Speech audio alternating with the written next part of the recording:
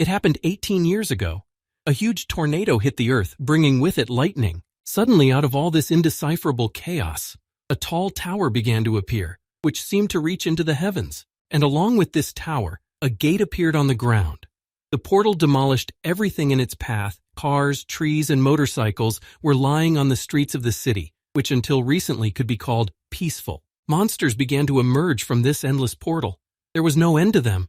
Only more of them came to Earth, and this influx could not stop. Despite the fact that it seemed to be the end of the world, the apocalypse and the end of life, a group of people who were able to resist this evil was born along with the evil force. A small group of people with superpowers found the strength to defend the population. They were called the Players. These superheroes stood up for humanity and were their only hope for salvation. After that, the game economy began. In the new realities, Players became a symbol of wealth, power, and envy, and he was just an ordinary young man. He was not chosen by fate to become a defender of his hometown. A brown-haired man entered the guild office with 2 large bags. A man in a black classic suit met him, smiled at him, asked him to put the food on the table, and pointed to the far corner of the room. The young man laughed awkwardly and apologized to him for being late, walking a little further away. When the boy had placed his order, he left the room and got back on his moped, wishing him good luck. But as he stood in front of the traffic light waiting for the green light, a poster on a tall building caught his eye.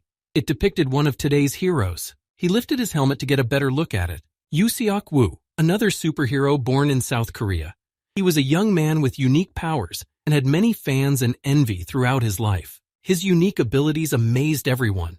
The player was really strong and used these opportunities to the maximum. Sometimes it seemed that he had all the cheat keys, because it was hard to realize that such power was real.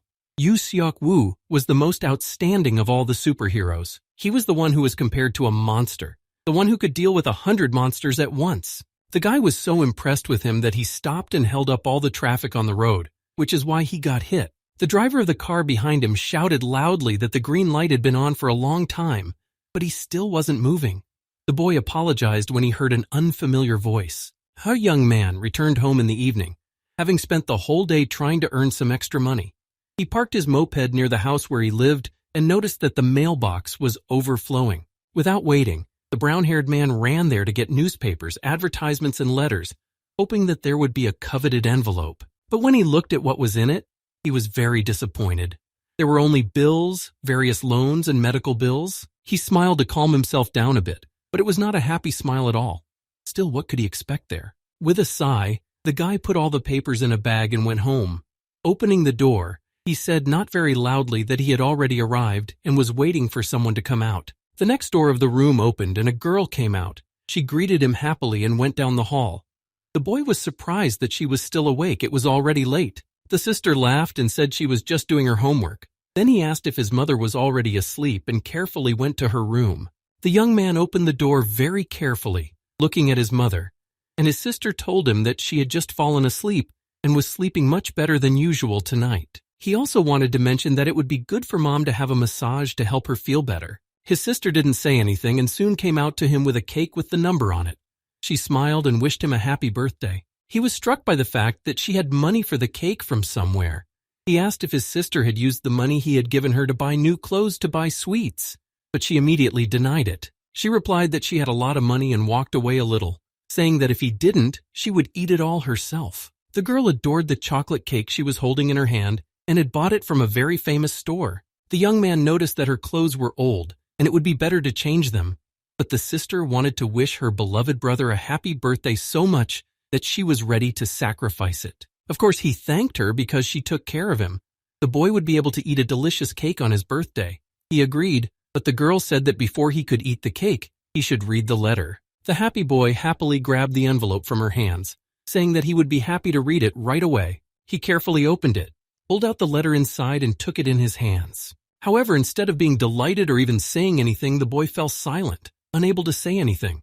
My sister laughed at this reaction. In general, it was expected. There was something he had been waiting for so long, and because of that, he checked the mailbox several times every day.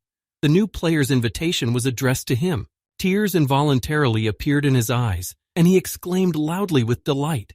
It was something incredible, probably one of the most important events in his entire life. She stood a little further away from her brother and told him that she really wanted to surprise him, so she took the letter out of the box. The girl rushed to hug him, congratulating him on the realization of such a long-awaited and big dream. The young man couldn't stop the tears that were pouring out of his eyes from happiness. Finally, he had made it and would be able to fulfill his wishes. Now there is a chance to change their lives, to change poverty and money and to cure diseases, to have everything that Jiang had longed for. He walked back into his mother's room looking at her. She was still lying motionless on the bed, sleeping. It was then that he remembered that everything would work out if he could find one thing that would be the key to solving the problems. The very next day, the boy went to the Korean Players Association. It was a majestic building with many floors. Taking the invitation with him, the boy stepped into the building. It was then that he began to shake with emotion, excitement, and happiness. But he closed his eyes, telling himself that now was not the time to give in to emotions. The most important moment in his life was about to happen, which would solve many problems. But now is just the beginning of a new life and big changes that would bring him celebrity and status in society. When he walked inside, he was met by a girl wearing glasses and holding several pieces of paper in her hands.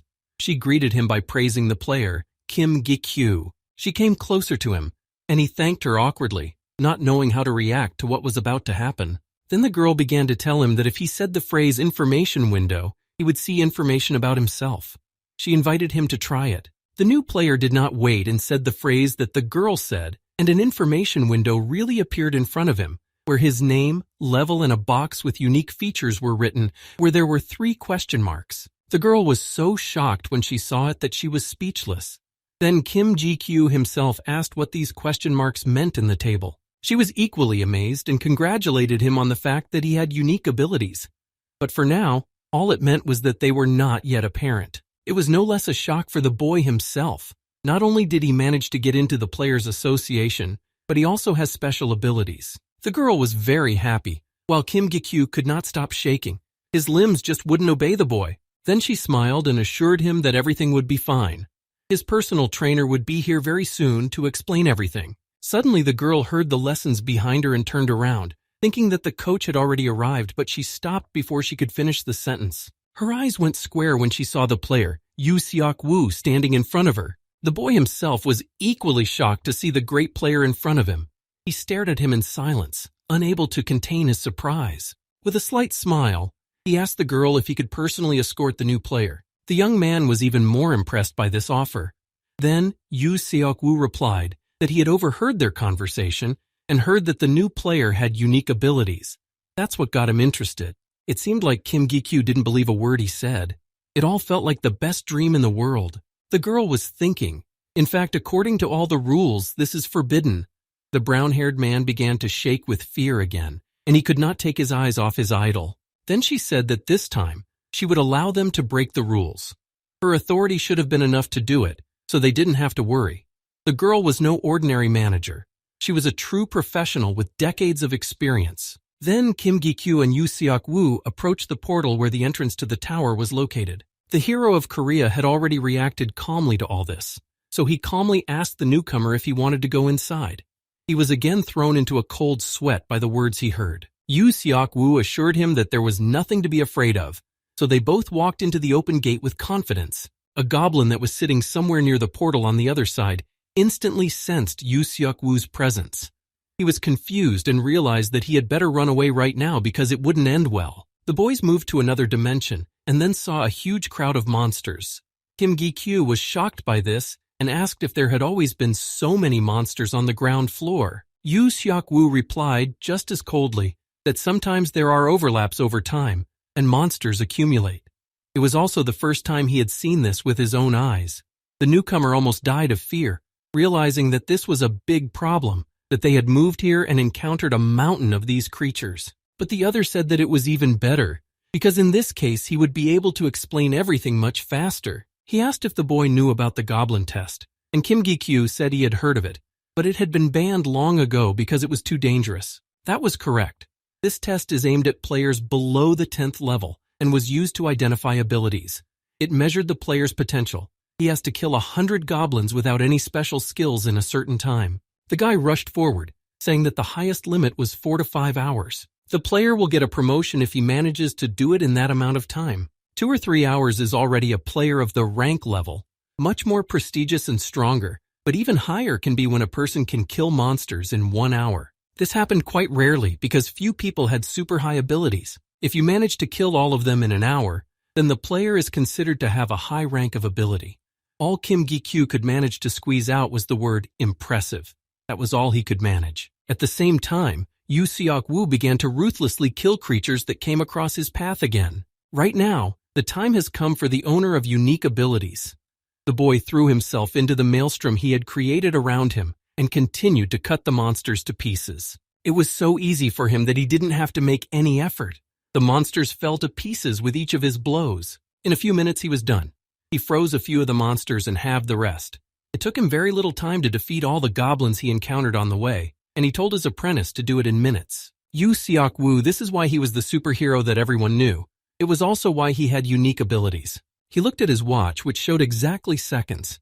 He stopped and called Kim Gi-kyu over. When the boy heard that he had only minutes to do everything, he was even more frightened. But Ji-seok interrupted him, saying that the boy already possessed what other players had been trying to achieve for years, because those with unique abilities can learn in much less time, up to a few months. Such a growth rate and potential is beyond imagination. The blonde man asked Gi-kyu if he knew the Angel Guild. He nodded, saying that he had heard that there was a very young runner there. Most members of that guild passed the goblin test in less than 3 hours, but Yu Seok planned to create his own guild that would be several times stronger than angels. And for that, he needed special and talented players, especially those with unique abilities like Gi-kyu. It was still early, but he really hoped that the candidate for the high rank would go beyond expectations and surprise him. Someday they would meet again in the tower. The young man stopped talking, realizing that he had said enough. After that, he suggested that the young man finally start his first goblin hunt. He said that the first thing to do was to give birth to the legs and back, and only then start attacking. This is necessary in order to have a clear footing. Now he suggested that Gi-kyu focus on the goblin's weapon and snatch the goblin axe with just one glance. Gi-kyu focused all his attention on the task his mentor had given him. 5 years have passed since Kim Gi-kyu joined the Korean Players Association. During this time, almost nothing has changed, because monsters still continue to terrorize the country, and heroes with superpowers continue to save people's lives. New hunters appeared on the land, hunting monsters and clearing the territory. They made it to the clearing, one of them barely able to stand. The road here was long and tiring, but his friend managed to notice something very interesting while waiting for his friend. In front of their eyes was a guy who looked to be about a year old. He was holding a sword and actively fighting monsters. It took a lot of energy, and when the goblins became a little smaller, GK was able to rest, albeit not for long. This was the same challenge called The Return that has gained popularity again. Previously, it had been banned because of the great risk, but many people still tried to repeat it. When Guy Q managed to kill the last monster, he immediately opened the information window to check the player's characteristics. As soon as he looked at the plate, he became angry and very upset. He had received the invitation to the tower so long ago, when he was 18. He fell to his knees, punching the ground with his fists in green anger. The two comrades looked at each other, not understanding what had happened and why the strange boy was so angry. The problem was that Gikyu had been chosen to come here, and it turned out that he had unique abilities. But so far, it had taken him about an hour to destroy even one goblin. This was frustrating for the young man. He tried his best to achieve more, but no matter how much he practiced, it did not work. He had never heard of such players.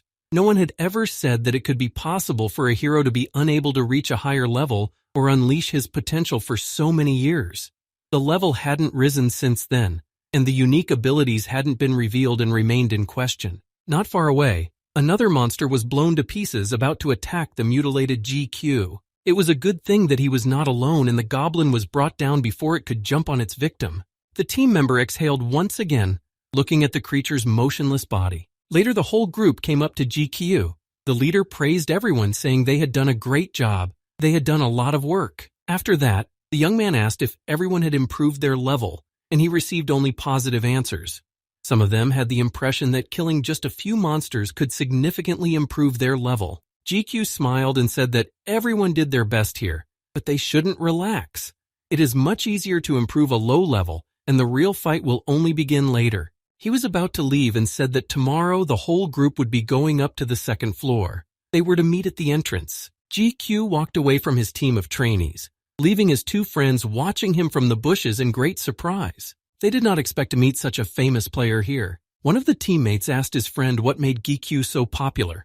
The latter exhaled, explaining that there are a lot of different rumors swirling around him. The main thing that attracts attention to his personality is that he has unique abilities. The young man was so surprised to hear this news, but his friend immediately emphasized that it was just a rumor and that there was no truth to it. It is unlikely that a person with special abilities would be here.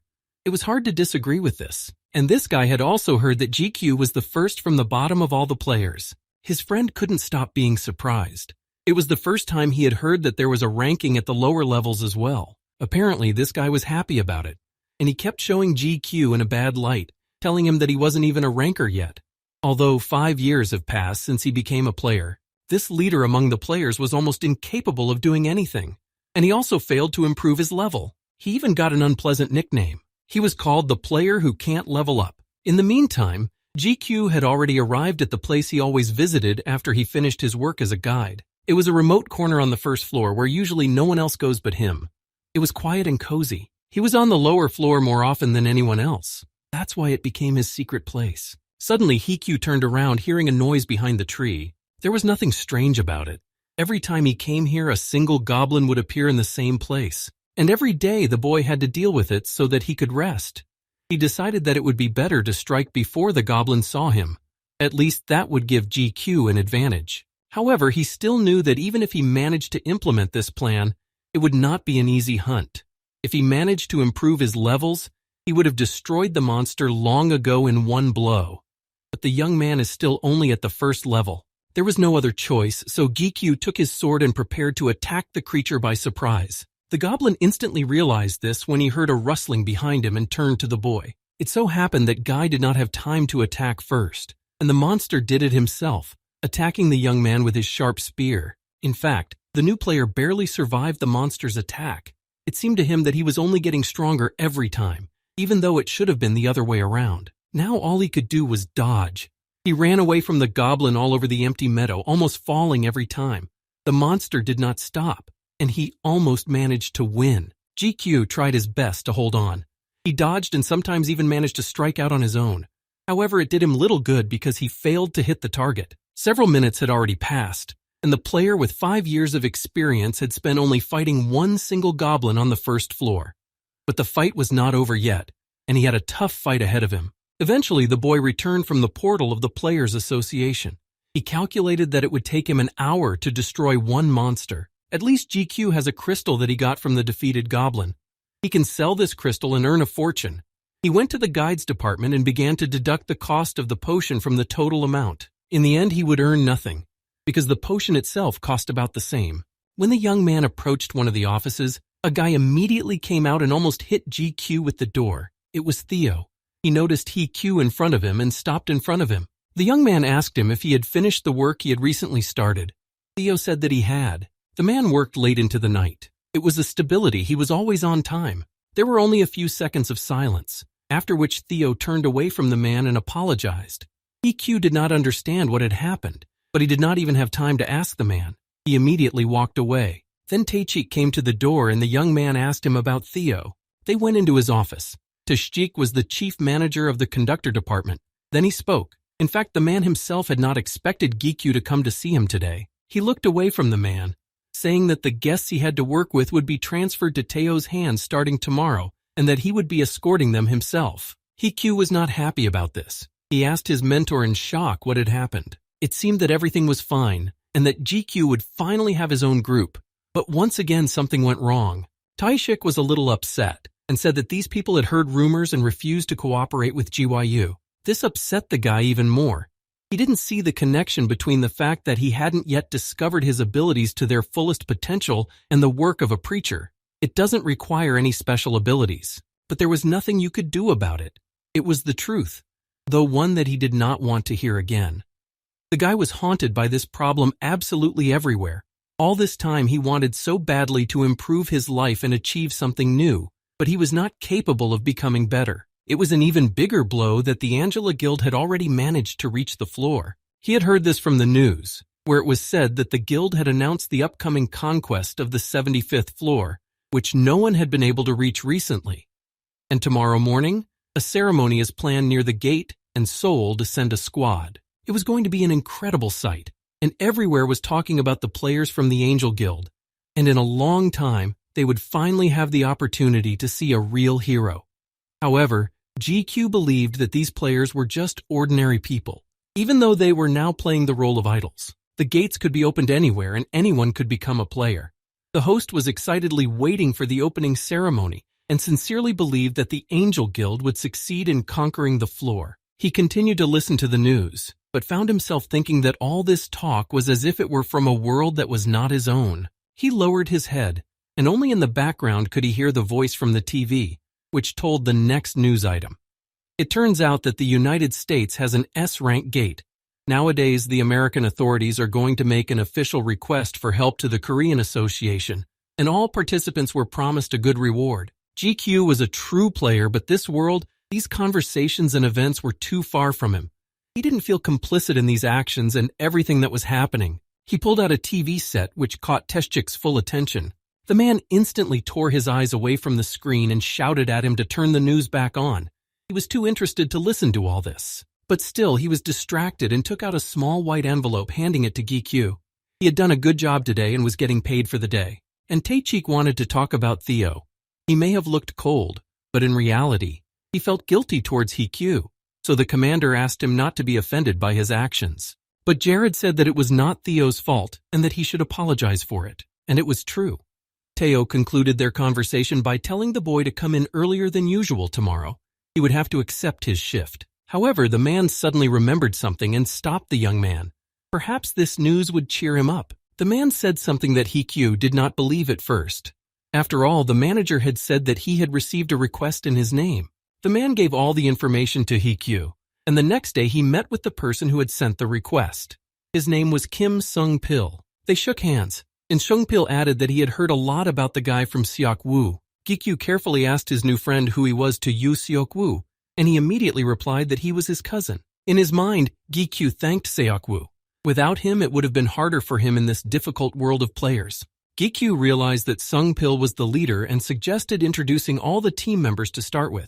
Yoon Ji-won was the first to say hello, followed by Yoon Sung-woo and Kim Han-il. The leader realized that they were probably all already familiar with the rules, but he reiterated that they needed to go through the training floor within 5 days. The guy believed that each of them would devote a lot of time to successfully pass, and GQ promised to tell them everything else along the way. They moved along quite quickly. There wasn't much to dwell on because the level was easy, but the sun had already started to set, and GQ suggested taking a break and said he would prepare a small camp for them. Kim Han-il approached the guy, asking if he needed any help. He smilingly replied that it was not necessary, and that since they had already set up their tents, they could rest. The smell on this lawn was just great.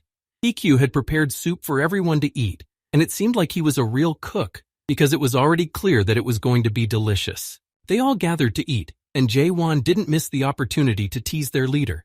He sat down next to the team leader and told GQ with a smiling face that he had heard that his level was not improving. Sung-pil pointed this out and told him to stop talking like that, but GQ replied without any offense that it was true and allowed him to ask anything he wanted to know.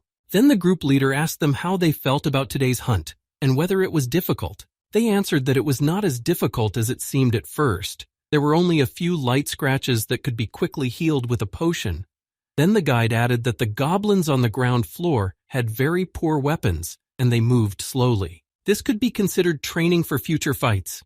GQ added that you always need to look in all directions to raise your level and then everything will work out. Everyone began to take another bowl of delicious soup, and the guide added that they should be careful and try not to be seen by the guardian. Almost no one here had heard of him, and they were curious to learn more about this mysterious creature. The guy kindly told them that it is a patron spirit that is present on every floor, a monster that is a boss and is hunted by entire guilds or very large teams. In other words, it can be described as a very strong raven guarding the gate. And if you destroy such a boss, you can get a lot of experience points and valuable items. But the guardians are very dangerous and low-level players cannot handle them alone. However, you should not worry too much, because everyone here followed the regeneration cycle. In addition, there is a guild that specializes in hunting, and the guardians of the lower floors can be destroyed quite quickly. It can be difficult to even meet them here, as they try to hide from people. Meanwhile, night has also fallen on the 4th floor of the tower. The monster was running all over the forest, often looking back, and when he turned around once again, he hit a rock. With a crash, it smashed into a tree that was standing right in front of the goblin. Now it was the end. He looked back helplessly at the one who had been chasing him for a long time and had finally caught up with him. The monster began to shake with terror, realizing that right now this creature would destroy him. The goblin was facing the same gatekeeper, who was several times bigger than him. It was already the 2nd day of training for Kim Seong-pil, and he found himself on the 2nd floor of the tower, where the orcs were waiting for the team. He was quite large and it scared him, but the orcs moved slower due to their size, so it was not so difficult. On the 3rd day, they went up to the 3rd floor. A whole crowd of goblins and orcs appeared, attacking the group from all sides. These creatures would not be able to become normal allies anyway, so the idea of a guide stuck with everyone. Gi-Kyu threw a stone at an orc, which ignited the enmity between the two types of monsters, and the team hid behind trees in the forest. Kim Seong-pil also recognized that with the help of the guide, he was able to level up easily and safely. Now he understood why his cousin had so strongly recommended Gi-Kyu. The boy took a bowl of dirty dishes and walked to a small pond nearby. When he saw the team leader, he asked what he was doing here at this late hour. Seong-pil replied that he was writing his diary, something he had started doing since the day he arrived at the tower. Who knows, maybe he'll become a runner and then be able to write his autobiography. He laughed, taking all his things with him. The only thing left to do was to make it through tomorrow, and the next test would be the 5th floor. Seong-pil was already waiting for the moment when he could find out his class. In fact, all the newcomers were looking forward to this moment. Yoon Sung-woo confirmed this by starting to laugh and brush his teeth. Gi-Kyu sat next to the fire, warming his hands and listening to the distant laughter of the other team. He didn't envy them, but sometimes he wished he could live the life the other players were living and be able to improve his level every day. The boy looked up at the sky. He looked very tired and had rarely been able to rest in recent days. And very soon he would be on the 5th floor, facing new monsters and fights. There were also orcs and goblins on the 4th floor. They were stronger and faster.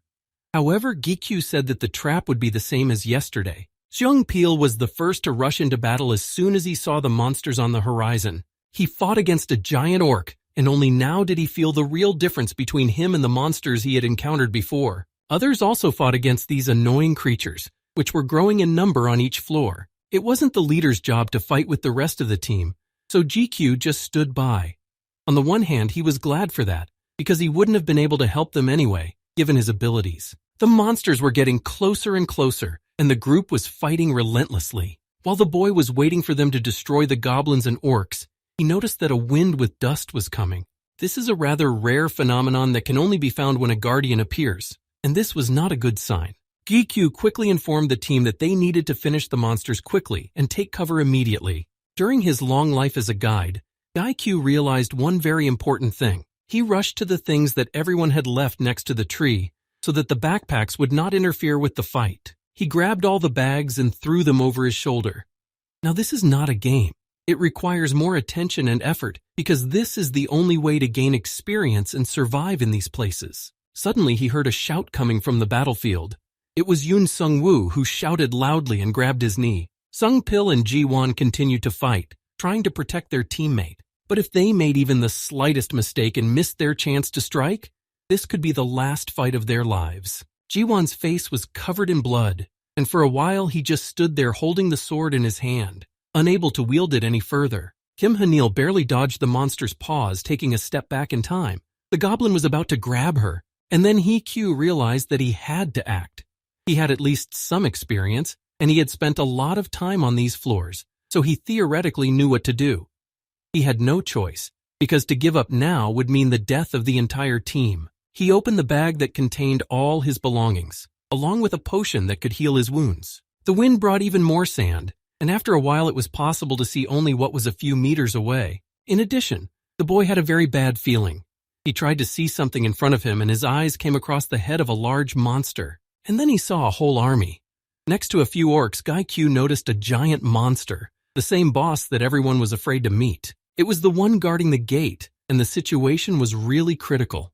They didn't even have time to hide before he arrived, and fighting such a strong man was like walking under a sharp sword. GQ hadn't expected this when he was accompanying his next team of beginners. Now it was time to use the plan that had been saved for last.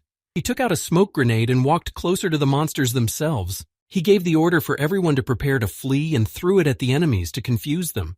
They helped each other up to get to a safe place as quickly as possible and hide where they could lick their wounds. Things were starting to explode, and GK urged them to hurry up to avoid being caught in the middle of the years. Now they had to seize the moment and get as far away from the enemies as possible. Sungpil followed the guide, asking him where to go next.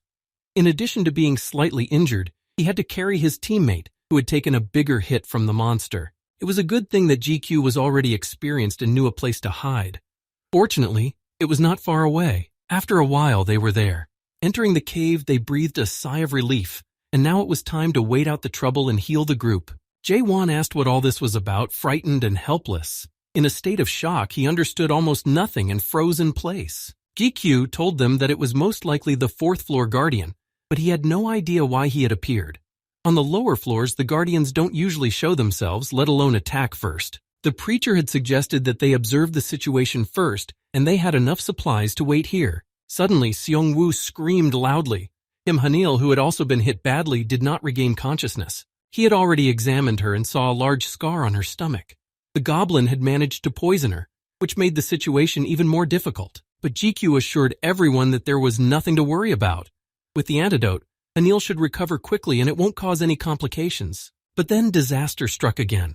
As soon as he looked in the bag he was carrying, he did not see the bottle with the necessary medicine. The leader recalled that the medicine could have fallen out of the bag while they were running away from the monsters, because it was open. He blamed himself so much for this, because no matter how much he was in a hurry, it was an elementary mistake that now put the life of one of the team members in danger. There was no time to panic, but he also had no idea how to calm things down. As an escort, he had to remain calm and cool-headed at all times. While the other boys were sitting next to Hanil, hoping that she would soon come to with the help of the potion, Gikyu wondered how to tell them about the absence of the potion. It was decided to go call for help, and he told the whole team about it. He promised that he would be back in no time. However, everyone shouted as one that he shouldn't even think about doing so. It was too dangerous, especially since he was going to go there alone. But he calmly replied that he had already passed this level many times, so he had studied absolutely everything here. He knew exactly where to go, so all he had to do was reach the hill and signal for help. He may not have been able to level up, but he was the first player in the world to reach the first stage. Eventually, they let him go, so GQ quickly got out of the cave and headed for the hill. His words sounded confident to the others, but in reality, things were a little different. Because of this guardian, the direction of the monster's movement changed, so it was impossible to predict their location. When the boy realized that this monster was not going anywhere, he decided to try another way. There was no room for error. There was only one smoke bomb left, and it had to be used well. At his current speed, it would take him about 3 minutes to reach the hill. So he decided that he would quickly fire the smoke bomb and return to the cave. The only thing that GQ was afraid of was coming face to face with the gatekeeper. As he went to call for help and hoped that he would be lucky enough not to see the monster, the giant was already standing behind him. It was only a few seconds later that he looked up to see the giant ready to attack the lone preacher wandering the floor. Of course, GK did not have time to dodge, and in a moment he received a hard slap, after which he flew several meters away from the big monster. Stones flew at him, and then GQ hit one of them.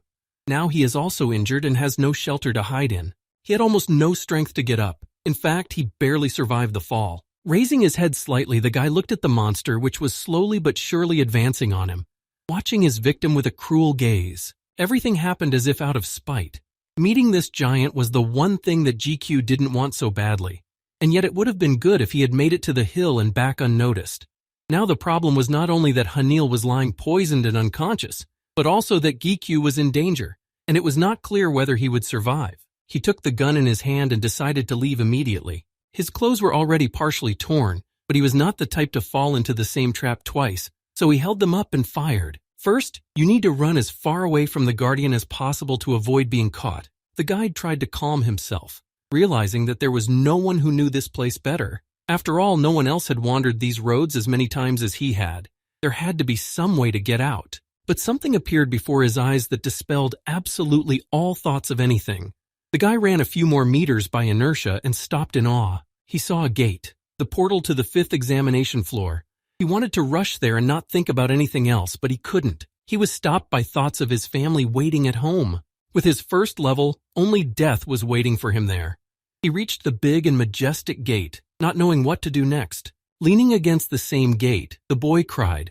For the first time in the last 5 years that he had spent here as a guide, GQ was lost. The 5th floor and the level are very difficult to reach, so if he continues there, it will only be a failed attempt to escape to nowhere. The boy's heart started beating faster when he heard the loud footsteps of the portal keeper.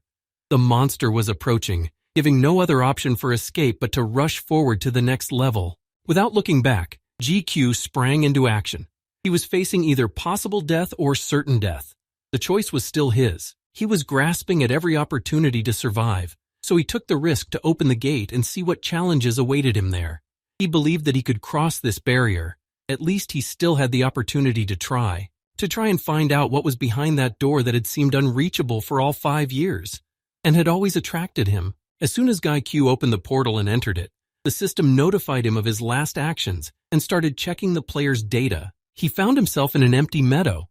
The guy lay still for some time, and then the system informed him that he had unique abilities. He fulfilled all the conditions to get here, and in addition, he saved his life. At least for a while, the guy is safe. While he was coming to his senses after entering the portal, the system continued to dictate the rules. The next notification was that the level of difficulty had decreased significantly, and after that, GQ had his first exam-level quest, and it was to hunt a goat. The young man got to his feet, realizing how difficult it was to move because of the pain. He carefully read the message from the game system and then looked at the animal. This task was completely incomprehensible to him. The player sighed, looking around the new area and trying to understand his quest. In the end, he had no other choice, and GQ took the sword in his hands and stabbed it right into the goat's neck. Before the animal could even make a sound, the young man had already completed the task. The system again notified him that new untested abilities had appeared, and then GQ received a reward. The boy stood frozen in front of the goat, not lowering his weapon. Every time it came to the 5th floor, he thought he would die here as soon as he stepped on this ground. But here he was greeted by just a helpless goat, which he killed with a single blow. The guy wondered if this was the end of the story, but the answer came immediately. As soon as he thought about it, he was enveloped by black ropes that appeared out of nowhere. He looked around in silence, no longer seeing daylight, and having lost at least some reference point. However, a few seconds later, he heard an unfamiliar voice that also came from nowhere. The guy only started to fuss more, not realizing where he was and what was going on. The voice sounded like a little boy, and he was asking GK if he was his true master. The young man still didn't understand anything. He expected something out of the ordinary on the 5th floor, but not to this extent. The strange voice continued to speak to the boy in a very unhappy manner, but this time it was not asking, but indignant, calling GQ stupid for not even being able to answer one question. Although this mysterious figure did not like GQ, according to all the rules, he would become his master, so the voice ordered him to choose a name for him immediately. The implication was that he, Q, should establish a connection with him. Only now did the system issue a notification that Ego had requested to establish a connection. After that, the young man remembered nothing. It was as if he had fallen into a deep sleep and was able to wake up in the real world. When he opened his eyes, he saw his sister and Tae Shik standing next to his bed. The two looked a little nervous and had been waiting in the room for a long time for GQ to wake up. They immediately moved to the boy as soon as they saw that he was awake. The young man could not even move his head. He quietly said the name of his sister, who had already pressed the call button to get a doctor. It turns out that he was found unconscious on the 5th floor of the tower 2 weeks ago. Since then, GQ hasn't opened his eyes. Hyun told him what happened while he was sleeping. Luckily, the other guild players had noticed the explosion in the sky and realized that they had to go to help immediately. Before entering the 5th floor, they encountered an angry guardian and managed to corner it, but the monster miraculously managed to escape. Hikyo began to worry that the guardian had managed to escape, which could lead to a bad ending, especially realizing that the team he was leading was on the same floor. However, the guy calmed down a bit when he found out that the whole group was saved. Later, they entered his room, taking with them some treats for the patient. Ji-won was the worst hit. His leg was badly damaged, but the others were fine. When Gi-kyu was alone in the room, he received a call from his mother. Unfortunately, she could not come to the hospital because she was not feeling well. He talked to her for a few minutes, and a smile appeared on his face. It was not often in recent years that he could talk to his family for a long time. Heikyu left the ward without lifting the phone from his ear. He told his mother that he would need to take a few more tests, and if they showed good results, he could be discharged. She was uncomfortable that she could not come in person, but her son assured her that she should not worry. He is not a small child anymore and will cope on his own, and he told her to get more rest. GQ also added that his treatment was fully covered by insurance, so there would be no additional costs. His mother added that the most important thing was his health and wished him a speedy recovery. After that, the son asked if Yujong was with her, and he heard his sister's voice. Gikyu said that she could not come to him for the time being to look after his mother at home. The young man promised to let him know when they told him the exact date of discharge. Then Heikyu hung up the call and all his thoughts returned to the 5th floor, which he had managed to reach. He stood by the window, looking at one point. Of course, the young man was expecting something different at the new stage, and what actually happened there still seemed strange and more like a plausible dream. But despite all this, his level still remained at the number no progress was made. But now, everything else had changed. He put on his uniform again and set off with full energy to meet the adventure. Within a short period of time, GQ was in the right place. There were many players there, fighting monsters to level up and devoting all their free time to this activity. When the young man entered the portal, he walked straight into the midst of these people. Instantly, everyone became quiet. The fight stopped, and they looked back at the one about whom there were so many rumors. The people parted, making way for him and giving him a double look. They whispered to each other, asking what the secret of this player's popularity was. They continued to glance at him, asking questions, but Gikyu was used to this attitude and did not care about it. Some of them had no idea why this young man was so lucky and was the talk of the town. A friend of the player said that there were too many rumors about him that were hard to ignore. Rumors about a conductor who hasn't been able to improve his level for more than 5 years. But an older man interrupted the conversation between the two. He looked after Heikyu, saying that the whole story was too old to bring up again. Now there was a completely different reason why there was so much talk about GYUQ. The man defiantly asked the man about this loser, folding his arms across his chest, and dozens of monsters began to gather around GIQ. Then the man said that Gikyu was the killer of the tutorial. He may not be as high as the others, but he is the best in his first level. The boy dropped his backpack and prepared to attack. The goblins didn't wait any longer and immediately moved in his direction, intending to match his number of victories. This was what the young man had been waiting for.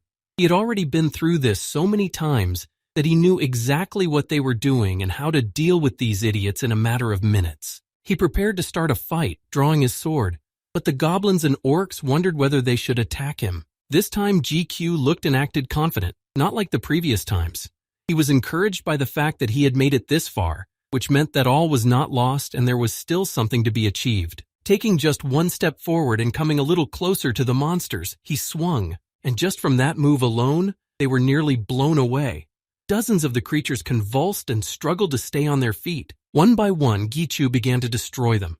He moved so quickly and imperceptibly that before they knew it, they were lying dead on the ground. The boy went back, bypassing some of them. Though the monsters kept trying to catch the boy, they never caught him. It was time for the decisive blow. So GQ prepared himself and struck as hard as he could. But there was that strange voice again, insisting that Gikyu finally choose a name for it. Without thinking too long, the young man mumbled a short name, and from then on his name was Lu. Gikyu decided that he would call him that. At first it seemed that the voice was not happy with the new name, but later he assured him that he was fine with it. With his consent, he helped Gikyu destroy the monsters by splitting the earth among them. Everything happened quickly. Time flew by. And only recently GQ was trembling at the sight of orcs and goblins. But today, he holds a whole bag of crystals as a reward for the monsters he killed. He collected all the crystals left behind by these creatures and put them in a large bag that was already slightly overflowing. The boy looked at his ring and turned to Lu, who had been inhabiting this particular piece of jewelry. The boy stood in the middle of the forest, which had just been invaded by orcs, but now the clearing was empty and quiet. GQ opened the table with his own characteristics, reading all the lines gradually. Now instead of question marks, the column for his ability features read that he was able to connect with Ego, after which he became its partner and could use fusion. This meant that the young man would be able to use Ego's skills after the connection was made. Only now did he realize that it wasn't a dream. and that GQ had been right to go to the tower right after he was discharged from the hospital. The boy knew that if he returned home, Yujong would scold him severely. He almost died recently, and he's already going somewhere. But for the first time in 5 long years, something changed in the information window. GQ couldn't just sit there after such a breakthrough. He looked at the bird sitting on the tree branch and thought about this ego. It was not yet known how to establish a connection with it. He stood there wondering what he should do to avoid going astray. Perhaps he should just try it and everything would be much easier. He decided to give it a try and shouted the word connection with all his might to try to establish it with Lu, but nothing came of it. A parrot sitting in a nearby tree fell silent, watching the stranger's foolish actions. Eventually, the bird flew away, and GQ sat down to tie the laces of his shoes. He was too worried about everything that was happening, and the fact that he started shouting at the whole forest now seemed very silly to him. It was a good thing that no one was around to see his shame, but GQ still didn't know how to use it all. He had definitely given that insolent voice the name Lu, but for some reason it hadn't always worked. This time, however, something happened. The young man looked up and the system informed him that he had just summoned Lu's disembodied ego. He was nervous as he looked up at the sky. He couldn't believe that he had finally managed to get in direct contact with Lu, who had no form yet. And because the player didn't have enough skills, Lu's form would be randomly selected. For now, Lu could absorb materials that came across his path. This was a bit alarming because he didn't know how it worked yet. He looked around him and the area in which the entity was now and waited for something to start happening. He did not have to wait long because he was literally blown off his feet by a strong wind. He could hardly stand up. After a while, Guy was lost in space. He could not see anything and the wind was not going to stop. The young man came to his senses only when his bag was being torn from his hands. He was definitely not ready to give it away. There were several thousand crystals in it, and he could not afford to lose this money. But the wind still hadn't stopped. The guy grabbed the handle of the bag with all his might, realizing that his feet had already left the ground and he had taken off. In the end, he had no way to stop it or to grab onto something to keep from being caught in the whirlwind. Then the most unpleasant thing happened. All the clothes and shoes he was wearing were simply ripped off, and the young man was left in his underwear. However, there was good news, because at this point all this hard labor was over, and he was thrown to the ground. GQ was still staring at the sphere with the list. For a few more seconds, feathers fell from it. The boy threw it away, hoping that this would be the end of the adventure, and he would finally be given at least some clothes. But before that happened, a dark sword with one eye near the hilt appeared in front of him. This was the image the system had chosen for Lu, the ego of GQ. It was far from the best option, but at least he got a woolen blanket and threw it over himself, looking at the weapon with displeasure. GQ asked the sword if he was the same Lu, and he replied, just as unhappily, that he was. But he was already annoyed that the new owner repeated the same thing several times. Lu called the guy an idiot again, but he had to endure it. There was no other way out if he wanted to maintain normal contact with ego. In the end, the guy tried to ignore this manner of communication and asked him what this ego was and how it worked. He thought it was something like a soul, but Lu said he was wrong. When the boy asked him another question, he again did not answer anything normal and continued to call him an idiot and told him to stop touching him. Du continued to call him a pervert, and then the guy's patience began to wear thin. He closed his eyes, telling himself to be patient, even though his ego's antics were already crossing the line. GQ stabbed his sword into the ground, and only then did the man stop talking. At the same time, the gatekeeper asked Lu if he could move on his own. He answered more calmly that he did not know how to do it yet, but that he could learn this skill in the future. Afterwards, GQ asked him if Lu could break the connection and change his master on his own. Lu answered that only the master has this choice. Ego can't do that.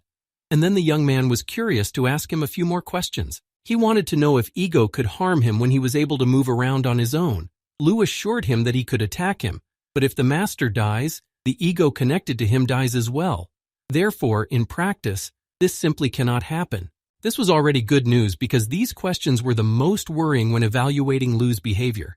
So, GQ was going to ask the last question. He asked if ego felt pain.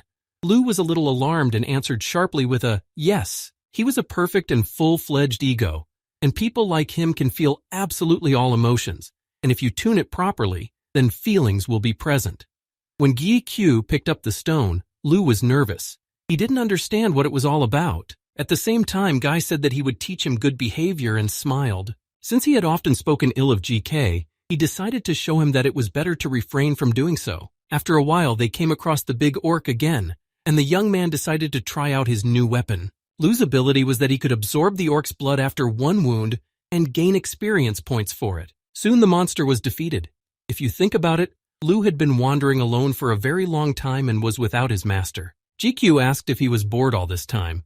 Lu laughed, saying that he was even ashamed to remember that period. Without pursuing the topic, Lu talked about something else. He was impressed by GQ's aura and admitted that he was very happy that his new master had such a wonderful aura.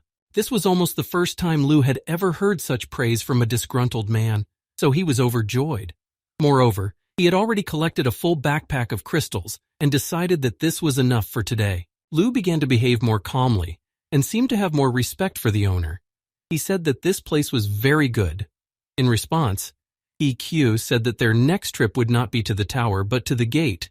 He would like it there as well. That same day, Gukyu returned to the Players Association building, and when he was about to leave again for his mission, he was intercepted by Tai-Cheek.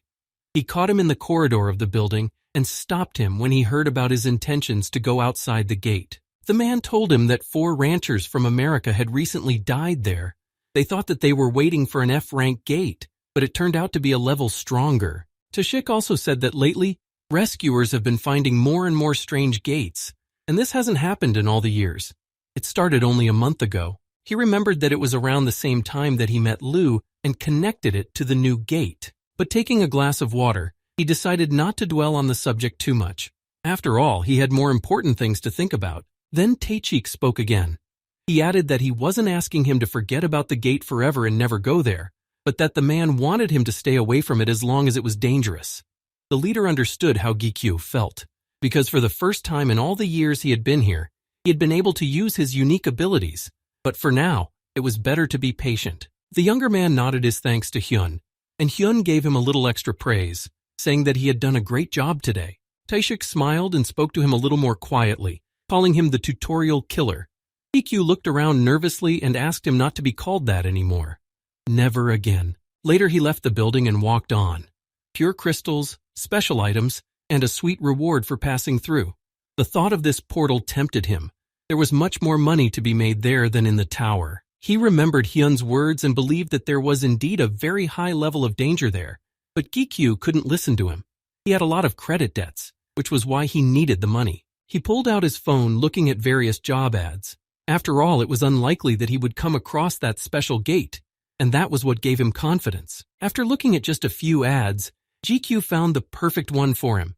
He didn't have to scroll through many because there were many people in need of such a role, so he decided to call. After a while, he met the team leader named Ha Seong-soo. They greeted each other and sat down in a restaurant to discuss further cooperation. The first thing the leader asked was about the gate.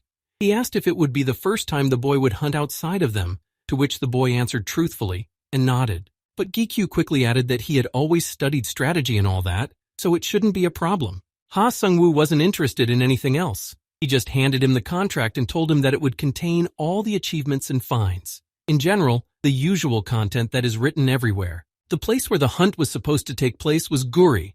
Sung-woo said that we would have to come the day after tomorrow at 2 o'clock in the afternoon. Of course, it was strictly forbidden to be late. The gate could be of 2 types.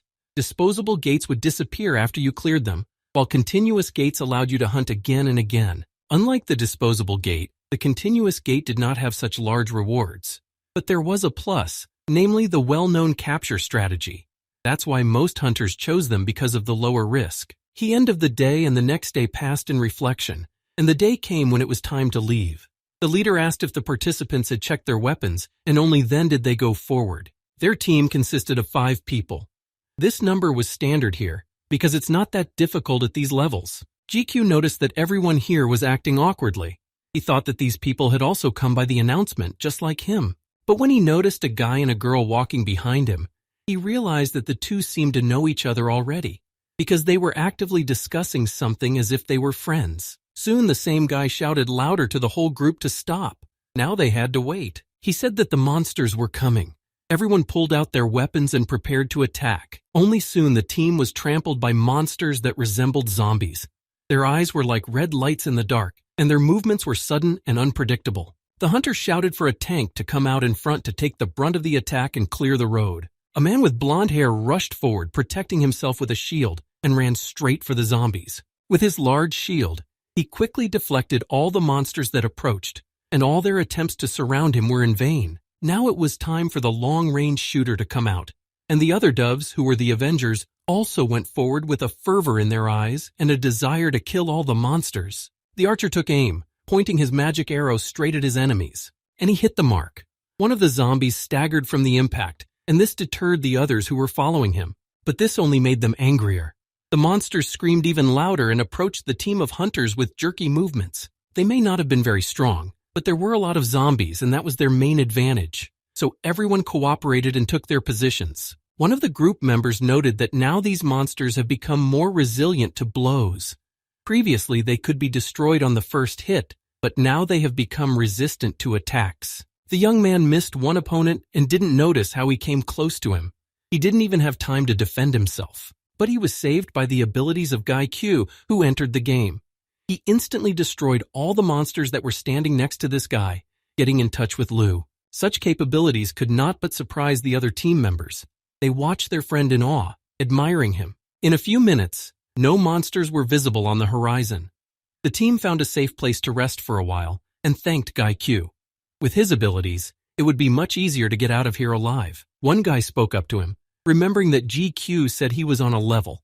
With his powers, everything felt like they were on a normal walk. The young man smiled awkwardly and said that this time he was just lucky. But it was worth noting that they were able to deal with the boss only thanks to GQ.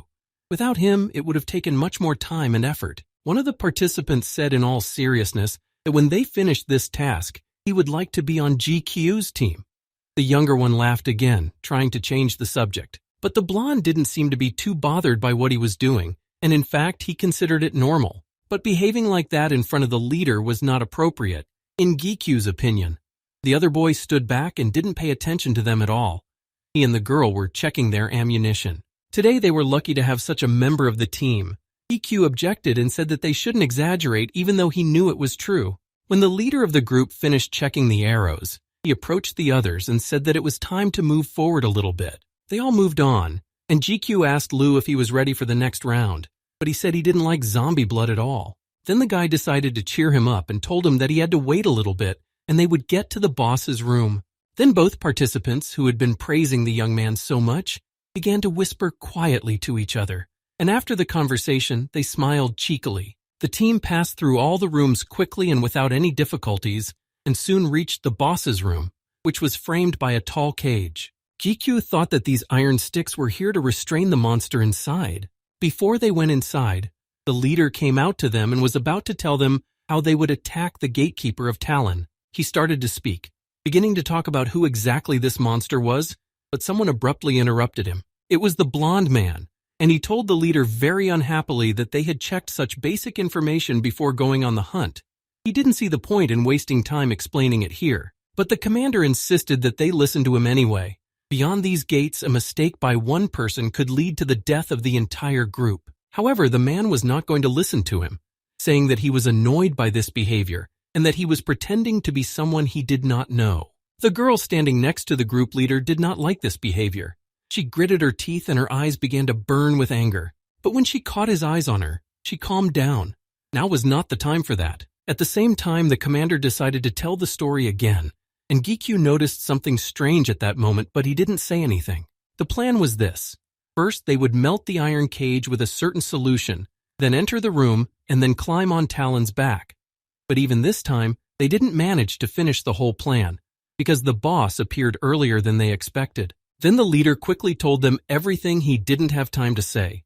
He was supposed to strike first to delay the monster with the explosive arrow. He stepped back and took aim, and then the arrow flew straight to the boss. The giant zombie roared as it slowly moved from side to side. After that, he ordered Seung Byung-hun to block all the monster's attacks, as he was the only tank. This monster was simply gigantic, and even experienced people found it difficult to deter its attacks. And at this moment, while he is holding it back, the ranged and melee shooters should take down as much health as possible to make it easier to finish it off in the end. GQ decided to act at this point.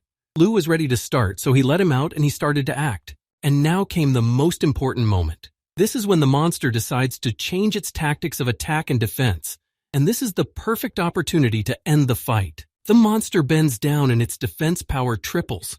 Now it's not affected by normal attacks, and just now it's time for GQ and his abilities. He jumped forward so that he could take a stronger blow. It was lucky that this boy was in the group, because with his abilities, there was a chance to land some blows after the monster's defense became more stable. As the young man and Lu continued their attack, he jumped on top of Talon, throwing himself at him. At this point, the system notified him that his fusion with Lu had increased, allowing him to use his ego power more effectively. Quickly assessing the situation, GK stabbed at Talon with his sword, using the new Lu power. With just one single strike, he managed to destroy the big boss. This was a surprise to the others, because no one would have thought that it would not take tens of minutes and a lot of power to do this. For this, GQ received a lot of experience points, and everyone else still couldn't even blink in amazement. And thanks to Talon's blood, Lu's strength grew even more. To tell the truth, the young man himself did not expect to destroy this monster with a single blow, and it took him a while to realize it as well. Because of this, GQ also gained a new skill called cannibalism. It allowed him to increase his physical strength by eating corpses. After he managed to overcome the giant, GIQ fell to the ground exhausted, and the rest of the team immediately came to him. They simply picked him up off the ground and took him by the shoulders and begged him to give them his number, but he was scared and said he would do it later. Ha Sung-soo continued to remain calm and poised, but asked for a moment of attention. He had to tell them that the item of equipment was a paralyzing dagger. Everyone cheered. Not only had they accomplished the task so easily, but they had also received a good reward, and as stated in the contract, they would now have to divide the loot by drawing lots. Gi-kyu was unsteady on his feet, so Song Byung-hun supported him. At the same time, he quietly asked if the young man wanted the dagger. Gi-kyu had been wary of this man's behavior for a while now, especially since he was acting so arrogantly around the leader. To be honest, Gi-kyu had done everything here on his own. That's why Hyun had offered to help along with Dae, and he was just supposed to follow their instructions. The boy knelt down exhaustedly, thinking about how to respond to this offer. It seemed like the two of them had a plan of their own. But the three of them had an advantage here. After all, Dae and Byung-hun could get what they wanted by helping him. But he's not so easy to fool. During his 5 years as a guide, Gi-kyu learned to see through people. He suspected that the long-range shooter Jae-dae and the tank, Song Byung-hun, were up to something. But he never believed that these guys would behave like this. And on the other side were the team leader, Ha Sung-soo, and a girl whose name he didn't know. Hae-kyu sat down in a circle in silence, where the others gathered and decided to start the draw. And then it began to seem to Gi-kyu that something completely different was behind this calmness. Sung-soo was sitting just as sternly across from them, taking something out of his bag. Byung-hun and Dae-oh looked at each other, and the guide watched them just as closely. At the same time, the former immediately rushed at the team leader, picking up a sharp knife. Sung-soo looked at the man completely indifferently, not even flinching from his actions. At this point, Gi-kyu couldn't stand it and grabbed the blonde man's arm, preventing him from hitting the commander.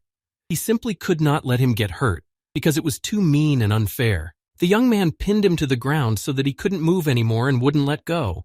Byung-hun clearly didn't expect him to do that, thinking that Gi-kyu was on their side, but he just told the man to keep still because he could kill him. At the same time, the man began to beg Dae-oh for help.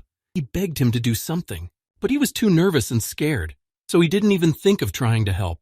Byung-hun's actions were too dangerous, and despite his efforts to justify himself by saying that it was just a joke, Gi-kyu was more serious, because if he hadn't, Chung-soo could have died. In general, the young man did not want to take a position because he did not know any of these people well, and they all seemed suspicious. He hadn't even seen the dagger that was causing them all to quarrel in their hands. Meanwhile, the boy realized that this girl, whose name he still did not know, and who was the only one who had not uttered a word in front of him, was a magician. This was already dangerous. Ha Sung-soo could be a magician as well. What puzzled Gi-kyu was that he didn't even move when he was attacked. Instead, he just stared at the knife blade. Eventually, he couldn't stand it any longer and asked them directly. He was interested in who they were, because so far he did not understand anything. But the team leader just smiled slightly and said that he wanted to ask him the same question. As the young man continued to hold Byung-hun, he asked what they were going to do with him, because it was considered a betrayal of the team. Dae-oh, who was standing behind him, shouted that he had just been told that he would be paid well if he obeyed, and that no one had told him that they wanted to harm anyone else. However, no one here paid him any attention. Gi-kyu was more interested in the two of them, so he was determined to get as much information as he could. Sung-soo exhaled heavily and turned to the girl standing next to him. And finally, her name was revealed. Ha-rim. Immediately after that, black smoke began to appear around her, and her eyes only glowed brighter red. Gikyu felt uncomfortable, but she moved towards Daeo, who didn't understand anything at all. She approached him so quickly that he didn't even have time to turn around, and Ha-rim kicked him in the ribs and then added a kick from the back. The young man held his breath and watched her cautiously. Still, his intuition was right, and this girl was indeed very dangerous. Gikyu, in turn, slapped Byung-hun sharply, causing his eyes to go black. The team leader watched him silently, and the young man stood up, looking at the unconscious man. In fact, he was shocked with himself because he did not expect it to work and have such an immediate result. After that, he immediately grabbed for the dagger, saying that he would take it away himself. But Sung-soo did not agree to this decision. He argued that he had saved their lives, so he thought he was worthy of taking the knife for himself. But the leader again added that he was exaggerating and making himself a great hero when he was only part of the team. Moreover, with such power, the object would mean nothing to him. The young man turned around, looking at Sung-soo with a meaningful look and waiting for some further action. In fact, he was already prepared for him to attack him. But instead, the commander just asked if Gikyu knew who he was. At the same time, the guy looked at Ha-rim, and considering that he has such a strong bodyguard, Sung-soo is far from an ordinary person. But he didn't care about that. He didn't want to know who they were, nor did he want to spread rumors about them. After that, the boy fell silent, but again turned sharply to the leader of the group, telling them to deal with these two themselves. He had to go hunting here. Lu's voice was heard warning him that Ha-rim was very dangerous, saying her name with caution. Gikyu was well aware of this, so he didn't get into a fight with them, knowing that he would lose instantly. Perhaps the best option in this situation was to just run as fast as he could and not look back, but that would have looked even stranger. Lu was still in shock. If GQ knew they were dangerous, why did he tell them to deal with the others and then blatantly take the weapon for himself? The guy thoughtfully replied that he had saved his life, and according to his logic, Sung-soo should at least return the favor and not kill him. After all, he had already done everything, and now he could go hunting and do it as long as he wanted. The system issued a new notification and said that he had absorbed all the zombies' powers. But Lu's response was the same as before. The zombie blood was completely tasteless. This time, GQ listened to him and decided to leave, especially since there were no more zombies left and he had collected a lot of blood. The goblins had agility, the orcs had magic, and the zombies had physical strength, so it's no wonder that they pay more here than at the regular level. In the end, Guy Chu still wanted to persuade Lu to enter at least the reward room to see what was there. He couldn't disagree, the master would do what he thought was right anyway, so Lu just kept quiet. There was a gray space that could be moved around with the help of the corpse of the gatekeeper. In other words, this was the room where the reward for attacking the portal was given.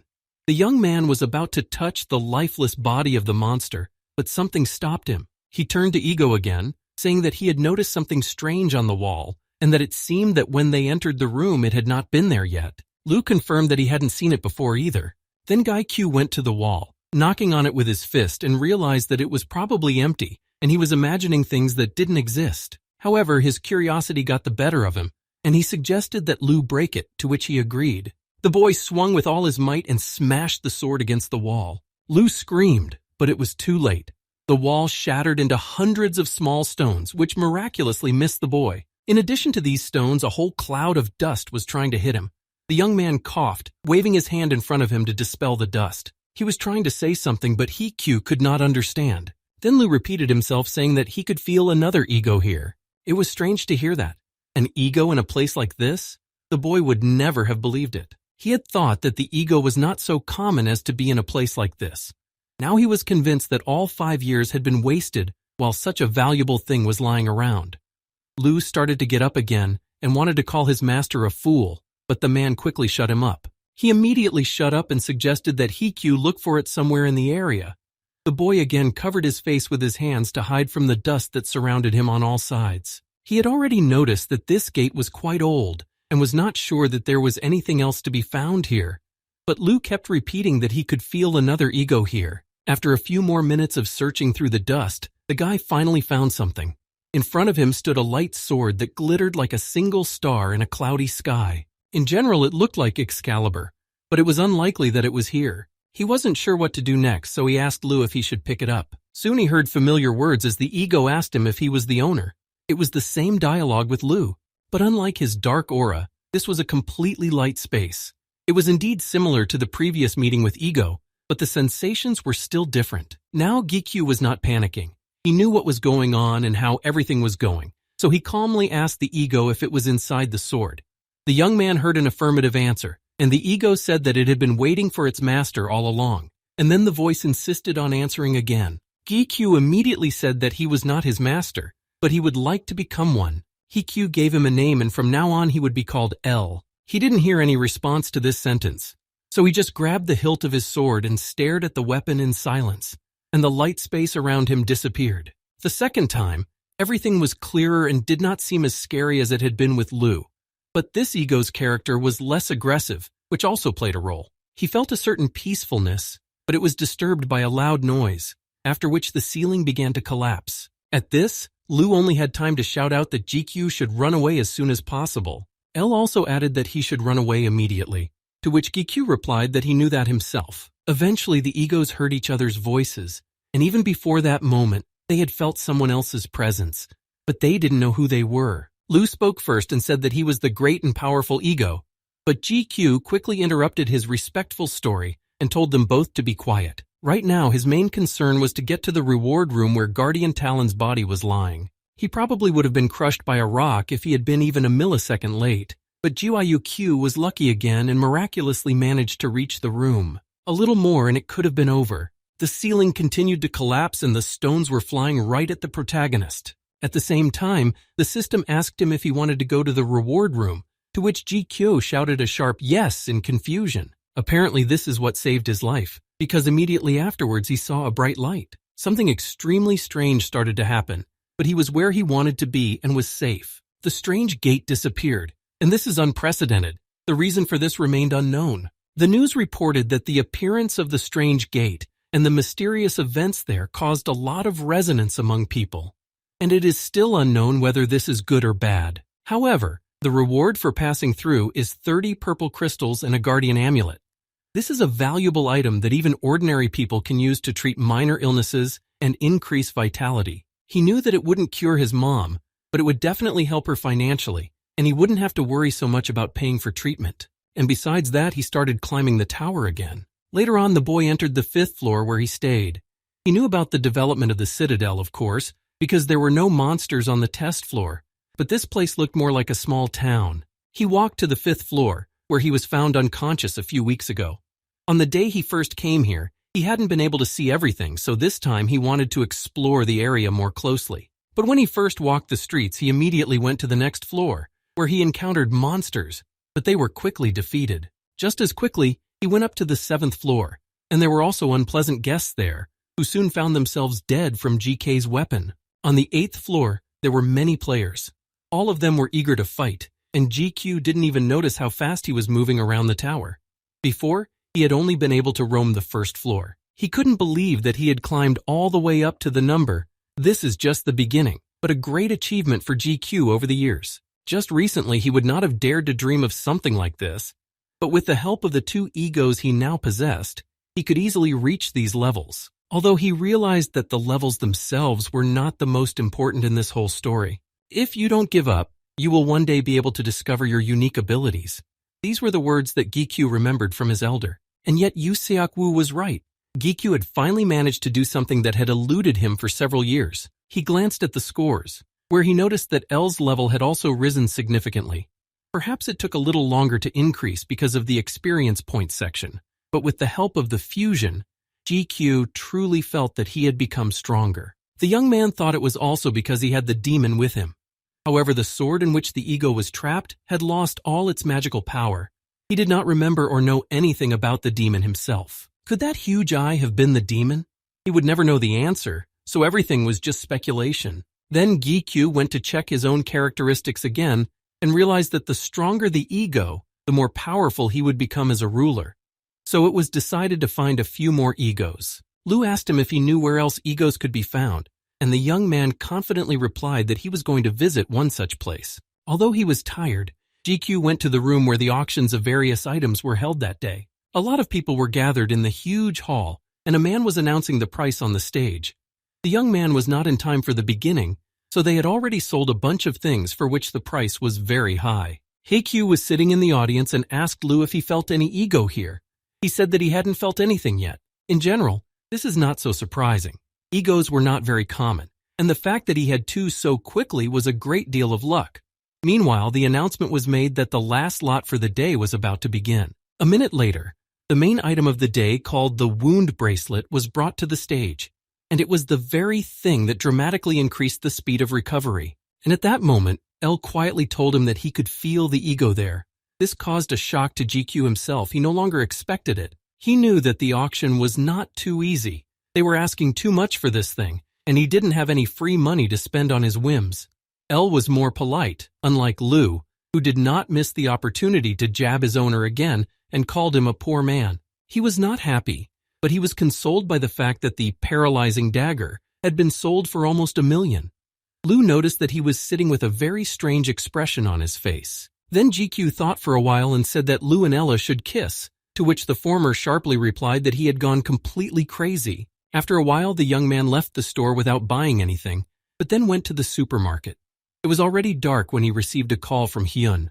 With a bag in hand, GQ picked up the phone and started talking to him, telling him that he was on his way home. He told him that it was very difficult for him to find a good team, and added that he had recently been behind the gate and realized that the other players gave him a headache more than the monsters. Taishik shouted that he was a fool, because he emphasized that it was very dangerous there, and ordered him not to go there anytime soon.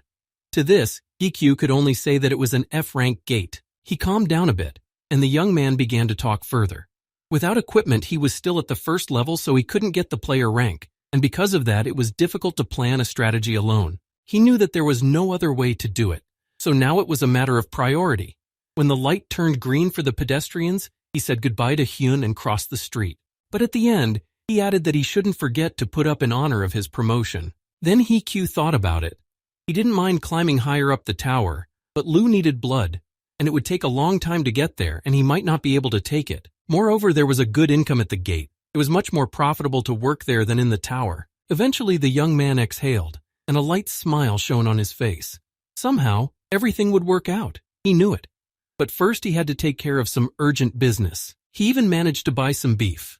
L remarked that he was holding such a lot of money in his hands, and such actions were simple-minded. However, Lu called him greedy. GQ was not going to stand for this, so he hinted to Lu that he had not been raised for a long time. Only then did the young man hear the same greedy apology.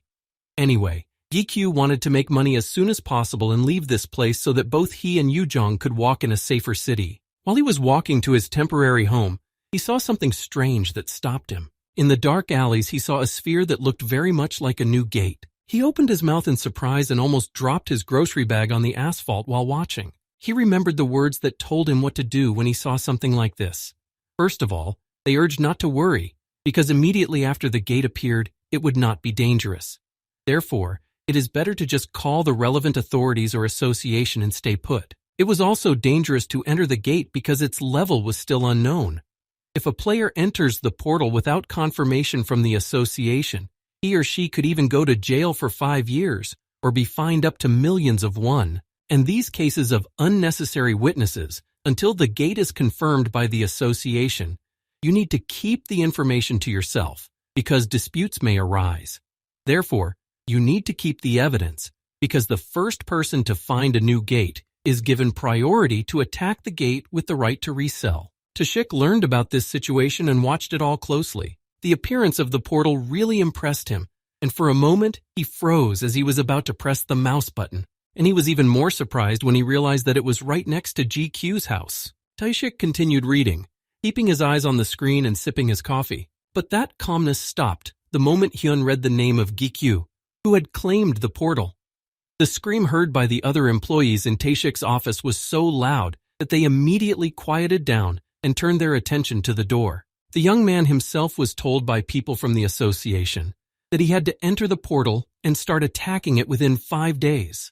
Otherwise, this right could be auctioned off. He also had to take into account everything the guy had said earlier and be careful. After that, he thanked me once again for the application. At that moment, Taishik approached them unnoticed. He asked his mentee if he had finished his work. When he nodded, Hyun took Gikyu with him on the pretext that he needed to talk to him in private. They entered a local cafe nearby and got something to drink. Taishik immediately took up his drink and drank it almost completely in one go, leaving only a single ice cube in the glass, which had not had time to dissolve into the drink. He set it down on the table, taking off his badge. In fact, Hyun was worried about Gikyu and wanted to make sure that the young man would be able to enter this portal.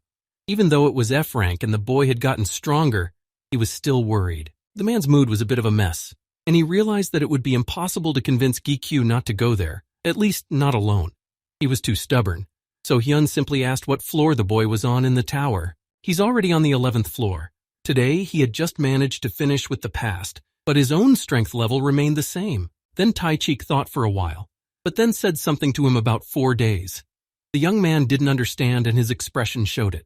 Then the man added that he should prepare everything in 4 days and then come to him. Gikyu asked him in disbelief why, and received a predictable answer. He just wanted to make sure that he could be sent there. The 4 days went by very quickly, but Gikyu was really diligent in preparing for the journey through the gate. Just as Hyun had asked, the younger man came to see him, and then Taishik showed him to the basement where the training area was located. Even now it was rarely used, but it was just right. There was so much space here, and the walls were covered with a protective layer.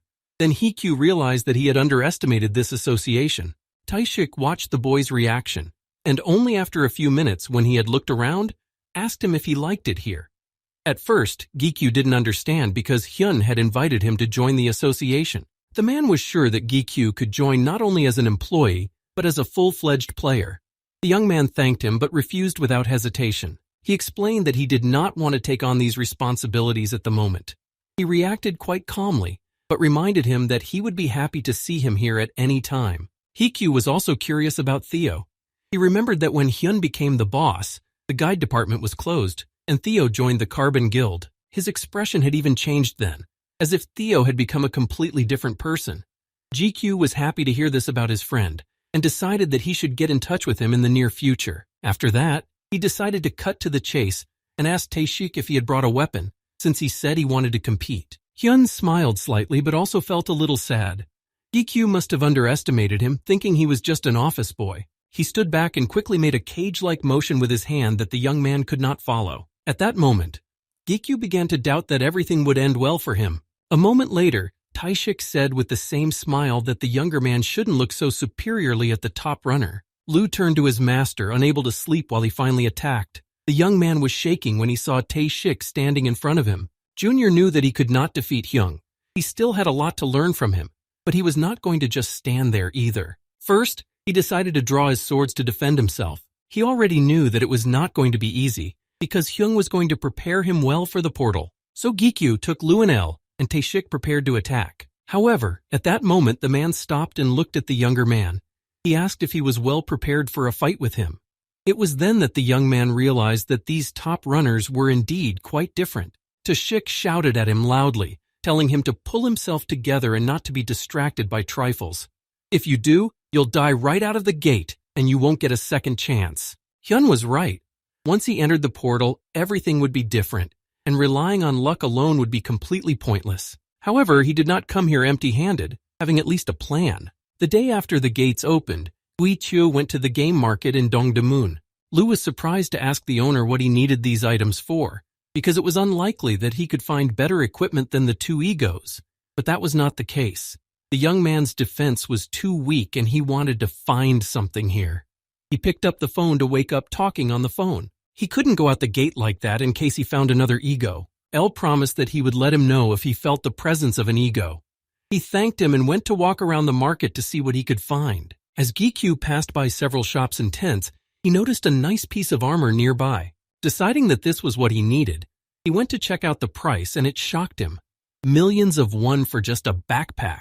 The cheap stuff was too bad of poor quality, and the good stuff was too expensive. Now he realized that it would be very difficult to find something suitable. Suddenly, both egos spoke to their master at the same time. They noticed a man walking among the crowd, talking to a young boy about something. But what the conversation was about, GK could not hear. So he decided to get a little closer. And then he heard the boy shouting that his grandfather was a great master. But another boy who came up to them said that there was nothing special about the equipment, which didn't even have an information window. The boy was very upset when they said such hurtful words to him and walked away. He knew that his grandfather was really doing good things.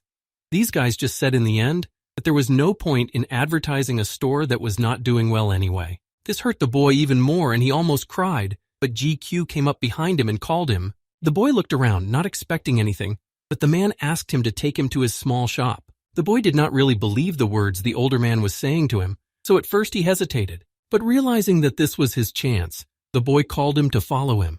While the boy was walking down the stairs with him, he asked Ego if they were sure about their feelings, and both said that they were. Lou noticed that even the boy's clothes were ego. Yes, it was artificial, but it still had the energy of the ego, as Elle said. Lou got very angry, saying that he wanted to tell him about it himself, but it was too late, especially since the boy spoke up and opened the door to his grandfather, saying that he had brought a client. The grandfather looked at his grandson and spoke to Minsu. He told him not to bring any customers, but the boy said that he wanted everyone to know what a wonderful grandfather he had. Then the man calmed down a bit and told him to take off his clothes and change them for some of his own, which were quite a few. Dad might scold him for that. Heikyu, who had just entered the room, noticed that there seemed to be some good items here, and absolutely everything here was ego. He stood in front of the door completely shocked. It was impossible to believe that a person could do such a thing. There were so many things lying there that were of high levels, and they were all egos that had no self. When Heikyu went a little further, he was even more surprised. Besides the boots and different clothes, there were also different weapons. He simply could not say a word as he looked at it all. His grandfather, who was sitting in the back of the room, grumbled to tell him to leave because there were no suitable items for him. The old man was sure that he didn't understand their value, and he didn't want to sell anything. Huang Dichul was a skilled blacksmith. He sat on a chair, flipping through a book, and said that he no longer had the strength to prove anything to those whose eyes were clouded. But at that, Gikyu Dish shouted out what he was buying. The old man looked up at him without saying a word, but he just waved his hand and told him to get out again. He didn't want to sell his stuff, especially to people like this kid, because he thought he didn't even know how to use these valuable things. Gikyu did not give up his opportunity and still tried to convince Di Chol. He asked if he would sell his products if Gikyu showed him how to use them, but the old man was stubborn and stood his ground. He said that the young man could look at everything here, but then get out and stop talking nonsense. The boy picked up one of the swords, saying that it was called the Nameless One. He was also able to determine that the weapon had a level, and only then did the old man think twice. While Gikyu was calmly looking at this sword and lightly touched it, Dichul jumped out of his chair and asked in surprise, looking at the guy, not believing that he was really reading the abilities of this sword. Gikyu replied just as calmly that he could see the weapon's abilities. Dichul was really impressed by this. Not many people had this ability. It seems that his grandfather was already more loyal to him and said that in that case he could try it. Allowing someone who understands the value of a weapon to use it is a blacksmith's dream. Now Heikyu had named the sword. He already remembered that this stage should not be skipped, so he named it Blade. Huang Dichul held his breath as he watched the young man holding his creation so confidently. However, that confidence was instantly shattered when nothing happened to the sword. Elle suggested to the owner that perhaps the weapon did not like her name, although Heikyu did not understand why. So, on the battlefield with his Hyung, he decided to fight as hard as he could so as not to disappoint him. Lu and Elle were an integral part of this battle, so he took his dark and light sword and flew at his opponent with all his might. He tried his best, but Taichik didn't even move. The young man was so close and he hoped he would succeed. And at the moment when he had to attack directly, Kyung repelled the attack with a single punch and dashed his hopes. The man said that he could see the hesitation and the sword blade in his hands was uncertain. So Taishik ordered him to use all his strength and aim for vital organs. That way GQ wouldn't even be able to scratch him. The guy understood why it was so hard, because his opponent was a top-ranked runner in the past. The next time, GQ concentrated and aimed carefully, just as his mentor had said. It was clear that he was really trying, but apparently it wasn't enough for someone like Taishik. The mentor easily dodged every blow of the young man, and although the sword was very close, he was unable to do anything. They continued to fight, but nothing changed. The young man couldn't hit him either, and Hyun just kept dodging. This went on for what seemed like forever. But Gikyu did not give up trying to show his skills. One day he managed to get closer and swung with all his might, realizing that this was his chance. Back in that small shop, he wondered why he couldn't make the connection.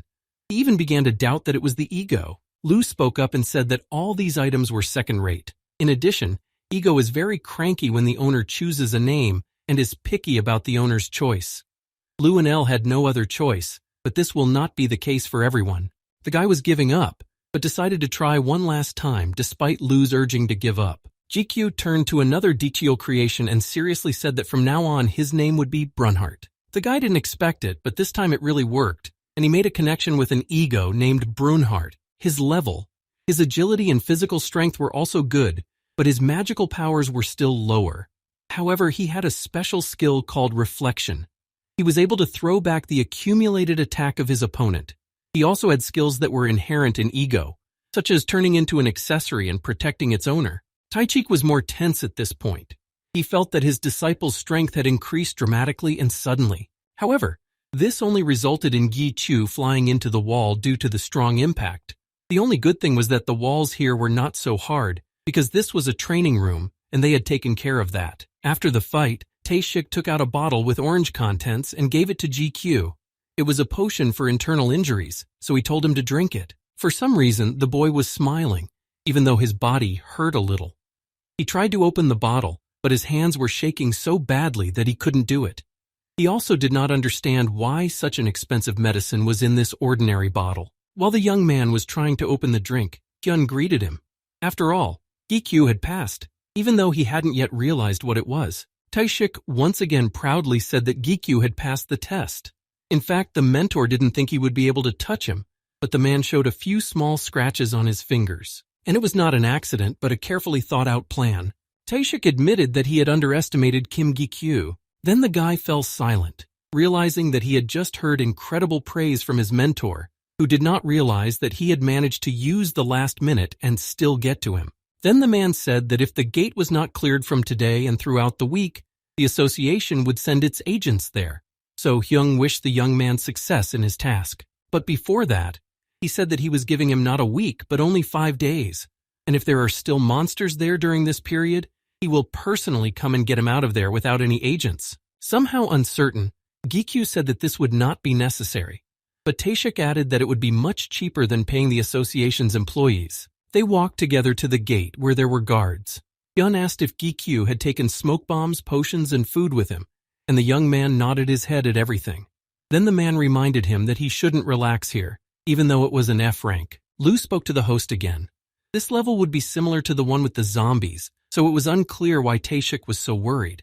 But the young man replied that Taishik was like his father, so he was worried. For the last time, Gikyu turned to him and told him that he was leaving, and now there was no turning back.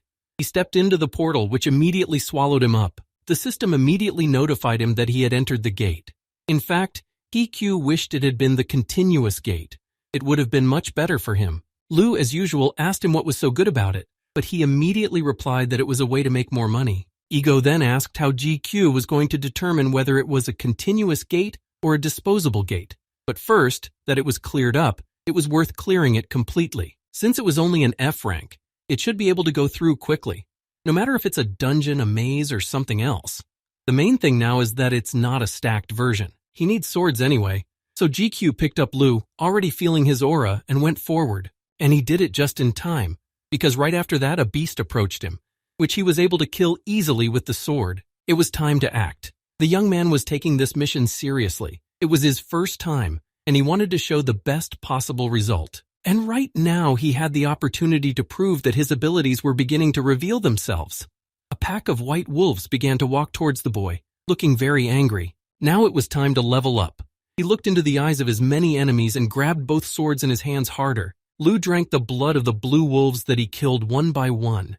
In the cave, he could hear the cries and growls of the animals, who were already more fearful of their death. One of the wolves almost bit GQ's leg, but he turned around in time and fought it off, thereby increasing his L level. Similarly, Lu's characteristics were improving. The system did not even have time to announce this in time due to the large influx of notifications. After a long struggle, Guy Q decided to rest for a while because he was tired and his ego needed to recuperate. L remarked that it was too much for the master, although it was only the beginning. 5 hours of continuous fighting was not something he was used to at his first level. Blue wolves were not much different from orcs. perhaps even easier competitors than those. Still, in his situation, it's hard to get into a place like this alone, so this time he was just lucky. The boy decided to have a little snack, so he took out his food supplies for the next few days. He took a bite, thinking that he needed to have a player level here. The player's level is measured without any equipment. If the ego is at a certain distance, then he has a level. He won't even be able to get a normal score, and the cheek will not be able to help. He is powerless, even though he is the boss and his opinion is extremely important. L decided to encourage him. He said that if the master improved his skills, they would be able to install the ego at any distance. GQ greedily gulped down the water he had brought with him and thought that it all sounded good, but he had no idea how to develop his abilities. Then Lu started talking and told him about the ego box, but he immediately hit him. Lu shouted something at him, both unhappy and upset, but GQ didn't seem to care. Eventually, he finished his meal and sighed heavily. The question of development remained unclear, but this was not the only problem. The guy opened the information window and began to read carefully.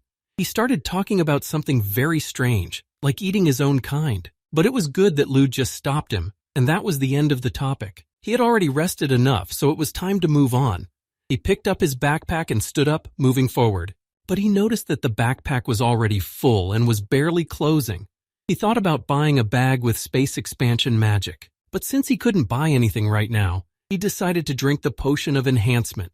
It would give him a little more space. When he took the bottle in his hands, he walked on and Lu's voice came up again and said, "The most powerful aura comes from this gate they are standing in front of now." Perhaps that was where the boss was. His physical strength and agility began to increase at the same moment he finished the potion. He stepped down into the cave and lost track of how long he had been walking here. It was as if he was walking in a completely different way than outside. Soon the effect of the potion he had drunk would have worn off, but El suddenly spoke up and said that he could feel a very strong energy nearby. They were almost at the right place. Both egos were sure of it. In a few minutes they saw a light. EQ praised El because this energy was indeed coming from there. But Lu was a little nervous again.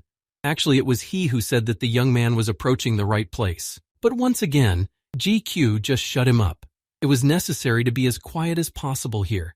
Then Ego replied that no one could hear them anyway. The young man had simply forgotten about it. El decided to calm his friend down and said that it was enough to talk to his master like that. But Lu just said that Ego was being hypocritical. GQ came out of the cave and finally saw daylight. It was as if this boss had absorbed half of the gate's energy. This creature was different from Talon, whom the young man had attacked so many times, and the beast had great dignity. The guardian of this gate woke up almost immediately when he smelled the stranger and appeared in front of the boy with a grin. This unusual wolf was truly impressive. Lu spoke enthusiastically about it, and El only gently reminded the owner to be careful. In fact, the pressure felt from Talon here was completely different, stronger and more deadly. But despite this moment, GQ had to fight the Guardian. There were no more options because he needed to protect the entire territory, especially since the beast itself rushed at him. This time the boy was able to fight back, and the Guardian did not hurt him. Instead, the young man was able to wound the wolf. GQ seized the moment and plunged his sword into the beast's neck, but it was not deep enough to cause a fatal blow. In great pain, the Guardian shook his head and threw the man away from him. It was done so quickly that the young man did not even have time to recover. And there was more bad news. This Guardian's attacks are much more powerful than they seem at first.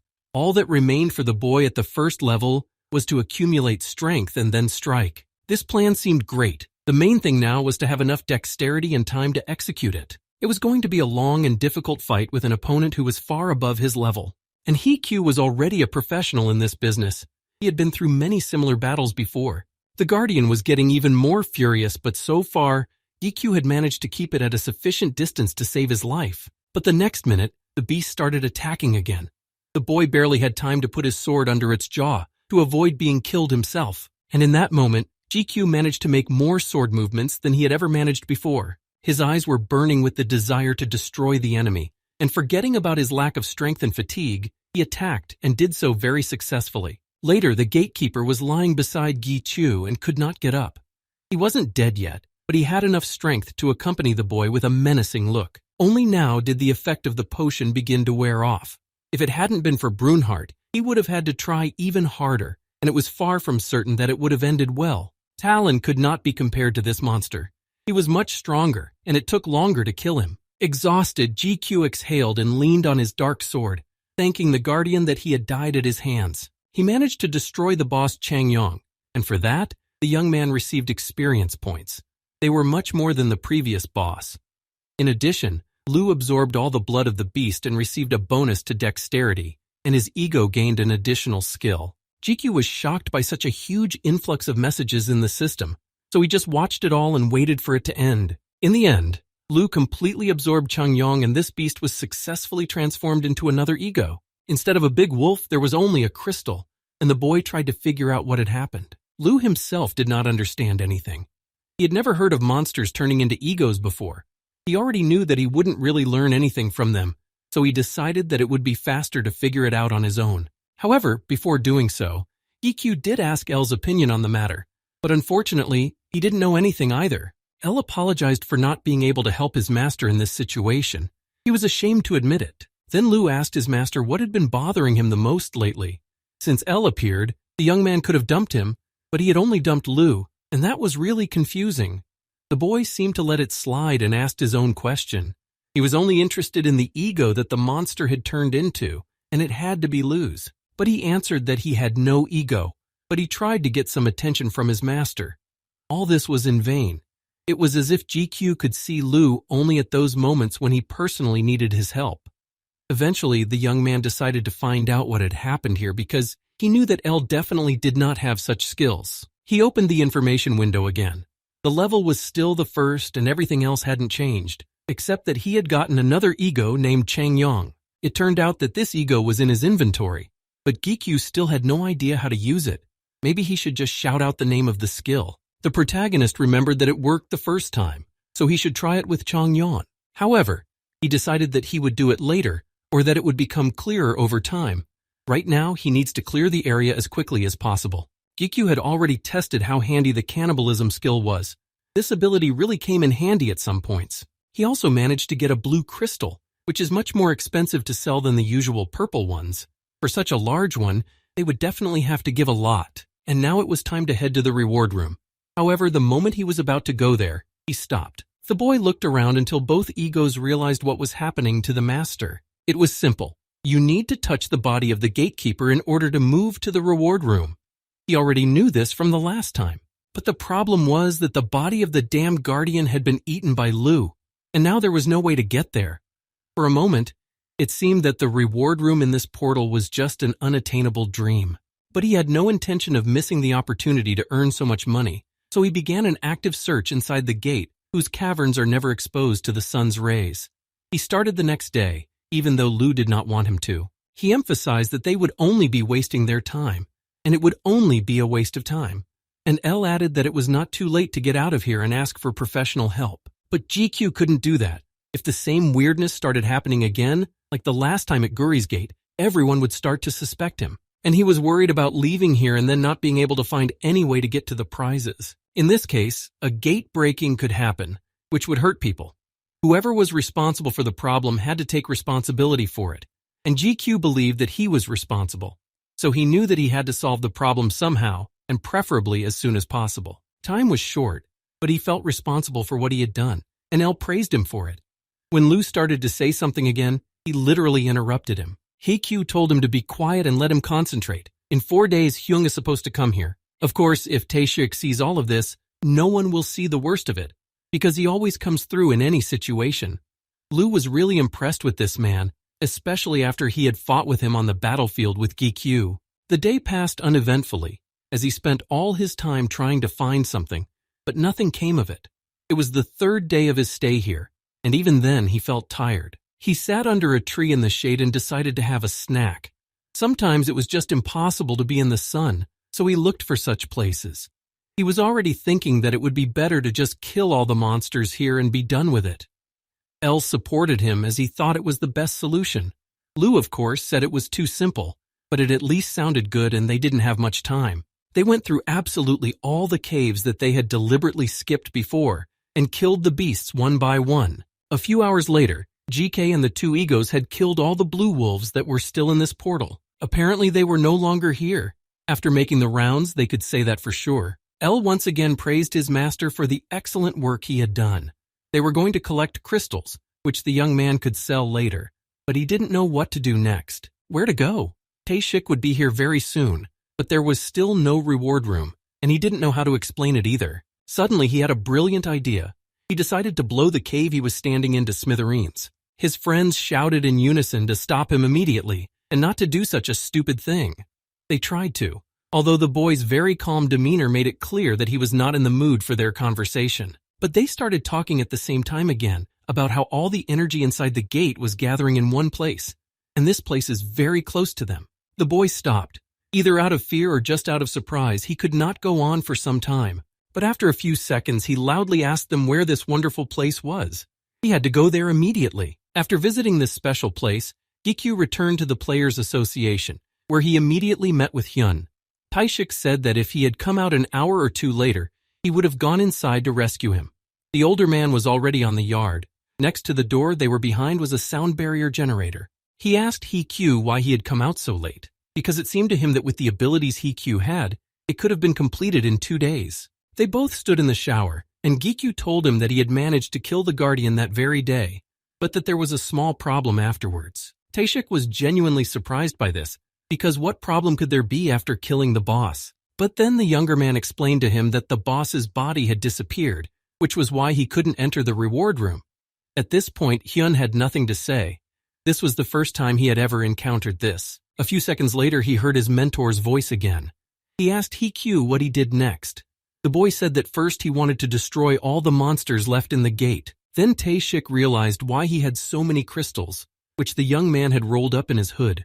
It was hard to collect them all. Lu pushed him while GQ collected the screaming Shaw crystal and couldn't stop. He just couldn't imagine what it would be like to leave at least one crystal here. But he sharply told them again that he remembered perfectly well that he had to get out of here without L and Lu's reminder.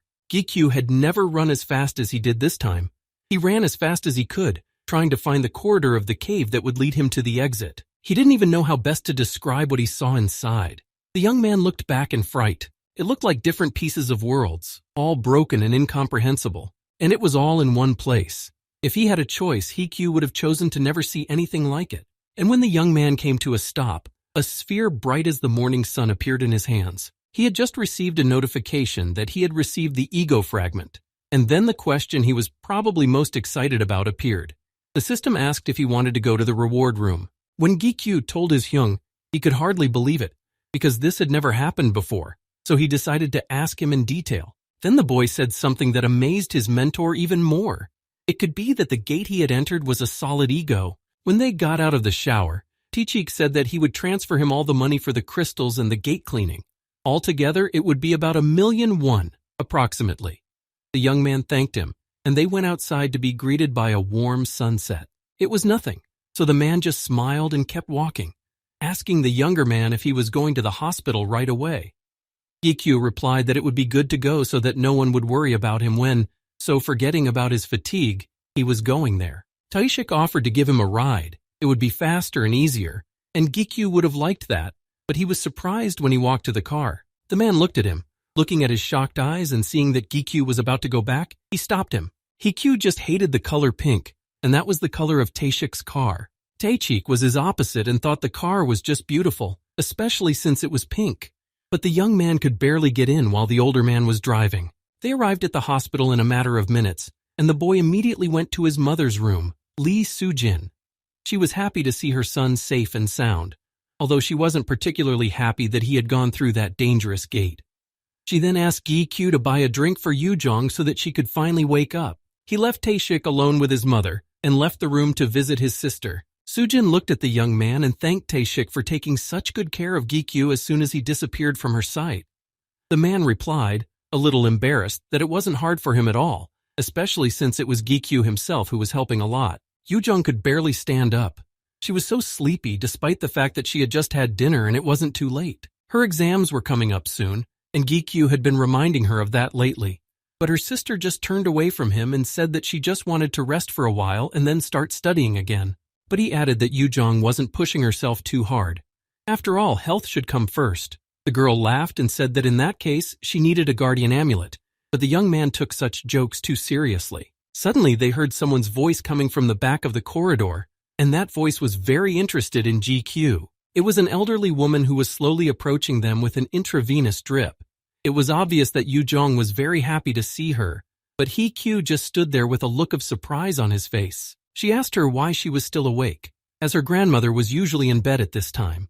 She smiled and said that she had decided to go for a walk beforehand and heard her grandmother's voice, so she came over to them. Grandma also slowly walked over to Gi Q, taking his hands and looking into his eyes.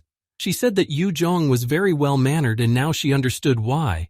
After all, she has a wonderful older brother. The grandmother took the young man's hand in hers and said in a quieter voice that he had a very good aura.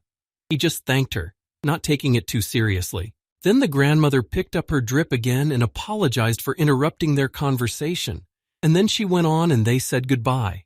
But she stopped for a minute and looked at He Q. He looked uncomfortable, but she was only trying to tell him that several energies had come together in him, which doesn't happen very often, and his aura was telling. Finally, the older woman said only that he should be careful not to lose himself among all these energies. She wished Gi Q to go through all the difficulties and calmly went on her way, leaving him in complete confusion. Yu Jong did not understand any of this either.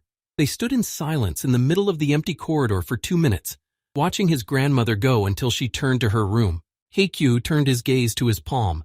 He already thought that this old lady knew something. Maybe she was somehow connected to everything that was happening.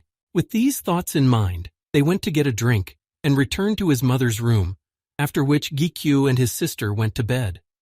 The next day came quickly, and the young man slept soundly after all those days in the portal, and was glad to finally be in a normal bed. In the morning he stretched, realizing that he had slept well. Compared to the cave, this was a great hotel. But when he was about to leave, he ran into the doctor who was looking at him in the same confused way. A nurse was standing next to him. And after only a few seconds, the man asked Gi Q if he was related to the patient, Lee Soo-jin. He calmly answered the question and waited to see what the doctors would say this time. The man closed his eyes and spoke to him more quietly, asking if he had some time to talk. Of course he agreed, and only after a difficult conversation with Dr. GQ did he return to the Players Association. Many of them were already tired and at the same time happy that after such a busy day they could relax, so they decided to have a drink. Suddenly one of the men in the room noticed GQ, who was walking around the room looking down at his feet. He looked at him a little closer and recognized him as the tutorial killer, and then his friend looked back at the young man. He laughed and said with that ironic smile that he was a fan and wanted to at least say hello. Of course, he was being sarcastic, but Hikyu was used to such compliments. When they approached the boy, they saw that something was clearly wrong with him. It looked as if he could barely hold back tears. All this time on the way here, Hikyu was thinking about talking to the doctor. Lee Soo-jin's condition was critical. It wasn't so noticeable from the outside, but his muscles were very badly damaged. Back then, in the hospital, he was despondent and listened to the doctor while looking at his mother and Yu Jong, who did not leave her side. The doctor said that there were some serious complications. Despite the fact that the children had taken good care of their mother, they had gone to the hospital too late, and the doctor's words only added to the mourning and put more pressure on the boy. He said there was another problem, the cause of which remains unknown. The young man barely heard him ask what the problem was, and after the answer he finally realized that it was over. She had only a year left and at worst only 3 months. Hearing that about my mom was just unbearable. It was as if a flock of guardian monsters had attacked him at once, and there was no way out of this situation. He didn't know how to act, how to react, or how to talk to his family without tears in his eyes. At that very moment, GQ felt fiercely angry, but at himself. He blamed himself for not doing anything earlier, for not going to the hospital when it was not too late, for not earning enough money to save her. If only he hadn't hesitated before the new portals, everything would be different now. But no, he hid behind his family, and for a long time fenced himself off from the higher levels. He just didn't have the courage to go there a little earlier. The rain that fell on him incessantly hid the tears that were falling just as continuously on GQ's face. He stood in front of the gate, even though Lu tried to stop him. At such moments you had to keep yourself in check and think soberly. But it was impossible not to get emotional when you heard something like that. As always, El supported him in this, because he realized that his mother was dying and it was clear that the owner would suffer because of this. Haekyu no longer knew which choice was right. He was completely overcome with anger at himself and could no longer control his actions. Later he looked up at the tall scaffolding, which was abundant on the 19th floor of the tower. Of course, there were other players up there as well, who turned to look at Gi-chu. Shock was written all over their faces, and they couldn't even say anything out of surprise. Only later did they quietly begin to ask each other questions, wondering who he could be and where this guy got so many backpacks. They could see crystals in them. Then they remembered the latest rumors, which talked about the player, who had been hunting like a madman for 2 weeks. He only stopped for a short nap and a meal and did not leave the tower for 14 days. During this time, GQ managed to climb from the 11th floor right down to here, but it was no longer as satisfying as it used to be. One of the players decided to approach him and gently asked if he needed help because the bags looked heavy. The first thing that GQ thought was about these people. He had no explanation for so many of them on the 19th floor. Then he looked at them more closely and realized that they were the Order of the Red Players. They were from the Smurf Guild, and for some reason, GQ was not happy about it. One of them smiled very ambiguously and offered to help, but the young man kept his mouth shut. Without saying anything, GIQ took out Lu and put him forward, touching the boy with his sword. The guild member was frightened by this, and in a trembling voice he said something incomprehensible to Gu, but Gu told him to shut up. During these 2 weeks, the young man went completely crazy, thinking about his mother. His anger was unbearable, and that was the reason for this aggression. The boy looked him straight in the eye, frightened, and thought about how to get away from him. He did not want to be his rival, because with such a mood and weapons, the enemy could easily be turned into pieces of meat. But what interested the guild leader even more was why GQ was so angry. His eyes were burning and he seemed to be able to destroy you with one look. This guy was distracted only by the fact that someone from the association came here, noticing something strange and rushed to help. Since they didn't want to be caught, they immediately decided to run away, adding that they remembered GQ very well and soon he would be dead. But today, he was just lucky. When they left the place and left the worker and He-Q alone, the worker asked him what had happened and if he was okay. After that, the man introduced himself by showing his badge and giving his name.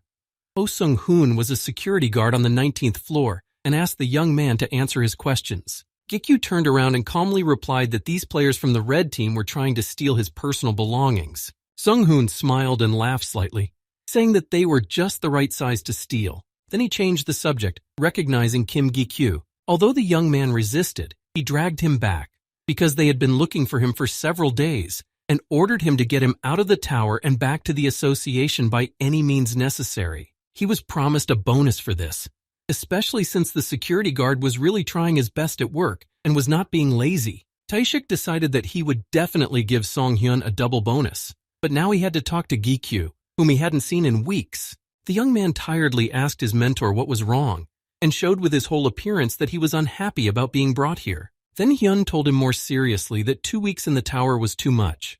Taishik hadn't heard from him, so he was getting worried. He sighed and asked if that was all his mentor wanted to talk to him about, but he said in the moment that there was one more thing to discuss.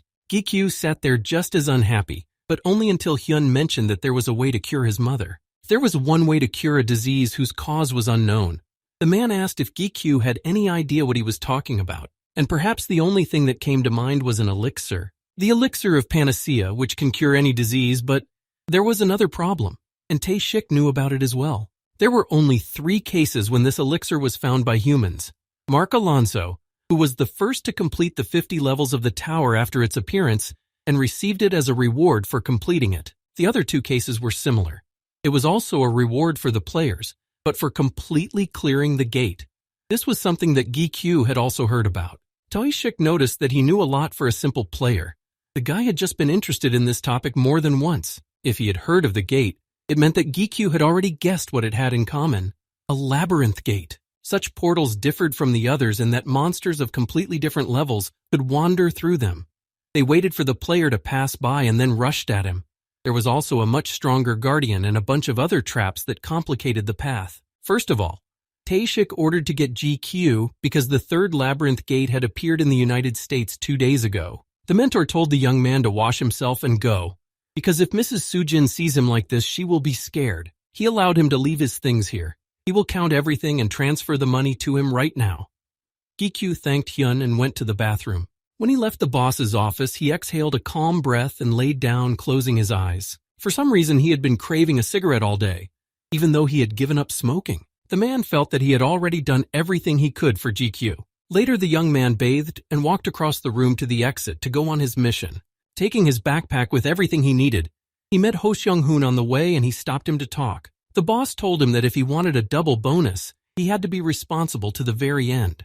Therefore, the guard must escort Gi-kyu to the gate. He also added that Tae-shuk had taken care of Gi-kyu's stay in America, and he had prepared all the necessary things. Ho Seung-hoon invited him to follow him and said that they could leave right now to avoid wasting time. But the boy called out to him and asked him to wait.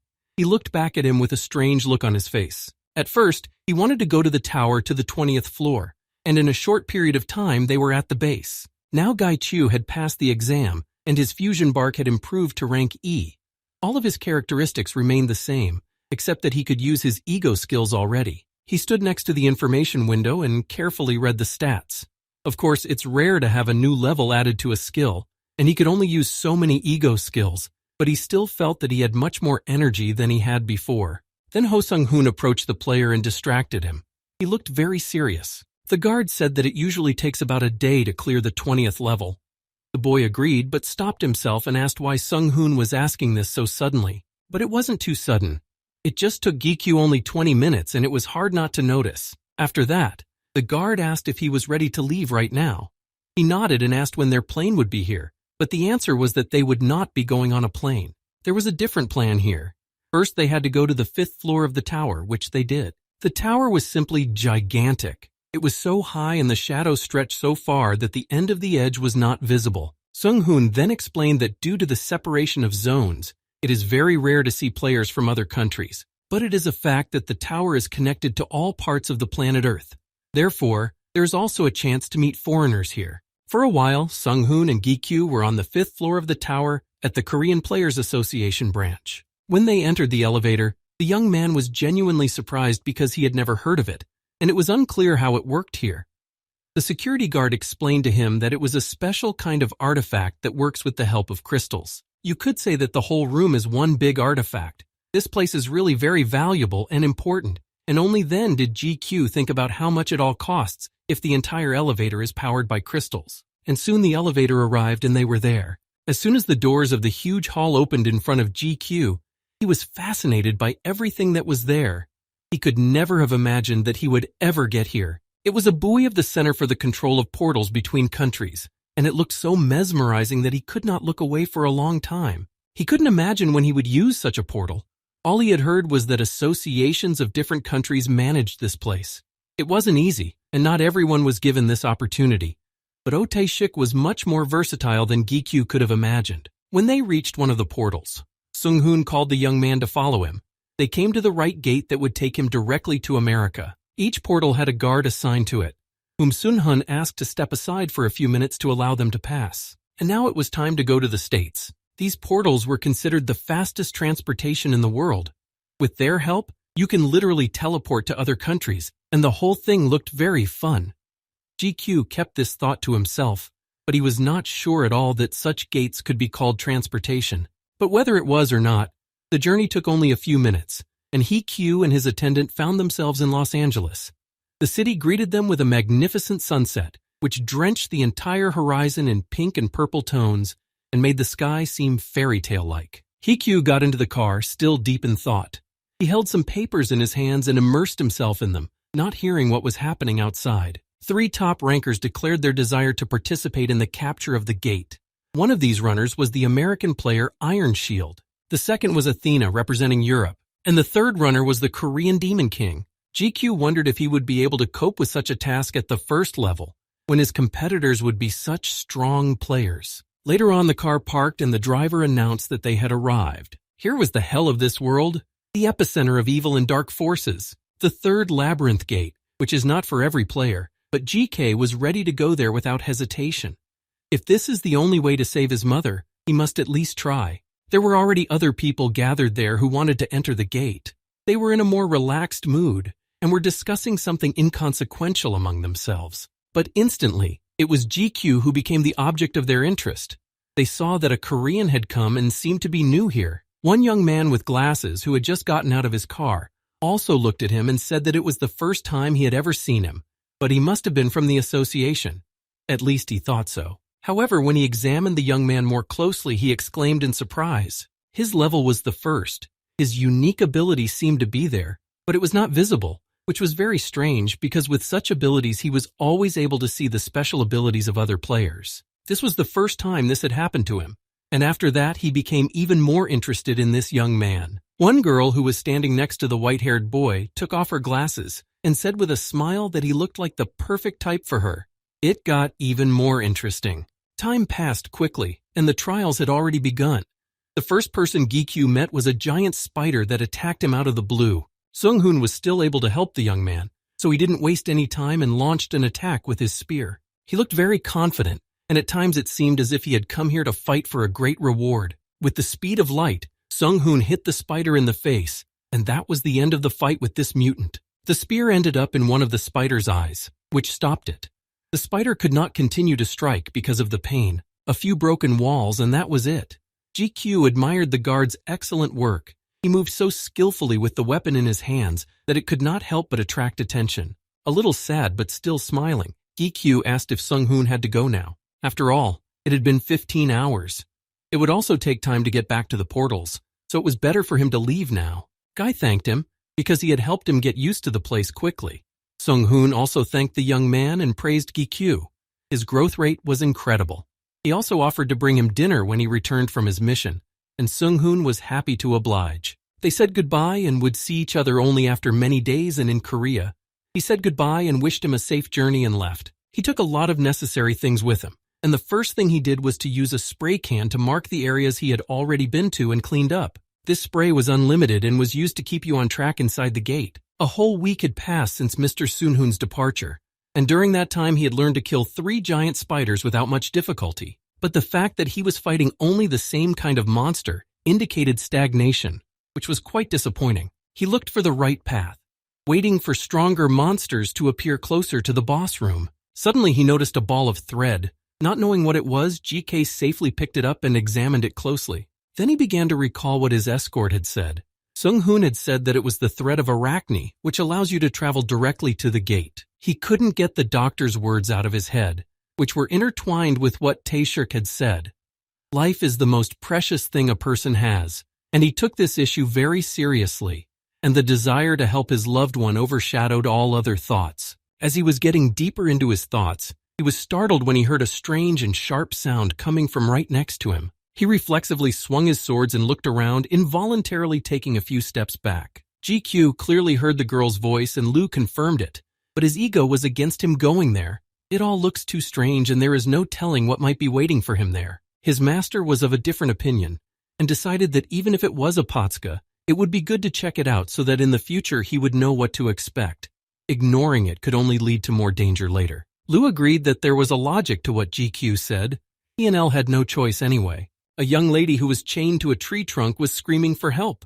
Her hands were tied, making it impossible to get out. She was looking for someone, not hoping for a miracle to happen and someone to hear her. Even though there were many people here, the area was very large, and it was not a given that anyone would come here. Heikyu cautiously peeked out from behind a tree and looked around. It was all very strange indeed, and he was still hesitant to go there. He was worried that this was just a ploy to get him into trouble, and that would be the end of his involvement. He had no idea what a little girl like that was doing at the gate. Usually, older players with experience came here. She reminded him of Gikyu Yujong in some ways, and because of him, he was inclined to think that this was just a wasteland through hallucination or mimicry. He suddenly remembered a sea devil that suddenly attacks its defenseless victim, who is lured by the light. Because of all these thoughts, GQ decided that it would be better to wake up as if he hadn't seen her at all. There was too much weirdness in this situation. Lu fully supported his master in this, and was glad that they would finally leave this place. But just as he was about to start walking back, the girl spoke again. She didn't call for help anymore.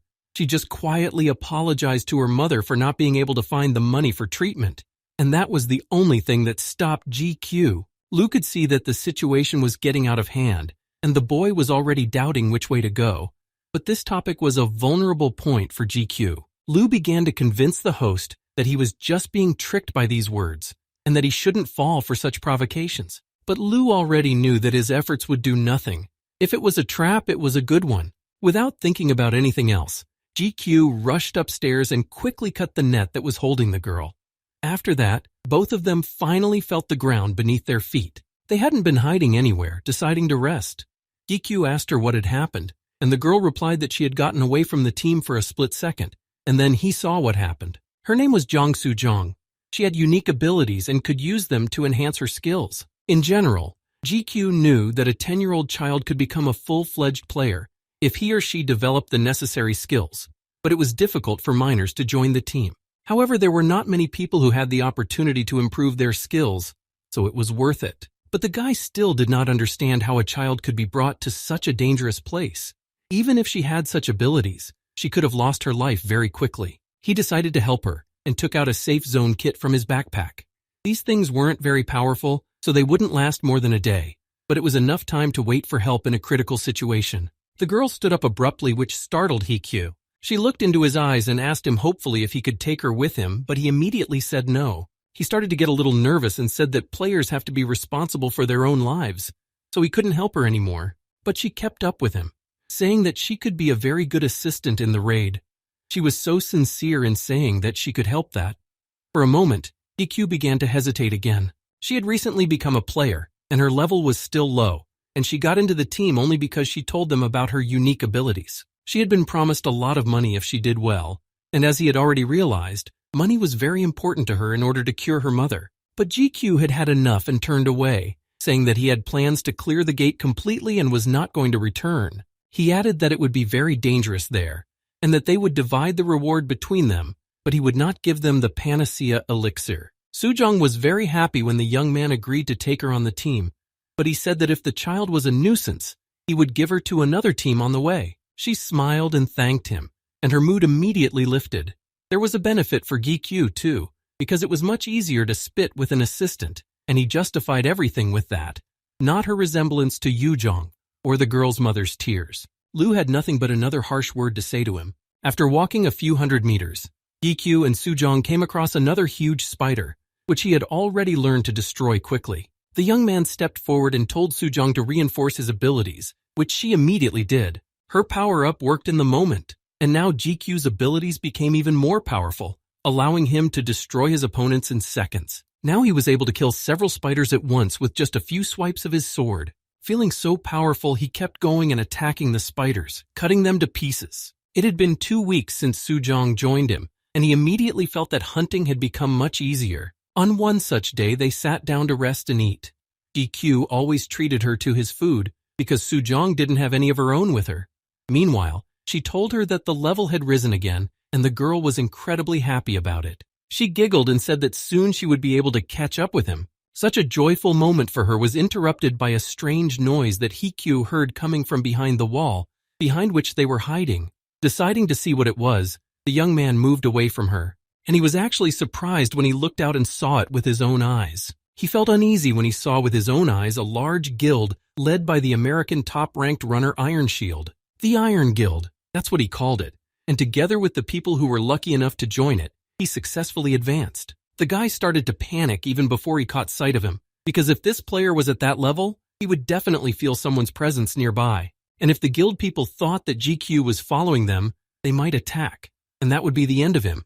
So he decided that it was time to get out of here immediately. But as the young man crawled back, the wall behind him collapsed and small stones flew at him. Now there was no place to hide.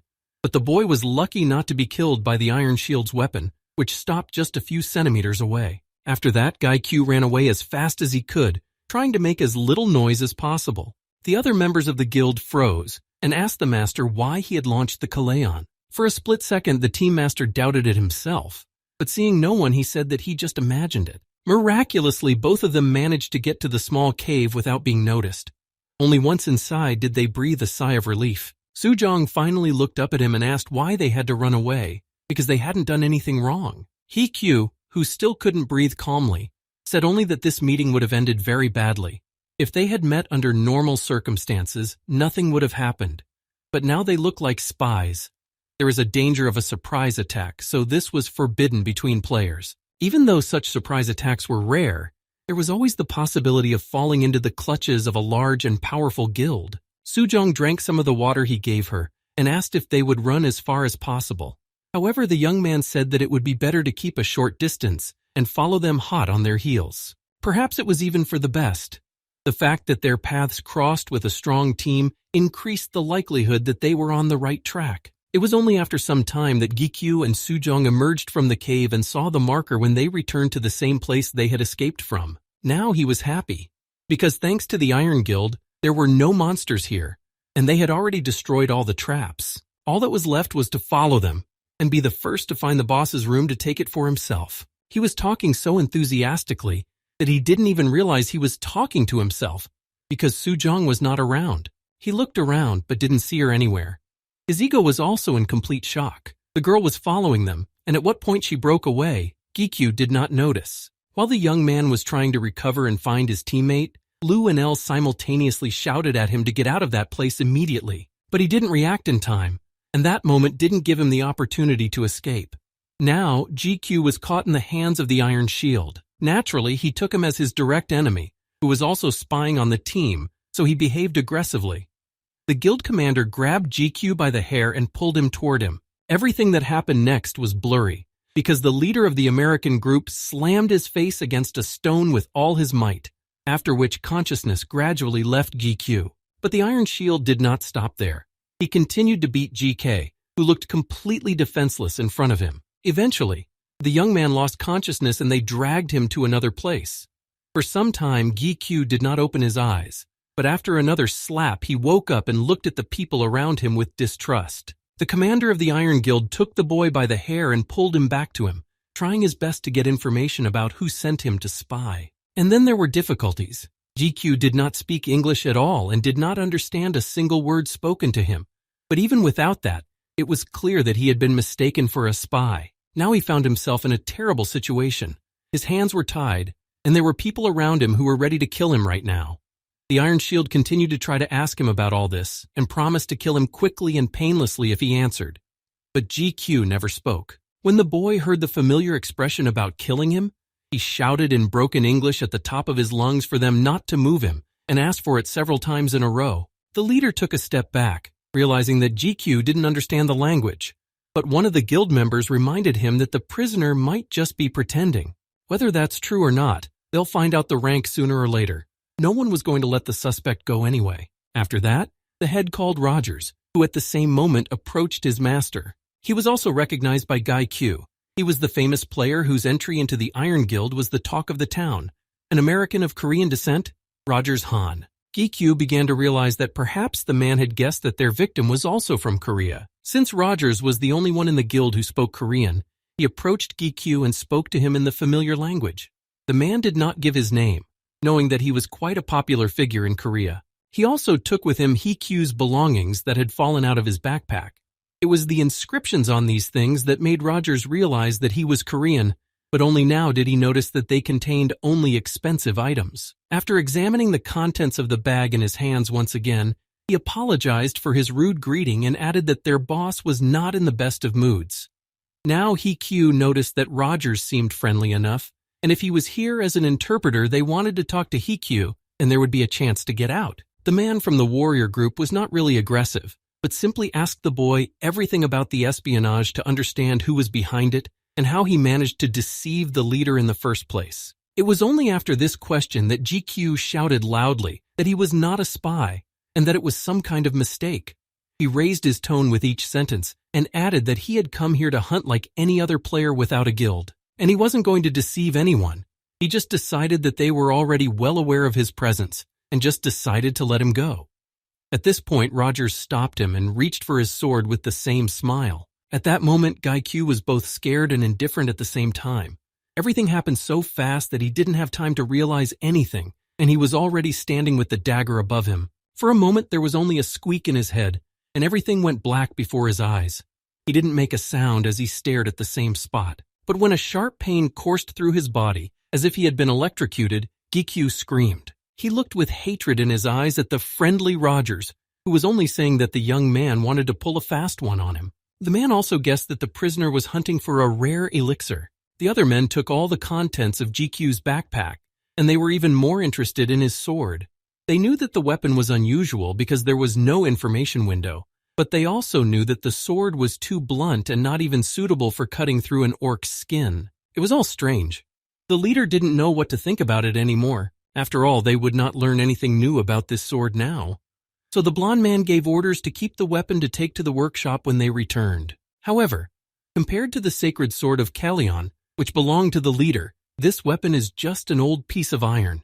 While they were sorting out GQ's belongings, Rogers continued to mock him. He took a recovery potion and opened a small bottle. You could beat him again and again and hurt him, but you couldn't let him die, and it was so much fun. The man poured the potion on the boy's wound, and he almost started to whimper. The pain remained. The potion did not relieve it, and Rogers watched his victim with a haughty and sarcastic look. Suddenly he approached GK and told him that he had better tell everything right now, lest something worse happen. The young man exhaustedly replied the same way he had a few minutes earlier. He said that he had lied about the hunt, but that he was really here alone. These interrogations were getting to him. Rogers said the same thing every time and didn't believe the boy's words. The elder added that the whole team had already checked GK's belongings while he was unconscious, and that he was carrying a simple rope, not an item for real players. It's strange if he can't untie an ordinary rope, but he ended up here without any help. Such a blatant lie only irritated Rogers more. And at this point, when the man was about to finish him off, he was interrupted by the commander. He told him that everyone was going to eat now, and then he could continue his interrogation. Rogers' anger subsided a bit as he moved away from the young man, but told him to think about what would be the wiser behavior in this situation. I will never show off is something that GQ had promised himself hundreds of times, because he always felt very unwanted compared to Taeshirk. What was he hoping for when he came here at this level? This is a labyrinth attack with zero chance of passing it, and he really thought it was impossible, but deep down he couldn't give up hope that it would work. All he believed in and could hope for was borrowed strength, which came to an end when his weapon was taken away from him. After that, GQ was completely helpless in the world of the Great Portal. 2 guards stood guard next to him, making sure he didn't run away, but someone else appeared from behind the bushes, watching closely. The distance was about 2 kilometers. The girl in front of them said that they would have to search for some time in the area of the base. She turned around and asked her leader what she would do next. She thought about it and looked at GQ skeptically, but said nothing. 27 finger amputations, 63 cuts, and 121 puncture and stab wounds. After the 200th time, he threw up and stopped counting. 3 days had passed since the Iron Guild had caught him. Rogers had been mocking him like a predatory beast, and GQ silently hoped that sooner or later it would end. The Iron Shield just watched him suffer and seemed to enjoy it. If he had a higher level, he would have been a little luckier and would have been recruited to his team. Then he ordered Bruce to bring one of GQ's swords. At first, the guild leader wanted to melt him down, but then he changed his mind and decided to recognize that GQ was still a courageous player and kill him with his own sword. He added that he would be given a tombstone and buried in the gate that will go down in history. This is an honor for the player. Iron Shield said they would send him off with all the honors. The commander took Lou in his arms and walked over to the exhausted GQ, putting the sword to his body. And it was a chance the boy took. When the sword was at a shorter distance, the connection to the ego was restored. There was a flash of light and energy, and GQ freed his hands from the ropes that had been holding him tighter day after day. He grabbed the hilt of his sword and launched an attack. Lou's blade approached the enemy and stopped a few millimeters from his body. But Iron Shield grabbed the weapon and stood still. There were suspicions that Gai Chu was hiding his powers, and such assumptions turned out to be true. The Iron Shield had just sensed the Demon King's energy nearby, and it was very curious. Apparently, Gai Chu was just a puppet in the hands of the mighty Demon King.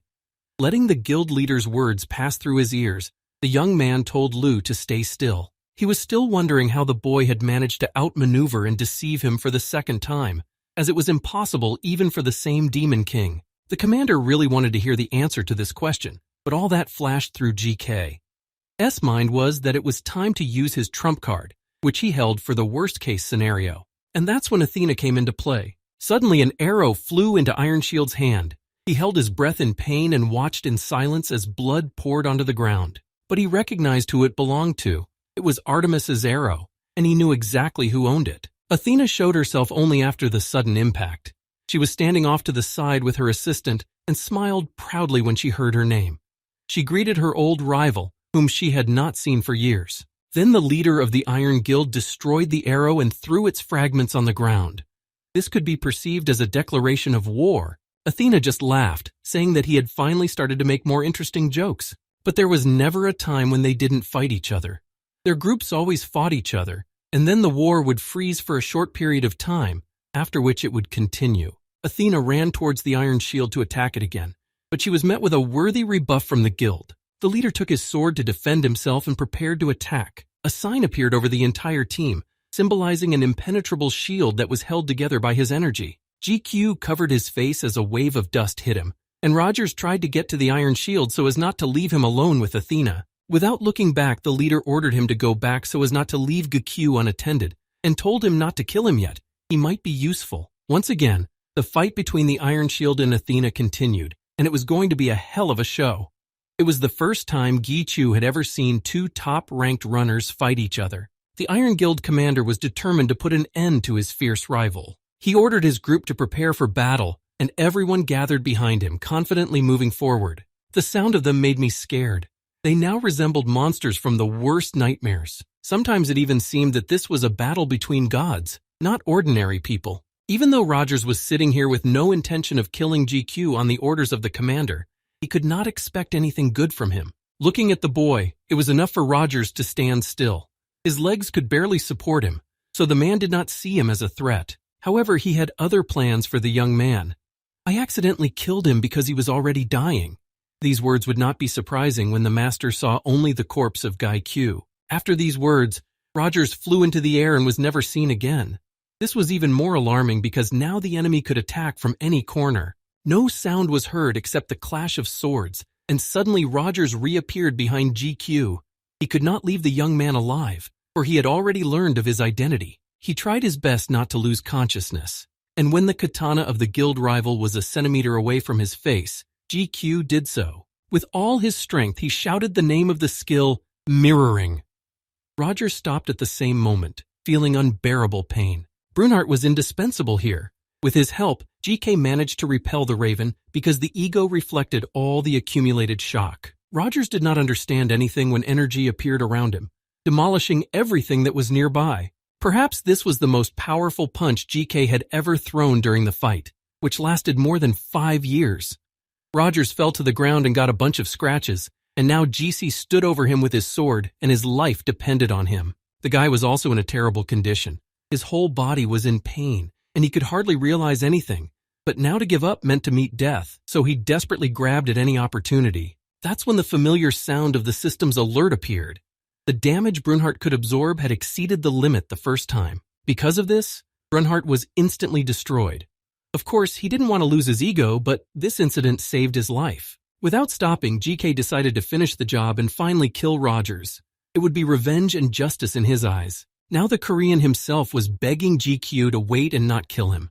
Finding himself in the role of a victim, he felt uncomfortable. He could not even fight back because of his weakness, pain, and lack of weapons. Rogers did not stop begging for mercy, forgetting how boldly he had spoken about killing GQ just a few minutes ago. The guy was too tired to listen to these pleas and whimpers, so he plunged his sword into Rogers' heart and killed him in an instant. He fell to the ground exhausted and breathing heavily. Back when the Iron Shield was striking, Gui Chu had turned Lu into an accessory, so the wounds were shallow, but the effects of using the reflection were too severe. The bleeding wouldn't stop. It must be the end, he thought, but Sujong's voice came from his foggy consciousness. He couldn't open his eyes or make any sign to her, but it gave him some hope. She stood over him a little frightened, while Gikyu barely heard his sister's name. He had already begun to deliriously lie still. But then the girl said that there was no Yuzhong here, and only then did he slightly open his eyes. His eyelids felt so heavy that he wanted to close them right away, but it seemed that if he did that this time, he would never open them again. Sujong sat down beside him and said that maybe she could save him and get the elixir. She smilingly asked him what he was willing to give her in exchange. Would he give his life for her or become a slave for life? She didn't seem to care about Gikyu's condition and demanded an answer. Then the boy raised his hand, shaking so badly that he could barely do it. But he had one more important thing to say. He wanted to kill the Iron Shield, but he knew that it was impossible in his condition. And there was one more thing. Destroy the Iron Guild to the ground so that no more such bastards would ever exist. That made 2 requests, even though he was only talking about 1. But Sujong ignored it and asked if he agreed. He didn't answer her question, and he spoke hoarsely again about his sword, which was in the possession of an old man with a white mustache. The girl was already tired of listening to all these additional conditions under which he would agree to her proposal. Still, this young man was really strange, Sujong added, and he would seem even stranger up close. Sometimes he seemed to be kind, but he was actually evil. Sujong then approached the man she had come here with this time. She noticed the way Gikyu had stabbed the bastard with his sword. For the young man was not just acting out of anger. He was clearly aiming for a vital organ. And even though it was his first kill, Gikyu kept his cool. Maybe it was because of his condition. But there was no doubt in his eyes. The man asked her what Sujong was going to do with him next. Rogers has a fatal wound, but it's a pretty good one. If he is left here, he will be able to heal on his own and survive. So Sujong said she would just leave him here. If he chews it out, it's fate. She was going to kill him anyway. So it was better to just leave and be done with it. After all, revenge is much sweeter when you let your opponent suffer. Then the man who accompanied him informed her that the Demon King had arrived, but Sujong immediately stopped him and told him not to call him that anymore. It was just a nickname made up by ignorant people. She was the one who would kill this demon and put an end to this forever.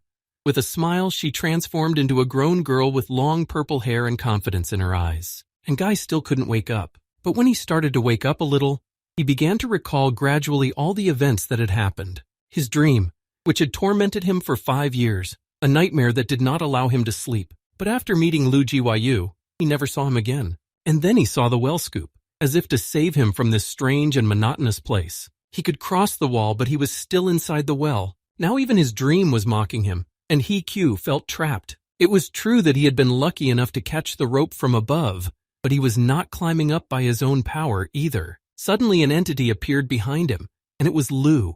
Only now did he show his true colors and walked up to the boy and called him, calling him again with not the nicest words. They just broke off the connection for a while, and GQ was already starting to get upset. The young man looked back in surprise, slowly turning his head and staring in shock at what was behind him.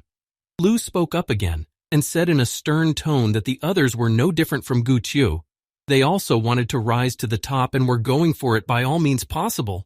So why was he beating himself up so much for it? Whether he's going to make it to the top through his own efforts or just by getting lucky is another question. But all GQ has is his strength. GQ stared at Lu, whose true form he was seeing for the first time.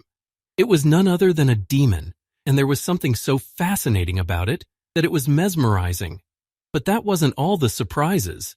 The young man heard another voice from behind him. The power of the ego is the power of its owner, and when this energy is burning, nothing is over yet. He turned his head back again and saw the essence of El. It was a white angel whose light and appearance were mesmerizing. The girl smilingly stretched out her hands to He-Kyu, who was still in incredible shock at what he had seen. And then, when she touched him with her hand, Gyu-Q woke up. He was dizzy and looked around at the area around him where neither Lu nor El were anymore. The man standing next to him turned his head back slightly, noticing that the victim had finally come to his senses. But the young man himself had no idea who was next to him now. He-Kyu asked him without much confidence who he was. He did not hear an answer to this question, but he began to guess that Sujong was not the little girl she had pretended to be at the beginning. Then he realized that somehow she was connected to the Demon King. The man didn't say anything, but he did bring the swords that Gikyu had told Sujong about. Lu was not as excited as El, but he was still glad to have returned to this fool, and now he would finally have them. At the same moment, the boy grabbed his stomach. The wounds inflicted by the enemy still hurt. And then the stranger told him to lie back down. The wounds could be healed with a potion, but GQ did not need to move. It was dangerous for him to move. Another hemorrhage could occur, and then it was not known whether anything could be done. Then the boy sat back down without saying a word. All his attention was focused on Sujong, but she looked completely different now. But when he heard an unfamiliar sound, he turned around and his eyes grew even bigger. This was definitely the first time GQ had ever seen anything like this, unlike the girl's assistant who was reacting far too calmly. The Legion commander was approaching the quiet place where they had stopped to heal him. This creature was the master of the labyrinth. The monster came closer and closer, while GQ sat still in one place. This was the gatekeeper. The young man had already met different guardians. Some were easy, others a little more difficult, but this creature had a completely different energy, so powerful that it was hard to describe in words. The man stood there with a smile on his face, as if he didn't see any threat in this creature. And Gikyu felt sick when he realized who he was going to fight alone when he got to the boss's room. It was hardly something that anyone could do alone, and he was injured. However, Sujong steadily moved toward the guardian and stopped in front of him. The owner of this gate was her target, and she wanted to destroy him by any means necessary. Just then, GQ, who was watching from the sidelines, noticed a new gate appearing nearby. The assistant immediately called him over, saying that if he was dragged in, he would inevitably die. The boy walked over to him more briskly, and then the man with the glasses told him to stand behind him. When he did, the man quickly created a protective field and a strange sign appeared on the ground. The boy looked around the area as anxiously as he did, and then a dome appeared overhead, and Sujong stood steadfastly in front of the guardian, waiting for the right moment to attack. Reptiles, dragons, and other similar creatures were approaching her, making loud noises, but she did not move. It seemed that she was not afraid at all, and at a certain moment, when these creatures flew close enough, she destroyed them with a single blow. It was the kind of thing you wouldn't expect from her, and now Q understood where she got her confidence from. It was hard to even imagine what level she had if she could handle these creatures so easily. Everything was scattered around them, and only the three of them were unharmed because of the protective barrier. Then the boy remembered Roger's words, who had compared such battles to the fight of the gods. Indeed, now it was like a competition between higher beings. Sujong didn't drag her feet with the gatekeeper either. She destroyed him by throwing a huge boulder at his head, and the whole nightmare ended at that very moment. After such a big but short fight, there was a huge ravine that they passed by. Sujong led them to the spacious reward room, where they stayed for a while. At that moment, the guy touched the main reward that was in this place. He slowly opened the chest, not believing his eyes. Still, GQ had obtained the panacea potion, and L congratulated him on this achievement, even though it was not entirely his own doing. He had done it. He really had. So many things had happened that all the memories were jumbled in GQ's mind, and he couldn't realize that this was real. This was what Q had come here for, but now he was more confused than excited. Then Sujong turned her head to him and said that she had fulfilled her part of the promise, and that the debt was his alone. Although there was still revenge left, it was unlikely that the boy wanted to kill absolutely all the members of the Iron Guild. She looked at the young man for confirmation of her words. Perhaps he had missed it because of his confusion, but he only asked her real name in response. She held up the chest with the panacea extract with satisfaction and said that Jong Sujong was her real name. She was not lying here, and also said that she was from South Korea as well. They shared 2 of the elixirs, and Bale got the 3rd one.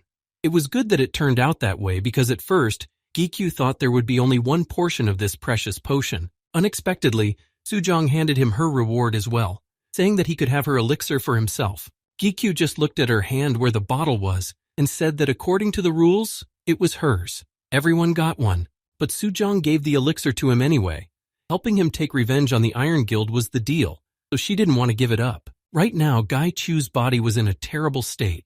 He was badly injured. There were even areas that could not be healed by ordinary potions, so he needed this thing more at this moment. From the very beginning, Sujong and Bal's goal was not the elixir, but the Legion Commander, that is the Guardian, especially since the 2 of them have another bottle. GQ silently looked at the small bottle. The thing he was willing to give his life for had come so easily. Clutching the elixir in his hand, GQ decided that he would never compare himself to others again. He just needed to become stronger. But he somehow doubted that the girl would give it to him for free, so he immediately asked her what she wanted in exchange. He remembered that back then the Korean woman wanted Gikyu to be her eternal slave, and thought that was what she wanted.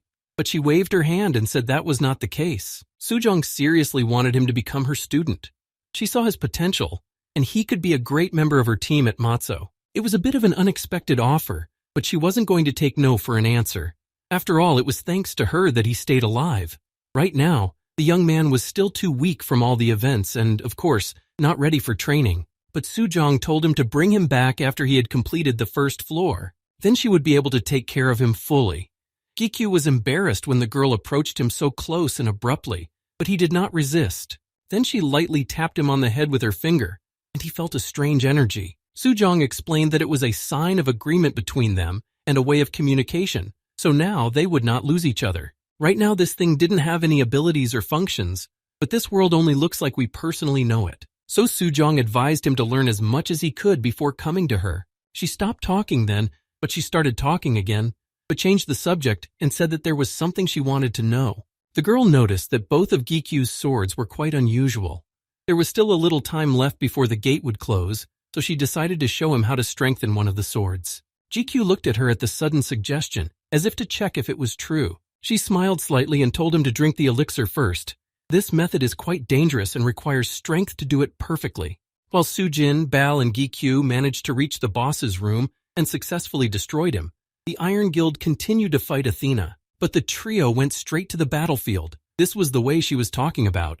Of course, Lu and Elle didn't want to do that, because they knew that the master might fall to the ground again, and this time, luck would not be good. However, GQ had already come here and stepped on the path from which there was no turning back. To tell the truth, he did not fully believe he was doing it himself. Gi Chu had really surprised Iron Shield with his appearance. The guild leader did not expect to see him again, and he had not thought about him. There were other problems as well. They kept their distance, only a few meters separated them, and there was silence around them.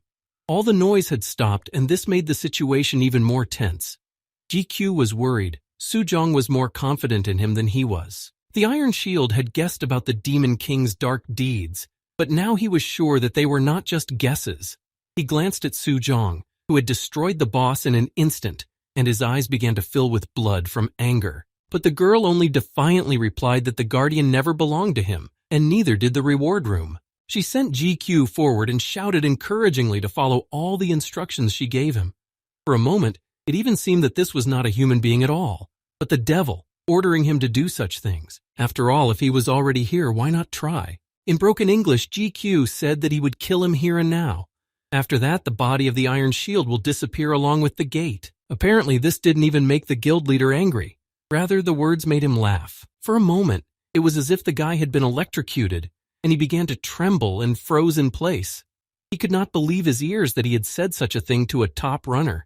The Iron Shield used this moment of hesitation to its advantage and rushed forward. GQ's face changed. He looked at him, wondering if he was now also one of the Demon King's top 6, or if he had always been there. In short, all the Iron Shield was going to tell him was that Gi Chu was finished. Sure, he was a little tired, but he was generally recovered and his wounds had healed, unlike the Iron King, who had spent a lot of time fighting instead of looking for the Guardian. The action had to be instantaneous, and that's why they wanted to go to the guild right away. At the time, GQ didn't even resist. He was just shocked that this was even suggested. Surprisingly, he felt almost no change after drinking the liquid. He just felt a little better. But Sujong assured me that this was a completely normal reaction. A person feels little, especially right after taking it, but their potential and capabilities have changed. But physical changes will be invisible, so she was not surprised by Hikyu's answer. However, this small difference between life and death manifests itself in the struggle. There were only changes that could be felt right now, was to simply observe, being attentive and not letting the enemy out of your sight, and to react to his attacks with skill and intelligence, thinking through your moves in advance. In other words, he became more sensitive to the enemy's attacks and reacted to them much more quickly. He sharply dodged another attack from the Iron Shield, and this time it was very fast. And now the young man could see the difference between what happened before he drank the potion and what happened after. Previously, the Iron Shield's movements had seemed elusive to Gikyu, but now he was beginning to understand its strategy and keep up with it, even if it was happening little by little. However, he was still not at the level to defeat Iron Shield. The newcomer who had just started his long journey of improvement could not cope with the great warrior and fight one-on-one. Sujong paused, wondering if it would be a wise decision to send the boy there. She looked at him and told him that she would rather use a different strategy for now. While Gikyu doesn't have that much experience yet, he'd better think about every action very carefully. She told him to focus on the choice of weapon because it needs to be matched to the victim he will be hunting. And it's not even about safety. The Iron Shield is not acting this way because it doesn't consider someone a strong competitor. He's relaxed because he's strong and confident in his abilities. The guild leader watched the boy quietly and calmly as several blows in a row flew past the victim. As for this one blow, the leader had most likely already assessed the situation himself. Height, connections, elixir, there were many clues. In the end, the Iron Shield recognized that this young man was indeed an unusual player.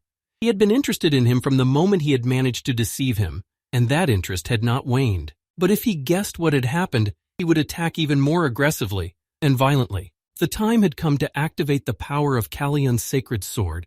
His eyes remained icy, and the sword was enveloped in an aura. With these improvements, the Iron Shield rushed to attack the boy who did not dare to do so. Just as the sword was near his shoulder and was about to slide toward his neck, Gikyu remembered Sujong's words. She had told him not to think about what might happen, and she had emphasized that he was just fighting, and that was it.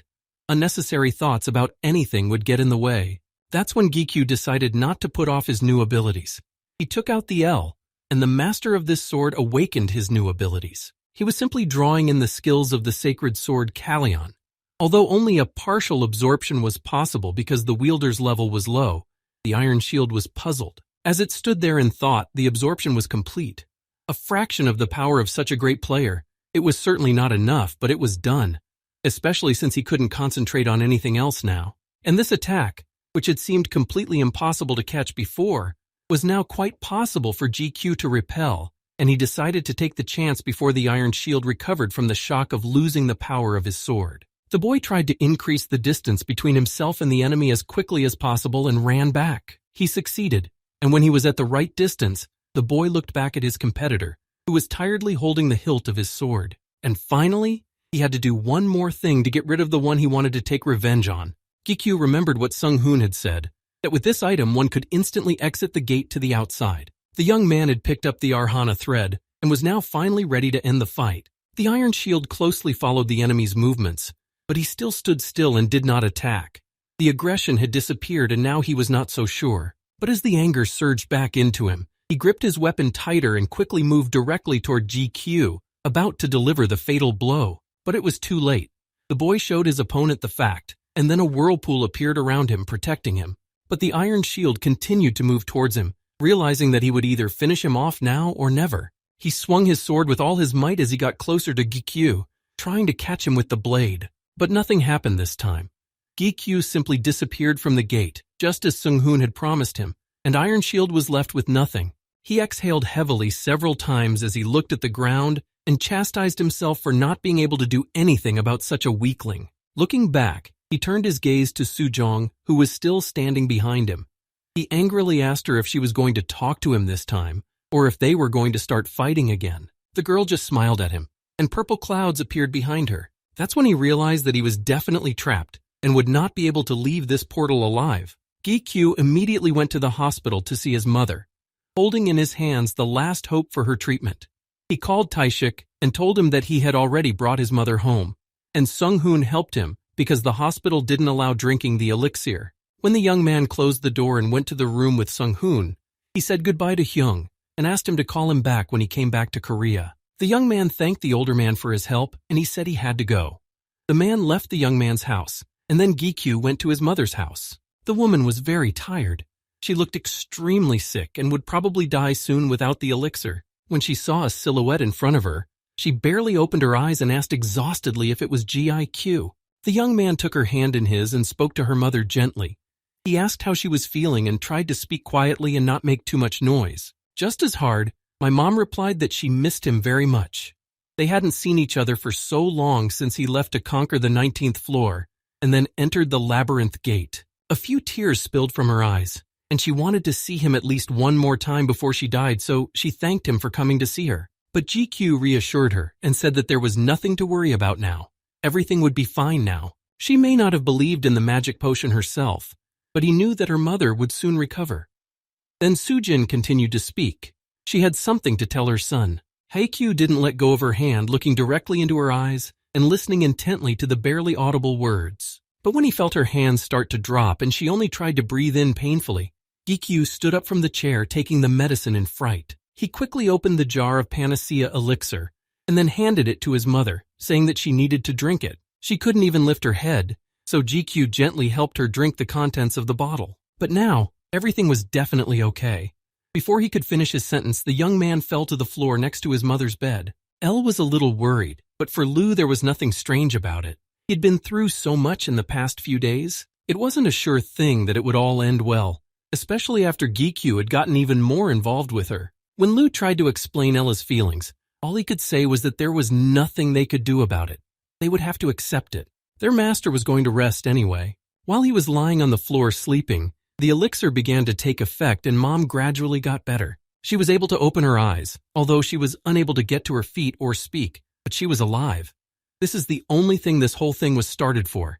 He had saved her. He had done it. The light in the room did not go out until the evening, and at some point the silence was broken by a phone call. An angry Yu-jong looked at the phone and tried to reach her brother, who was not answering. It was getting annoying. She hadn't been able to reach him for a month, and he had sent only one single message to his sister, and then the ignoring continued. Yu-jong wasn't going to let it go, so she decided to go home to confront him. Angrily saying all these words, she started walking towards the house. She opened the door with her foot and abruptly burst inside, starting to yell at him. He called her home, and now he can't even answer the phone. Her anger knew no bounds, and she started to say something about her mom the moment she heard a voice from the other room. But it wasn't GQ's. She immediately took off her shoes and walked down the hallways, not believing that she was hearing her mother's voice with her own ears. Sujin quietly told her to be quiet. Her brother was sleeping. When Yu-jung entered the room where the voice was coming from, she froze in her tracks. Her mother was standing in front of her. Involuntarily, her eyes began to water and her voice trembled. To see her healthy and on her feet, it's such a joy. She could not contain her emotions and hugged her mother as if for the last time, never to let go again, and even if it was a dream, let it last forever. They left the room where the boy was sleeping and went to the kitchen. A few hours later, EQ woke up. He could smell something coming from the kitchen. It smelled so delicious and reminded him of his early childhood, when his mother cooked a delicious dinner for her children and was healthy. This smell cannot be confused with anything else. It was his mother's soup, which he and his sister adored. If he opened the door to his room now, he would see what he had risked his life for, what he had been dreaming about for so long. He put his hand over his eyes as he realized he was going to cry, but he should at least smile and pretend it was business as usual. Gikyu, exhausted, strode into the kitchen and asked his mother with a smile if she had slept well, but he stopped before he could finish his sentence. Sujin didn't look like herself. She had changed so much during her illness that it was unusual to see her smiling and full of energy. Mom smiled back at him and told him to sit down to eat. Dinner was just about ready, but Hikyu just stood in the doorway in surprise. Later, the whole family ate the dinner that Sujin had prepared before she went to bed. They turned on the TV and watched the news, which showed the same gate where Gikyu had gone, and with Sujin's help, managed to beat all the other top players. His sister guessed that this was the way he would choose to get the elixir for his mom. He smiled back at her as well, but it must have been more nervous because Gikyu hadn't even expected such an effect. His mom helped him for a few years and immediately felt better. The awkward silence continued for some time. He knew that he shouldn't focus too much on everything that had happened. He just wanted to go back to the time when everything was fine. At that moment, Yu-jung quietly muttered that she didn't know whether to be happy, surprised, or crying, although she had already started to cry. Then she looked at her brother and seriously told him to get the elixir for her as well, which made Gikyu almost faint. He had to go through hell to get this elixir, and such a request sounded too frivolous for him. Moreover, he had no idea why she needed this elixir. But Mom decided to lighten the mood a bit and change the subject. She was very pleased that GQ had tried so hard for her and that these efforts had not been in vain. The smile returned to his face, and the young man said that it was nothing too difficult. He did not want his mother to ever know what he had experienced inside the Great Gate. Later, they invited Taeshik to come over because he was very close to that family, and as soon as he returned to Korea, he went straight to their house. He hadn't visited them for a long time because of the circumstances in their lives, so Sujin suggested that he stay at least for lunch. He thanked her a little embarrassed and said he had to decline. Right now, he needed to talk to Gikyu. Hyung handed Sujin a lot of beef, as it was considered the most expensive and delicious meat. She also thanked him, and was especially pleased that Taeshik had taken care of Gikyu for so long as if he were his own child. This made him blush even more, but they said goodbye and agreed to meet again sometime later. After the visit, Taeshik took Hikyu to a cafe. There they ordered pork for 4 and soju. The soju was such a great appetizer that it was impossible to resist, so Hyun allowed himself to drink during the day. When the drinks were already on the table, Taeshik asked the guy how he got the elixir. He hadn't heard the details yet, but he was eager to find out. He had endured all this time to hear the story face to face, not over the phone. Hikyu didn't say anything and didn't answer his question, as if he were floating in his own thoughts. But after a moment, he said he had to ask him something. He'd noticed it when Sujin was sick. Taeshik often visited her and helped her, and he looked at her differently. So Gikyu suspected that Hyun liked his mom, but when he said this question out loud, he didn't know what to do. He didn't say no or, I don't know. Taeshik couldn't say anything at all. Gikyu Italki noticed that the older man's cheeks were very red. The young man reached for a tissue, a box of which was lying on the table. He knew that Taeshik had taken care of his mother when he and Yu-jong were not around, and he also knew that this sympathy was not because she was younger. In other words, he wanted to say that he guessed everything and was even happy about it, because if he had someone like T-Cheek next to him, he wouldn't be ashamed in front of his dad. The waitress who brought the order looked at the two of them in surprise, and Hyun blushed more with every word Gi-kyu said. When the food was on the table, the man hesitantly suggested that they return to their conversation. He didn't feel comfortable talking about his sympathy for Soo-jin. He obeyed him and began to tell him something, but only the very beginning, and then asked if he had brought the dome generator, a question that took Hyun by surprise. He didn't know why the young man needed the generator, but he replied that it was lying around in his car. Then the boy explained that the story would be a bit confusing. After the dome was over them and they were able to avoid prying ears, GQ began to tell the story. And towards the end of the story, Tae-shik got very angry. He stood up from the table and shouted at Hee-kyu to give him the address of these bastards. And Tae-shik wanted to put them all in their place, but the young man quietly told him to calm down. It wasn't that bad. Of course, it was nice to see such a violent reaction, but he assured him that he shouldn't be so angry. He wanted to destroy them with his own hands, and only then would he feel relieved. But even then, Hyun found something to complain about. Revenge should also be taken wisely, not haphazardly. Tae-shik was not going to back down from his goal, and said that at least the burnt meat should be chewed. He took a small piece with his chopsticks and handed it to Gi-kyu, who still didn't understand why he was so energized. Especially since they were talking about revenge, he had another small debt to pay. The young man asked Tae-shik what had happened to the fourth-floor guardian. Hyun looked around and then replied that yesterday a C-ranked team had gone to kill the boss. There were a total of C-ranked people there. With that level, they would be able to take down the 30th floor guardian. Tae-shik added that the order to execute the operation would be coming soon. It was sad to hear that, because Gi-kyu had been hoping to relieve his stress there and get away from the past events. But now there was no point in going there. However, in reality, things were not so good in those dark woods of the fourth floor.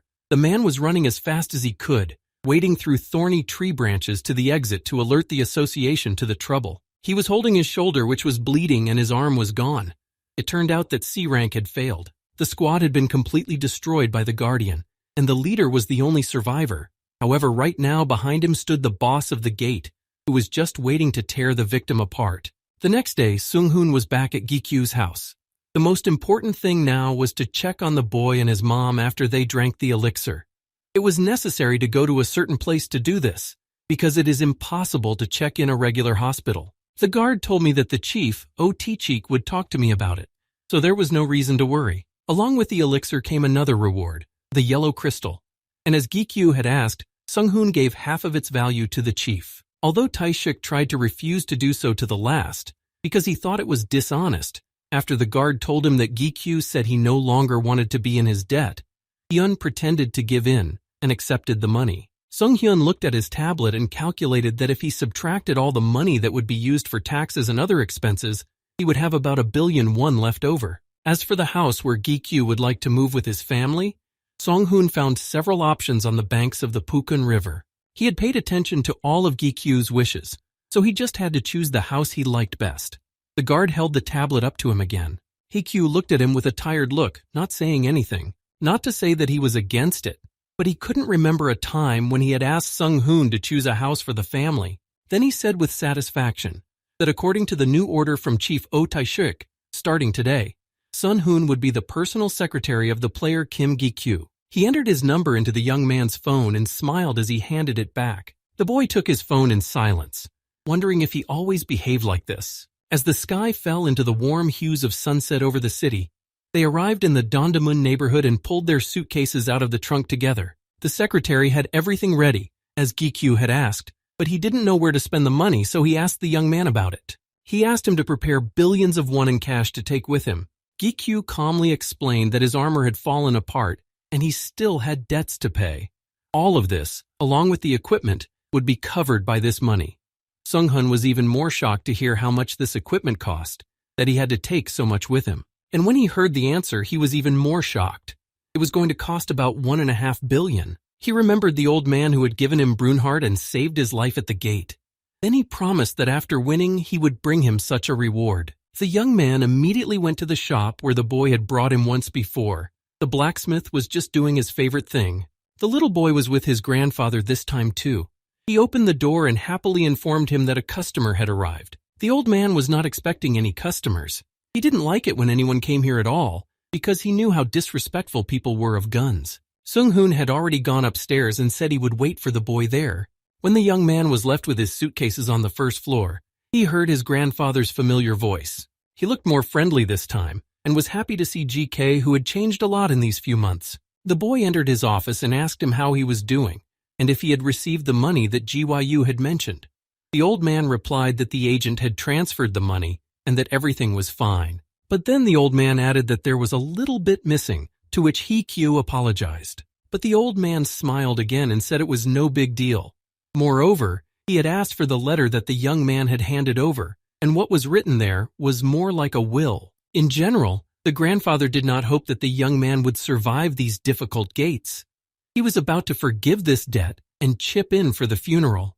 He laughed as he came closer and said that he still wanted to return every last bit of it. Strachey asked about Brunhart, whom the young man had taken for himself. He guessed that the boy had died, but it was not for nothing. After all, Brunhart had saved a life. In general, it was created for this purpose, so there is no reason to regret it. But still, as a blacksmith who created this weapon, he was a little sad. The man asked to at least tell about his last moments. Of course, the guy agreed and told him everything, and then returned home where his mother was waiting for him.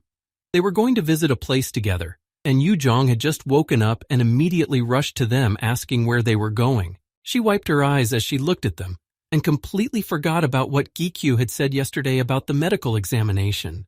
Then she looked at him more closely, and noticed that her brother had grown a lot since then. Sung-hoon came to pick them up, and about an hour later they were there. The secretary then remarked that Gi-kyu looked like a model, and he was fascinated by the boy's appearance. Then he suggested that the young man try his hand at show business, but Gi-kyu just blushed and asked him to stop. But Sung-hoon was still surprised to see that in just one day, Gi-kyu grew by centimeters. This elixir must be really difficult. Then the new secretary asked if Gi-kyu could get one for him.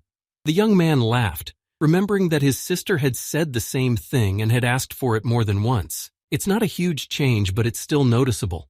Previously, GQ used to exercise until he lost his pulse without a break for several hours every day, but after the missed workout, his muscle growth abruptly stopped. Perhaps this is the restoration of the cup that the system was talking about. After all, he didn't know right now. But Sung-hoon said that the results of the examination were ready. First, he took a look at his physical strength and compared it to his previous performance, and he could break all the records of the Olympic Games someday. The young man asked why he was talking about a year ago. Why compare what happened in the past? He asked him to say everything by modern standards, especially since Sung-hoon had never seen the Olympic Games himself. But Gi-kyu kept this thought to himself. Then the secretary smiled and turned his head back to the young man and said that he was about 10th level. But this made Gi-kyu angry. It seemed that he was deliberately prying. But then the man asked him not to react too emotionally to all this. But he now had an SS rank, the potential of a top ranker. Gi-kyu calmly mumbled something, and this reaction seemed too ordinary. But Sung-hoon himself had asked not to be too surprised. He kept up with him, saying that Gi-kyu should be at least a little surprised. This is such news! But the boy had already heard this news from the Demon King, so it was not surprising. At that moment, Tai-cheek knocked on the office and entered. Then the boy immediately asked how his mother was doing. She was completely healthy. You wouldn't expect anything else, and her muscles had become much stronger thanks to the elixir. And what was most interesting was that Sujin can use certain items even though she is not a player. That's really exciting. No wonder why everyone is running after this elixir. It works wonders. Anyway, Taeshik said to tell you more about the details later. He came here to talk about something else. Gi-kyu hadn't hunted at all in recent weeks, and he wanted to get some rest before he conquered the first floor and went to Sujong. Besides, Elle still didn't have the full power of the Iron Shield's Kallion. Elle apologized for being so slow, but Gi-kyu assured her that it was okay. Taeshik then asked about the resumption of the hunt, and the young man replied that he would continue after this weekend. Hyun said that in that case, he would set aside some time next week. The young man was a little confused and asked if something important had happened to make it so urgent. That's when he told him that the C-rank squad hadn't been in touch for several days in a row, and he had a feeling something was wrong. Taeshik was now gathering a new squad, but of B rank, to send to the 4th floor next week and reconnoiter the situation. This meant that the guardian of this floor was still at large. But that wasn't the most important thing in this situation. Taeshik turned off his phone and shrugged. I didn't want to say it, but assessing the whole situation, it was clear that this monster was killing the players and replenishing its energy reserves with their strength. At such an important moment, Sung-hoon came up to them and said that he also wanted to be present during the conversation, not sit somewhere far away. B-rank group. The minimum number of people in this group was 30, and this raid was supposed to be made up of B-ranked players. GQ felt proud to be called on such an important mission. For so many years he had experienced what real combat was like. However, there was still one but that concerned his own level, a level that had not yet been raised. He had no idea what to do to raise it. Even the elixir was powerless here. When he and Taeshik returned to the association, he suggested that the young man go through an official examination to have his level declared. His physical skills were D rank, and if you take into account his potential, you can get at least B rank. The guy was very upset, and when I asked him about it, he told me that B rank is the level above, not the first. One can only imagine what people with special abilities look like, and realize that GQ is not up to par. However, Taeshik wanted to comfort the younger man a bit, and said that the level was not so important compared to everything else. The most important thing is to improve your performance, and most players generally believe that level doesn't play a role here. Moreover, lately it's been impossible to evaluate level at all because of data protection. Gia Chu also asked in a frustrated tone if it would be noticeable if he got a new one, and Taeshik smiled and assured him that if the tutorial killer who can't level up immediately got a B rank, it would be a real event. All in all, he realized that there would most likely be some small controversy, and he definitely wouldn't be able to stop the rumors of the new top-ranked ranks from spreading. He didn't mind being popular, but the Iron Guild was watching him, so he didn't want to make himself known. Hyun thought about it and let out a sigh of relief. But if GQ was against it, he wouldn't go against his own wishes. But Taeshik couldn't arbitrarily give GQ a new level of Taeshik. GQ only felt more desperate, but he still hoped that Hyun would think of something. But how could Taeshik know that he would have such a case? The manager was confident that GQ would pass the test.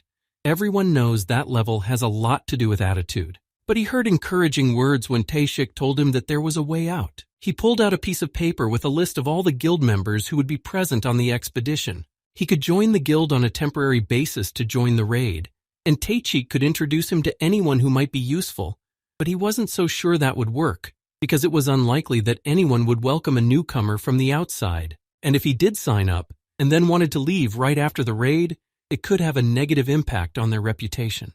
But Taeshik insisted on doing it anyway, and after a while GQ was standing among the other guild members in front of the group leader, Kim Dong-hae of the Child Guild. First he needed to check all the members, and only then would the group be able to leave. Then GQ thanked his old friends who brought him along to help. They wanted to repay him in some way. On the contrary, they even apologized that there was nothing else they could do to help. The reserve force of their clan is only C rank. But for GQ, such help is invaluable. Here he even had a chance to take part in the fight. He laughed, saying it was unlikely. There will be very special guests there, so you shouldn't hope for that. Someone from the crowd spoke to the leader.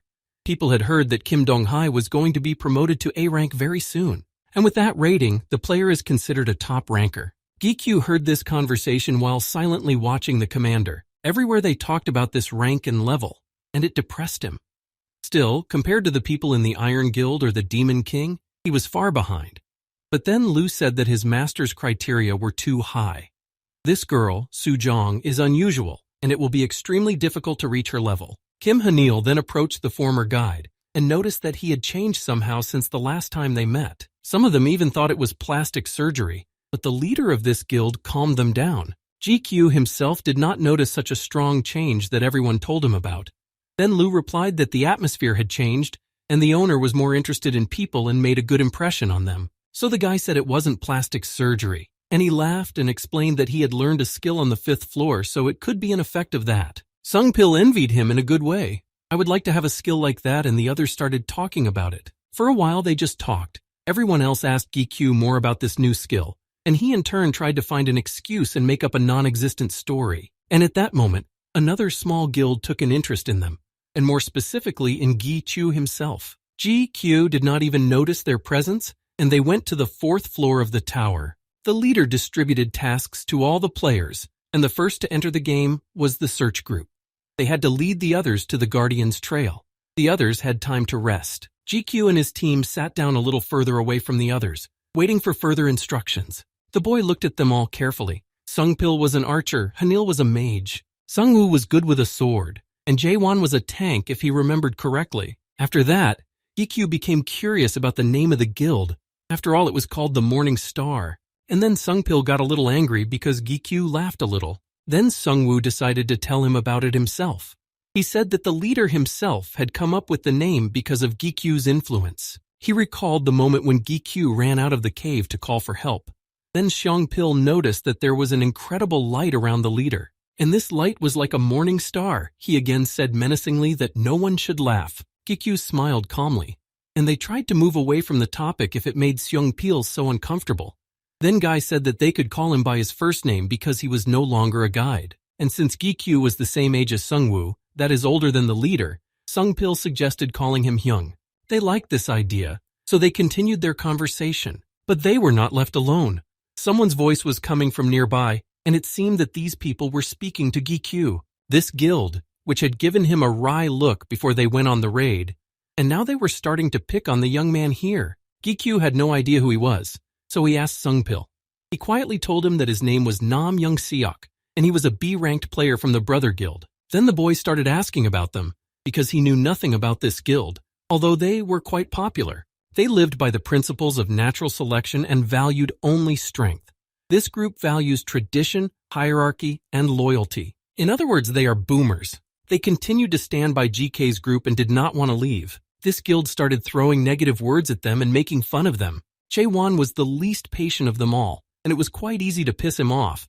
So he was ready to punch these crazies in the face, but the others tried to restrain him, knowing that it wouldn't end well. This mighty guild felt like they were at a picnic, looking at a bunch of these weaklings. They tried to get the group emotional, saying that they were worthless, even though they had signed up for this dangerous raid. Their leaders started to say something about how even the helpers who were here to carry the stuff were worth more than all of them. It seemed that this was the last straw for Jaewon.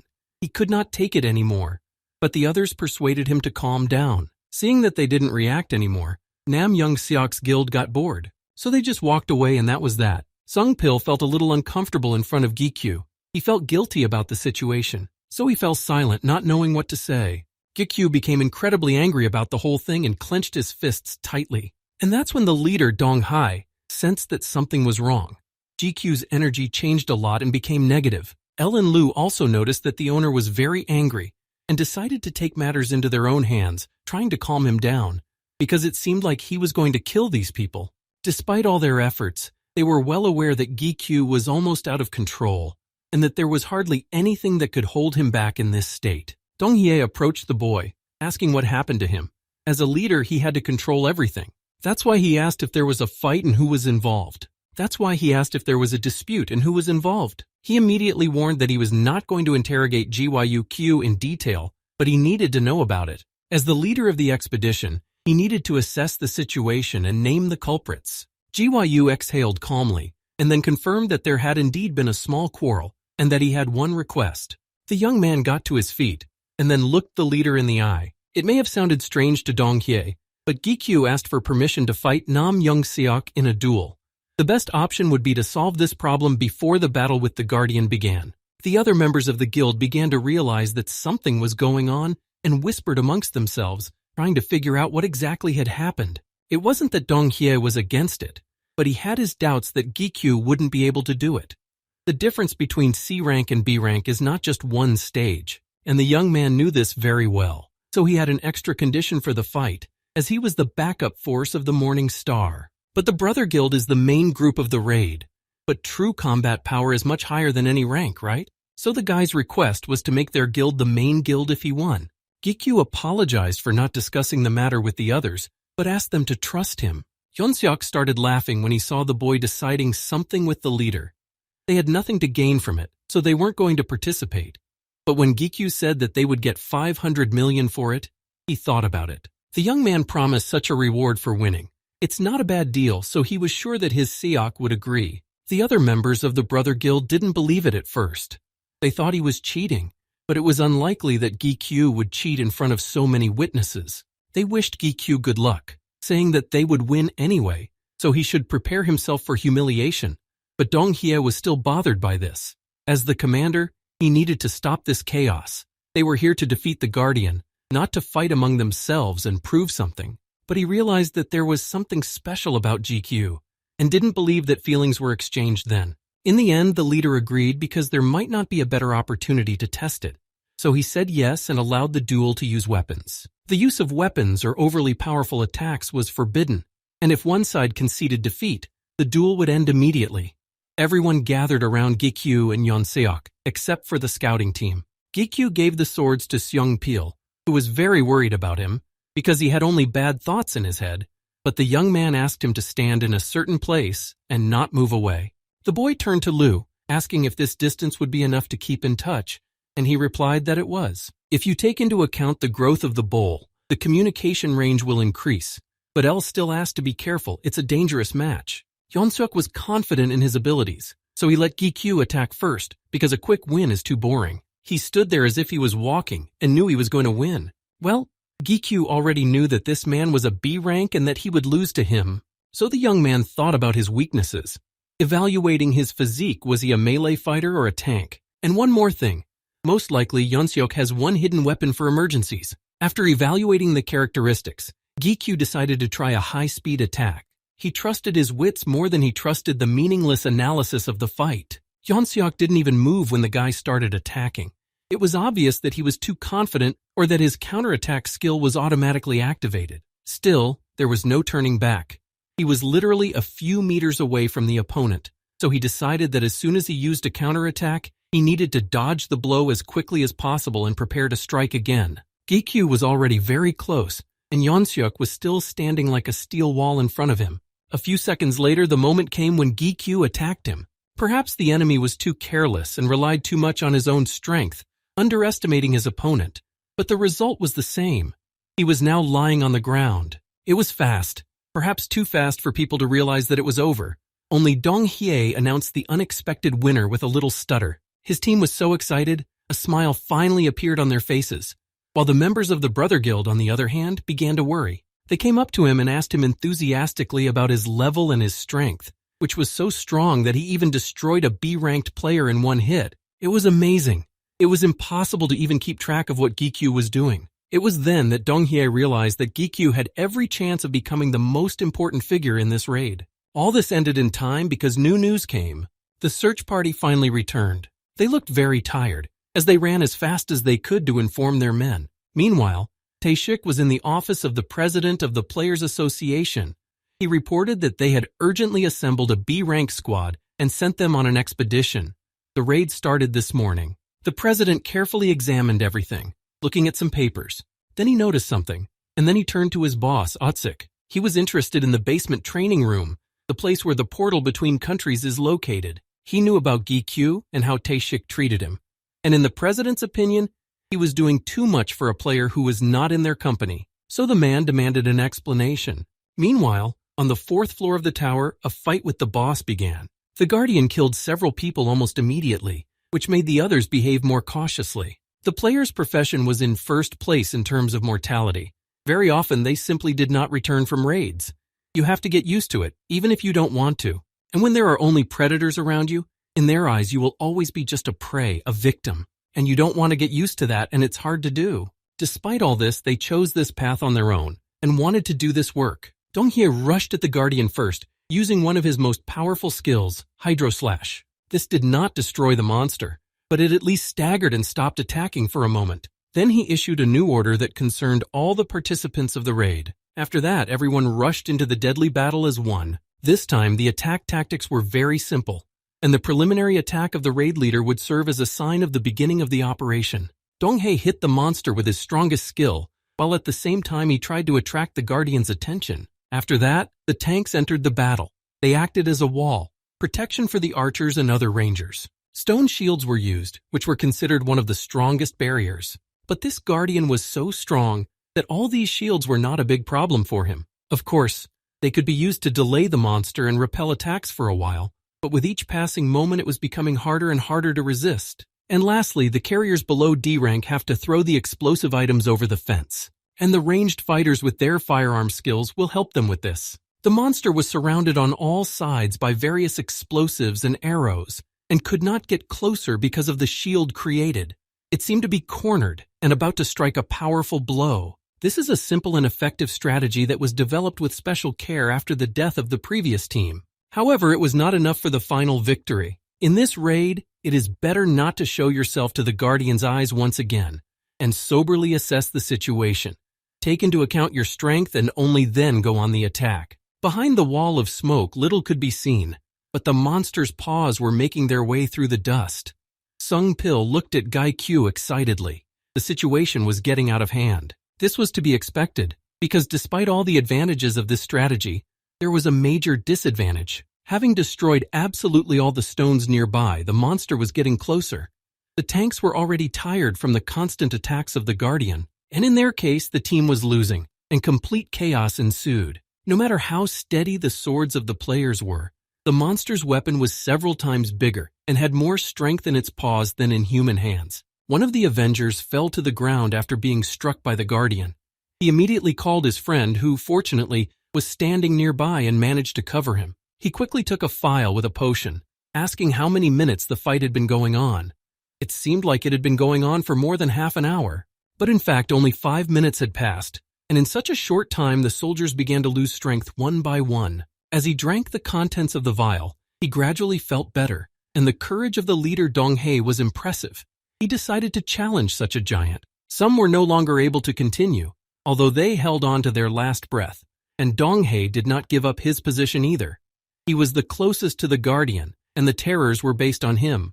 Fortunately, he was doing well so far. Using his sword, the commander tried to strike as hard as possible, risking his life, and he managed to hit and wound the giant more than once, but the wounds healed too quickly. Regeneration was at the level of the Guardians of the upper floors. Realizing that the groups were no longer able to withstand, Dong Hai ordered the first and second teams to be replaced, and the reserve team was to prepare for the attack. Sung Pil, like Gikyu, stood back and did not participate in the fight, but he saw that they would not be able to win, so he suggested that Hyun intervene. Gikyu didn't mind the suggestion.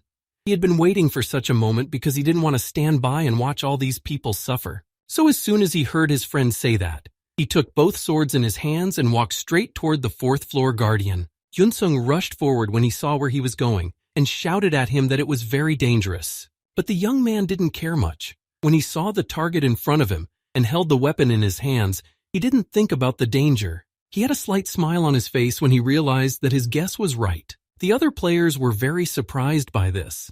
They knew very well that GQ had only recently finished studying the tutorial, so they had no idea how he knew all this. It was true that he had just started to climb up, but he had studied the behavior of these monsters for several years while working as a guide, and thus recognized that this Guardian moved and attacked like a normal orc. The only difference here was higher physical strength and regeneration. When GQ took billions of won with him, he went to buy himself some new equipment, and now he had a great chance to test it in a real fight. He also had a new ego, which he successfully managed to connect with. Hermes.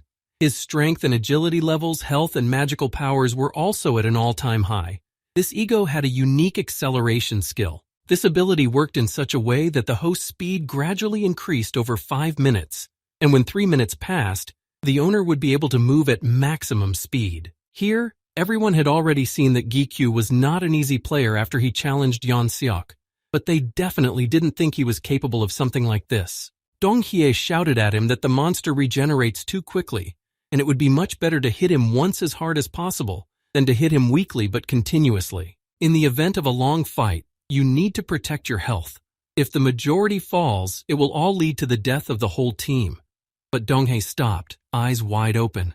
This giant's regeneration stopped the moment Gikyu got closer. This was the ability of another ego, which the boy called Bai. The level of strength and agility was inferior to Hermes, but it was enough to fight. And the main feature was a unique ability. B could restore magical powers and heal wounds. Ego had the ability to accelerate the process of restoring magical powers, and the skill of wound aggravation slowed down the healing process and worsened the condition of existing injuries. Only for a moment did the Guardian stop and the fight stopped. Unexpectedly, he felt weak, and at the same moment he screamed loudly. The players stepped back as the monster began to walk from side to side. They did not know what was happening to it, and thought that the Guardian was simply changing tactics. However, it didn't look like a change of strategy. It was more like the agony of a monster trapped in a dead end. While GQ stood aside from the fight, he had been closely observing his enemy and now used this against him, knowing his behavior in battle. Now he was going to face him one-on-one, just as he had wanted to do before. However, it turned out to be a more difficult task than he had thought at the time. He had to devote more time to this giant, but he knew he would win. He had to make a wide swing and cut along its horizontal. There had to be a very small gap. He quickly approached his opponent, who continued to walk frantically from side to side. No matter how much he increased his level, an orc is an orc and his actions are completely repeatable. Even though he knew that one monster had killed the entire team and was terrifying the new group, he was not afraid of it. After making a few more skillful moves, GQ stood proudly next to the body of the big orc. He was already lying unconscious in his own blood. Now that the young man looked at the defeated, he realized how much the choice of swarms and other equipment affects the fight. Just as Sujong had told him, GQ had defeated the lower demon Phares alone. When he heard the system's notification, there was only one word that interested him: demon.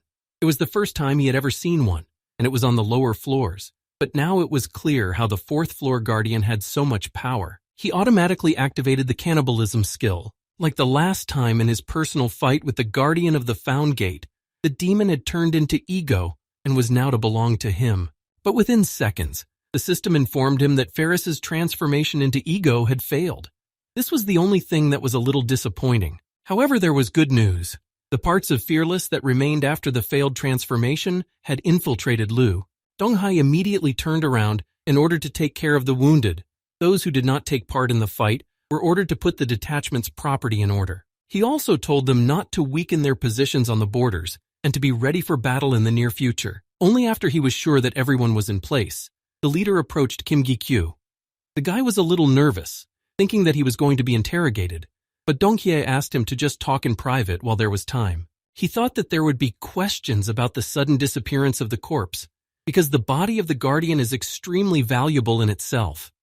Despite this thought, the guy could not refuse to talk, so they moved away from the others. During this time, he managed to think of various things and remembered that even after the body disappeared, not a single crystal or object was left behind. Most likely, Donghye would now demand an explanation. However, there was no evidence that he was to blame. This guardian had been unconventional from the beginning, so the young man hoped that the commander would not make hasty decisions. They stood a little further away from everyone else. And finally, Donghye looked him in the eye. There wasn't much time for small talk, and it wasn't necessary here either, so Donghye got straight to the point and asked Gi-kyu if he wanted to join the Child Guild. It was the last option the guy would have thought of, but there was no surprise on his face. He just exhaled calmly that he wouldn't need to come up with any explanations or excuses. Gi-kyu didn't think long and immediately said that he didn't plan to apply for anything at the moment. Of course, he was pleased to hear that such a person was interested in him, but he did not want to change his mind. He had only come here to participate in the raid and had no plans for anything else. Donghye smiled. Although he was sorry to hear a person with such potential reject him, he didn't want to persuade him either. He simply added that no matter what, he would be very happy to maintain a good and friendly relationship with Gi-kyu, and in case he changed his mind or just needed help, Donghye gave him his business card. Later they returned to the others, and after a while everything was successfully completed.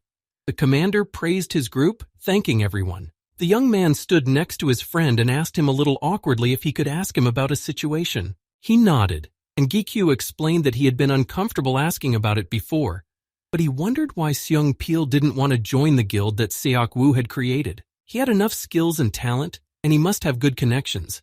If Seung-pil joined this guild, he would always be a winner, but he said that there was no particular reason to do so. He didn't want people to think that he was accepted on a whim. He wanted to achieve everything on his own. Then Seung-pil asked Gi-kyu the same question. He has so many opportunities, but he refuses to take them. With his abilities, he should have gotten a lot of offers from Seok-woo, but he never got a response. Hanil and Seung-woo noticed that they were talking about something and approached them. Then the older man asked if he would go out to eat with them after the hard task. Haekyu refused and said that they would definitely have dinner together someday, but he had to move soon, so he had a lot of things to do. So the boy said goodbye, waving to his friends, and went to pack. They were already waiting for the next meeting, and GQ promised to invite them to a housewarming party, and then they would see each other. When the player walked away, He remembered that Sung-hoon had asked him to call after the mission, so the young man took his phone out of his pocket. When they talked, the secretary told Gi-kyu to bring Tae-shik's boss in, and as soon as he entered the office, he began to tell him everything that had happened, while also apologizing. Hyun wasn't happy about it either, especially since he was getting a big old beating from the old man, the president. Together, they got into the elevator, and Tae-shik added that the president of the association was going to have dinner with him. Gi-kyu was not happy to hear this, because he had a feeling that this dinner conversation would not go so smoothly. He scratched his head thinking that he should have at least gone to the hairdresser beforehand. He was not prepared to meet such a person, but Tae-shik was not in the mood for that. He was too worried about the situation. Little was known about the president of the Korean Players Association. The only thing they knew was that he was an outstanding personality, a great man who was hiding in the world of Korean players. The guy was nervous, it was obvious. He had no idea what the conversation would be about, but he was even more surprised when Tae-shik brought him to his home. The president said he wanted to personally prepare dinner for them. He loved to cook, so he decided that he would rather do it himself. Tae-shik sighed and let Gi-kyu into the apartment, calling his father. They walked in with only socks on, where they heard the old man's joyful voice. It wasn't funny anymore. Tae-shik asked how long he would repeat the same words, but the old man said he would say whatever he wanted. He was being nasty, but he willingly accepted Gi-kyu, saying that they had come at the right time. When Hyun led the young man to the kitchen, he asked what was on the menu today, because there was nothing in the fridge in the morning. Then the old man said, just as happily, that he had bought everything he needed that afternoon and called his son to put the dishes away, while Gi-kyu watched his grandfather in silence. It was unusual to meet the president of the association in such a home-like environment for the first time, so Gi-kyu could not even get a word out. Then the old man noticed him looking to the side. He was equally surprised to see the boy in front of him, having apparently imagined him quite differently. But his father was happy to welcome the younger man to the apartment.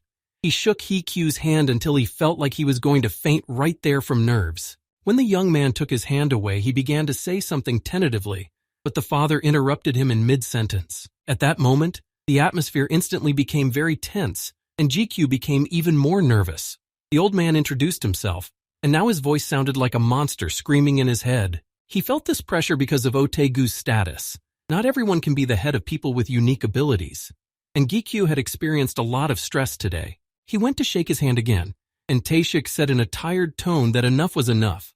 It was the first time they'd ever met, and when the boy heard Hyun's last word, everything in his head turned upside down. As soon as Tae-shik called Tae-gu dad, Gi-kyu had a lot of questions, but he didn't dare to speak up.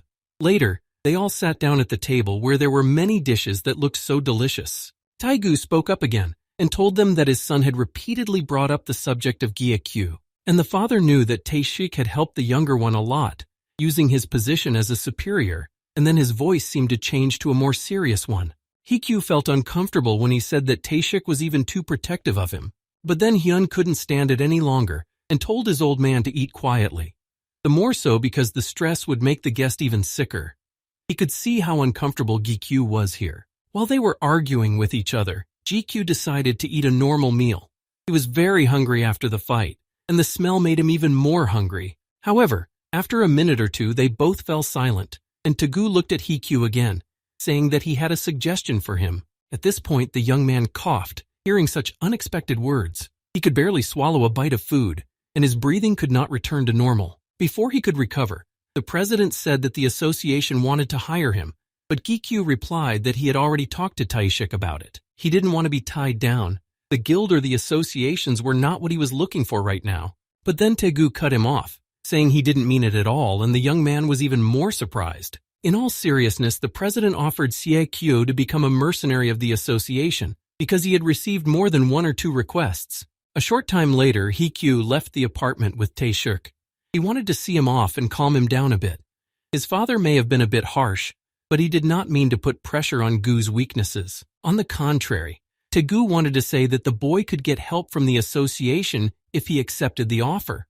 If he wanted, the association could provide him with everything he needed. Even though it is not a full-time position, there are many advantages to this position.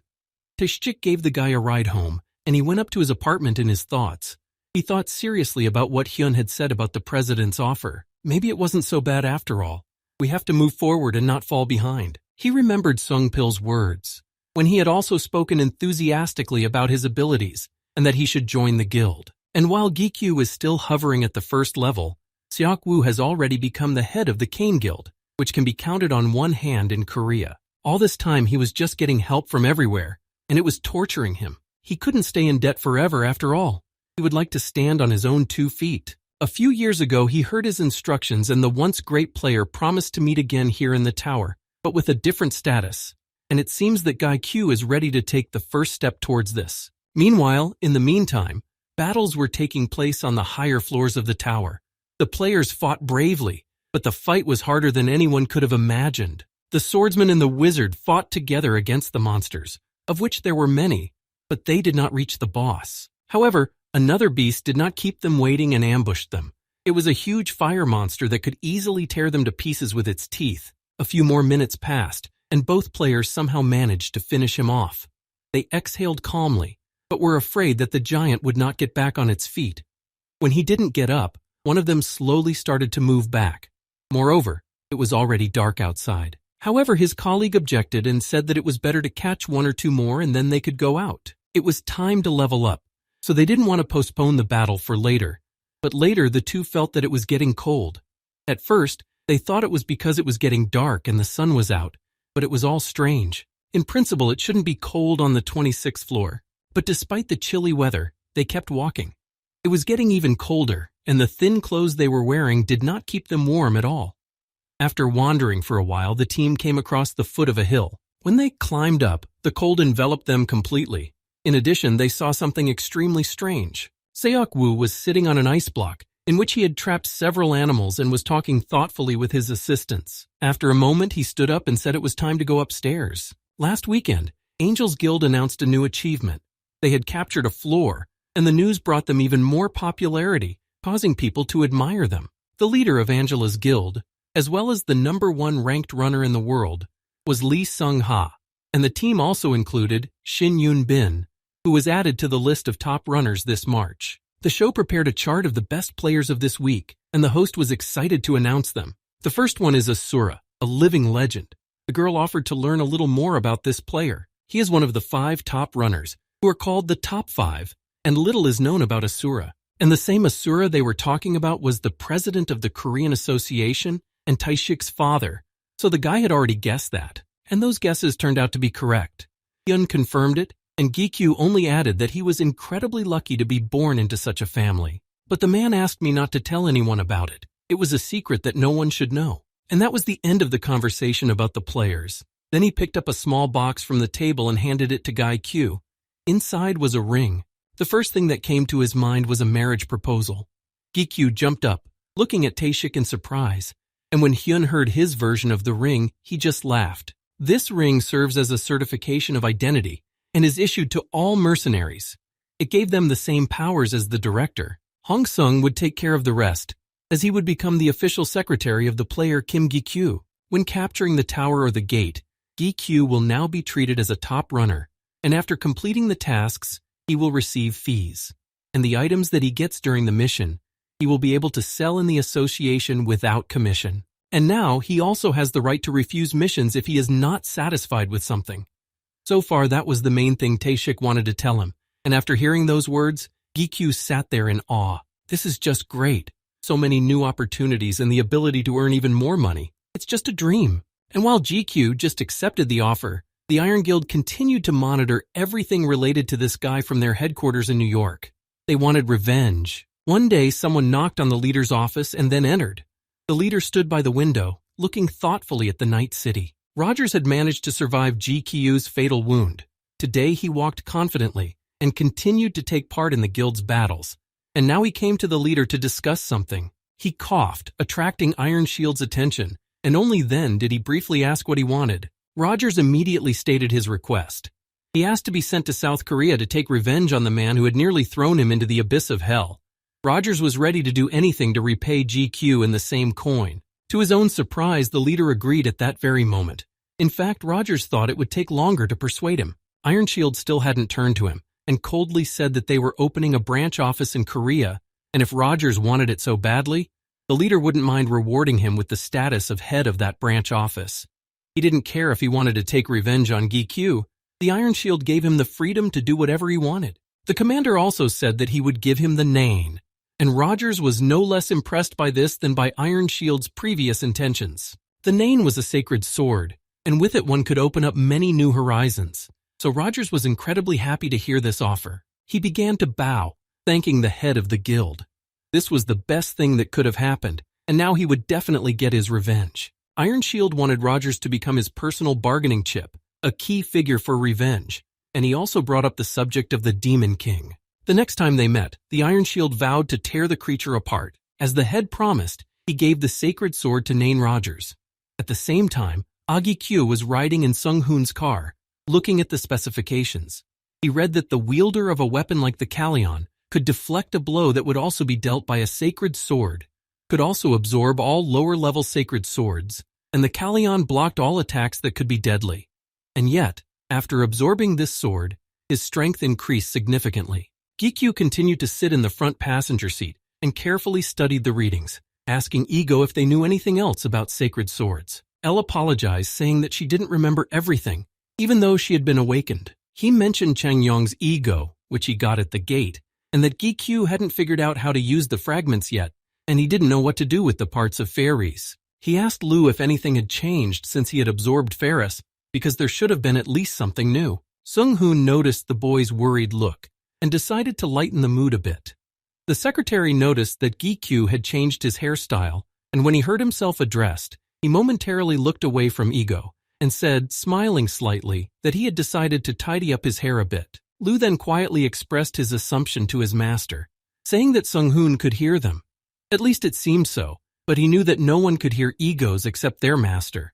In the end, that wasn't what interested Gikyu. He returned to the topic of fairies. Lu nervously exclaimed that he knew nothing about it.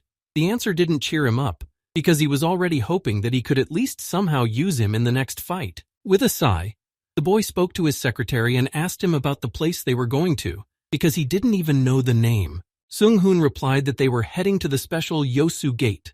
According to the experts, the level ranged from F to C rank. He just needed to complete one task, and it was Gikyu's first job as a mercenary. He was a little nervous, but it was more pleasant excitement than fear. The first important thing is intelligence. However, there is no particular reason to worry. When they passed by the recreation area, Sung Hoon said that he would go with Gikyu, but he didn't seem to hear what he was saying. Gikyu remembered his potatoes that he wanted to pick up back in the city for a snack.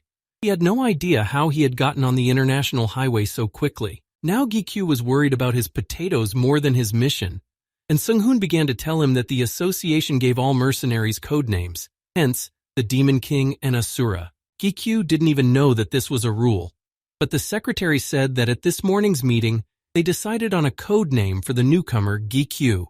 He hadn't heard what they had decided yet, but he didn't like the fact that he wasn't the one to decide. But those were the rules of the association.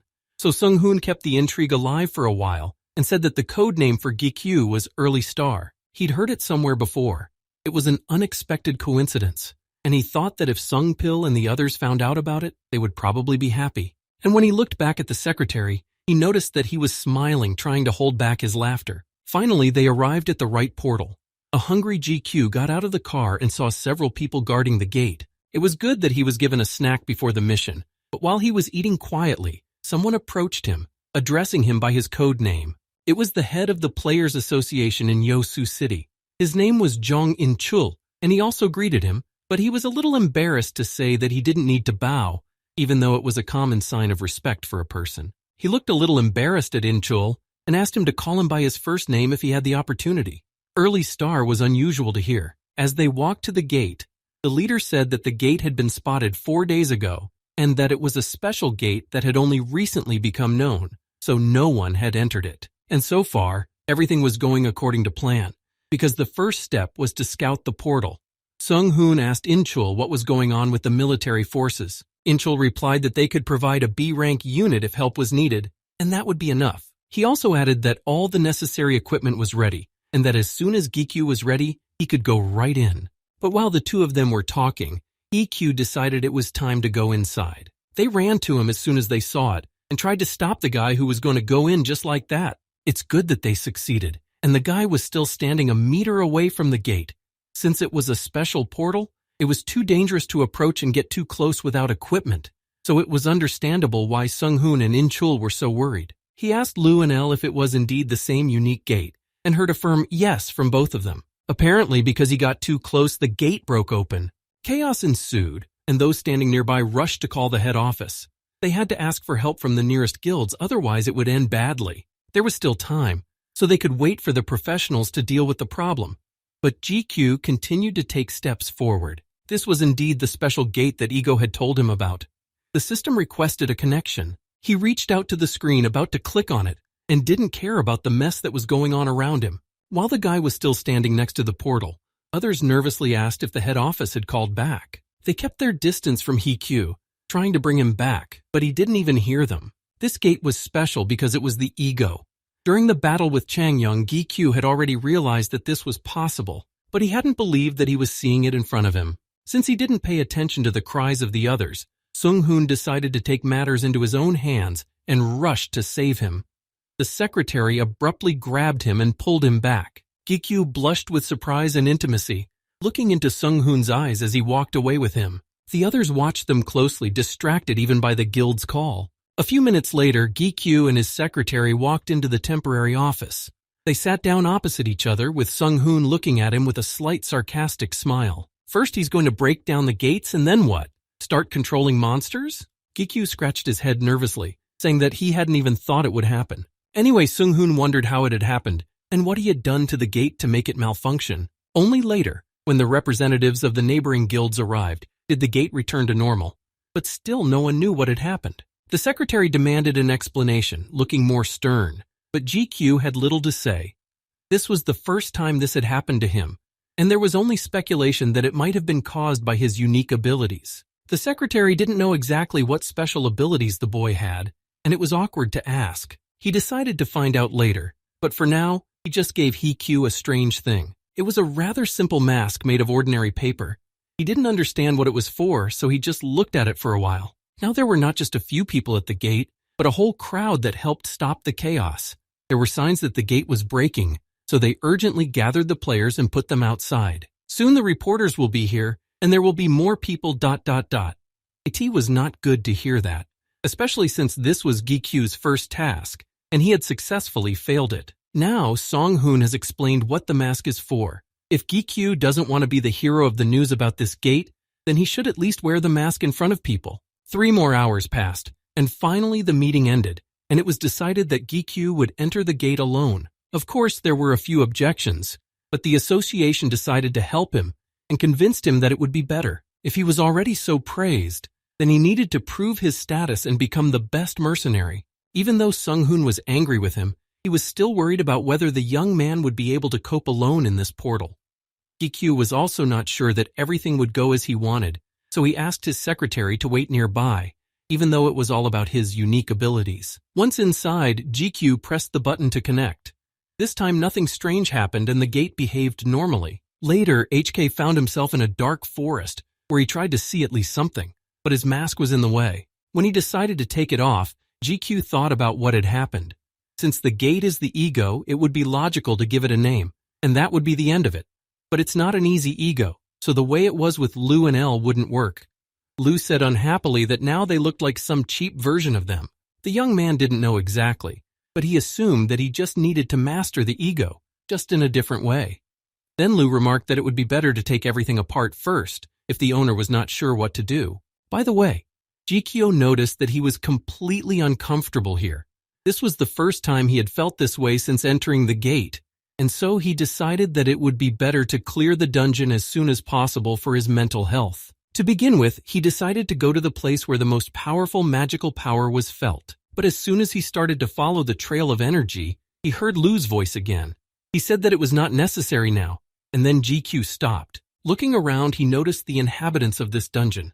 Skeleton warriors. Well, the monsters had come to him, so all he had to do was destroy them. One of them, sitting on a horse, was rushing toward GQ. When the boy took a closer look at him, he recognized Dullahan. It was the first time he had seen this creature in person, but it was too much. Sending an intermediate boss at the very beginning, not just a regular monster. Whether he liked it or not, he had to fight. And Lu and El immediately joined the battle, giving the host a boost of speed. He quickly shattered the skeletons. Bones and parts of skulls flew in all directions as GQ confidently moved on. When he got to the so-called leader, he decided that the best option would be to simply decapitate him, and then it would be easier to deal with his subordinates. Lu wanted to say something to him, but the guy didn't pay any attention and attacked. When the monster was defeated, Gichu moved on and reached the cemetery. Lu again noticed that something was wrong. He didn't know what he meant, so he asked him what it was. Ego replied that there were too few of these skeletons, and this intermediate boss, Dullahan, appeared out of the blue. Compared to the magic floating in the air in this gate, all these attacks were too weak. The boy agreed. He had indeed heard that the opponents here were quite strong, but he didn't see anything wrong with this situation either. He continued to wander around the cemetery and came across another coffin, and it was just about the time when the boss appeared in the other portals. There must be some explanation for Dullahan being so weak, but that's not the point right now. The time has come to fight the boss, who concentrates all the magical power that should be in the gate. And GQ saw before him someone who only appears in a higher level gate, or after a gauntlet. The king of the immortals slowly but boldly advanced on GIQ. Then he resumed his fighting stance and prepared to fight back. The monster did not stop, but began to speak in a low and ugly voice, asking GQ if it was he who had tried so hard to become its master. The boy was nervous. He did not expect to meet such a strong enemy here, and even fight him one-on-one. But the king of the immortals, not hearing an answer, repeated his question. He pointed his finger at GQ, staring with a piercing gaze directly into his eyes. By the time he spoke his question again, Gichu had almost buried himself. This monster was too evil and powerful to handle alone at this level. But the second time the voice came from this skeleton, Gichu noticed that it was the voice of the system, which confused him more. Finally, he decided to forget his fears and join the battle. So he confidently and loudly shouted that it was he, player Kim Gi-kyu, who had come here to become the master of this gate. So he asked the king of the immortals if he was the gate and also Aegis. The king of the immortals felt confused, not understanding what a strange question he had just asked. He looked at the boy in silence for a while, and then sighed. He did not fully understand the question, but decided to answer yes, and added that he was the owner of this place. Yi-Kyu now heard a human voice coming from his mouth. There was definitely something wrong here, so the guy told his ego that they would act first and attack by surprise. The king of the immortals did not move as Gi-Kyu approached, but said that if he wanted to become his master so badly, he had to prove himself worthy of it. The young man no longer listened to this voice, which only confused him, but leaped toward the monster, swords in both hands. But when the king of the immortals responded to his attack with his own powers, Gi-Kyu realized that it was too late to dodge. A cloud of dust hit him, making it difficult to see anything more than a few centimeters away. He was thrown against the nearest rock and barely managed to avoid hitting his head. Li and El were no longer in his hands because he had dropped them when he fell. Right now he needed to gather all his strength and resist the attack. The king of the immortals was coming again. The dungeon boss soared above the ground and glared at his enemy, who was lying on the ground beneath his feet. He hadn't even started yet, and he already looked very unhappy and exhausted. Although it must be admitted, no matter how hard Gi-Kyu tried, the immortal king was still more powerful. He approached him, flying above the ground, and said that he was trying in vain. He could not overcome such a strong creature. After these words, the monster shot lightning at Gi-Kyu, and he barely managed to escape. He had only to turn away and the boy was finished. He tried his best to escape from the storm and then turned to Lu, asking him for something. He didn't want him to worry, so he warned him that he wanted to use a smoke grenade, just like the last time it worked. Lu wasn't sure if it would work on this monster, but GQ begged him to trust him and do as he said. After that, he threw the sword away, which made Lu panic. The boy apologized, smiling, and then stood on his guard to get closer to the demon. This was the only way to be on a level playing field with the immortal king, and after GQ jumped up, he launched an attack. A guy who wants to become its master so badly. At this rate, he'll probably have to wait a long time to achieve it. It only took a few seconds for Gi Chu to get back up and pick up Lu, and then he began to throw punches even more vigorously, and his persistence paid off this time. He finally managed to hit the king of the immortals. It wasn't a great attack, but at least it was progress. The monster glared at his enemy, saying that his weapon was too annoying. And then a crazy smile appeared on his face, and the skeleton prepared to attack again. He didn't want to drag this fight out. The king of the immortals flew into the air again and appeared above the boy. Then Gi Chio tried to move back as quickly as possible, keeping a close eye on his opponent. But that wasn't the last surprise from him. The king decided to repeat his attack again. Lu was already tired. The battle was drawn out and exhausting, so he warned that he would not dodge this attack. Then Ella suggested that GQ should launch it, and she would take over. The arrows that were coming straight from the sky were getting closer. They had to decide quickly. A moment later, the master ordered L to start the attack, which Lu was a little offended by, even though he had just said that he would not help this time. He immediately explained to him that he was not suited for this, but Lu was even more hurt and sharply replied that he could easily defend against such low magic. The master apologized, but now was not the time to bet on something they were not sure of, and the king of the immortals was getting stronger and stronger, and the boy was beginning to doubt whether he would be able to resist him to the very end, if the fight was already so difficult at this stage. Realizing that the monster left him no other choice, GQ asked Lu if he was confident in his abilities. Of course, he answered firmly and clearly that he was. In violation of his own words, GQ decided to try his strength. Lu had never let him down and the boy trusted him. Immediately, Lu began to absorb the magical energy of the enemy's weapon. It took very little time for Ego to do this, and the system informed GQ that Lu had now awakened the consciousness of a magic weapon master. He didn't have time to think about what he had heard, but it was very impressive. The Demon King was equally surprised, as he could not believe that an ordinary person was capable of such a thing. The Immortal King recognized that GQ was trying hard and really wanted to become a master, but the monster still couldn't recognize him. With his hands in the air, the Immortal King began the final test. He had a lot of questions for Lu with his new powers, but there was no time for that now. He now had a new problem to solve. He stood before the golem that the skeleton had created. Now he had another opponent who was not easy to defeat. He was much bigger than the boy, so GQ was going to take him with his strength, which would be stronger even than this giant. The king of the immortals was on top again, and GQ once again approached him.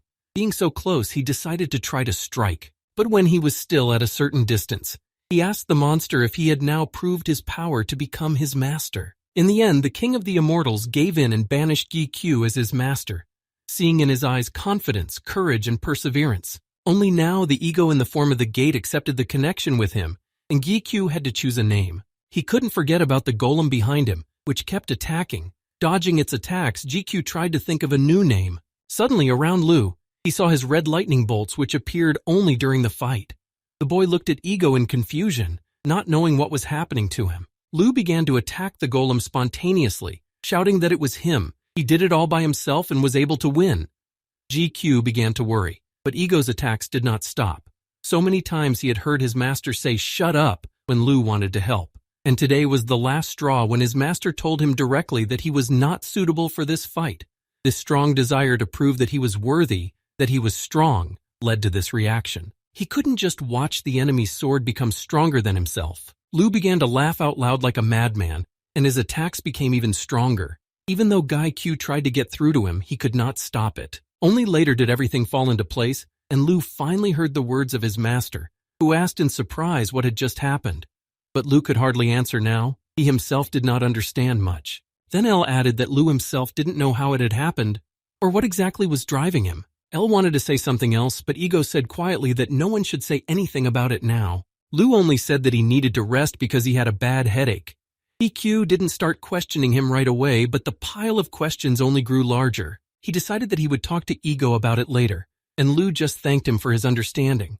Well, the golem was gone, so now it was time to come up with a name. It was a difficult choice, nothing came to mind. But after standing there for a while, he finally revealed himself. He would be called Brunhart. The boy smiled and entered the name in the appropriate line. The situation in the city at the moment was far from good. The news was all over the place about the breach of the gate. There was panic in the streets. Everyone was running for their lives, and the crowds in some alleys were frantic. The employees of the association were urgently gathered for the task. They were placed around the city to help people get to safety in case of further danger. A siren sounded throughout the city to warn of the recent rupture of the gate. It hadn't happened in a long time, especially since the rank ranged from F to C, and the police and other players were always guiding people to safety. And on top of that, this gate is special, which makes the situation even more dangerous. Taishik also came to the city. He couldn't ignore what was happening on the streets. When he got out of the car, he asked the driver if help had arrived. He told him that all the guilds in the area had been gathered and that Child was on his way. The evacuation was going smoothly, and would be complete in just a few minutes. Tachik turned to him and said that they were done in 10. We can't drag this out. However, the evacuation alone would not have ended. The journalists disobeyed the association and the police and did not leave, filming everything on camera while saying something about freedom of speech. And the worst part is that there are players among them. It's so ridiculous. However, if they want to die, let them stay. It doesn't matter so much. The breaking of the gate itself is not a big deal. Including Tachik, there were enough professionals to help with it. The point here was different. Tachik walked closer to the portal where many equipped players had already gathered. He realized that if it really was the gate breaking open, then something bad had most likely happened to Gichu. And as soon as he approached, those in the front shouted to everyone else to get ready to fight. The worst stage was beginning, and yet it happened and the worst-case scenario became a reality. Taeshik and Song-hoon immediately ran to the gate, hoping to save Gichu. Taeshik felt guilty for what had happened to him. After all, it was because of him that Gichu finally agreed to become a mercenary and went on a mission. But no matter what, he fought to the last to save the boy, hoping that the young man was still alive. Without thinking about his own safety, Taeshik rushed forward, intending to kill the gate with his own hands and stop the chaos. But as he flew, he caught a glimpse of someone standing next to him.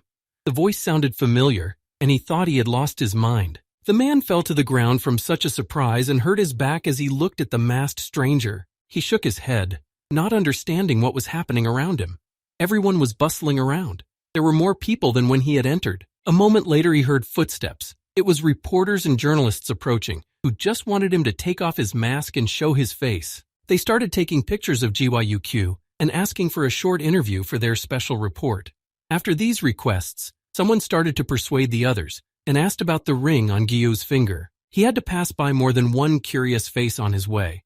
The reporters keeping up with him, even though he just wanted some peace after everything that had happened. It was a good thing that Sung-hoon and Taeshik were there to pull him out of this hell, and then dragged him to the president of the Players Association. He already knew the whole situation, but he asked him to tell him everything in detail.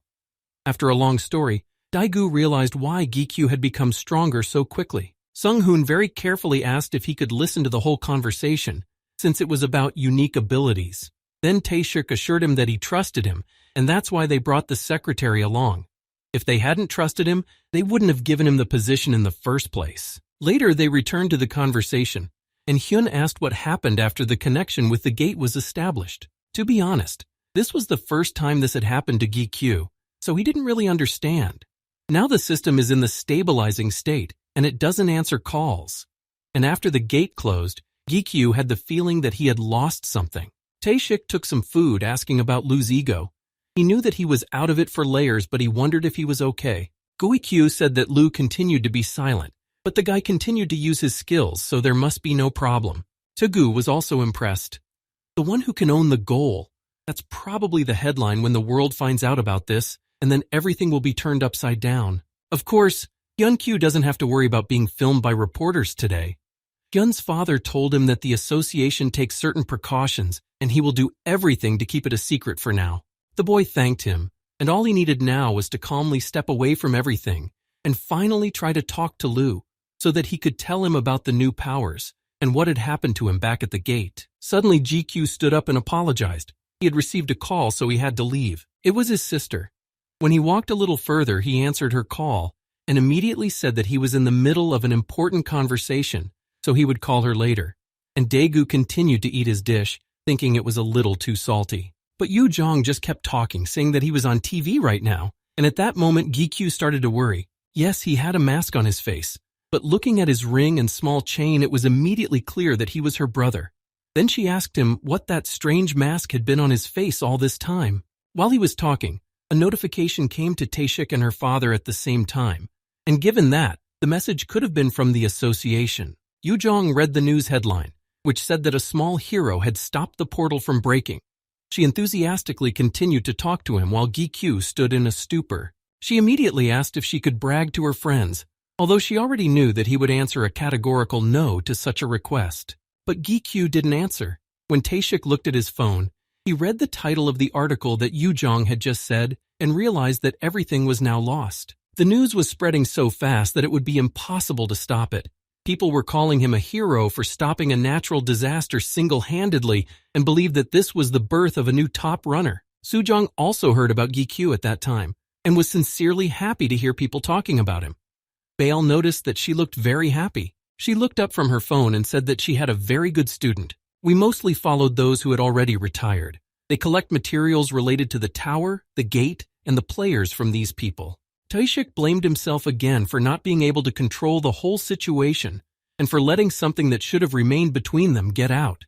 But GQ wasn't angry with him. He didn't do it on purpose, and it was impossible to disperse those reporters. Apparently, they were just unlucky this time. It could have all been the work of one annoying reporter. All the others just didn't give him a pass, and all he could see from all sides were flashes of cameras. GQ wondered about the reporter, and then he told him that he used to be quite famous as a runner. Kyo Hyun-chul. He used to be one of the best runners in Korea, and many people looked up to him. But now it's better not to mess with him at all. That's why Taishik warned the young man to be careful about it. Afterwards, he left Hyun's apartment and went to Dongdaemun, where he went to Hwang No-in's studio. Now Lou would have started to argue with him again and say that the owner was going crazy with this object and was only getting into bad habits, and that the owner of these ego coasters is some kind of a nutcase. Lou would probably have put it that way if he had been with him. Without him, Hee-kyu was even lonely. He had gotten used to ego, even if he was a little bit harmful sometimes. Elle apologized to him and he had nothing to say in return. She finally asked him how she could help, but Hee-kyu said that it was nothing to worry about. When the boy went on to see his grandfather, he immediately noticed that Gi-kyu seemed to be talking to himself. The boy smiled slightly and asked the old man how he was doing.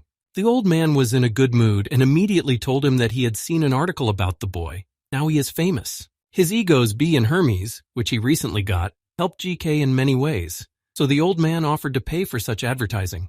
To be honest, that's why he came here, even though he didn't say so directly. The young man didn't want to be in the news right now, so he needed something to take the spotlight off him. The old man understood exactly what he needed, so he immediately offered him a new mask because the one in the video was just worthless, although Gi-kyu didn't think so. Hearing this, the old man said that there was nothing in his workshop that would suit Hee-kyu's taste. But then the boy argued that it was the mask that he needed. As he already knew, everyone knew about the mask and the ego. And if the face can be opened, the ego will not disappear. And the B is hardly ever noticed, but the rings are always in the spotlight. There were a lot of comments about how these accessories look very unusual. And someone even said that he had seen a player like that in Seoul once. So Gi-kyu wanted to cover them with something, because he couldn't take them off without losing contact with the ego. The man pointed to the shelves on the side, saying that all the gloves were there and he would find something for himself. He made only a few kinds, but the choice was quite large. The boy examined the things made by the blacksmith and realized that it was difficult to establish a connection with Brunhart. But with B and Hermes, it was a little easier. So he wanted to find an ego with whom it was easy to start communicating. But then I also remembered what Elle had said, that it might be due to the fact that his cup had become bigger and he shouldn't have so many problems with it now. But Elle immediately added that she hadn't meant to imply that the master was inferior before, just that the name didn't suit this ego. But Gi-kyu smiled gently and said that he didn't have to worry about that. Finally, the young man came to choose, but everything he saw looked amazing, so he didn't even know what to choose. Thinking that too bright a design might backfire and draw attention to the gloves, he decided to choose something more quiet, and when he saw a suitable option on one of the shelves, he took it. The old man didn't say anything, but he appreciated that GK had chosen a very good option. Now it was time to establish a connection, and for that he had to come up with a name again. For a few minutes, Hee-kyu tried to connect and try the mittens. It felt a little strange, but it would probably go away if he got used to them. His Obrion ego was now in his arsenal as well. His strength was on par, and his agility was on the special skill. Great power. And then he also had an option that was perfect for the gauntlets. Even before leaving the workshop, GQ decided to try summoning Lu and Elle in them, knowing that the normal gauntlets would just break through. There was no such dilemma with these. The swords were in his hands and the gloves remained in place. All was well, but one more question. Would these gloves be able to cover the ego when they took the form of rings again? He tried everything and everything worked for him. The guy asked how much it would cost, but he said he didn't have to pay. We can consider it a thank you. The man asked only one thing. When he needed GQ, he would call him. And in that case, the old man would like to get help from him, so he asked if the young man agreed. Soon, Hee-kyu left the workshop and went home. And so the next day came. He entered the tower building, now on the ground floor in the lobby. But as soon as the doors of the tower opened, he saw the same thing he had seen at the gate. A crowd of people asking him to tell them whether he was a secret agent of the association. All of these people were journalists. In the last few days, Sung-hyun's head was spinning with them. After that article, they started coming every day, all because of this masked runner who had become famous on his very first assignment. It was a loud and sharp statement, even though GK hadn't intended it to be that way. After standing there for another minute, GK said that it would be impossible to enter the tower now, so he would rather look for another gate somewhere else, but the secretary told him that it would not be necessary. The reporters think that player Kim Gi-kyu is a top ranker, so they want to get to the top floors to meet him. But right now, our masked runner is on the lower floors, so he doesn't have to worry. With a murderous glare, Gi-kyu looked at Sung-hoon, who had just said those words, which sounded like humiliation. He just smiled sweetly and walked him to the entrance, after which they entered the first floor. Gi-kyu walked through it easily, killing all the monsters along the way, and at the same time, the words of the uncle from whom he had taken ego again were running through his mind. Hwang's grandfather never puts too high a price on his weapons, but he takes great pride in his products, especially since the thing was clearly not the cheapest in the workshop. Gi-kyu thought that this request would be very important and serious. Suddenly, the boy stopped in the middle of the clearing and listened to the sounds around him. He asked Elle if she had heard anything strange, but she said that there was nothing strange. Right now, someone was talking about a master, and he could hear it clearly, but he had no idea where it was coming from or who it could be. He waited a little longer, and the voices repeated themselves. This time, Elle also heard something, and the first thing that came to mind was Lou. Maybe he was already awake, but it wasn't his voice, and this one was very quietly asking for Gi-kyu to call his name. At first, it seemed strange, although with each successive task he began to get used to it, and gradually some of the voices that were believed to be in the mysterious places of the gate or the floors of the tower ceased to frighten him. The young man looked up and saw a ball of light blue color. It was the same as Lou's, so he was sure it was ego. But even though he remembered seeing something similar, Gi-kyu couldn't remember what it was. Suddenly, he sat down on the ground, grabbing his backpack tighter, and got scared. Then the system started talking about Brunhart. His form hadn't been released yet, so a sign appeared asking him to choose it for ego. Elle was worried about her master. She didn't know what had just happened to him because he had fallen instantly, but he chose to remain silent when she asked. The sign didn't disappear, and the system insisted that GQ choose a uniform for Brunhart. Then he stood up and took a few steps back. It was different with Lou, although perhaps it was the norm that each ego had its own personal approach. But the owner still asked Elle if she knew anything about it. She replied that GQ should approach the sphere. There was nothing to be afraid of. After that, he had to put his hand to the sphere and clearly visualize the image he needed. At first, it seemed that this was not enough, but he trusted Ella, so he did as she said. With his hand on the sphere, GK thought about the image of the ego he would like to see. He closed his eyes and tried to imagine what he needed. It wasn't easy. They hadn't spent enough time together for Hee-Kyu to know all the details. But despite this, Gi-kyu was very grateful to Ego, who had protected him until his death, and then Brunhart had given his life for him. The first thought that came to his mind was that he wished Brunhart could protect him again. It would be great if he would protect him, never leaving him. The boy's eyes were closed, and he did not see that something was happening. He opened them only when something moved into the chain, making Gi-kyu stagger. The sphere disappeared, and the chain continued to emit lightning of the same color. It was as if something had entered his heart, even though he was not an Iron Man. Immediately afterwards, Brunhart heard the joyful voice of Ego, and he was very happy to be with his master again. Then the boy began to realize that this was the same Brunhart who had died saving him in the fight against the Iron Guild. It was the ego that was taking over the memory, and it was actually him. Brunhart became even happier when his master said this, and he shouted joyfully that he was the same Brunhart and he remembered everything. He couldn't calm down and kept repeating that he was incredibly happy to see his master again. EQ was also happy to have Ego back, but he would have liked a little less chatter. It was different from what Gi-kyu had imagined, and the voice sounded very childish. He thought Brunhart would look like a knight who would silently guard, but that couldn't be changed, so Gi-kyu used the ego merger and Elle greeted him. Brunhart was happy to see her and remembered both Lou and Ella. This was the result of GK's wish for a new ego. Perhaps not completely what he had wished for, but it was there. With the help of the name, he took over all the memories from the past, and he also regained the skill of reflection, which he had at the beginning. Brunhart was a gate aegis with many skills. In addition to reflection, he could absorb power, control, and was also the ego with memories. Instead of transforming into an accessory, Brunhart only had fusion, and these new abilities came from his gate skills, the young man thought. Reading so many possibilities, Gaichu was very excited and pleasantly surprised.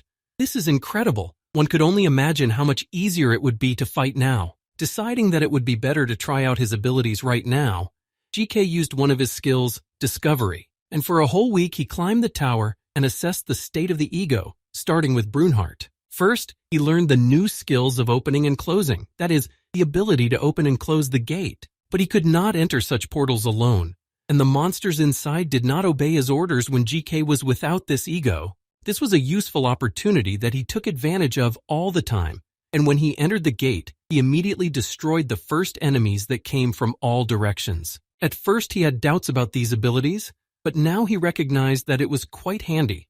He could even cause the gate to open. He went to the next gate and closed it from the inside, thinking that it would be even better to be able to control it completely. But he had to move on to the next skills, namely absorption and management, and they are closely related to Brunhart's growth. Absorption can absorb other gates and grow at their expense. And control could also absorb gates that are lower in level and allow the master to control them. Judging by the description, GQ had already guessed how it would look like in action, and it can also only be used for the gates he owns. Reading all of this, GIQ realized that there would be many limitations to its use. He wished he could go out and try out these skills right now, but he would have to wait a bit and put it off for now. Now he had something else to do. He had to catch this beast that was looking at him with mad eyes. It was the Floor Guardian, and they called it a giant Smilodon. He was really huge. The boy had only caught weak monsters this week, so it was time for something bigger. But he had to stretch his body at least once, so he wouldn't get run over. When the giant paw of the Smilodon came over his head, Gikyu shouted the name of the skill Strength to fight back without wasting too much time. This would be enough for a good warm-up. So GIQ put both weapons in front of him and took a stance. At first he attacked without much effort, just to anger the beast and slightly wound it. The next step was to defend himself. When Smilodon attacked him again in anger, the boy used this opportunity. An equally large wall appeared, and then the place was blinded by a radiance. He closed his eyes and turned away. A little time passed and everything was over. Only the ravine on the ground reminded him that there had been a battle.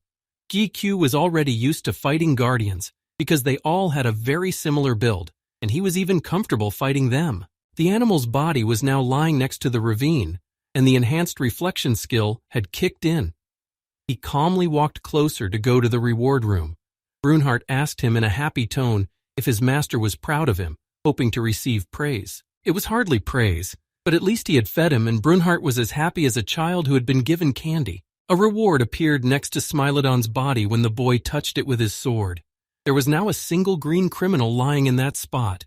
It was a pity, of course, that none of the equipment had fallen out, as it was needed now. However, it was also good that such a large body could be worth a lot of money.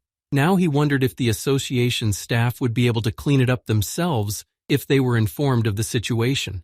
Whatever the case, he had to fulfill his promise first. Opening the gate, Guy came closer, holding the reward in his hands. Brunhart had one more wonderful ability that he had only learned about this week. He threw a crystal into the portal while remaining in the gate. With the help of these crystals, they could grow.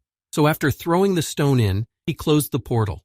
Now Gaichu had tested absolutely all of Brunhart's abilities and adapted to his strength and speed. Even if Lu hadn't woken up, his skills were still usable, and raising L wouldn't cause any problems either. He thought that it would be great to go to the 30th floor now, but decided that he would go to the 29th floor first and think about it later. A few minutes passed, and Gikyu found himself on the right floor, and something interesting was happening there. The two guilds met on the same floor, and they were not the kind of people who would disperse peacefully, and that was that. The only way out for them was to start a war. The red players laughed when they heard the threats in their direction. They had no idea what kind of guild it was, although if it was just about the name, they knew their worth. This behavior was a challenge to them to fight, so they attacked first, telling their men to teach these lowlifes a lesson and show them who was in charge. GQ, who had just entered the floor, immediately heard the sounds of weapons and people screaming. Normally there would have been someone here, but they were fighting monsters as they do here, not each other.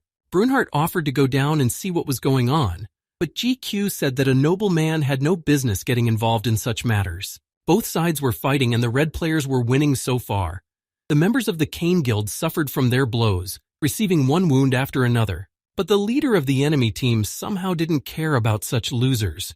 He ordered them to bring the head of the guild, not wanting to continue fighting with weak wards. He wanted to see Yu Seok-woo and then talk about something.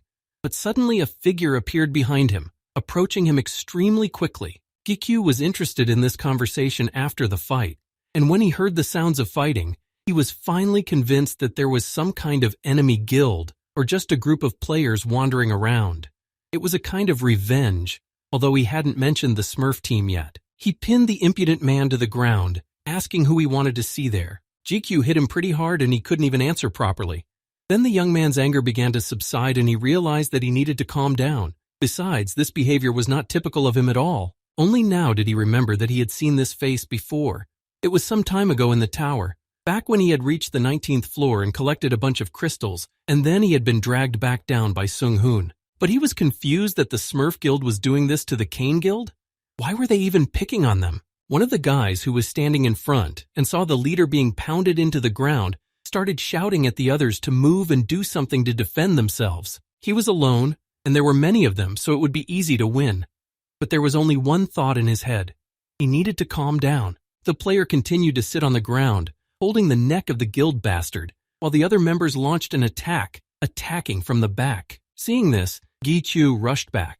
It was the first time he had ever killed a human being, and there was not a single bit of hesitation when he swung his sword.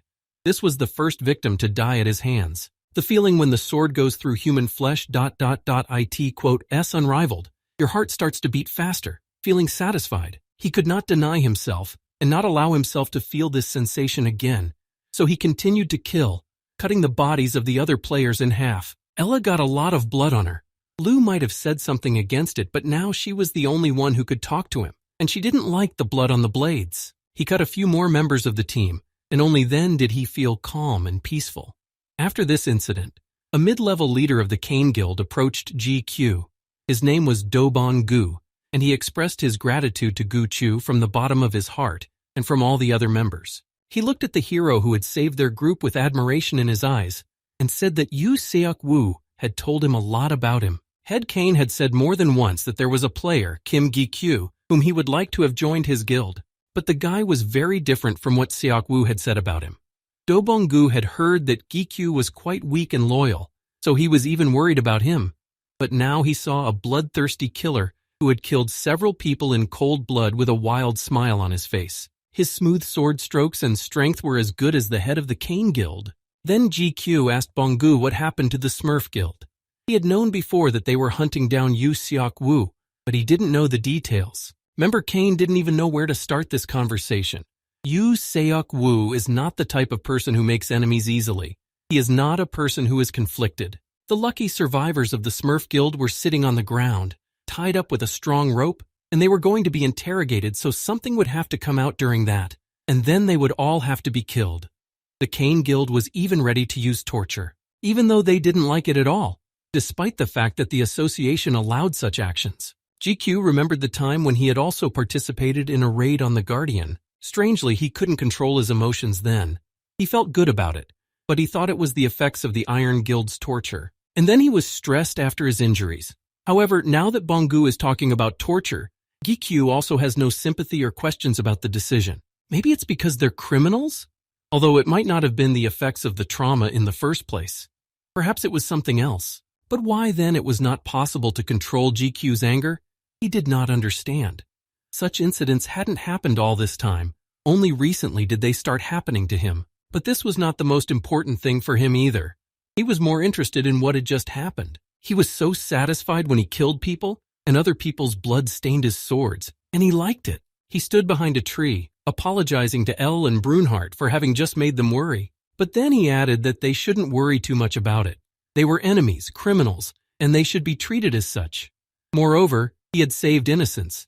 And then the young man added that he had some guesses about the situation. It must be the work of the Demon King. GQ was sure that Soo-jong had definitely done something to him when they met, and it affected his behavior and this strange desire to kill people. He had no other assumptions, because he had started to notice all these changes in his behavior after meeting her. A few minutes later, GQ returned to the members of the Cane Guild, who were dealing with the bound enemies. Bong-gu heard footsteps behind him and turned around to see the guy. His face was slightly stained with blood, and he immediately apologized for having to witness such a scene, but the latter was understanding. The young man also asked if he had learned anything from the Smurfs after the interrogation they had just arranged. Bungu was not particularly pleased to say that almost no information could be extracted from them, so they contacted the boss and followed his orders. Apparently, they were the lowest members of the guild, who knew nothing and could do nothing. That's what Gikyu thought, and Bungu verbally agreed with him, but he thought it was all because of the guy's strength, and not that they didn't know how to do anything. It would be hard for anyone to resist. Guild member Kane then sighed, saying that it was time for them to move on. It would be really cool to go to the team leader together, but right now, they still have a lot of unfinished business. But Gikyu abruptly turned away and quietly told them to wait, which alarmed Bungu a bit because the young man's face instantly became very stern. The boy looked in different directions, hoping to see something, even though he didn't know what it was yet. He just had a strange feeling that he hadn't had for a while, as if someone was watching them closely. And it turned out to be true. In the bushes on all sides, they noticed the Smurfs Guild, which surrounded them on all sides. Several members of Kane and GQ gathered in the center, unable to escape. There were so many of them that it was hard to even imagine how many people there really were. Probably no one has ever seen such a huge guild. If we estimate roughly, there are about 100 of them here, so there was an assumption that they came here as a guild for revenge. It was strange that they were so worried about their colleagues who were tied up here. In fact, GQ thought that the guild would just leave them, and that would be that. The situation was very difficult now, but for some reason his heartbeat didn't even speed up with excitement. He calmly asked the Kane leader if he had sent someone to the association or his guild. Bungu had certainly sent someone to report the situation, but he shouldn't expect reinforcements. Then Gicho firmly said that he would clear the way and let the others urgently prepare a messenger and a flare to announce the necessary help. After telling the conductor to move faster as time was running out, the guy stood up to defend himself.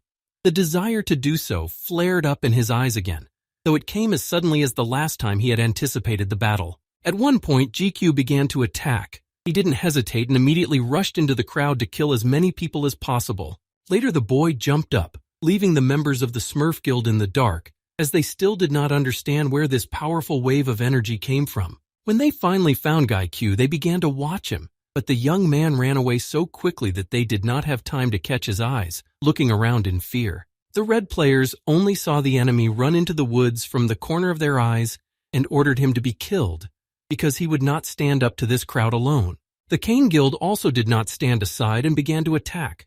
Bungu sent some people to Gikyu's road, at least to be a distraction so he could strike. However, he hardly needed that. He slaughtered people like monsters in the tower as he moved from floor to floor. It was no different from killing a goblin or an orc. The feeling of guilt or a pull on his heart, a conscience that does not give him rest. He did not feel anything like that. It was the opposite. He loved it and felt some relief after a few kills. Later on, GQ met with the leader of the Smurfs Guild. He praised him with a strange smile for such a brave fight and the ability to dodge. Bungu was fighting nearby and also noticed him, the head of the enemy team. No wonder he came here with everyone, but he made the fight even harder. The fallen runner, the killer of Jae Min-seok. He stared defiantly at Gikyu, holding a small but sharp dagger, and told him that he would fit in perfectly with their guild, because in some ways his kills resembled their brutality. Min-seok was even ready to offer him a high position in his team if he agreed to come over to his side. Those who committed crimes inside the tower were called the Red Players. They attacked and killed innocents waiting in ambush or simply stumbled upon them by accident. It was almost impossible to trace such crimes by law, and all the associations of all countries could do was to monitor the entrance to the tower itself, which was a portal for fugitives. That's where the guards could catch them. A former ranker, Red Player, and current leader of the Smurfs Guild, who was as famous for his cruelty as the leader of his team. He gave up everything that every runner wanted, from fame, respect, wealth, and chose the path of a wanted man. This only meant that Jae Min-seok was a psychopath who was only interested in killing. Meanwhile, the leader of the Smurfs once again invited Gikyu to join them and extended his hand. The other Red Players also began to support him, saying something about how they immediately realized who Gikyu really was, that he was very similar to them and would definitely enjoy their company more. The boy remained silent, remembering how he had ruthlessly killed people's lives and felt only satisfaction. But then he sharply told the criminal to shut up. He would not tolerate being equated with freaks like them who attacked those who had no guilt behind them. One of the members of the rival guild, who was standing not far from the boss, was furious at these words, especially since the guy dared to say that to the commander's face. But Min-seok didn't appreciate it. He was irritated by his mentee's behavior and the fact that he had the audacity to interrupt him. The very next moment, the man was left without a head, which Min-seok ruthlessly cut off with his dagger in front of everyone else. Even for the other members of the guild, it was a bit too much. As the deputy leader's body fell to the ground, they gathered around him and stared in horror at the blood that had formed a large puddle on the grass and it splattering onto the nearby trees. Waving his bloody knife, Min-seok smiled slightly and let out a sigh of relief as he apologized to Gi-kyu. There were many impolite people among them who had been badly raised since childhood and deserved to be punished. Killing a person, even if it was his own, seemed to be the norm for him. And then Min-seok asked the boy with a calm expression if he wanted to become a deputy leader just as soon as the position became available. The psychopath's eyes only wanted to see cruelty, and Gi-kyu would be a perfect pawn for him if he was under his command, so he wanted to lure the young man into his team. The boy wasn't going to respond to that. Instead, he had a single question for Min-seok. He still didn't understand why they were hunting the Cane Guild. It was so rude to ignore your opponent's question and ask your own instead. Min-seok didn't like it, but he decided to speak up. He had nothing to hide. The Smurf Guild was going to move out of this tower. They were already tired of wandering its floors. There were too few opportunities here. Bong-gu couldn't help but lean into the conversation. He still didn't see the connection between their interest in their leader and their desire to go outside the tower. Just going outside? It has nothing to do with the Cane Guild. They're not the ones keeping them in the tower and not letting them go anywhere else. The only thing he could think of was that they wanted to take hostages, which would be Yu Seok-woo and his men. Gi-kyu became even more angry when he heard the Smurf leader's response. How could he know about such a secret that only a few people knew about? Yu Seok-woo's secret was his second special skill. Very few people knew about it, including only a few members of the Cane Guild and Gi-kyu, because he had told him about it when they met. Min-seok was as surprised as he was when he realized that he knew exactly what he was talking about. He lowered the knife, and several of the Smurfs looked at each other, not knowing what they were talking about. It was weird and hilarious at the same time. Min-seok laughed as he walked even closer to the young man, as if to ask him how he knew. But Gi-kyu still didn't say anything, and without any hesitation rushed at him, shouting something beforehand. His anger and hatred began to control him again, and his self-control disappeared. Gi-kyu was approaching, telling Min-seok to answer the question he had asked him immediately. The guild leader smiled and quickly dodged first one sword strike and then another. He noticed the gleam in Gi-kyu's eye. Just like the first time he had killed a man, a fierce fight broke out between them. The sound of swords clashing against each other could be heard again. Min-seok kept fighting back and sometimes dodging, while at the same time urging the boy to join his guild again, because he saw too many similarities between them. This time Gi-kyu flew in. Min-seok pulled out another weapon and cut his cheek. He gritted his teeth, realizing that he had been carrying both knives all along. The spectacular sight in the tower captured both sides, and while Gi-kyu and the Smurf leader fought, attacking each other, they stood and watched in fascination. It was true that Min-seok's eyes also burned with murder, but it was nothing compared to Gi-kyu's. The former is a criminal who wants nothing more than to kill and shed blood, and he doesn't care whose blood it is. In the end, he attacked the young man again to make it clear who was in charge. Just one short and light punch delivered by the commander knocked the boy back a few meters. But despite this, Gi-kyu felt the presence of something else. He had met many high-scoring players with lots of experience points, but this guy was different. He moved a little further away, but Min-seok didn't give him a second to rest and attacked again, swinging his dagger. Gi-kyu was a little slower than him, so he was sometimes unable to dodge in time, even though he was winning in terms of strength, thanks to the reinforcement. But if you look at it in general, it was all in vain. And the acceleration, as if to make matters worse, was now restarting. Then he heard L's voice quickly warn him that he was hitting from the left and that his master should dodge. Because of Min-seok's high speed, Gi-kyu did not have time to dodge the attack, and he was hit hard, causing him to fall on his back. It was very painful, but he got up and got ready to fight again. The opponent began to move even faster than he had a few minutes ago. The guy already thought that it might be his special skills, but L argued against it. She said that the speed of Seok-woo's movements hadn't changed, and that he might just be thinking it was because he was tired and injured. But soon enough, everything became clear. Seok Woo was looking at the picture of him in pain, with a drop of blood running down his cheek from the cut. What the boy thought was true, and thus the effect of Seok Woo was gradually manifesting itself. Gikyu tried to resist his firepower, which he had just seen, but the fire saw was not the only weapon in his arsenal. When you collide with an opponent, you accumulate damage. And once the battle drags on, the winner is revealed immediately. The man began to persuade him again, and argued that he had no chance of winning, so the only way to save himself was to join the guild. Then he would have mercy on him and forget what had happened between them. The guy shouted even more angrily that he should have reported it right away, not at the end of the fight when everything was already decided. This game was considered unfair. Once again, his self-control left him, and he used the acceleration that had already been built up and quickly flew at Min-suk, who didn't even have time to run away. Min-seok laughed madly, surprised that Gikyu had kept at least something in reserve. Being very confident, Min-seok stood still and watched the guy with some curiosity. Hope was almost lost, but out of anger and doubt, Gikyu decided that he would fight to the best of his ability to show criminals like this one where they belong. And he began to attack, holding his swords tightly in his hands, and Min-suk used hellfire against Gikyu, which filled the space around them. The temperature was very high, and it was affecting his stamina, but Gikyu's desire to kill the criminal was higher, and he still had the advantage of acceleration, so he didn't stop. When he got close to the enemy, he immediately used his reflection skill to wound Min-suk. Brunhart deflected all the damage he had accumulated. Of course, the enemy did not know about Gikyu's capabilities, so he stood in front of him in fear, not expecting such surprises. When this happened, Min-seok's fire was engulfed by Gikyu's power. Everyone around him moved even further apart as they saw everything start to fall apart. When everything suddenly disappeared for a moment, they heard a loud explosion, and then the ground split, revealing a large ravine where people almost fell into it. The main mistake that the opponent made was that he told the guy about his weaknesses, thinking that he would not be able to attack anymore. Everything did not turn out the way the guild leader wanted it to, and now he was lying dead in front of GQ's sword.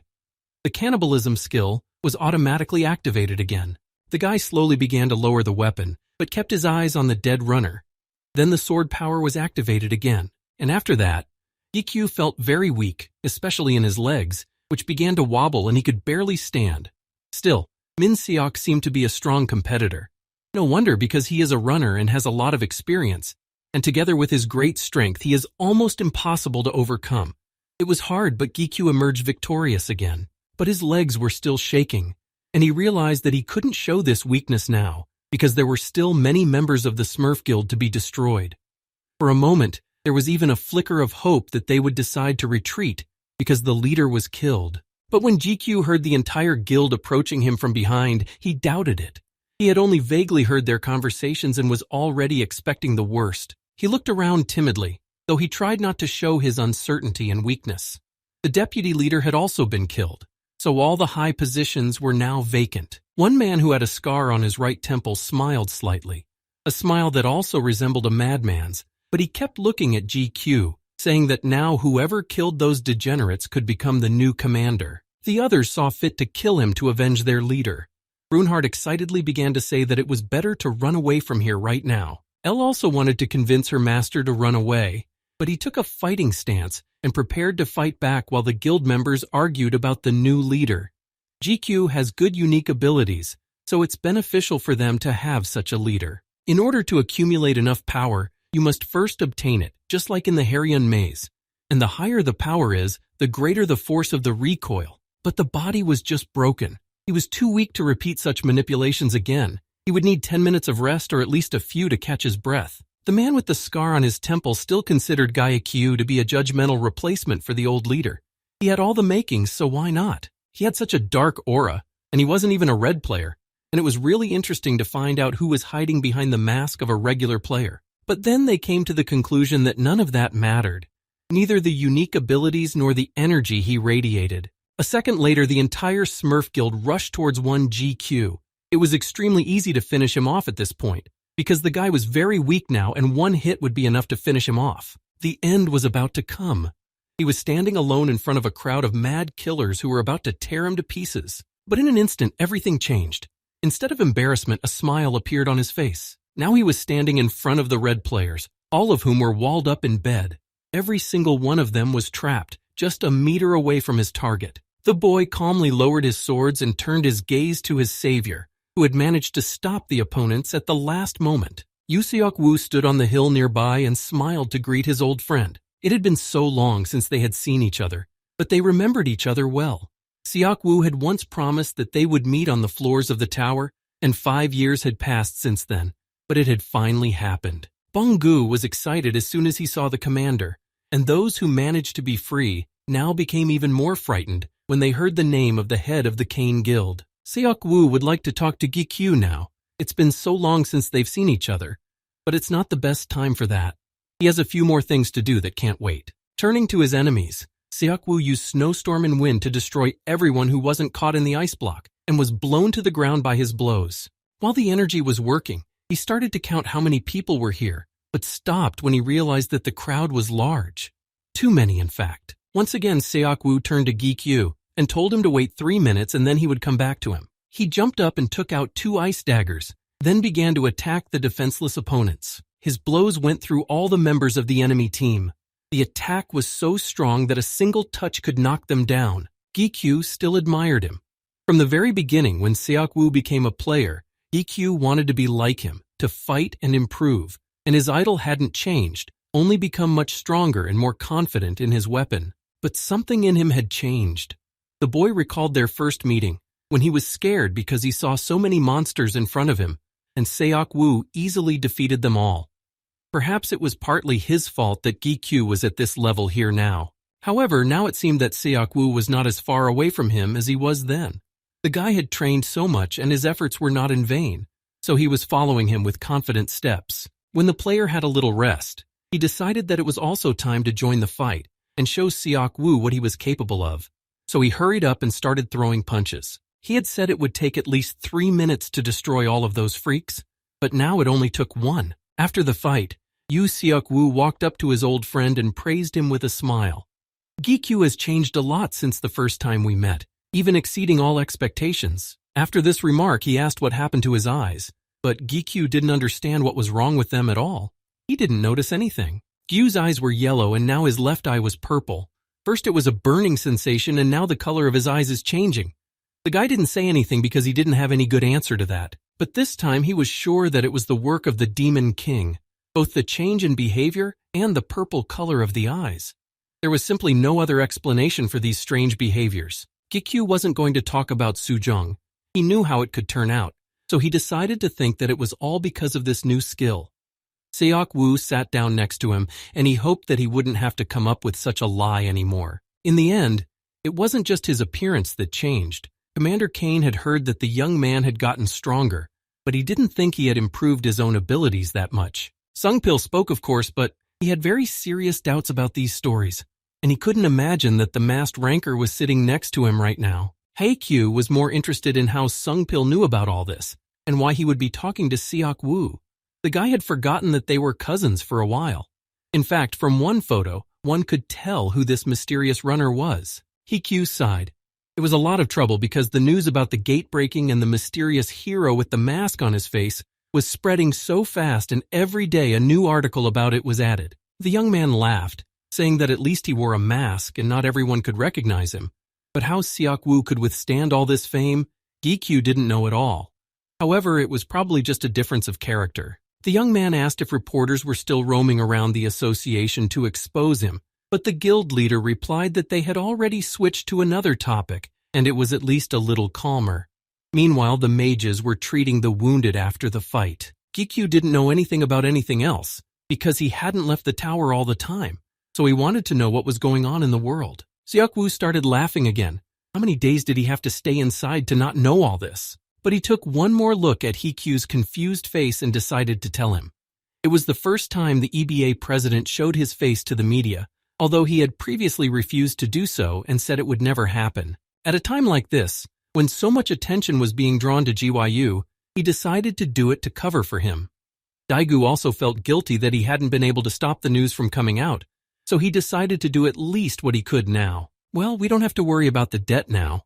He exhaled calmly, and Seok-woo stood up. I'd like to sit and drink some more, talk, but there's too much to do again. It's not possible for now. He'll be too busy dealing with the Smurf Guild, and he needs to interrogate the ones who are still alive and tied up. But he could find time for a cup of coffee. It was a shame to leave so quickly. It was the first time they had met in a long time, and Siak-woo didn't want to miss this opportunity. And they had a lot to talk about. There were a lot of interesting topics, so he suggested that we relax for at least half an hour. Then Hee-kyu noticed the ring on the boy's hand. It was the same as his, and it was the ring that was given to all the mercenaries of the association. For some reason, he was very surprised to see the accessory on him. The guy said that there were many other mercenaries besides them, and that maybe they had all seen the photos in the news and guessed who was hiding behind the mask. But it's better to be very careful. Not all mercenaries will be as nice as Siak-woo, even to their own. The guy was even more disappointed. The vast majority used objects or skills to hide the rings from prying eyes. And yes, he was careful with other people. Before he stood up, Gi-kyu asked him to answer one question, and he stopped and looked at the young man with interest. He was wondering what Siak-woo's codename was. All mercenaries had to have one. He could tell that he was feeling a little uncomfortable answering this, so he quietly replied that his codename was A-Rock. Gi-kyu immediately blurted out that it sounded better than his. Morningstar sounded too frivolous and silly for him, but the association had chosen it and there was nothing he could do about it. Not wanting to dwell on the topic any longer, Gi-kyu got to his feet and said that he had heard the reason why the Smurfs had attacked the Siak-woo Guild. The most interesting thing was that he managed to get to the right place so quickly. Haikyuu asked him how he did it. He, like some other players, had unique abilities, and Siak-woo was able to do this trick thanks to his second unique skill, portal creation.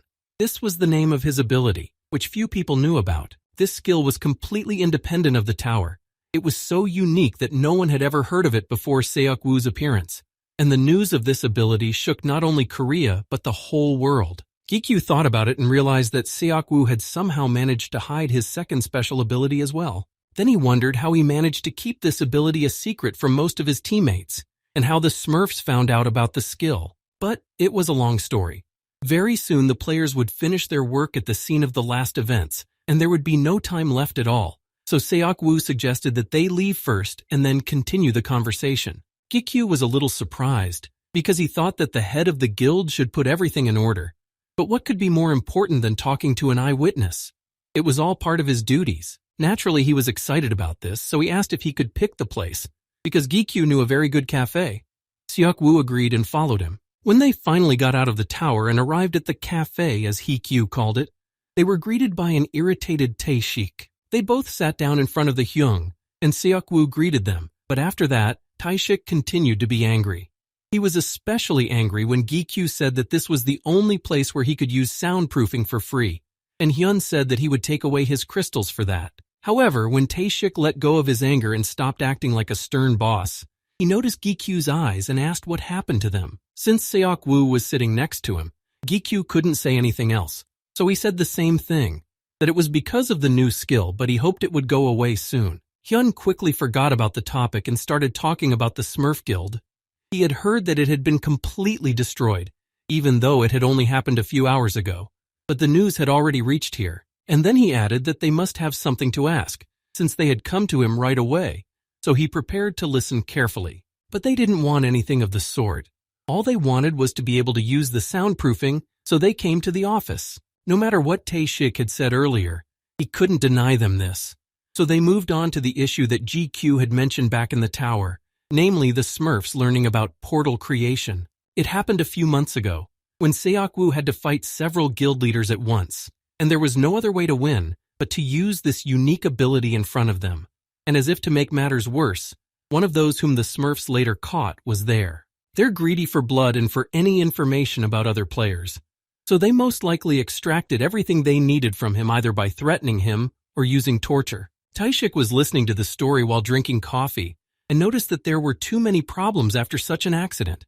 Then he asked what happened to that leader. Considering that even the captives of the Smurf Guild don't know anything about him, there is a high probability that he is still alive, and sooner or later, a group of the remnants of the guild may form, so we need to collect all possible information about their whereabouts from those whom Kane has taken prisoner and destroy them all at once. Siak-woo firmly said that his guild, Kane, would join the operation, and that they needed to analyze everything to find out where the missing leader was.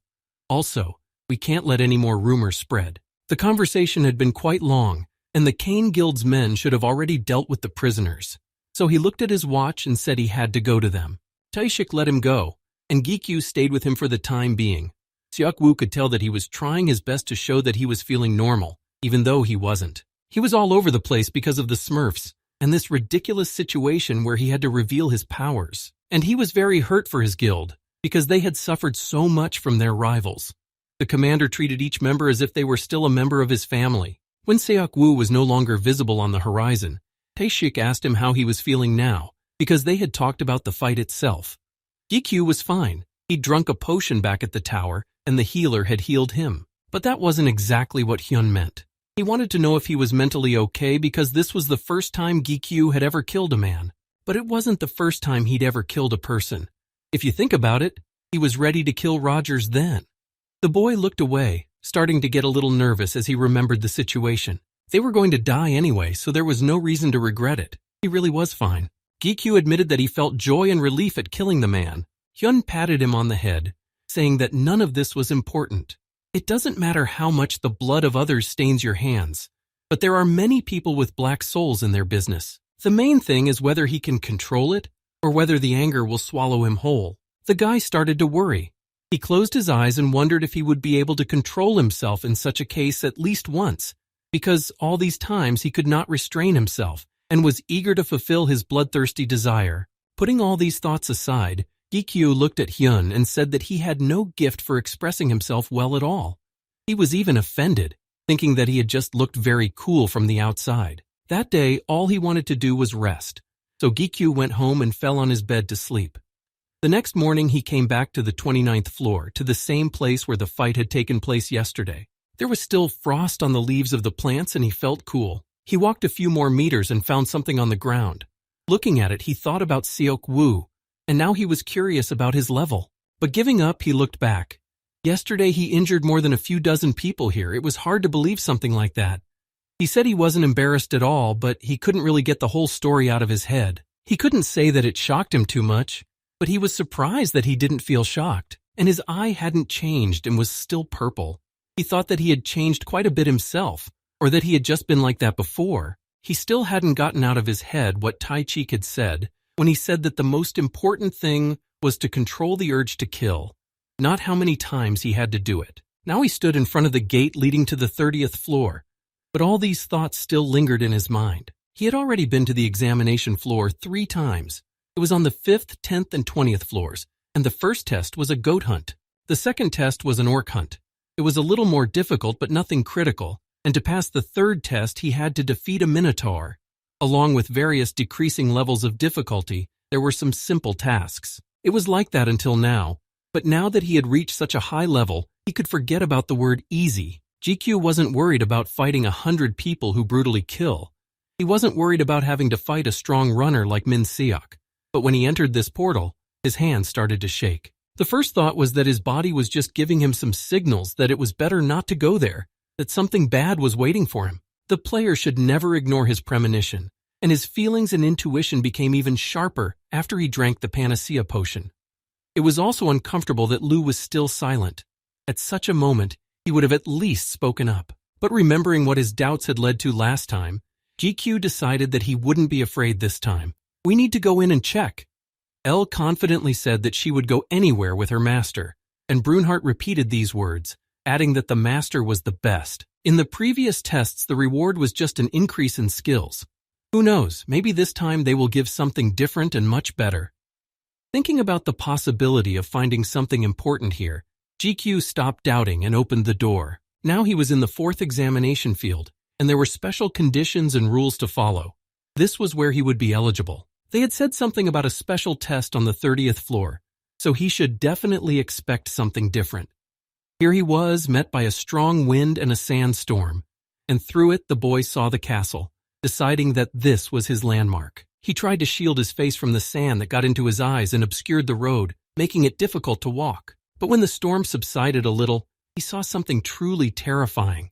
He was being stung by a flock of giant scorpions. Well, he had just walked in, so he expected something similar. In fact, such surprises didn't really scare GQ, so he gladly accepted the challenge. It was very difficult to keep his balance as the storm was getting stronger and stronger again. The wind was making it hard to stand on his feet, and the dust was getting into his eyes, so he decided to get to them as quickly as possible and destroy them. After reaching the first victim, GQ used Brunhart's power. One of the scorpions grabbed him with its pincers, and the guy was trapped, trying to hold it back and get out. It was not easy, but using all his strength, he managed to free himself from the trap of the arachnid creature. Now the young man could have used acceleration, but because of this violent storm, he did not know if this skill made sense. Perhaps it would be better to just walk forward to the castle over their heads and then hide there. During the fight, the guy focused only on his enemies, but suddenly he heard a familiar voice. It was Lou. He had finally come to his senses. The guy was very surprised and distracted from the fight, asking Lou when he woke up. He had already missed him, and sometimes missed having him around. Lou said that he had come to as soon as they entered the portal on this floor, but that was not the most important thing now. He calmly told his master to go to the castle and get there as soon as possible. There was something inside the castle that was very important to him, but at first Lou did not want to talk about it. On a throne in the middle of a large castle with high walls was his body. All his clothes were black, as dark as everything around him, and only his red eyes could be seen in this darkness. Ella was also happy when she heard that Lou had woken up and that GQ didn't understand what he was saying to him. What did he mean by his flesh being in the castle? But at the same time, it was no longer about the details and trivia. The scorpions started attacking again, one after another, so Lou's explanation could be postponed and listened to later. GQ quickly jumped up to avoid being hit by a scorpion and then hit it. Then the boy took Lou in both hands and stood on the sword with his feet. Ego calmly, but surprised, asked what it all meant and what the master was doing, to which GQ replied that Lou would have to be a footrest for a while. It's just a waste of time to take into account every feature of the area he's in, especially since there are a lot of evil enemies around, and they could be hiding in the castle as well. Lou was still silent after what he heard from his master, but if it would help him, he was willing to be under his feet.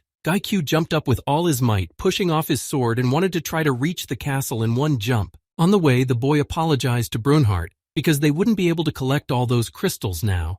There simply wasn't time for that, but Ego replied that it was okay and nothing would happen if they missed a few pieces. Then Lou heard a strange voice, which the master had definitely not had before. He sharply and rather rudely asked who the hell he was. As Q confidently approached the castle, he told him that Brunhart was the gate Ego with his past memories. Lou was not happy that someone else had joined the team and grumbled under his breath, but Brunhart himself was very happy to see another companion.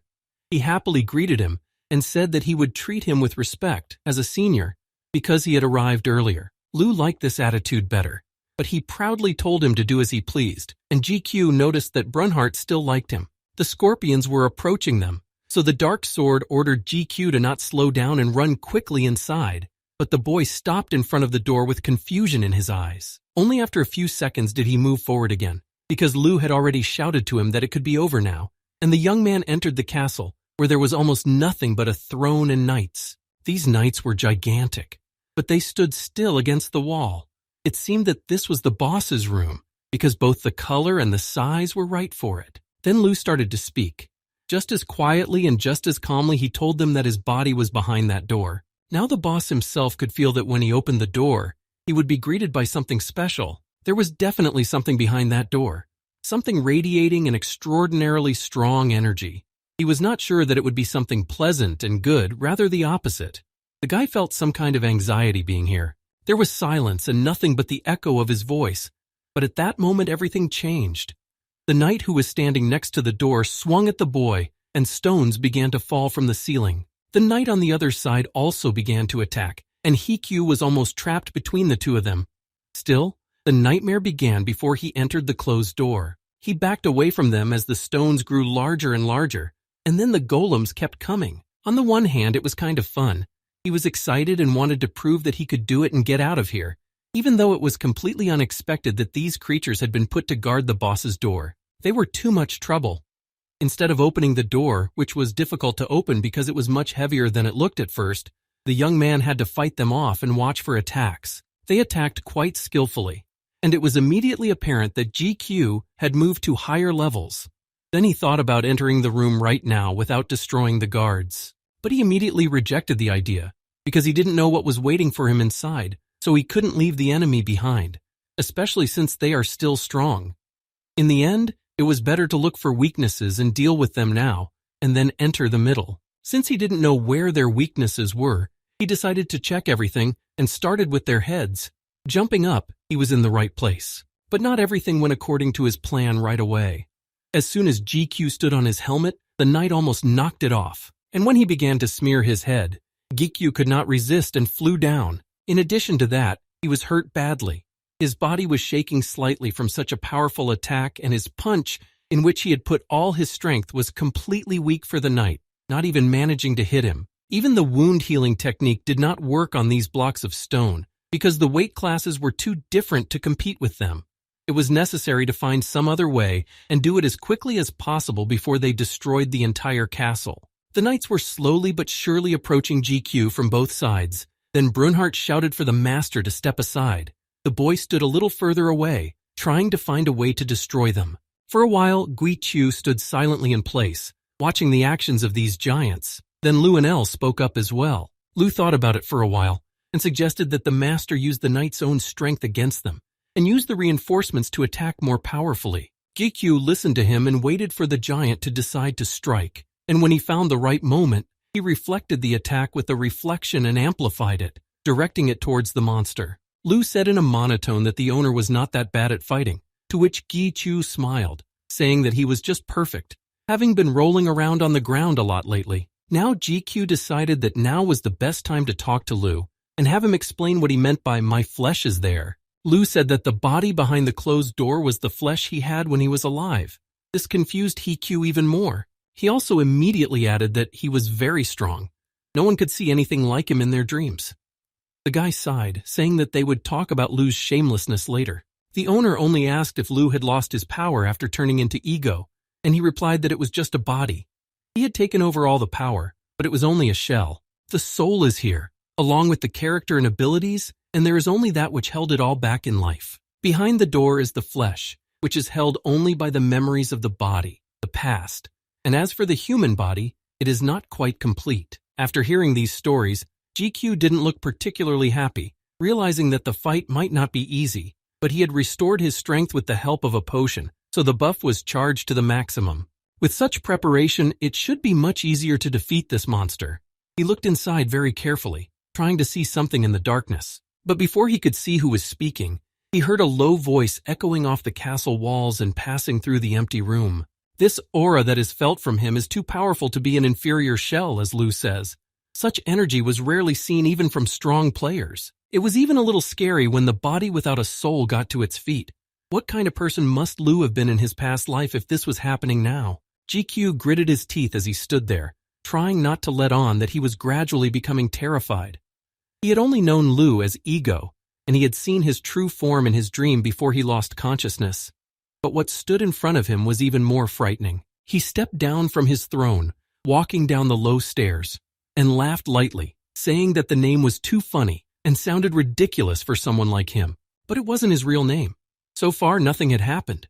Lu's body, which was slowly approaching the boy, was not weak at all, and Giqiu expected a strike at any moment, so he tried to keep a safe distance. He was the master of all demonic items and demonic swords. His hands were completely different. One was like a human hand, and the other consisted only of bones, without skin. He stood in the middle of the vast hall and proudly said that he was the Demon King. Half of his face was also human-like, and the other half looked more like a walking dead man. He didn't behave aggressively, at least not yet, but the first thing that bothered him was the horrible name that Giqiu had come up with for his new form. He remembered the man he had seen when he first met El. The owner of that big eye and the demon that El had covered up had awakened at that moment. However, was Lu the king of all these demons? This question drove him crazy. Everything suddenly turned upside down, but his body continued to speak. The demon king of all demons said his name, which Giqiu couldn't hear. Just then, something unknown prevented him from hearing his name. There was no noise, and he could only guess that it was done on purpose. Lately, so many interesting secrets about Lu had come out that were impossible to guess, and it always happened during fights. Lu told him to just fight this demon like he would any other monster. The best thing to do was to destroy it. However, Hiqiu was worried about whether this would harm the Lu he knew now. After all, it was his flesh. Lu firmly reiterated that it was only a shell and nothing would happen to him if Hikyu damaged it, especially since he didn't even know who had created this horror. He himself was uncomfortable looking at what they had made of him. As if he had broken free of the chain, Lu shouted that Gikyu had smashed him to pieces so that no one else would dare to abuse his former body as they had done now. The guy was only happy about it, but then told him not to regret what he had said and not to ask for the opposite. There was no point in waiting any longer, so GQ rushed forward, being next to the dead man in a flash. He prepared his sword in advance to attack and stabbed at the body. However, he missed. Such tricks were not a problem, so the demon simply dodged with a smile on its dead face. He tried to strike it again, but it didn't budge and continued to watch the sword blade. Noticing this, GQ backed away, keeping his eyes on the enemy. The demon looked crazy and laughed and told the boy to be careful with such tricks. He was too strong, and he could not be defeated by mere perseverance. Lu was both glad and pleased at the same time, because he was there and his body was still strong, but now it was also his enemy. The demon recognized that the unexpected visitor had good abilities, but he was still no match for him. He stuck several magic swords into the ground, creating a barrier in front of him. After that, the dead man added in a calm voice that with the abilities that the stranger possessed, he would never be able to leave even a scratch on his body. Lu looked different now, but the way he spoke did not change at all. He had already noticed this from a few sentences of the creature. The demon's words were annoying, but they were true. The boy's abilities were not enough to face such a powerful opponent one-on-one, and this wall of swords keeps appearing whenever he's about to get closer. If this continues, he won't even be able to close the distance. The next wave of swords was already behind the demon, waiting to be launched at GYU, and he mockingly asked if that was all the attack he could do. Not hearing any response from the young man, he snapped his fingers and smiled broadly, looking into his eyes with a fierce gaze. Now it was his turn. Hundreds of swords that were behind the dead man moved toward Gi Chu. They were flying fast, and for a moment it seemed like a dead heat, and one of them would hit the target. When the arrows took off and began to touch the ground, there were loud explosions. GQ dodged the weapons from side to side every second so that he wouldn't end up here. The Demon King watched his victim run away from arrows all over the huge room, and when the weapons ran out and never hit the boy, he was disappointed. After that, GQ disappeared from the dead man's sight and quietly appeared behind him, although the demon felt his presence behind him, and it was not a surprise attack. Turning the new arrows in the other direction, he turned to the boy himself, and that terrifying smile appeared on his face again. He was already covered in dust and very tired, especially since he hadn't managed to hit the enemy once. Elle and Brunhard asked their master if he was okay, hearing that he had started coughing a lot. Lu could not stand it any longer and shouted at him to pull himself together. You have to attack, not give up. You can't give the demon more time to strike. Even though his attacks were not just offensive actions, but very irritating attacks. Sometimes he caught himself feeling like he was fighting several people with swords at once. That's when he remembered those words when the demon said that he was the owner of all demonic objects and swords. This meant that all these swords were full of demonic energy, and he could control them like his fingers. Lu confirmed the speculation about this, and said that it was true. Although they were at low levels, they were still demonic swords. Then GQ remembered that Elle had once absorbed Kallion, and asked Lu if he could do the same with this weapon. But it turned out that it was impossible. If he could, he would have done it a long time ago, and everything would be over. Even he couldn't think of anything. The swords flew in his direction again. The enemy did not give him a moment's rest, and GQ was only getting more tired and could not think of anything either. Unfortunately, it was not Lu himself who was the master in this place, but only his flesh, which turned out to be much stronger than he had said.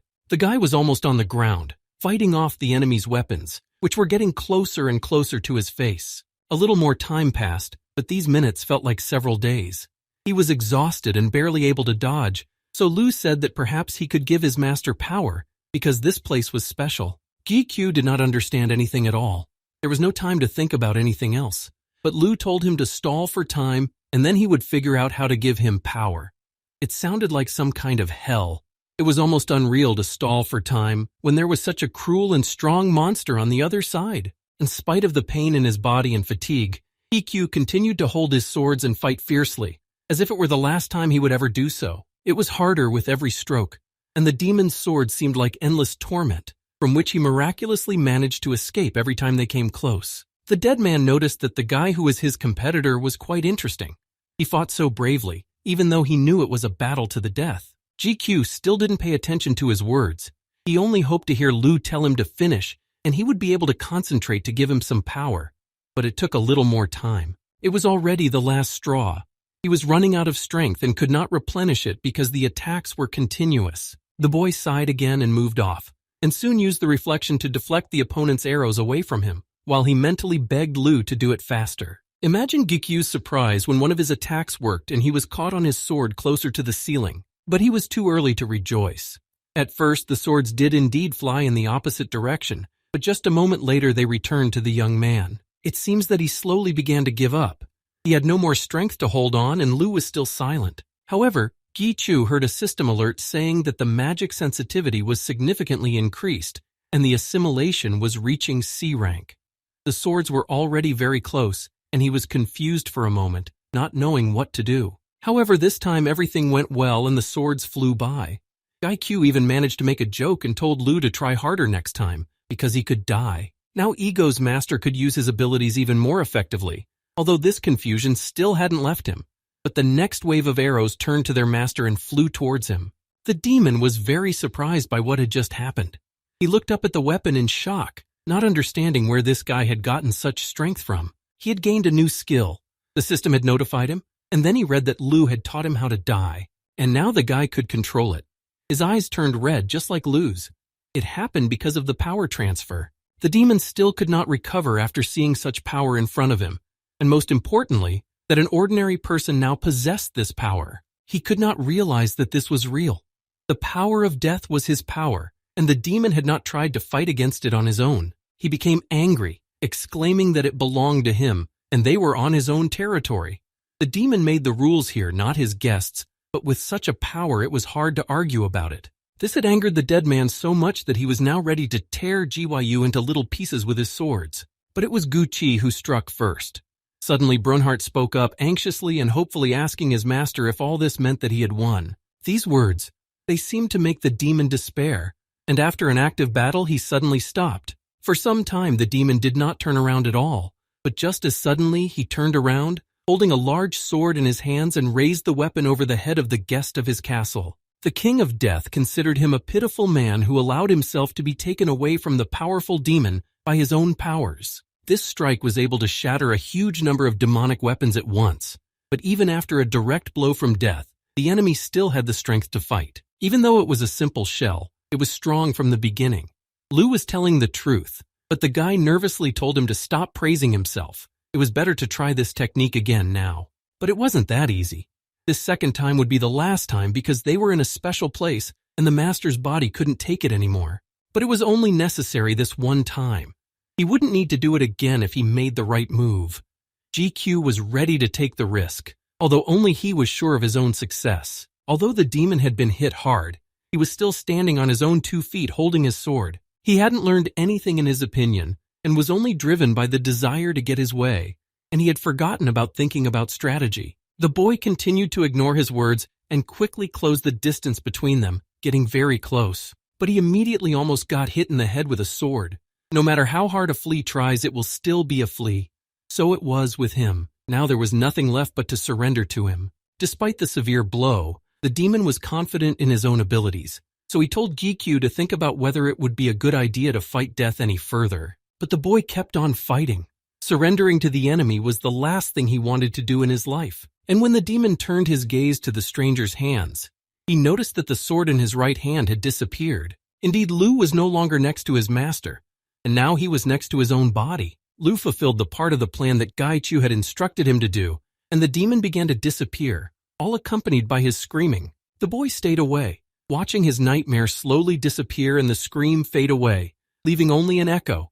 Until the last moment, he could not believe that he had managed to do it. At that moment, the Lord of all demons, the King of Death, disappeared from this world forever. After waiting for the moment when the dead man was no longer visible at all, GQ collapsed on the floor from exhaustion.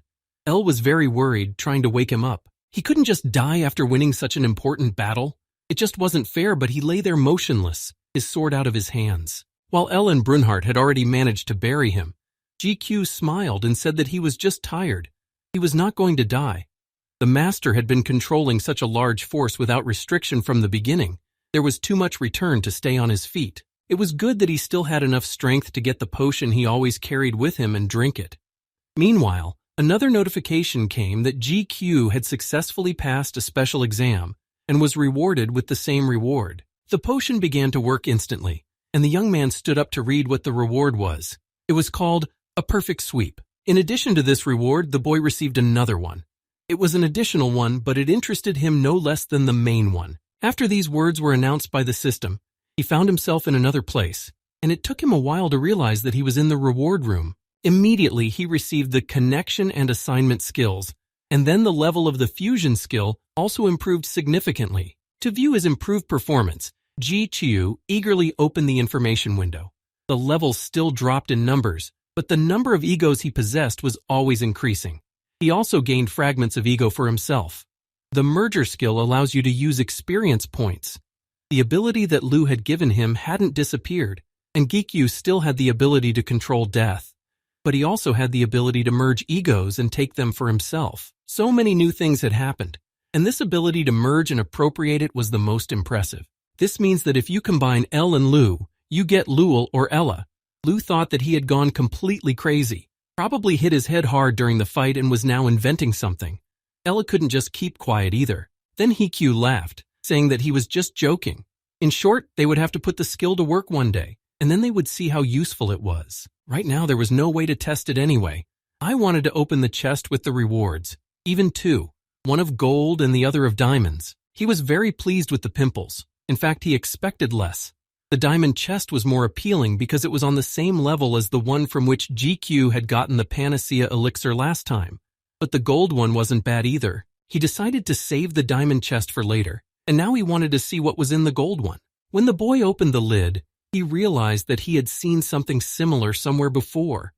Only later did he realize that he had received 3 fragments of the ego. The same thing happened when he cleared the Blue Wolf Gate, when the ego appeared in the same form. But that was the gate, and he didn't know why it appeared in the reward room. Usually there were other prizes to be found there. Well, that's not so bad. It might come in handy on a mission someday, so he closed the chest and wanted to move on. There were much more hopes for the diamond chest. It had to contain something incredible that only it could hold. Brunhart's heart was also beating fast, and he couldn't wait for the owner to open it. With a joyful face and a lot of hope, GQ picked up the chest and slowly opened the lid, thinking that there might be another elixir waiting for him. But it was definitely not there. When he looked inside, he saw the bones of a creature. Of course, it was too early to get angry or despair, because this object could be powerful. Before he could say anything else, he felt that Lu was not well. The owner asked him what was wrong, but he said quietly and with gritted teeth that he didn't like such jokes at all. For a few minutes, the boy stood there, not understanding what was happening to Lu. But fortunately, he soon felt better and exhaled. The young man still didn't understand what was wrong with him, but he waited patiently for an answer and didn't rush him. Only after a while did the dark sword tell him that it was the remains of his real flesh. Immediately after that, GQ decided to go with his egos to the 30th floor base to recognize more about Lu's condition and all this history he hadn't had time to hear because of the monsters. They entered the association's cafe. There were many players standing outside, but there weren't too many people inside, and he found a place to sit down. So now GQ wanted to hear Lu's story and explanation. So he got himself a coffee and sat down at the table, waiting for the demonic ego to start talking. Lu felt like he was being interrogated, and he didn't like it. But GQ wanted to know every detail and started asking him questions, changing from one to another because there were so many nuances he was interested in. But the first one that the owner decided to focus on was about Lu's personality. He wanted to know who he was. He exhaled heavily and began to tell. He said that he was who his body was talking about. He is the king of all demons. He folded his arms across his chest and did not believe it until the very end. Even though he had nothing to be surprised about after seeing Lu's powers, it all fit together. But in that case, if the guard who killed the entire squad and then formed a new team to destroy it was only a low-level monster, he had a hard time imagining what level the demon that had shut down L must be. In the end, Gichu moved on to the next question, asking why such a majestic demon king, as Brunhart said, had turned into a sword. Lu didn't answer his question directly, and first asked him something himself. He asked if the master knew what it would take for a being with a self to last forever. The guy thought for a while and immediately said that a smartphone would be enough. Lu also calmly said that oblivion was needed. He drank some coffee and asked for an explanation, because nothing was fitting together right now. Lu said that forgetting is necessary to survive for a long time. He had to forget everything, even the time when he had a human form. Otherwise, his essence could drown once and for all with time. As Lu said, he is the Demon King. But those words were just the tip of the iceberg in the story, and there is much more to tell. For example, that the objects locked him in a prison, and then he had to stay there forever. The sense of time passed, and now he had to defend himself against all his enemies alone. So he forgot. He forgot his feelings, his goals, his name, and in the end, he did not even remember who he was. Only by immersing himself in oblivion and the unknown did Lu manage to stay locked up for so long. In our case, you could have just gone crazy. It was only when the moment of rebirth came and Lu woke up as a demon sword lord that the memories he had been trying so hard to hide and forget came back to him. He didn't remember everything, but he remembered some of it, and that was what prevented him from continuing to exist. It was only a tiny part, but even such a glimpse could plunge him into the past, and after that Lu could not understand what he needed to do next. It was as if he had to start all over again. This is the only reason why Lu chose to become who he is today. Perhaps it is only because of this that he was able to survive and is still holding on, even though the memories still haunt him. In the end, GQ was not able to find out too many details. First of all, because Lu didn't remember everything, but the situation was at least a little more clear and it didn't sound as absurd as it had before. Lu had decided to fall back into oblivion, so there were very few options for finding out more about his past. But he didn't want to see Lu suffer either, so he couldn't say anything against it and decided not to ask anything about it. And the owner also decided to postpone the question about the remains of his body. Whatever his past, Lu is the first ego that gave him hope, so it was better to create new memories from now on. Now Gikyu wanted to go home and get some rest before tomorrow because he had a lot of work to do. When the young man left, Sung-hoon quietly knocked on Oh Tae-shik's door and only entered after the boss gave him permission. He needed to talk urgently. Tae-shik told him as soon as he crossed the threshold that he had done a good job today so he could go home. But that was not why the secretary had come here. Sung-hoon came closer and said that he understood how busy his boss was after the Smurf Guild incident and decided to ask him if he was going home since he had been working in the office all night. But Tae-shik only got more nervous and started typing something quickly on the keyboard, saying that although he was going to finish everything today, he would stay here until the end. Sung-hoon immediately asked the next question. Did you use magic in your office work? Of course, he knew that this was an urgent matter. But why was there such a rush? Tae-shik finally looked up from the screen and looked at Sung-hoon, answering that he had a meeting with Miss Soo-jin tomorrow. That is, he had to be at Gikyu's housewarming party tomorrow. The next day came unnoticed. Gikyu lay on the bed all evening, resting from the fight with the demon, and fell asleep very quickly.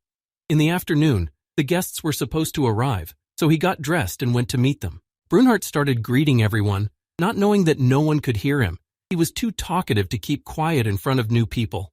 In a few minutes, the entire team he had once worked for as a guide entered the house. El only then added that only the owner could hear their voices, and Hanil was very surprised when she looked at the size of the house. It was huge, and Chaewon was not surprised if someone lived in the basement. Sungwoo looked around, saying that this house was very cool, but it was as easy to get lost in it as in a dark forest without a path. And their guild's building was a teardown compared to this house. It definitely wouldn't compare, but Sungpil wasn't happy at all with what the guy said. It already sounded too offensive, but Gikyu stopped their argument with a smile and said that it was better to go inside and rest instead of arguing. Mom was in the kitchen preparing a delicious dinner, and Yu Jong was helping her. They greeted the guests when they came in and invited them to sit down. GQ's friends also said hello, smelling the delicious aroma of the various dishes that were already waiting for them. Seongpil was the first to come up, introducing his guild, Morning Star. Soo-jin said she had heard a lot about him from GQ. He then handed over a small package as a gift, and the woman thanked him, then added that her son still had a lot to learn, so she asked Sungpil to take care of him. Soo-jin's words must have struck them as hard as the rest of the house. For a while they all stood there with strange grimaces on their faces, not even knowing what to say.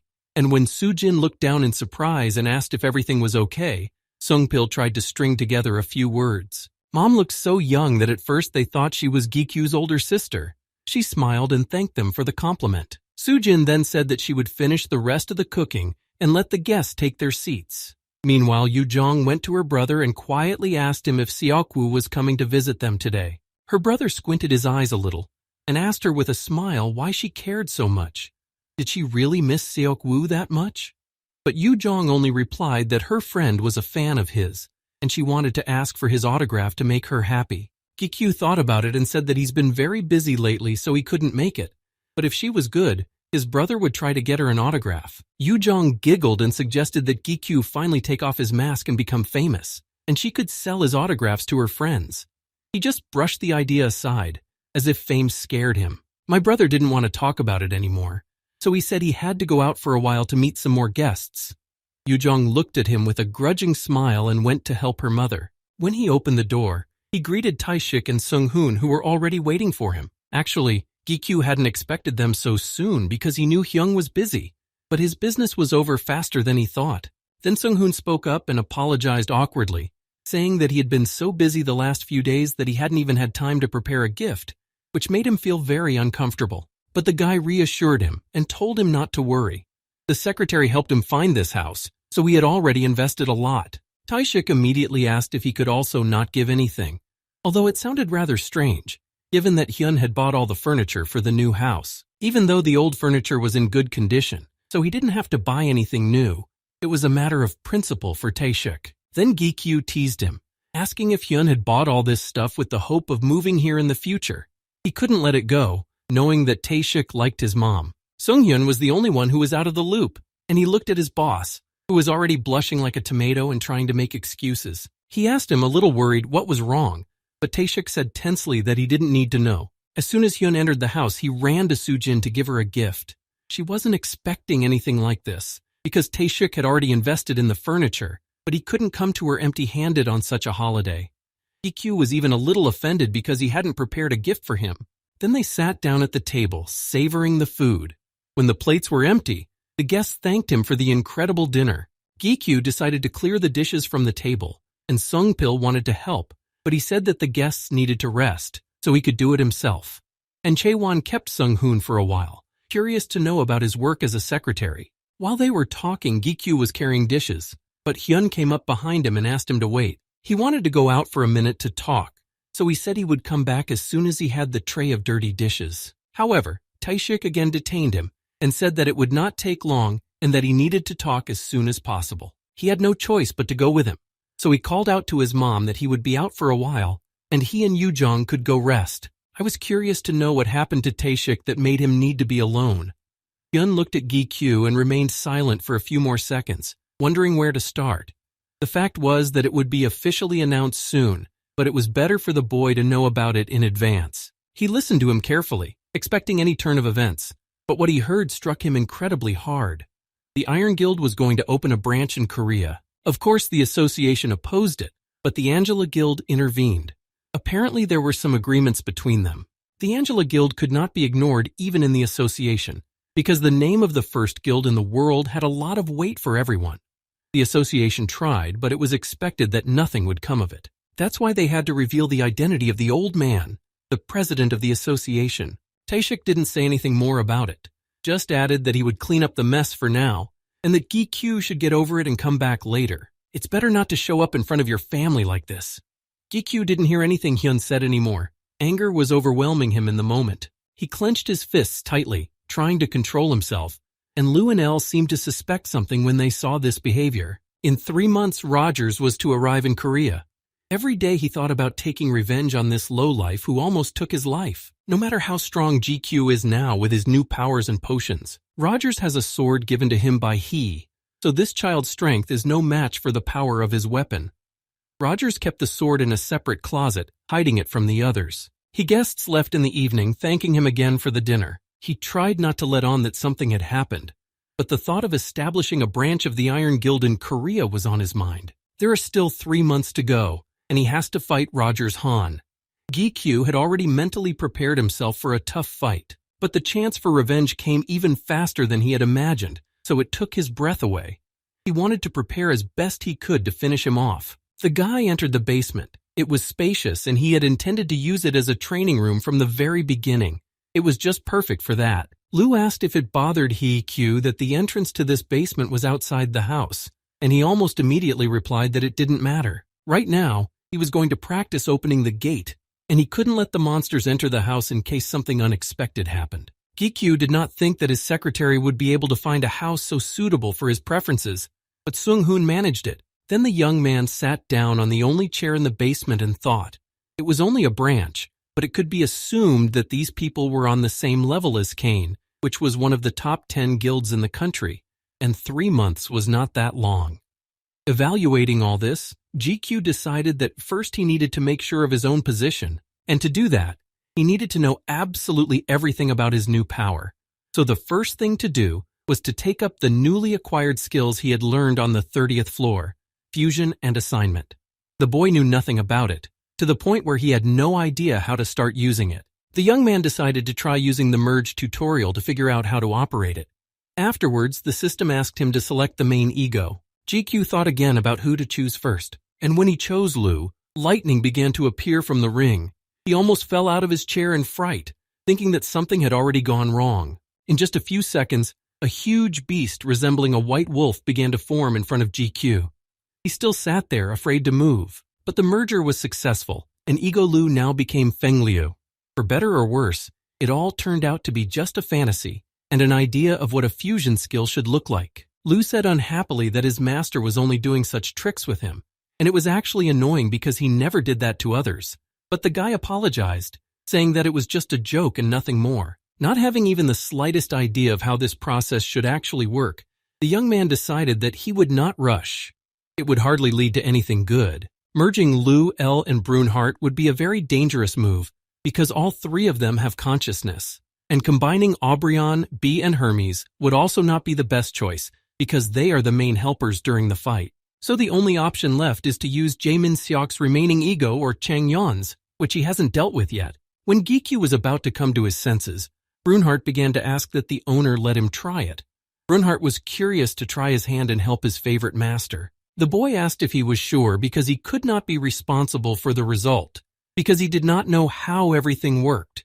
In the worst case, he could even lose consciousness or experience severe changes. But Brunhart was confident and felt as if everything would work out. Moreover, he had already come back from death once, so what could go wrong? Haikyu didn't object or forbid him, so he chose Brunhart right away. The next move is to add the next ego. Gikyu decided to choose a fragment of the second ego, and then began the merging process. A light began to appear all over his body, and only then did it become clear that the fragment of the ego was manifested in GK's body. The glow did not disappear, but Brunhart spoke to him in a low voice, slowly pronouncing the words. The boy began to worry and got up from his chair and told Brunhart that he would try to stop the merger, but he didn't have time to do anything.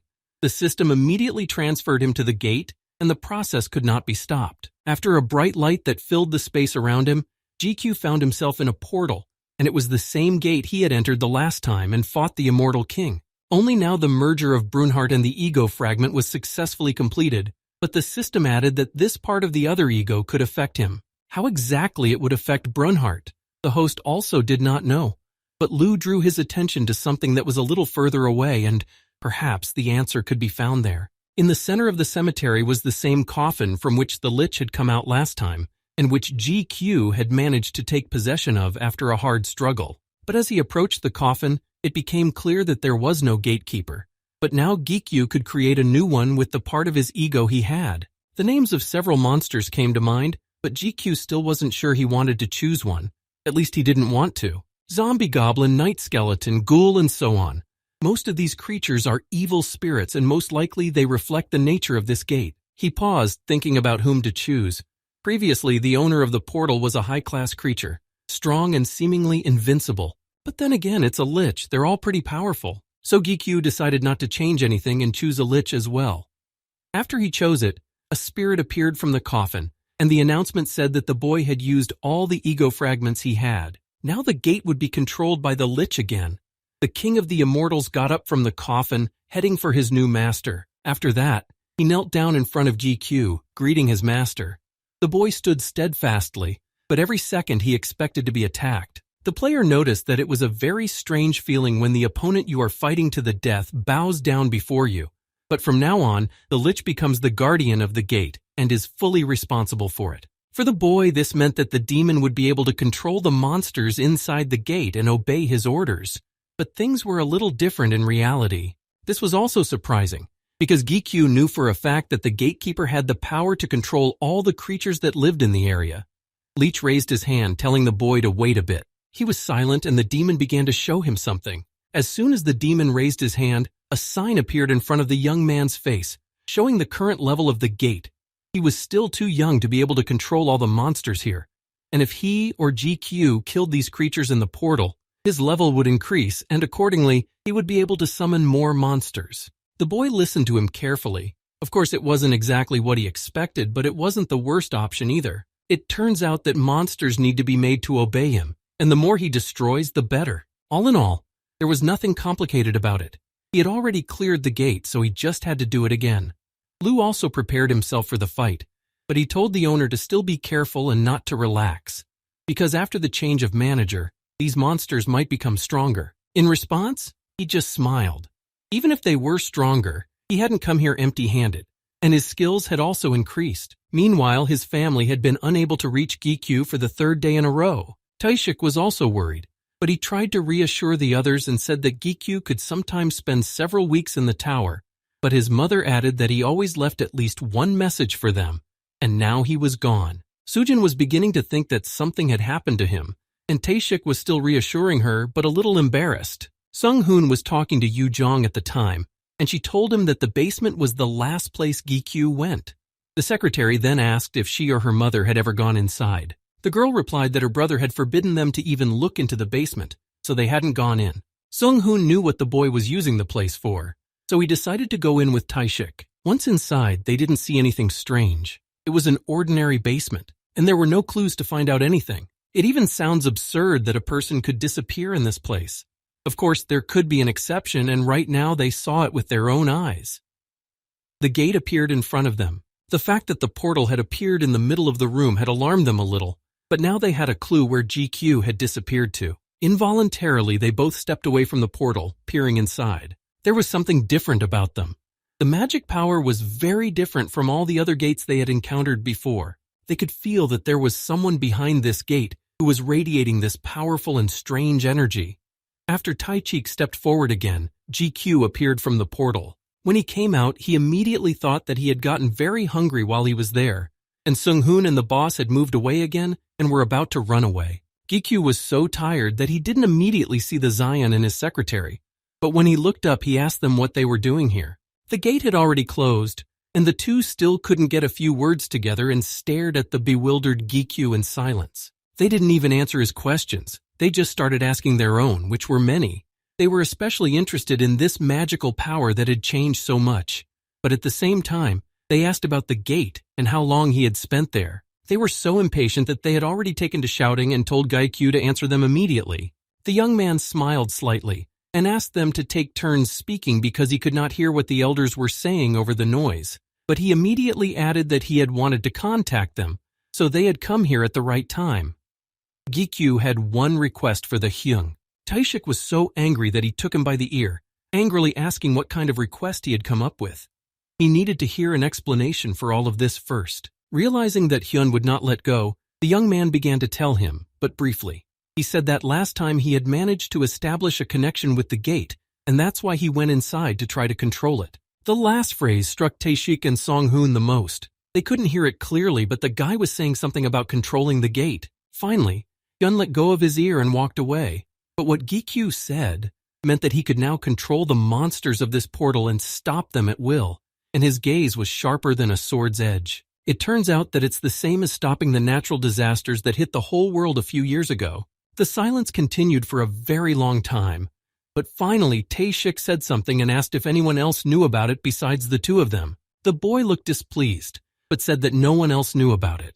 It was the first time he had ever tested his own powers, and he didn't want to tell anyone until he had figured out how to use them completely. Well, that was best kept between them, and now it was time to talk about the request that Gikyu had forgotten about. He asked Hyun to duel with him, just as he had before he first went to clear the gate on his own. He wanted to try out the new power he had recently acquired, but there was no one to do it with. At first, Taishik didn't like the idea. Who knows if it would go well? Then Hikyu decided that he needed to encourage him somehow, and said that if he helped him a little, he could arrange for him to have dinner with his mom.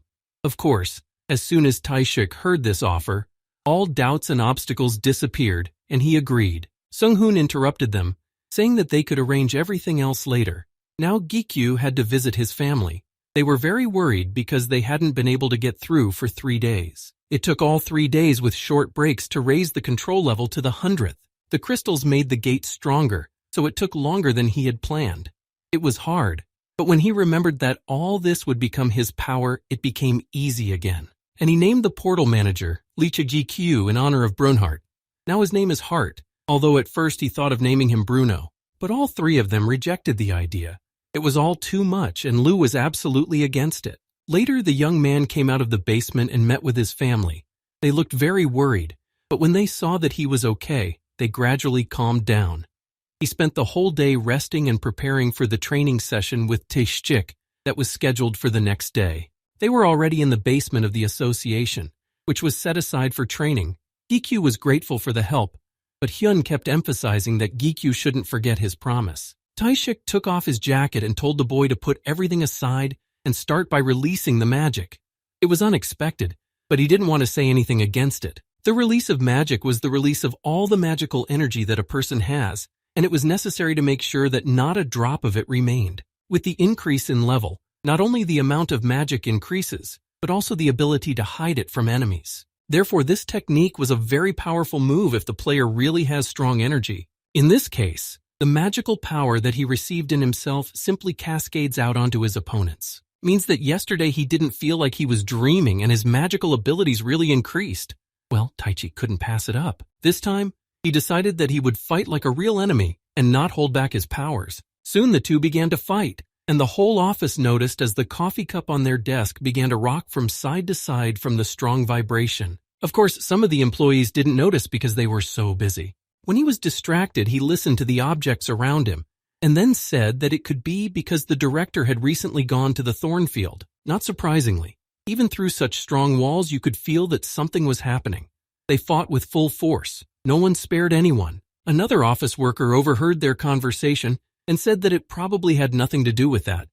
Thinking that all these layers of barrier would hold back any force, she blamed this small earthquake on something else. Neither the vibration nor the magic could go beyond this room. No matter how many fights had taken place there before, this had never happened. This was true unless the boss went out of his way to destroy everything, but he was not that kind of person. And there was no worthy opponent either. They fought like real rivals, and Taishik kept his promise and didn't give in to Gikyu like he had the last time before going to the portal. And it is worth recognizing that Taichik was called extremely strong for a reason. He hadn't even been able to hit him a few times, and it was incredibly difficult to get close. At the moment when the guy fell down again before he could strike, Taishik continued to attack. Then Gikyu quickly got up and jumped away from him, and once he was at a good distance, he used reflection to defend himself and strike. The other players felt a strong outpouring of energy in the air. This could be a sign of danger, so it alarmed them. This vibration that started recently was unusual. It was a clash of two great magical forces competing with each other. They assumed that maybe something had broken somewhere far away from them. But then the girl's grandmother said that the source was blocked.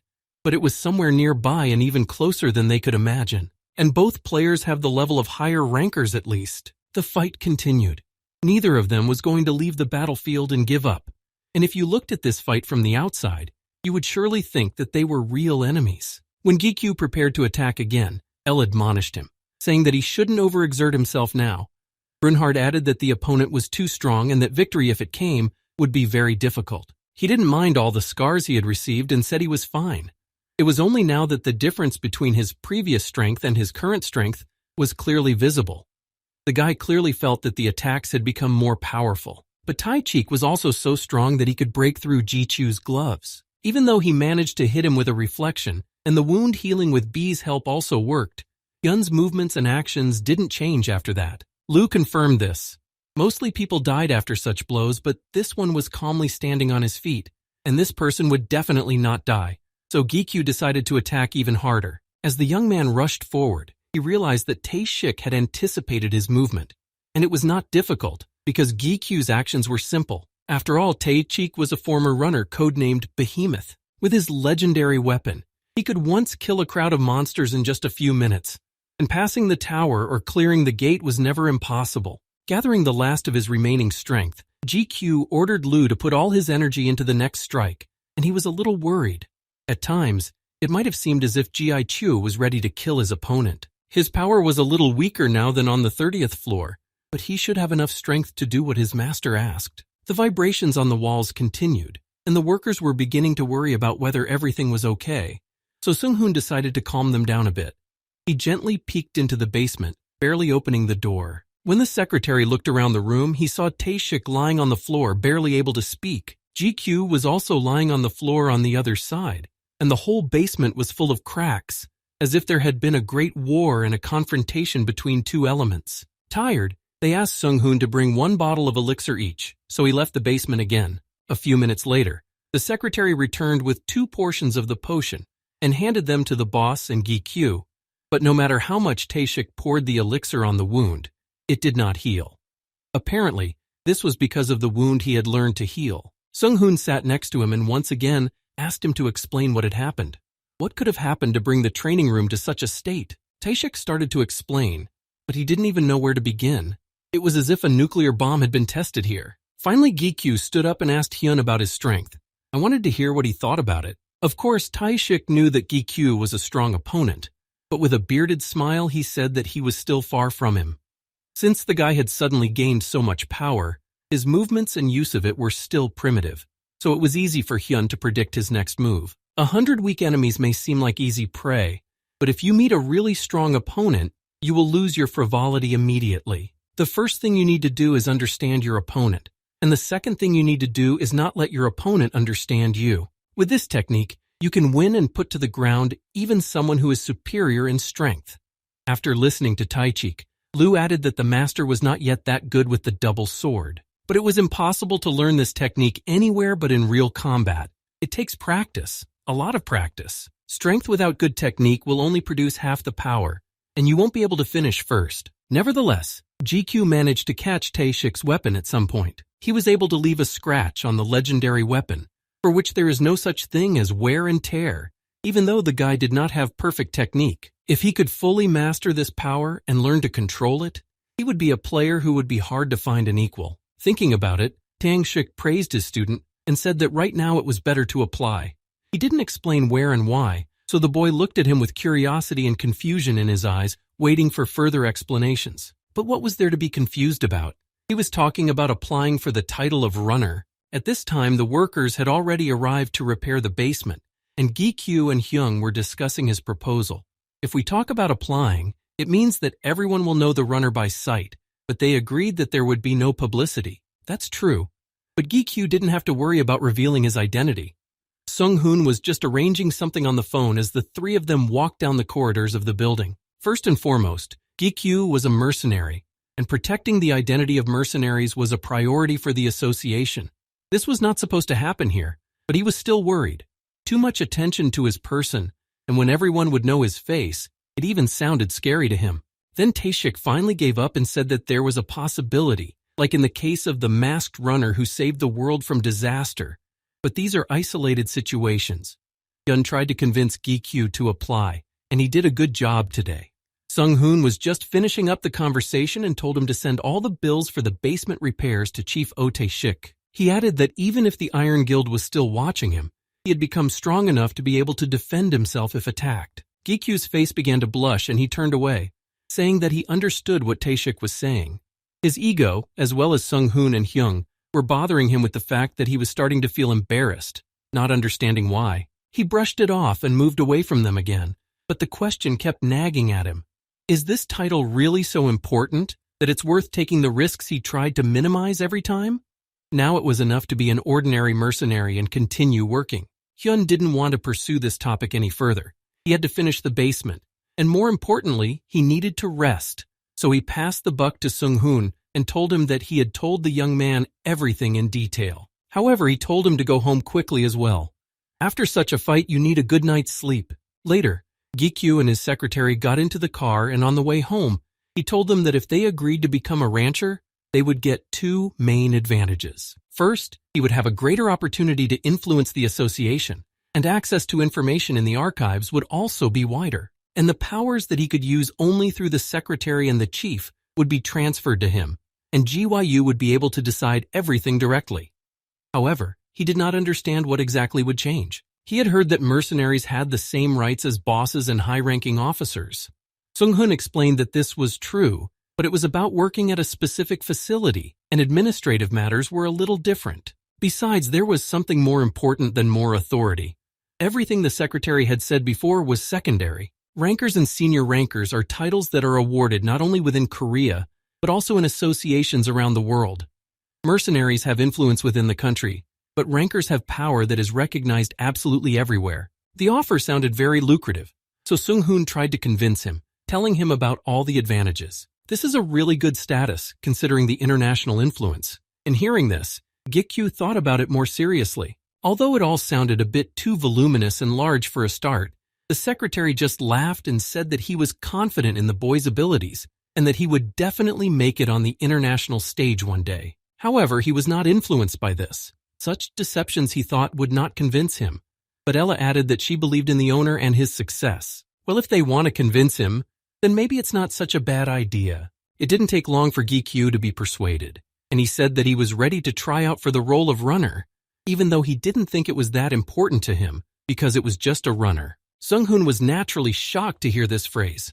So many people wanted to reach that level, but they were not given their own strengths and opportunities, and here he was saying such nonsense. Then who is he, the secretary, and why is he living in this world? But GYU immediately apologized, saying that he did not mean it. It was said without any intention to offend. In any case, he had nothing to lose. There shouldn't be any unpleasant situations, although, if you think about it, there was one unpleasant situation. I would have to take part in a closed runner battle once. This title could be obtained only after being a participant, and it had to be done officially. This time, Guy Q applied to participate in an unofficial battle. Even if the association accepts him, other runners may have doubts.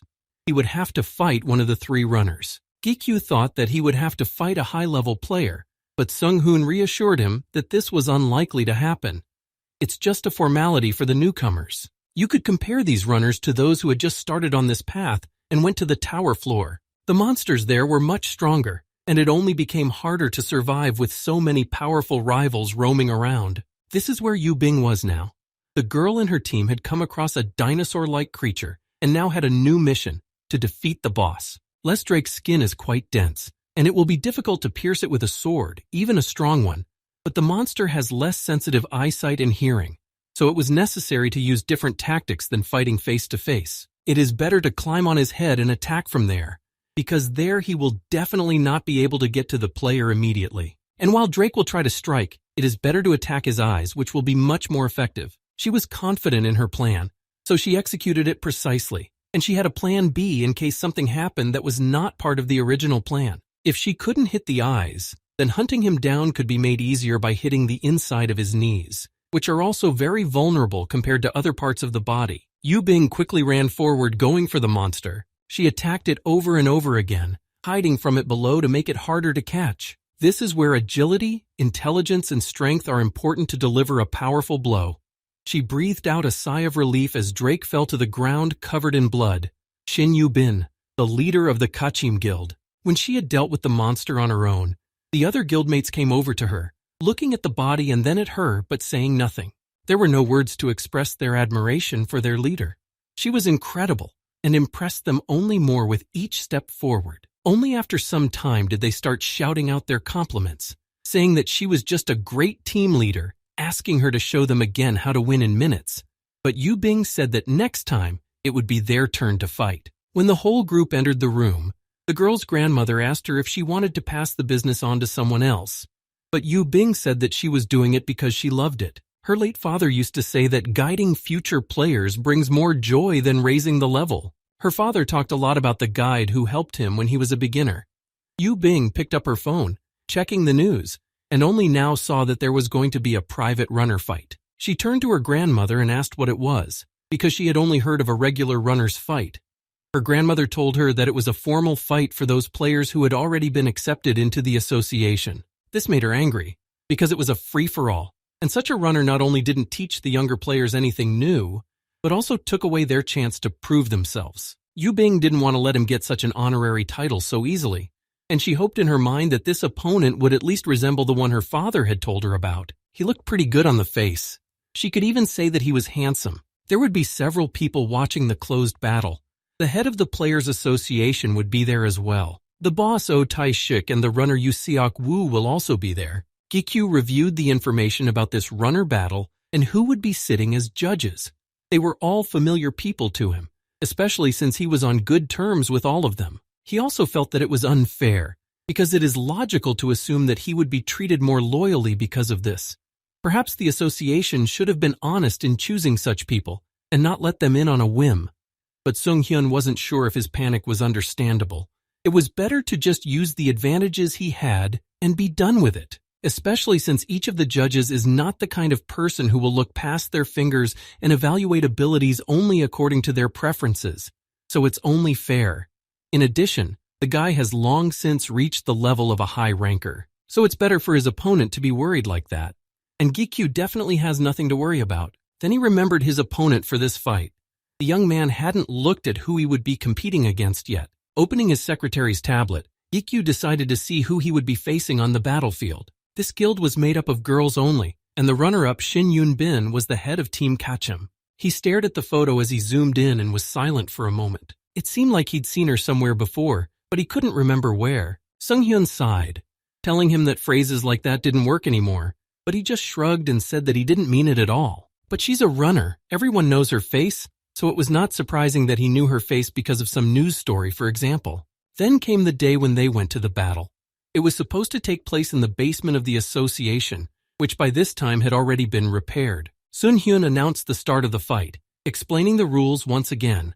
The rules were that no overly powerful attacks could be used, and if one of the parties declared defeat, the battle would end immediately. The judges were rooting for GQ and wished him good luck before the fight, but this embarrassed him more than it encouraged him. He wanted everything to be fair. This stage is very important, so you have to take it seriously. This disappointed Yoon Bin even more.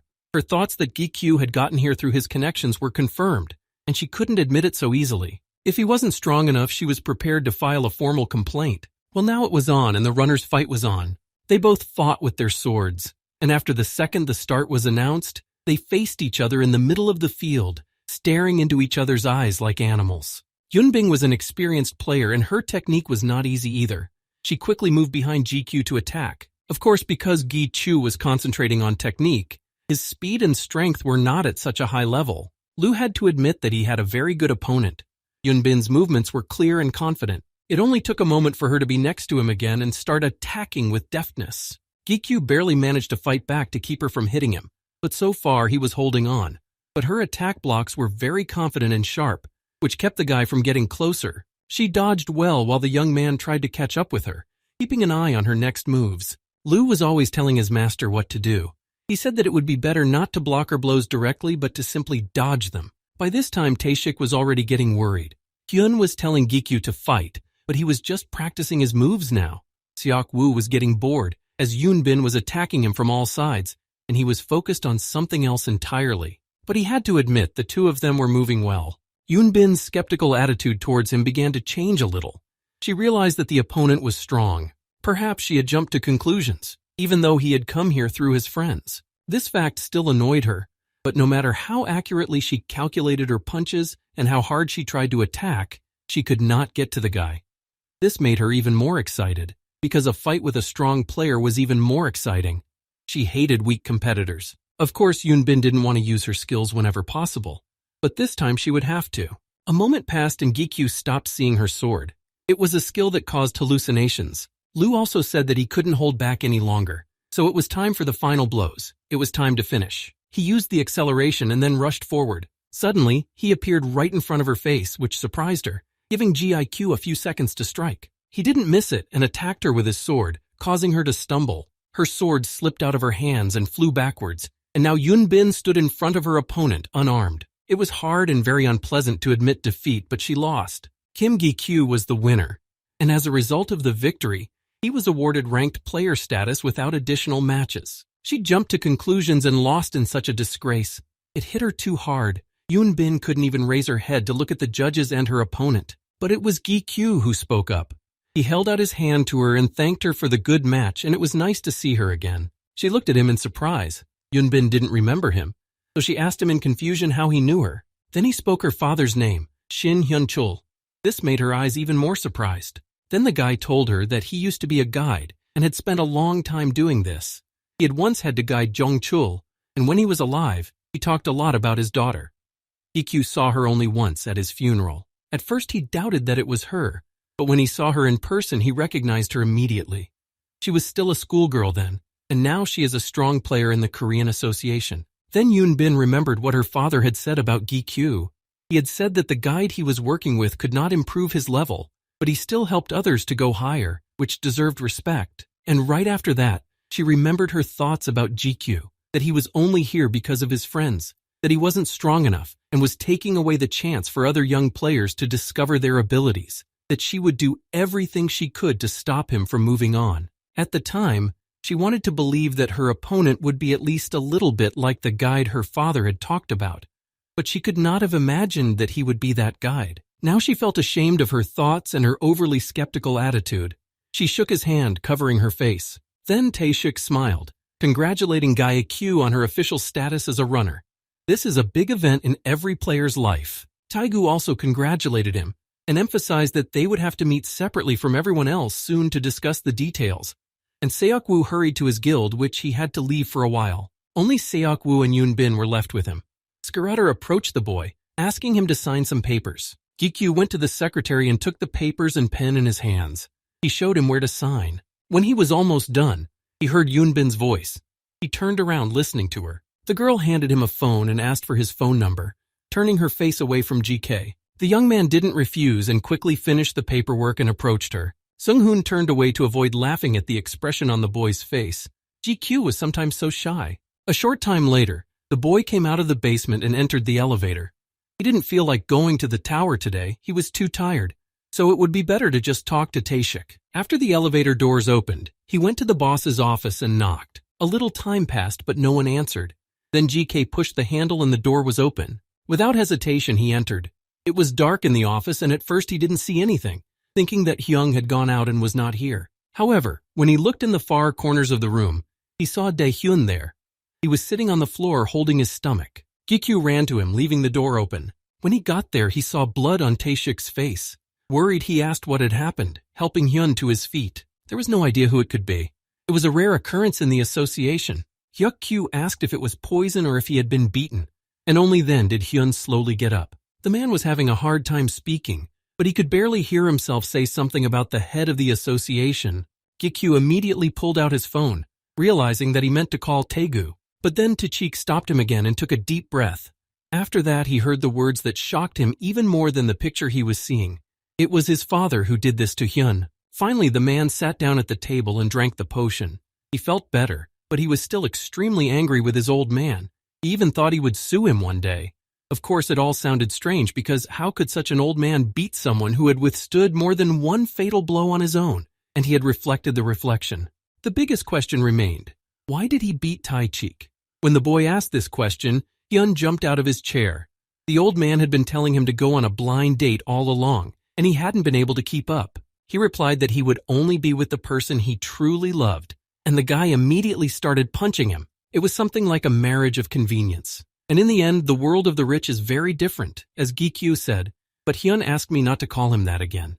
It was getting annoying. And it wasn't about what the guy said. It was just that the old man was very worried that his grown-up son would remain a bachelor until he was old. The father started to wonder when he heard about unrequited love at his age, and even questioned whether the girl he was talking about liked him. Yeah, not the best father. GQ asked Hyun if he was going to be very busy this week, and got a grumpy response.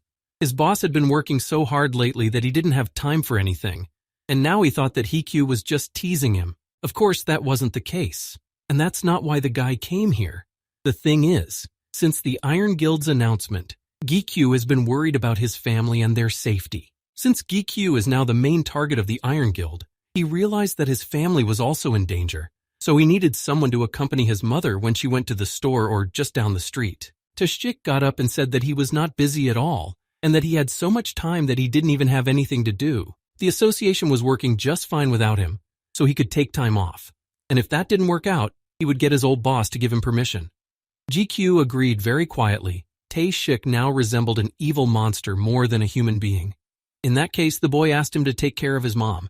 But first, he told him to sit down and talk again. The last time they discussed the Iron Guild, it only stopped at the fact that they were going to set up a branch in Korea, so GQ came to ask if there was any more news. They haven't said anything yet, but there should be an official statement tonight.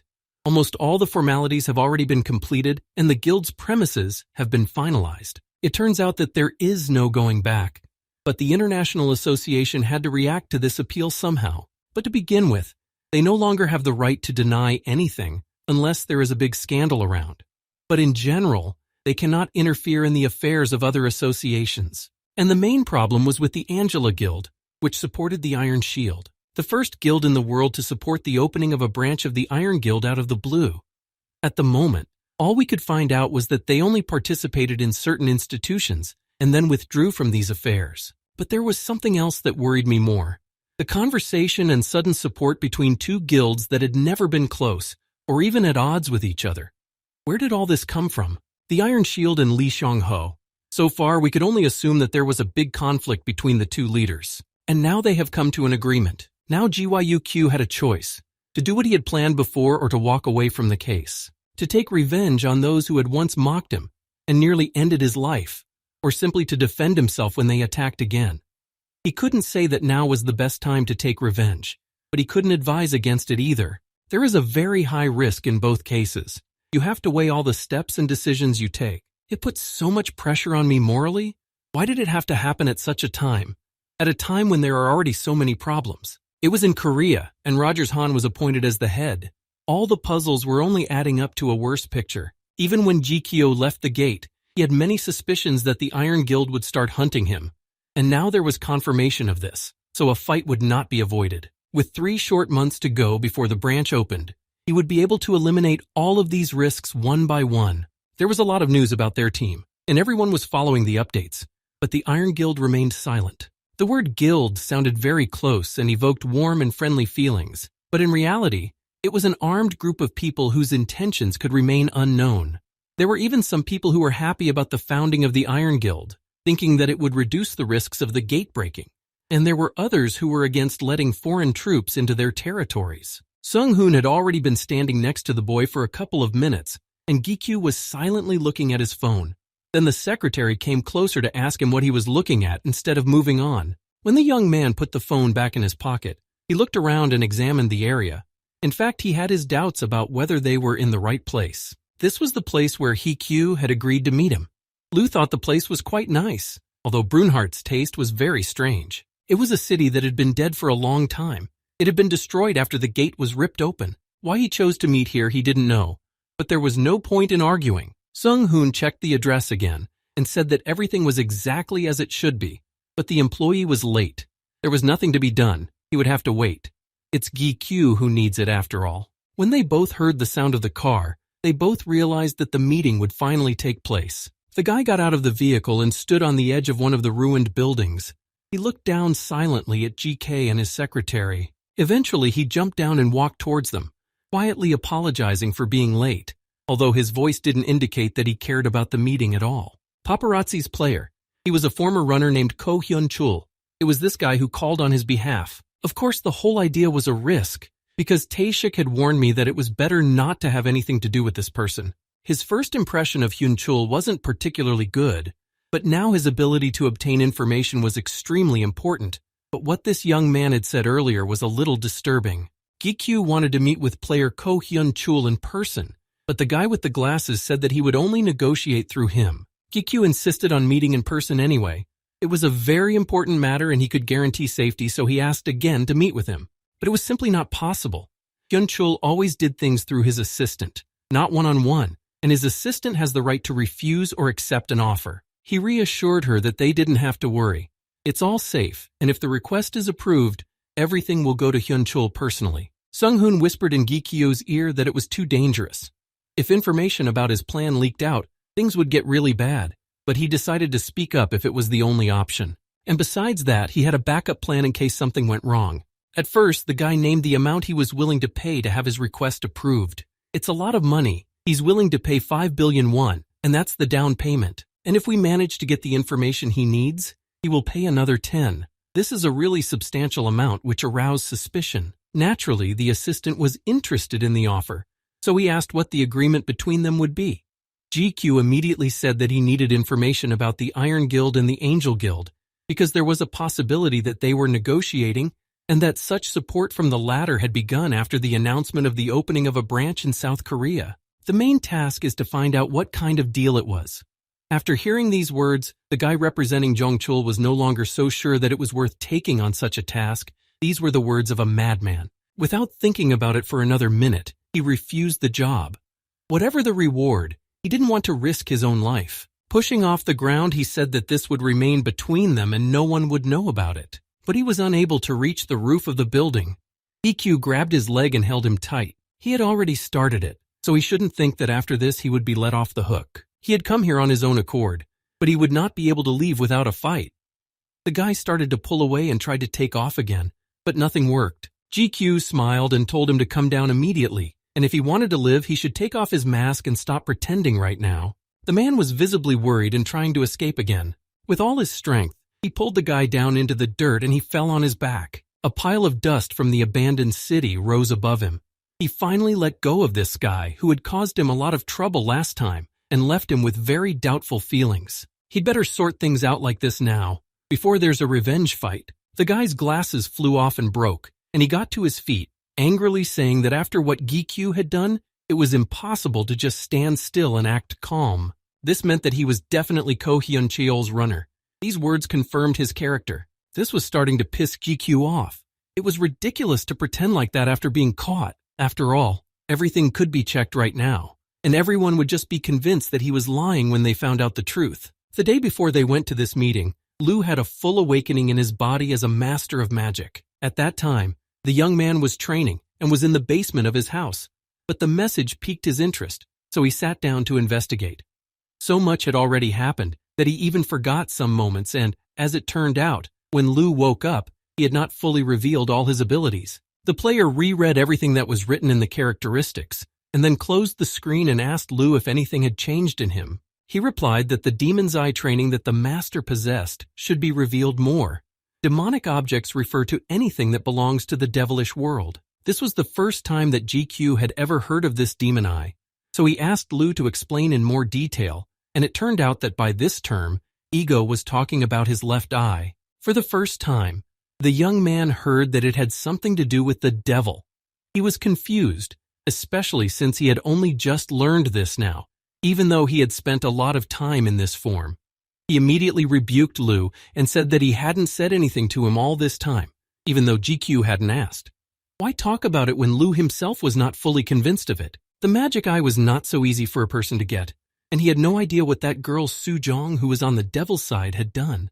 He wondered who she was anyway, to have such a huge power. So, the most important thing was that this demon eye could now see the essence of a person, although the full power was not yet known. Now Jichu could see people's names if he used the training. This would definitely be useful to him, if only he had the devil's diary. Lu didn't understand what he was talking about, and thought it was also some kind of magic item, but the boy didn't answer his question, and told him to just forget about it. The owner opened the information window to read the characteristics of Ego, which had changed a lot over the past few weeks. Now he was endowed with the status of Lord of all demonic objects and swords. All other characteristics like cannibalism, strong will, and demonic items were improved, and the ego that had been absorbed was fairies. One more nuance was that there was a function that could put the power of a demonic object into the ego. The guy had already figured out that it would be nice to put sharpening into B, speed into Hermes, and power into Obrion. He thought correctly. Now he could give the egos the teacher that suits their character. Since he had brought it up, Lu suggested that they test those gloves first. It sounded like a good idea, so he put them on and tried to use force. A force that he also used against Mr. Hyun-chul called binding. With this power, he could bind his opponent with a net of dark magic. Hyun-chul flew backwards and his hands were caught in the strong ropes, making it almost impossible to move. Sung-hoon stood there in complete shock. Apparently this was a new skill he hadn't known about yet, but it was impressive. Now the former runner was in a bad position, and Gikyu gave him one last chance to tell the truth and stop pretending to be someone else. This was the last warning after which the power would be used, so it was better to come clean right now. Now it became clear to Hyun-chul that Gi-kyu had the demon eye, and the truth could not be hidden. And yet he had met with the Demon King. Well, there was no choice. Either start fighting or just talk, so the player used his ability. After that, he turned into his true self and no longer hid his face. The fact that the boy had managed to meet the Demon King and receive such a reward was impressive and sounded very interesting, so he was curious to hear what else GQ would tell him. The young man let him go, smilingly saying that he looked much better and was pleased that he was able to put his new training to work right away. He needed to make an agreement to fulfill the task he had mentioned earlier, but this condition would need to be adjusted slightly. The guy thought that 5 billion was a lot, and he promised an additional reward if the task went well, and Hyun-chul earned 10. However, he shook his head and said that his life was not that cheap. The former runner was just about to escape with the information he had gained, so it would be a good idea to do so.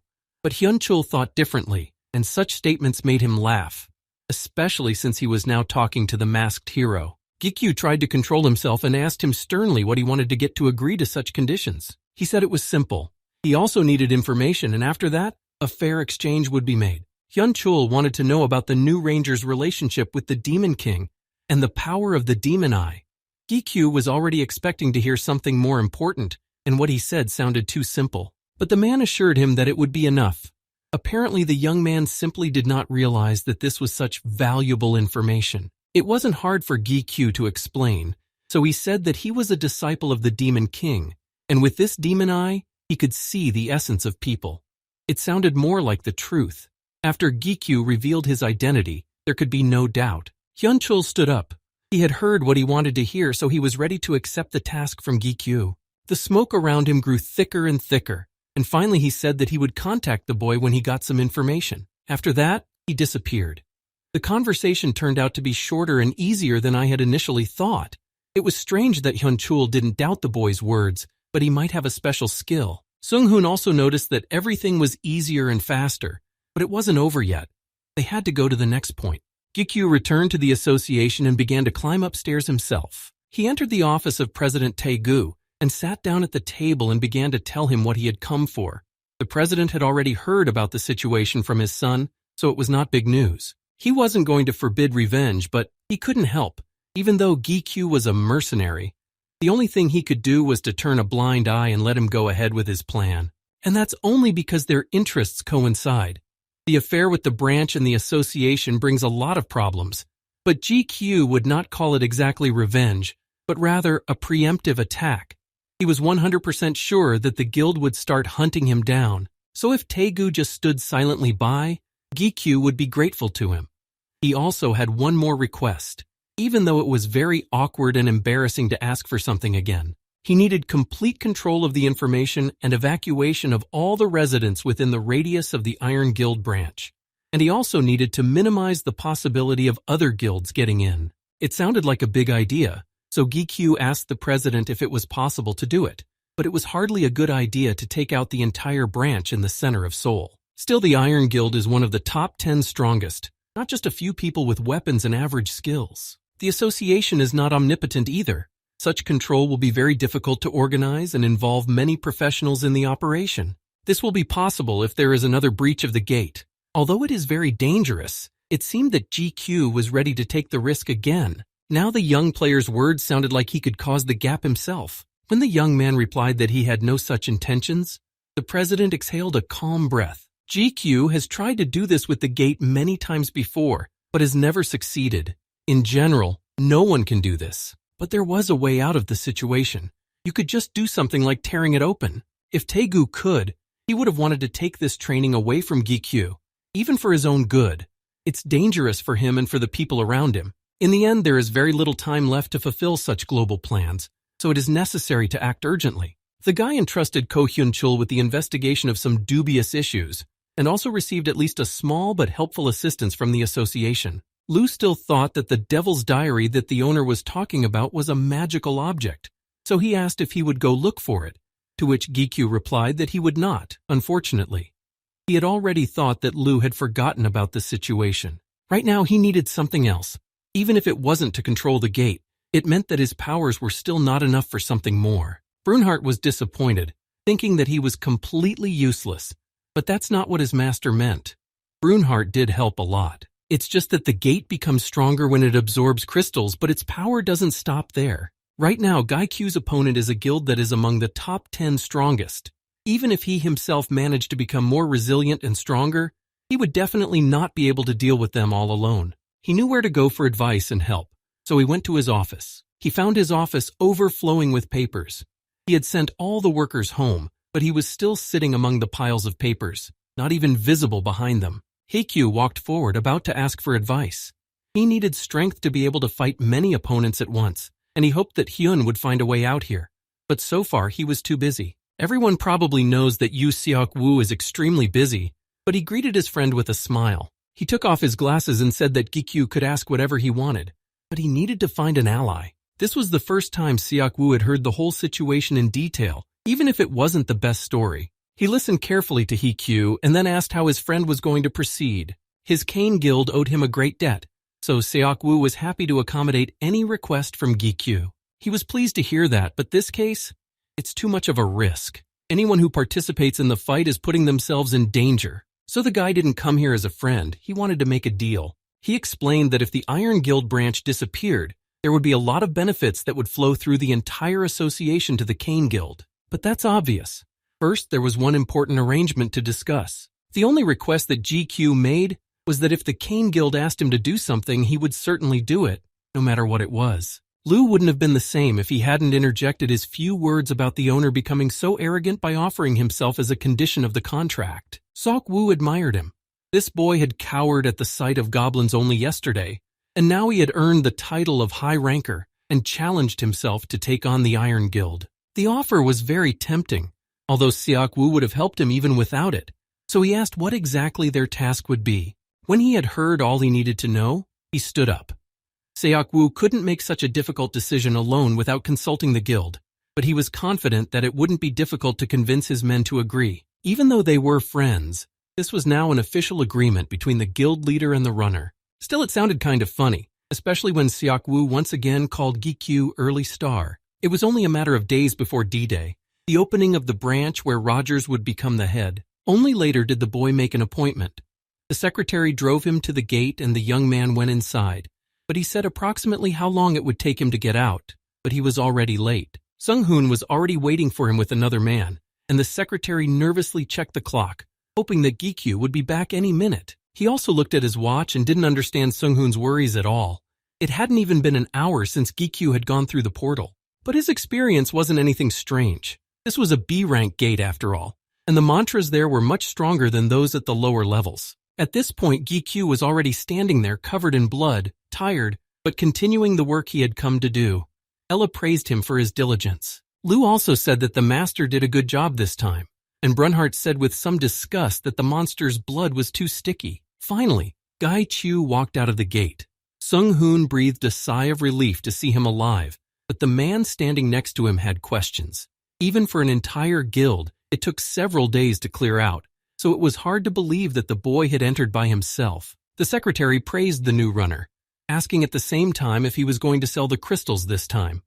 GQ wanted to sell them and said he would spend the reward for the sweep as well, but Brunhart wanted to eat it all. When the backpack with the valuables was in the secretary's hands, GQ reached out and asked where there were any other gates nearby. Then Sung-hoon crossed his fingers in front of him, saying that there were no more.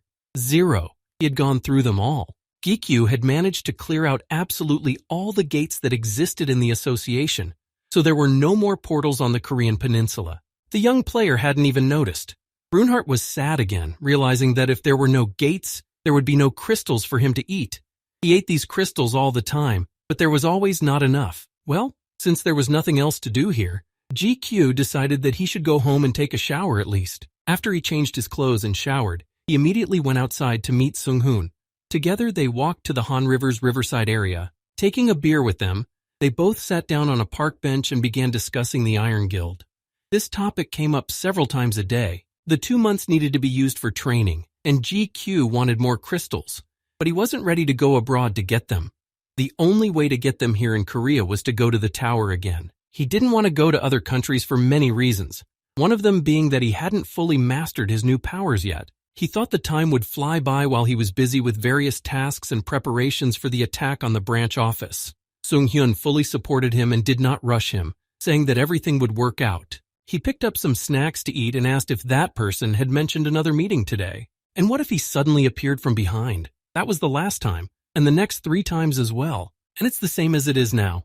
And this time he managed to bite him. Each time it surprised Sung-hoon. Hyun-chul always had a strange accent. He handed him a beer. But Hyun-chul was immediately surprised and asked him why he was on first-name terms with him. But he had addressed him the same way at the beginning, especially since they are the same age. This is true, but on the other hand, it is not particularly important. What's more important is that even the top runners can't pick up on his presence. And Gi-kyu felt Hyun-chul right away. This means that he has some other magic, and it was all thanks to Lu who had all the demonic items. He could have reacted better to such good abilities. But he asked more seriously if Hyun-chul had gotten any new information, because last time it had been a waste. But it offended him. Last time, Gi-kyu was told that Iron Shield's leg had been chopped off. After that, Gi-kyu did admit that something useful had happened. And this concerns the 2 largest guilds in the world. And the guy treated it all like a child's play. He did get the information that GK asked for, but it's the last information he got him. And now Hyun-chul is out of the picture. The fact that he got the information means that it is extremely reliable, that this will be the last case he will work on. Let's start with the rumors that have been circulating about Lee Seong-ho. Gi-kyu knew about the latest news that he was injured when he entered the tower. Hyun-chul couldn't say exactly what kind of injury it was, but it was said to be critical. That's why he was ready to end his work here, considering it done. He said the last thing that Gi-kyu needed to know. Lee Seong-ho really needs the elixir right now. Without it, he will soon become nothing more than a lifeless body that has given up on life. The last place to get it was the Garyon Labyrinth. But if the information about him and the Demon King doesn't go anywhere, it's pretty plausible, since the plan is to have the elixir in the hands of the Iron Guild. So he wanted to somehow make a new deal using an elixir he didn't even have. But then Gi-kyu thought about it and realized that even the Iron Shield couldn't do that to Lee Seong-ho. To begin with, we knew that all 3 of the elixirs that were found had already been used, which meant that Soo-jong was in on the deal. And perhaps the whole thing with the injury could have been created for a reason too, though Gi-kyu doubted it. Then Elle told him that it was possible that his blood vessel had been severely injured. She reminded him that he had also experienced that feeling when he drank the elixir and everything was restored. It means that if Lee Seong-ho needs this elixir, then his blood vessel is injured. The guy thought about it. Then Ella suggested that he meet the Demon King again. But then Lu reminded him that Soo-jong said to come to her when Gi-kyu passed through the floor, and it would not be so easy even for him. At that moment, Brunhart called out to him, tiredly saying his master's name. He had already eaten so much that he had no more energy to absorb the crystals. And Lu told him that it was all because of his greed for the crystals, because Brunhart always wanted more and more. If that was the case, then GQ decided to leave the matter for later and now take up another job. The young man took out B's ego and examined her characteristics. Her level had improved to a level of A. Her other abilities were also gradually increasing, but B was not the strongest ego that GQ had ever had. Nevertheless, the master decided to apply the merger once again and make B the main ego. The system then prompted the player to select a second ego to start the process. While the player continued to train, someone arrived at Incheon International Airport. A team of several players walked through the building, swords at their side, and some of them had masks over their faces. They didn't care about anything. They just wanted the fight to start as soon as possible. At the head of this team was Rogers Khan, who was stopped at every turn by reporters and asked about the policy that the branch head would follow and what actions they should expect. Rogers broke his silence while camera flashes followed him throughout the airport. At the same time, journalists asked about Iron Shield and the plans of the branch in Korea. People stood with posters praising Rogers, but he wasn't exactly happy about it. It annoyed him more than it made him feel better. They all thought that if he was Asian and had the same skin color, he was just like these people. But no, Rogers knew that he was better and taller than all of them put together. Then he was stopped by a small child, a girl who came up to him and wanted to hand him a wreath and asked him to take care of their country. She said it sincerely and hoped that Rogers would take her gift. With his whole demeanor, he showed that he did not want to see her anymore. He was annoyed that people immediately began to take him as one of their own. The child stepped back. She was a little scared when she saw that he was angry. Then a man came up behind her and took her in his arms, and at that moment the cameras were pointed at him. The journalists happily shouted to the others to film him because he was the president of the association. Again, flashes of cameras all over the airport, and Roger's disgruntled face, who wanted to end this old man right now. Tegu did not understand Roger's behavior. What was wrong with just accepting a gift from a small child? The branch manager was silent for a moment. Even he couldn't speak impolitely to the president of the Korean Association, either in front of the cameras or not. But he was unaccustomed to the way things were done here. The president is just treated like one of them in public. Tegu noticed that the head of the Iron Guild branch had no idea of his interlocutor's strength and capabilities. Could this little kid really cause any problems? She just wanted to make him feel good and give him something. Since Rogers could no longer resist, he accepted the wreath and thanked her through his strength. Then the president shook his head and said that the thank you was for this young lady, not him, and then added that the association had prepared an event to honor Rogers' arrival, so he would be grateful if he would drop by. It all sounded so ridiculous and silly to him. Rogers didn't want any events and things like that. He hadn't had anything like that while he was living in America with the rest of the guild. After a couple of minutes, they finally got into the car, and Khan told them to go straight to the branch. He didn't want to go to the association at all. He did not want to go to the association at all. Inspection of the branch office was the first priority, as you can imagine. While they were driving, Rogers tried to find some information about GK. Surprisingly, almost everything related to him was blocked. Although this young player is somehow connected to the Demon King, so that explains it, but it doesn't matter. It will still be very easy to find information about his family, despite all this. Now it became very interesting to see the look on GQ's face when he saw his family's corpses at home. They pulled into the parking lot of the branch office. It used to be quite crowded, but now it was empty. Then Rogers received a notification that a gap in the gate had been found. Residents were urgently ordered to evacuate. It was a real situation, and they were asked not to neglect safety rules. Sung-hoon told GQ that the operation was almost complete, and almost all the residents had already been evacuated so they could start acting a little bit. It turns out that this is their last call, after which they will act separately. After these words, Sung-hoon turned on the barrier, which completely jams the communication. Now they didn't have to worry about witnesses. GQ and the Kane Guild were on the alert, and the start signal sounded. The player opened the gate, standing right in front of the portal entrance. There was a crowd of monsters who were slowly advancing on him, gathering from all sides. The boy stood calmly in front of them, without moving. Then the Lich, whom the young man had appointed as manager, came out. He greeted his master, and all the monsters came out of the gate. The Lich got down on one knee, and then GQ asked them if they remembered the plan he had just told them about. He decided to go over the rules again, and said that those with a red bandage on their arm were allies, and everyone else was an enemy. Enemies to be killed as soon as they appear on the horizon. In one voice they answered in agreement, obeying their master's order. GQ told everyone to go to their places and act according to the plan. Seok-woo didn't believe that his friend would be able to cause the gate to open, but after many attempts and training, he was able to do it. And those skeletons, they looked very powerful. Seok-woo felt that this Lich and Durahan were about on par with runners, and this player has again exceeded all expectations. This was expressive in reality, but some of the group were still worried about having to fight against the Iron Guild. A month ago, when the preparations for the attack were underway, GQ invited his friends to a cafe because they asked to meet. Child, the leader of the raid and a member of the guild, came. He had offered GQ to join the guild, but the young man had refused, which bothered him. Sung Pil from the Morning Star Guild also came over. At the same time, they started talking about how they really wanted to join player Kim Gi-kyu, or join forces against common enemies. The guy is surprised by this, which is nice of course, but did the two of them come just for this conversation? They told him that they had started talking after the raid on the 4th floor guard, and that they had talked about GQ. He was still sitting in the light cheek, listening to their stories. The head of the raid also told him that after the leader stepped down as head of the Child Guild, he took over. The guy happily congratulated him. It was good news. He thanked him, but immediately went back to the topic at hand. They continued to maintain a good relationship with the Morning Star Guild, and of course the conversation turned to GQ at that time. If the three of them teamed up, everyone would benefit greatly, and so it was that they met here together. The young man then thanked me for my high estimates, but he wasn't even a member of any guild. But it didn't matter. The current leader, Child, had seen GQ on the news when he was wearing a mask. It said that the hero had blocked the gate breaking in Yosu City.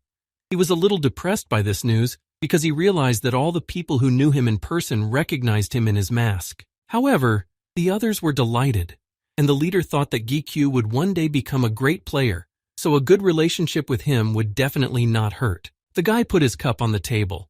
He didn't mind teaming up with them. These people know how to fight and he had already worked with them. Only now, GQ asked them for something. There was only one request. In exactly 1 month, they must show up with all the fighting power they have at the time and place GYU appointed. For safety's sake, he could not give all the details yet, but they would be facing a very powerful enemy. The young man knew that this was a very big request, perhaps even too much, but he would be very grateful for the support. It is a strong stream, so one wrong step can lead to a fall. But when they saw how Q operated the gate, their fear began to fade, and their confidence in the right choice grew. They were both confident that this player would definitely be able to take them to the next level. Lu was already looking forward to the big battle. He already missed them. Then the master ordered them to join forces to bring a long and important task to an end. Now they were definitely ready to launch the attack they had spent so much time preparing for. The moment had come when it was time to take revenge. The president of the association stood at the top of the building and watched GQ's actions from there. When he saw the team go into battle, he realized that everything had begun and there was no turning back. He suspected that it would look like this, and it was true. It was almost a full-fledged army that was coming to assault. Then my father asked Tang if he was confident in his abilities. He looked up from his cigarette, turning his gaze to his father. Tagu rephrased, asking if his son was sure he wouldn't make a monster out of this boy by allowing such actions. He flicked the ash off his cigarette and replied thoughtfully that he wasn't even thinking about it. Hyun just wanted to make Gikyu feel happy, and without this revenge, that was hardly possible. The president replied that if Gikyu did become a monster who interfered with the organization's plans, he would personally have to intervene, so it was better not to let him get too far away from him. Song-hoon came to see them. He informed the boss and the head of the association that everything was ready, standing a little behind. Taishik ordered him to guard the territory and not let anyone in. Not a player, not an ordinary resident, not a mouse. No one else should enter the battlefield. Meanwhile, Seok-woo and his entire Kane guild started to advance on Gikyu's orders, but something confused him a bit, and he looked around. This aura that was nearby was not like that of an ordinary player. It was something much more powerful, able to take control of what others could not. He wondered how it was possible to control such a huge territory. It seemed impossible, but feeling this power changed his mind. All of these people, they seemed to be members of the association, high-level players, but in reality they were just soldiers of Tashik, whom he had placed under the leadership of GQ. The origin, history, or any facts about them were unknown.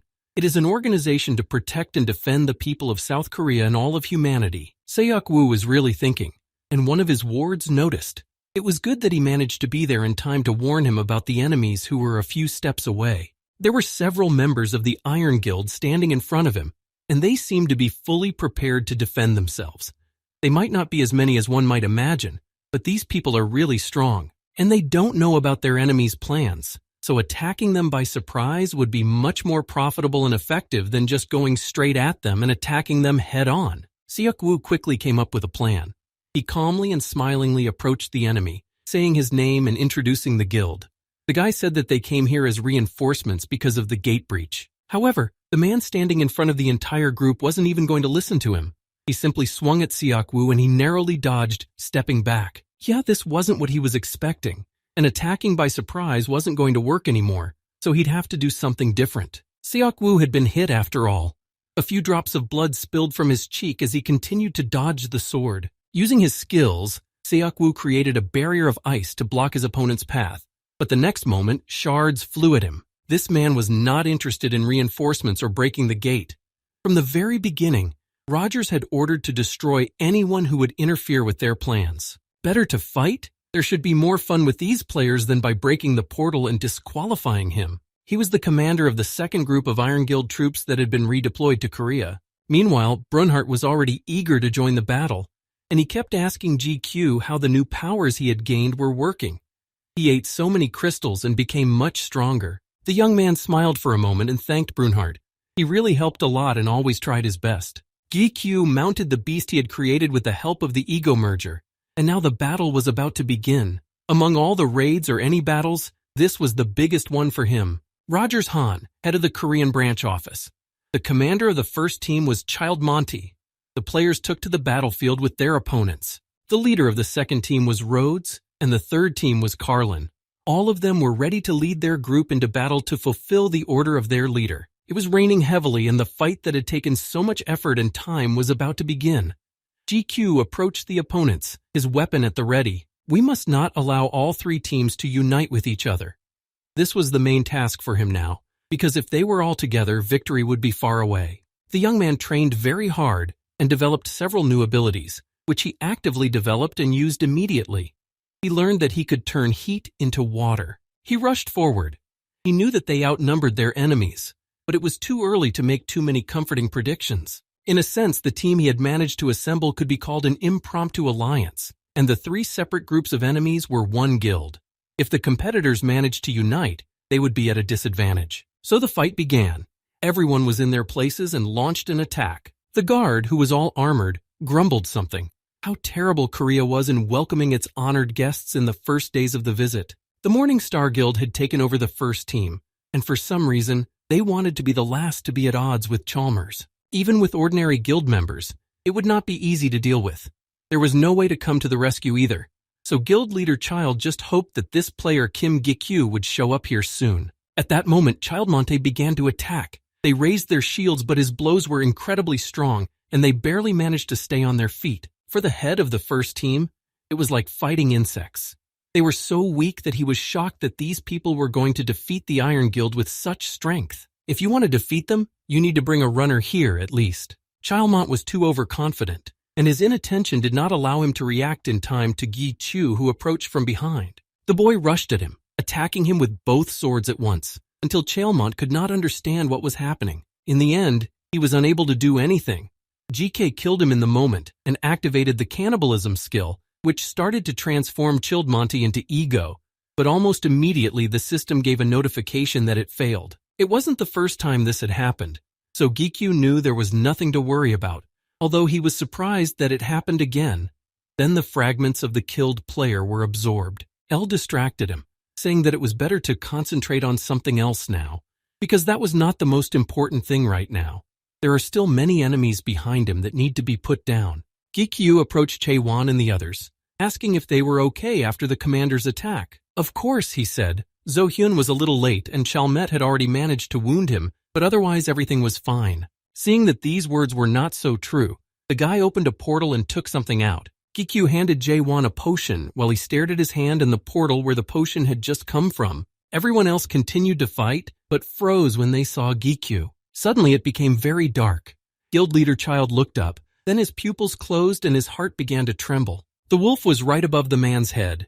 It seemed that in another minute it would swallow him. He got scared and stepped back after seeing the monster. Dong-hae thought it was the enemy and was about to order his men to attack it. But at that moment he looked back and saw Gikyu. The leader had called out to him, and it seemed that his gaze made the question clear. So Gikyu just winked at him, letting him know that everything was fine. Then Dong-hae shouted to the others that the wolf was their creator, so he forbade them to attack and ordered everyone to retreat back and continue working as planned. One of the team members suggested an idea, because the enemy's rear was completely unprotected, so it would be logical to attack together. But the leader said that now was not the best time to do so. It could have a negative impact on their plan. He also noticed that the corpse of Childmonte had disappeared, as if someone had absorbed it into itself. The same thing happened when they raided the 4th floor to stop the Guardian. On that day, GQ defeated the Guardian, and his body disappeared as well. Meanwhile, the wolf was attacking the Iron Guild. Because it was dark outside and the shadow of the beast further obscured their field of vision, they could not see anything. The commanders ordered to kill this monster immediately, but most of them simply retreated because they couldn't hit its body. Dong-hye stood by, watching the beast do its job perfectly. Rogers fought tirelessly as well. Just think. They had just arrived in Korea and this was happening. It even made him laugh a little bit. Right after they arrived, they have to help them deal with some kind of gate breaking.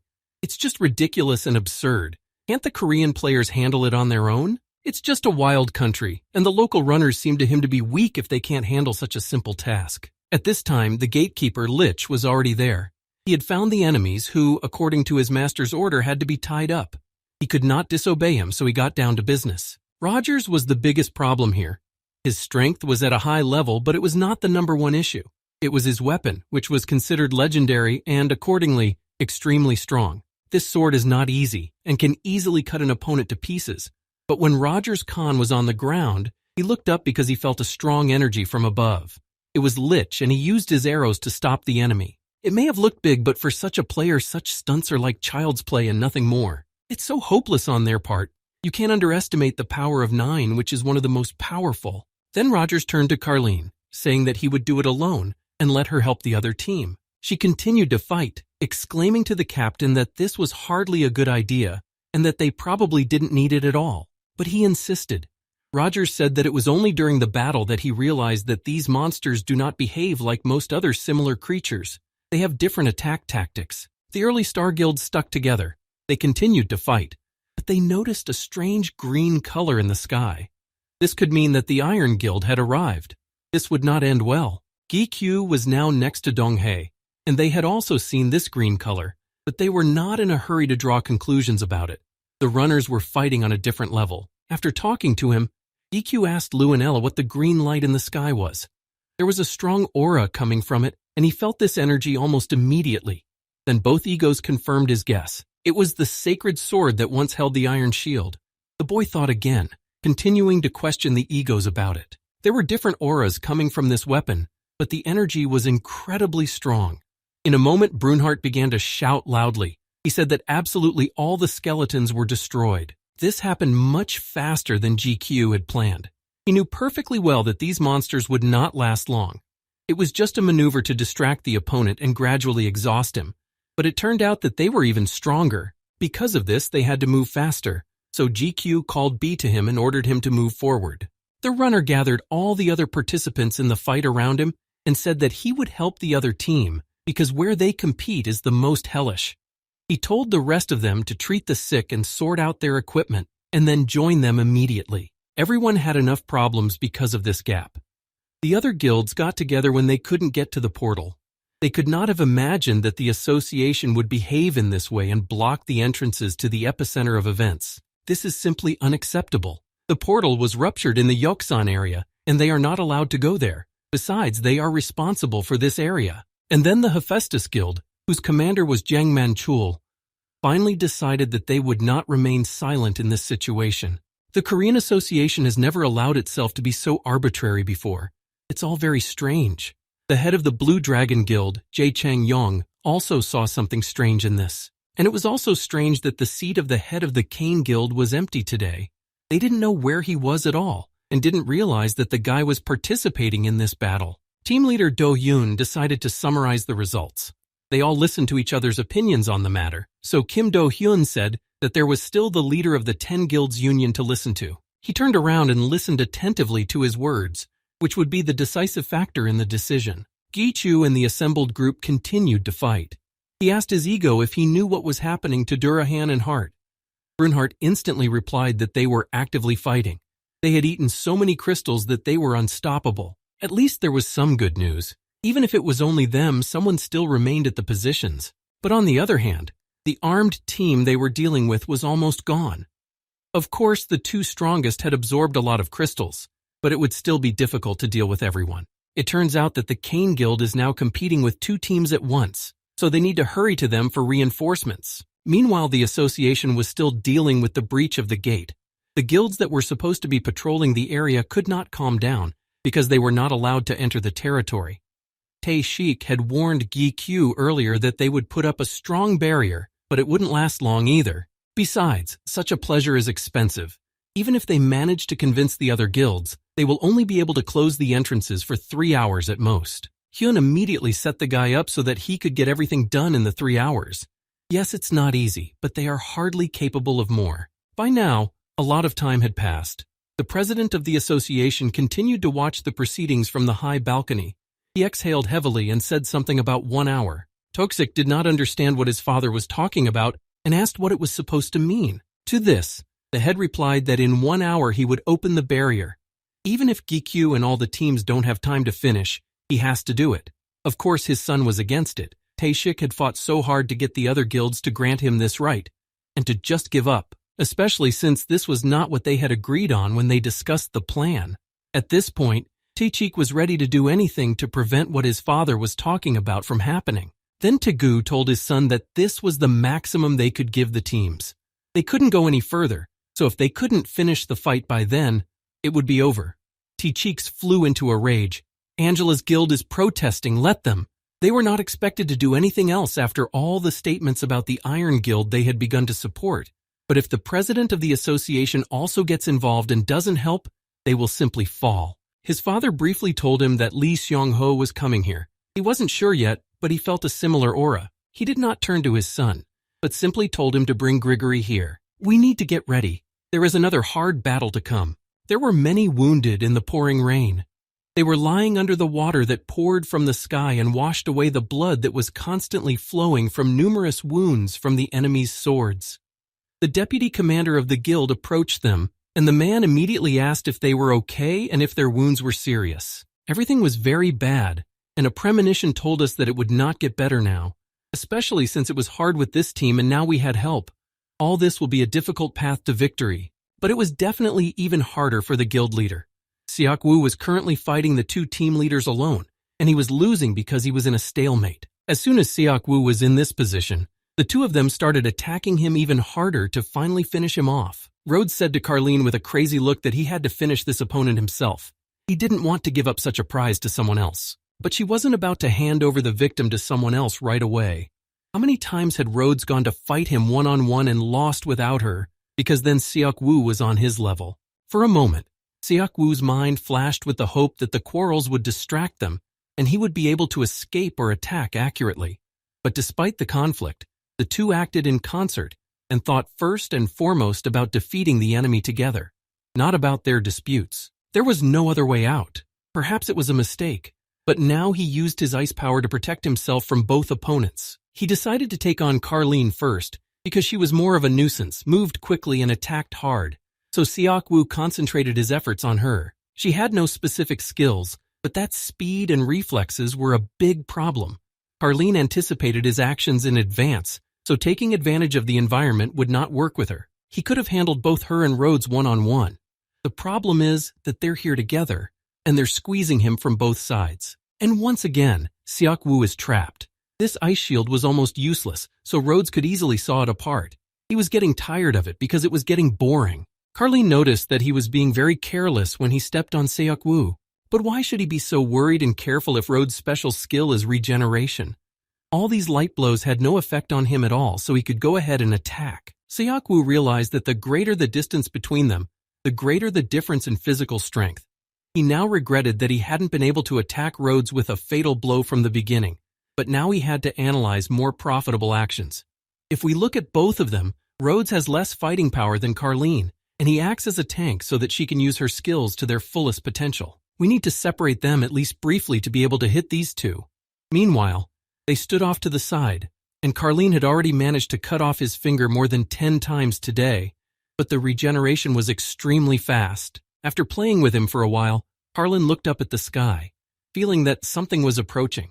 It seemed to be indifferent to everything that was happening. Rhodes had come here to play with his victims, who were pinned down on both sides. But that was until now. Suddenly, GQ burst out of the ice for them, and sharp fragments flew straight at the two commanders. They didn't even have time to react and just stood there in a daze, unable to even look back. It was something very strange, a force that rushed through them like an arrow and left a trail of powerful energy. Only now did the team leaders turn around and see the runner in front of them. GQ used his acceleration and flew past them with such speed that it was hard to catch him with the eye. The player was a little late to help, but still managed to save his friend in time. In this case, Hermes was an indispensable accessory. The acceleration skill instantly gave the owner a speed that went beyond the physical capabilities of a person. And this new acceleration skill, which he had acquired through Lu's demonic powers, combined perfectly with the speed Hermes gave him. Hearing this made Lu even more proud of himself and his abilities. Carlene looked at the player, asking herself questions. Who was he? She couldn't even make out his movements. She couldn't remember anyone in Korea who had such skills. Rhodes stared at his hand, not moving his gaze, and asked the same question in a barely audible voice. This person had instantly cut through his arms and chest, and the main thing is that the wounds did not heal. Usually, such cuts heal almost immediately, but not this time, and the bioliths were starting to grow. In a short moment, blood began to pour out of his body, and red splashes covered everything in the vicinity. In pain and dizziness, Rhodes fell to the ground, looking at his approaching enemy. Another fun dude to play with. Rhodes snorted with satisfaction that such scratches did not work on him. You could cut him 100 times, he would still heal. Then Gikyu called out his name, adding that he was the commander of the second team and the owner of the regeneration training. He was still learning English, but he could proudly tell who the person in front of him was. But he was talking about something else. This regeneration ability would not work again. That's exactly what GQ was going to tell him. Bai is doing an excellent job of aggravating the wounds, which will prevent them from healing on Rhodes's body. Finally, Seok Woo was able to exhale a calm breath. He saw his friend, who had come just minutes before he was about to be killed, but he was still in a good mood. That was good because he had more than one enemy to fight. Carlene didn't like what was happening. It seemed like she was in a terrible situation. This guy managed to stop Rhodes's regeneration, but it's definitely not possible to do that with normal skills or items. And they didn't expect to meet someone really strong here. Rhodes was able to get up only after some time, and his wounds continued to bleed. Means that this player also has unique abilities. It had been a long time since Rhodes had been inflicted with such deep and painful wounds. Forgetting the pain, he wanted revenge. This desire for revenge was above all else. But before that, he had to recognize that the ranker deserved respect, and that he saw him as having many advantages over himself. It is likely that the commander's skills lagged behind Gikyu's, and he openly admitted it. That was the end of the praise. Of course, it was not the end. It was impossible to expect that he would not be prepared for such a situation, having only one flaw. Suddenly, Rhodes's body began to grow, and his skin color changed to green. Now he looked more like the Hulk, not an ordinary person. It was really unexpected, but the guy was ready for anything to win. Ellen Liu simultaneously shouted something and began to speak indistinctly, while the owner kept his eyes on the monster. Although he was watching closely, Rhodes, after his transformation, approached the young man in a split second and was already in front of his face. In the same crazy voice and with a wild smile, he said, "It's not fair and rude to play like this, so Carlin will equalize his score with the weapon he's holding." It was just crazy. So much dust was kicked up next to the gap. No one knew where it could have come from in the rain, but everyone was confused. It meant that something serious had happened. Well, it must be over there by now. Carlene turned away, knowing that there was no stopping Rhodes now. Berserker. This is a skill that can temporarily boost combat power, replacing the excessive regenerative power that comes from other stats. Carlin did not believe that her teammate would decide to use a skill that leaves lasting effects. It distracted her, but it brought her back to reality. Seok Woo is not yet defeated. It's not your time to be distracted by other things. He just laughed and started attacking on his own. Carlene also knew that Seok Woo was losing. She was not affected by the boy's attacks, and she could easily deal with Seok Woo without Rhodes's help, so she rushed at him with her sword. Without thinking for another minute, the team leader attacked Seok Woo from behind, and he just laughed at her words. Carlene must be underestimating him because she thinks it will be so easy. Suddenly, she stopped. It was as if something held her hands back and prevented her from hitting her opponent. Seok Woo may have seemed weak in the battle, but he purposely didn't use his abilities to their fullest potential in case the plan failed. But since Gikyu is already here, there's no need to hold back. Carlene landed away from him, saying with a bit of irony that his partner had probably already turned into a chop while trying to defeat Rhodes. However, Seok Woo was confident in his friend. He knew he could do it. There was not even a flicker of doubt about it. They were hard to see because of the column of dust that only rose higher with each successive blow Gikyu delivered to Rhodes's flesh. The asphalt was broken in places due to the player's hard blows, and GQ was already on his feet looking at his work. Carlene froze. It just can't be. With more confidence and a better mood after what he had seen, Seok Woo picked up his ice sword and smilingly invited Carlene to try to deflect the next attack. In the blink of an eye, a huge block of ice appeared in front of him, taller than the buildings in the area. Now he could speak with irony. Seok Woo looked at the commander he had walled up in the ice with a light and calm look and laughed slightly. Perhaps he was overdoing it because of his nerves. Then the guy looked back toward Gikyu. He could see that Rhodes was still fighting and standing on his feet. He was completely at work, so he didn't even hear what his colleague was saying.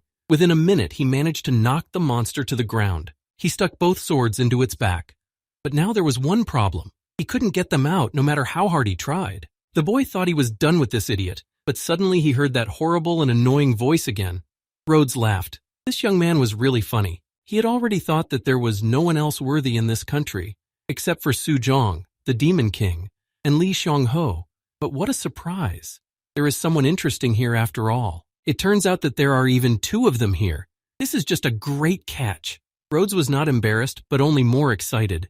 He wanted this battle and wanted to win. So it was time to show all his strength. Now there were no barriers or inhibitions. It was going to be a great fight. GQ was also ready to attack, but Sung-hoon had to intervene. All of this should be completed as soon as possible, because in a few more minutes, the head of the association was going to open the shield that prevented outsiders from entering. And besides, Lee Seong-ho's ranger was already on his way.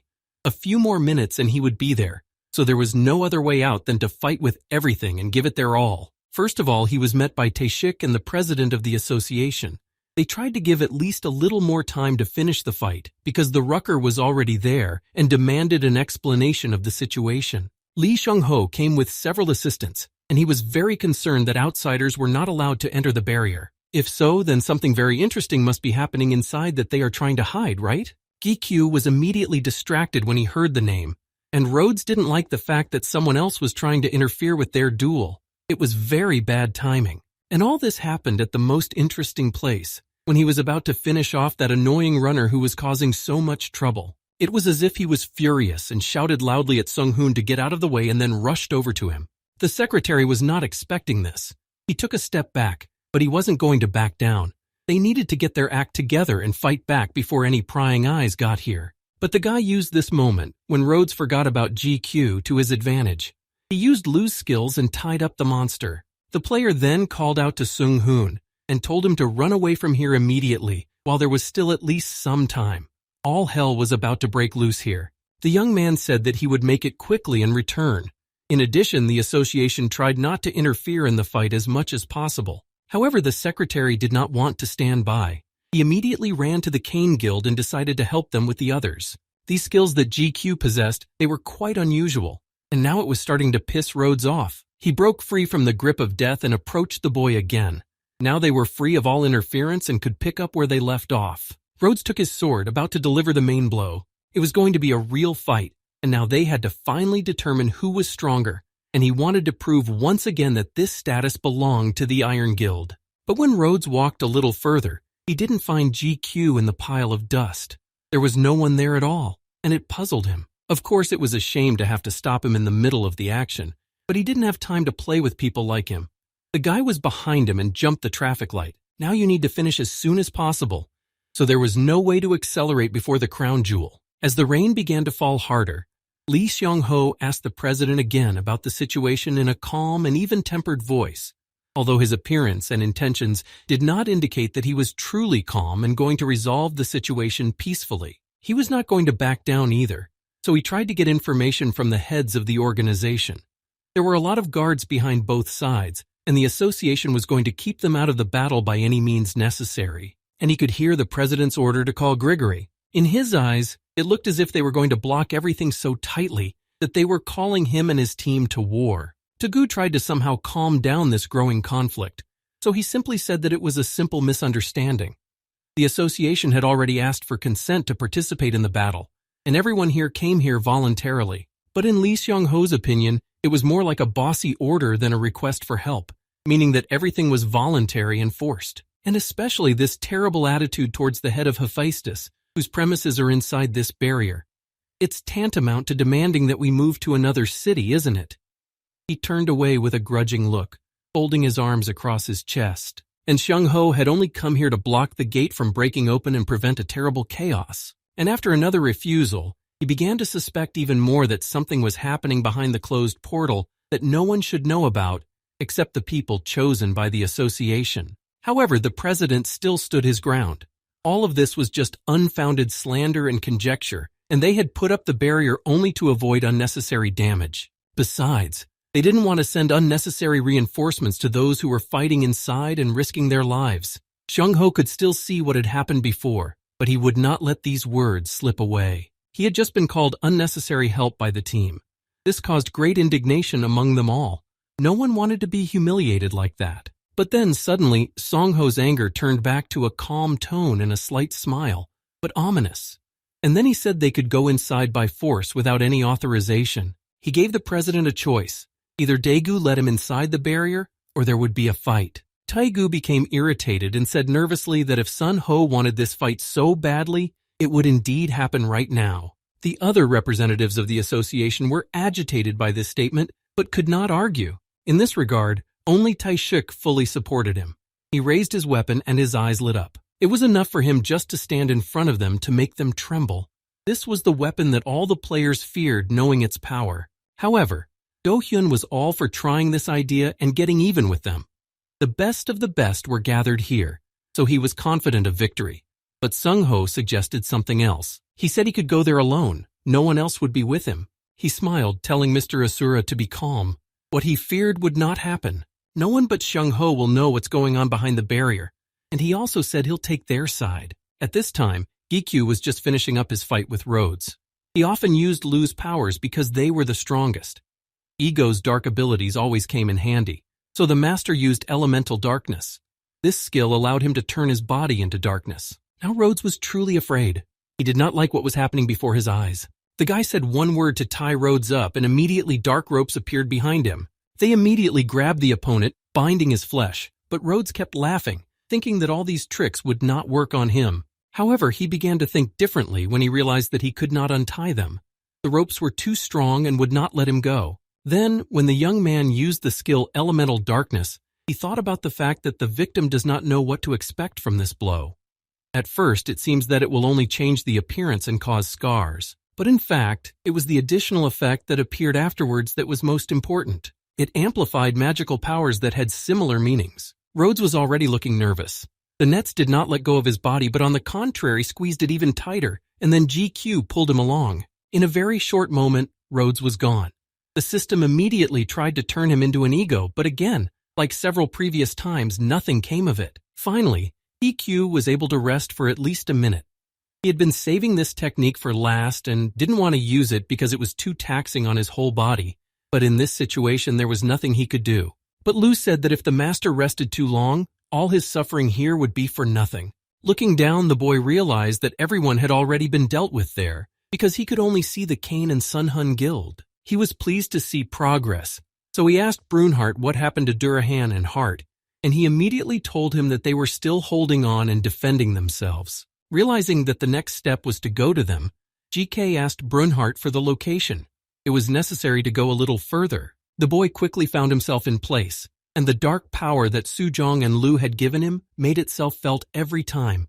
His mind was clouded by violence, and he only wanted to tear his enemies apart. Rogers looked around in fright when he heard some footsteps behind him, but he immediately pulled himself together. His opponents were now a certain Leech and Durahan. He could not simply lose to such rivals, especially since he was holding the sacred sword given by the Iron Shield. It's impossible to lose the first place with him. From the very beginning, he had no problem facing one of them in battle, even if there were a whole vanload of them. They're just miserable bastards to him. With the strength Rogers has, he could take them out in a couple of blows. He swung his sword, saying at the same time that he would not allow anyone to look down on him. However, when he struck several times, Rogers realized that these monsters were not easy. Usually, if they have such intelligence, it means that a direct attack will follow along with powerful technique. But this Durakan didn't attack its prey. It waited until Rogers was fully recovered, as if they weren't here to smash him, but only to stall for time. The head of the branch realized that it was all a trap. The actions of all these monsters were too strange. It was not just a fight, but a well-thought-out strategy by someone. That's when the person behind it all appeared behind Rogers' back. IQ smiled with satisfaction.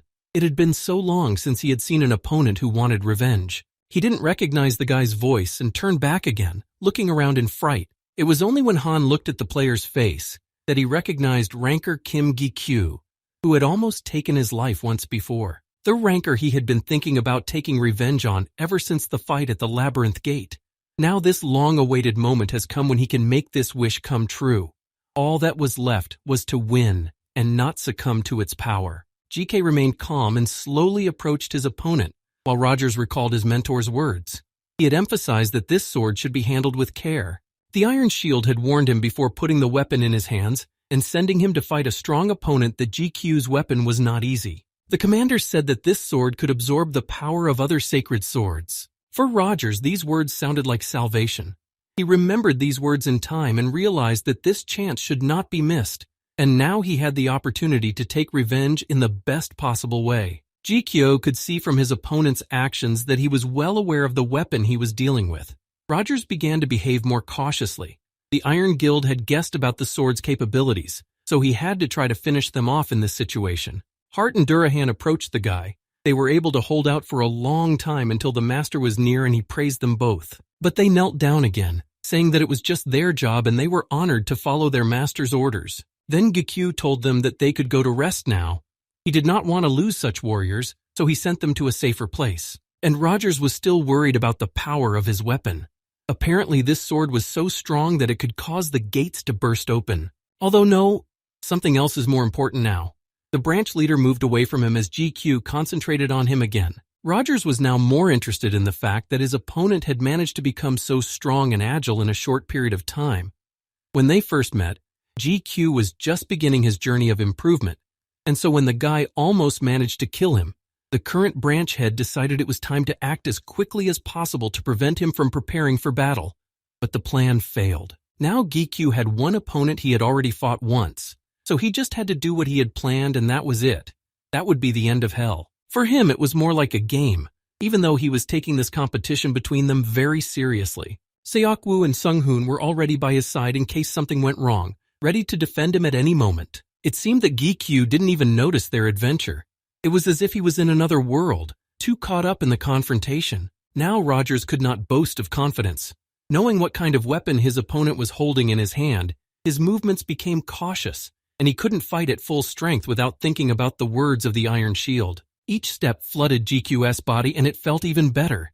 He was doing it again. He was killing his enemy again and it made his heart beat faster. Rogers remembered back then, when the Iron Guild had caught Guy Q and tied him up, they had mocked him in the same way and said the same words. Now the young man returned the favor. Liu was already tired after all these fights, so he asked to finish quickly if the master had already retaliated. Indeed, not so long ago, Guy Q was a weakling who was easily captured and almost killed, and now he is a monster. Because of the acceleration, Rogers didn't even have time to dodge GQ's punch, so he tried to defend himself. The Iron Shield didn't know anything about what was happening back in Korea. The commander thought that he had already arrived in Korea and was inspecting the branch office. His servant knew that Rogers would want revenge sooner or later, and was worried about whether it was a good idea to let him use the sacred sword against someone who could take away his power. However, Iron Shield was confident in his decision. He had warned Rogers about the capabilities of GQ's weapon, so everything should have been fine. But then the boss added that he didn't really care that much. In any case, the sword that the new branch manager received was no ordinary toy either. It was a strong weapon with its own characteristics. At this moment, GQ felt something. It seemed like the sword had absorbed something, but it was very different from when the same thing happened to Cullen. Liu also agreed that something strange was happening, and Elle added that it was no longer a sacred sword. You could say it's a fallen sacred sword. This is a statement that GQ had never heard before. Now it can even be called a demonic sword. GQ stood there all this time talking to his ego, and Rogers started talking to him again, saying that he was not that strong and he could easily handle him. He lost his sober mind and forgot about safety. Now he only wanted to kill his enemy with the most horrible death. Liu also added that using the new powers of the demon's sword would not be easy. You need to figure it out when you have more time, not now, when there is a person standing in front of you who is ready to end you at any moment. Rogers got closer again, and then GK focused on him completely. Now is not the time to be distracted by any trifles. He gripped his weapon tightly and was ready to engage. Elle was about to say something else to him, but GQ quickly said that it was for later. Rogers was approaching and, according to him, was ready to tear the guy to pieces, so he prepared to fight back. This sacred sword was indeed a unique weapon. If you learn to wield it, you can become an invincible monster in the eyes of your opponents. The assistant to the Iron Guild was still worried that the head had entrusted this sword to Rogers. He loses his sanity when he sees GQ. He just wants to kill him as soon as possible. Apparently, the Iron Shield was just expecting too much from him. He also wanted to pay back the guy, so he needed to find someone who could do it. Someone who was also burning with this desire. Sung-hoon didn't move a step away from the boy, and when he saw that Rogers was so close, he was ready to defend himself. Only Seok-woo, who was standing next to him, stopped him at the last moment. They watched the runner closely as he struggled relentlessly. At that moment, the young man kicked Rogers in the face with all his might. Blood flowed from his nose and he screamed loudly. He was turned over several times before he fell to the wet asphalt with a headache. At this time, the owner turned to ego again. He noticed that Rogers, on the contrary, was getting weaker with every minute or even second of the struggle. He didn't understand what the sword had to do with it, because he didn't know any special abilities, but Elle said it was because of this weapon. This sword is a decadent sacred sword, and at the beginning it gives a lot of power to the one who uses it. But later on, what happens is what Rogers has just witnessed. His body trembles, his arms and legs become weak, and even standing is very difficult. All of this happened because the sword was taking the strength back. It absorbed them and became stronger, but it could leave its owner almost dead. This mechanism was not simple, because the sword also transferred the powers it received to its true owner. It was a terrible weapon, and it was very dangerous to handle. The assistant sat down on the couch in the Iron Shield's office and asked if all this would cause problems in Korea, because the head wanted to keep his branch there, and without Rogers, he would have to change everything. If he weakened too quickly, it could all lead to a complete failure. But Iron Shield said not to worry about that. Nain is a pretty neat sword. In small and slow steps, the weapon will absorb all his power without him even noticing. And then Rogers will become the foundation for the Iron Guild's revenge. One should have guessed that the head entrusted such a weapon to his ward for a reason. All this was just a small part of his large-scale plan. The sword will be able to absorb all the energy in about 6 months.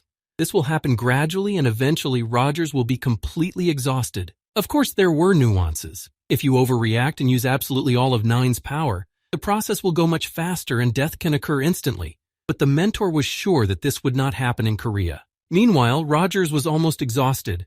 He barely had enough to stand up, and he blamed everything that was happening on GQ. Rogers thought that the guy had done something to him, and that's why his strength started to disappear in the moment. But again, he didn't have time to get to GQ. Rogers' sword just flew out of his hands and fell a few meters away from him. Completely powerless, he began to crawl to the weapon. Neither his arms nor his legs obeyed him. He could not reach the weapon. So many months of preparing for revenge, and now it was going to end like this? In principle, it was to be expected. Lu again begged him to finish faster. He wanted to rest. Brunhard also said that he didn't like this uncle at all, and Elle added that what was happening to Rogers was a great punishment after everything he had done. The boy took a few steps forward, calling Rogers. He looked back, and there was fear and a lot of anger in his eyes. He told him to take his hand away and took out a bottle of red potion, opening it. The man then poured almost all of its contents on his limb and said it would relieve the pain. The man then threw the bottle away, and Rogers burst out laughing. He thought he had made it clear to the runner that the war with the Iron Guild would not end well, and that was especially true for his own life. Rogers was ready to swear that he would kill him if he had a weapon in his hands again and the strength to do so, but for now he just continued to mock GQ. But it looked pathetic. He's in such a terrible state right now, and he's acting like this even though he looks extremely helpless. He told this idiot to check his status window so that he would finally shut up. Lou also noticed that Rogers looked like an idiot now. He was so happy that his arm was sewn back on, and he wasn't actually dying in front of the enemy whose revenge plan he had spent so much time and energy on. When the branch manager opened the status window, he saw that it was a nightmare. His points and level were extremely low. The worst part was that his level had dropped back to the first one. He tried to say something, but because of his anger, the window just wouldn't close. Rogers started swearing and hoped to the last that everything would return to normal soon. He was even worse than some insect, because now he was incapable of doing anything at all. What can you do with this first level? Now he looked miserable and he knew it. It couldn't get any worse. It was better to die than to live with this. Finally, the young man could not stand it and punched him with all his might. He was tired of listening to all this. At first, Rogers thought he was so cool, treating GQ like garbage, and now it all turned against him. Brunhard didn't quite understand what was going on, so he yelled to himself, "So what?" But Lou told him that the owner had a sad story that was related to this first level. That's why he was so affected by it. There was nothing so bad about the level at all. All the top runners also once had the first one, and he hadn't had the 100th since he was born. The guy had neither the strength nor the desire to take it anymore, so he wanted to quickly finish with this miserable creature. He took him by the throat and proceeded to beat his face like a punching bag, but Po Hong interrupted his pleasure. He informed the runner that the barrier had just opened, and besides that, there was more bad news. Li Xiang-ho was on his way. Rogers could hardly understand anything anymore. His head hurt incredibly, and his eyes were going dark. In the end, we can consider him lucky for the second time, because Gikyu did not have time for any longer torture. He threw Rogers like a garbage bag into the portal and told Hart to use the potion, maybe even all they had. But the main thing was to save him. He wouldn't be able to resist anyway, and the master also ordered to take his sacred sword. Then we need to figure out his abilities. Hart listened to the order and picked up Rogers under his shoulders, taking him into his domain. Li Xiangho was already there. Lu and Ella told him about it almost simultaneously, and the boy looked around. He could already feel the magical power of an incredible level from afar, and that energy belonged to him. A moment later, Seok Woo, Gi-kyu, and Seung Hoon saw Li Xiangho standing in front of them. He was alone just as he had promised, and he already knew that the association was hiding something, because there was definitely something wrong. It definitely couldn't be taken as a simple breaking of the gate. Something much bigger happened here. It might have seemed that he had come here without any ill intentions and just wanted to find GQ. The boy was surprised when Xiangho called his name.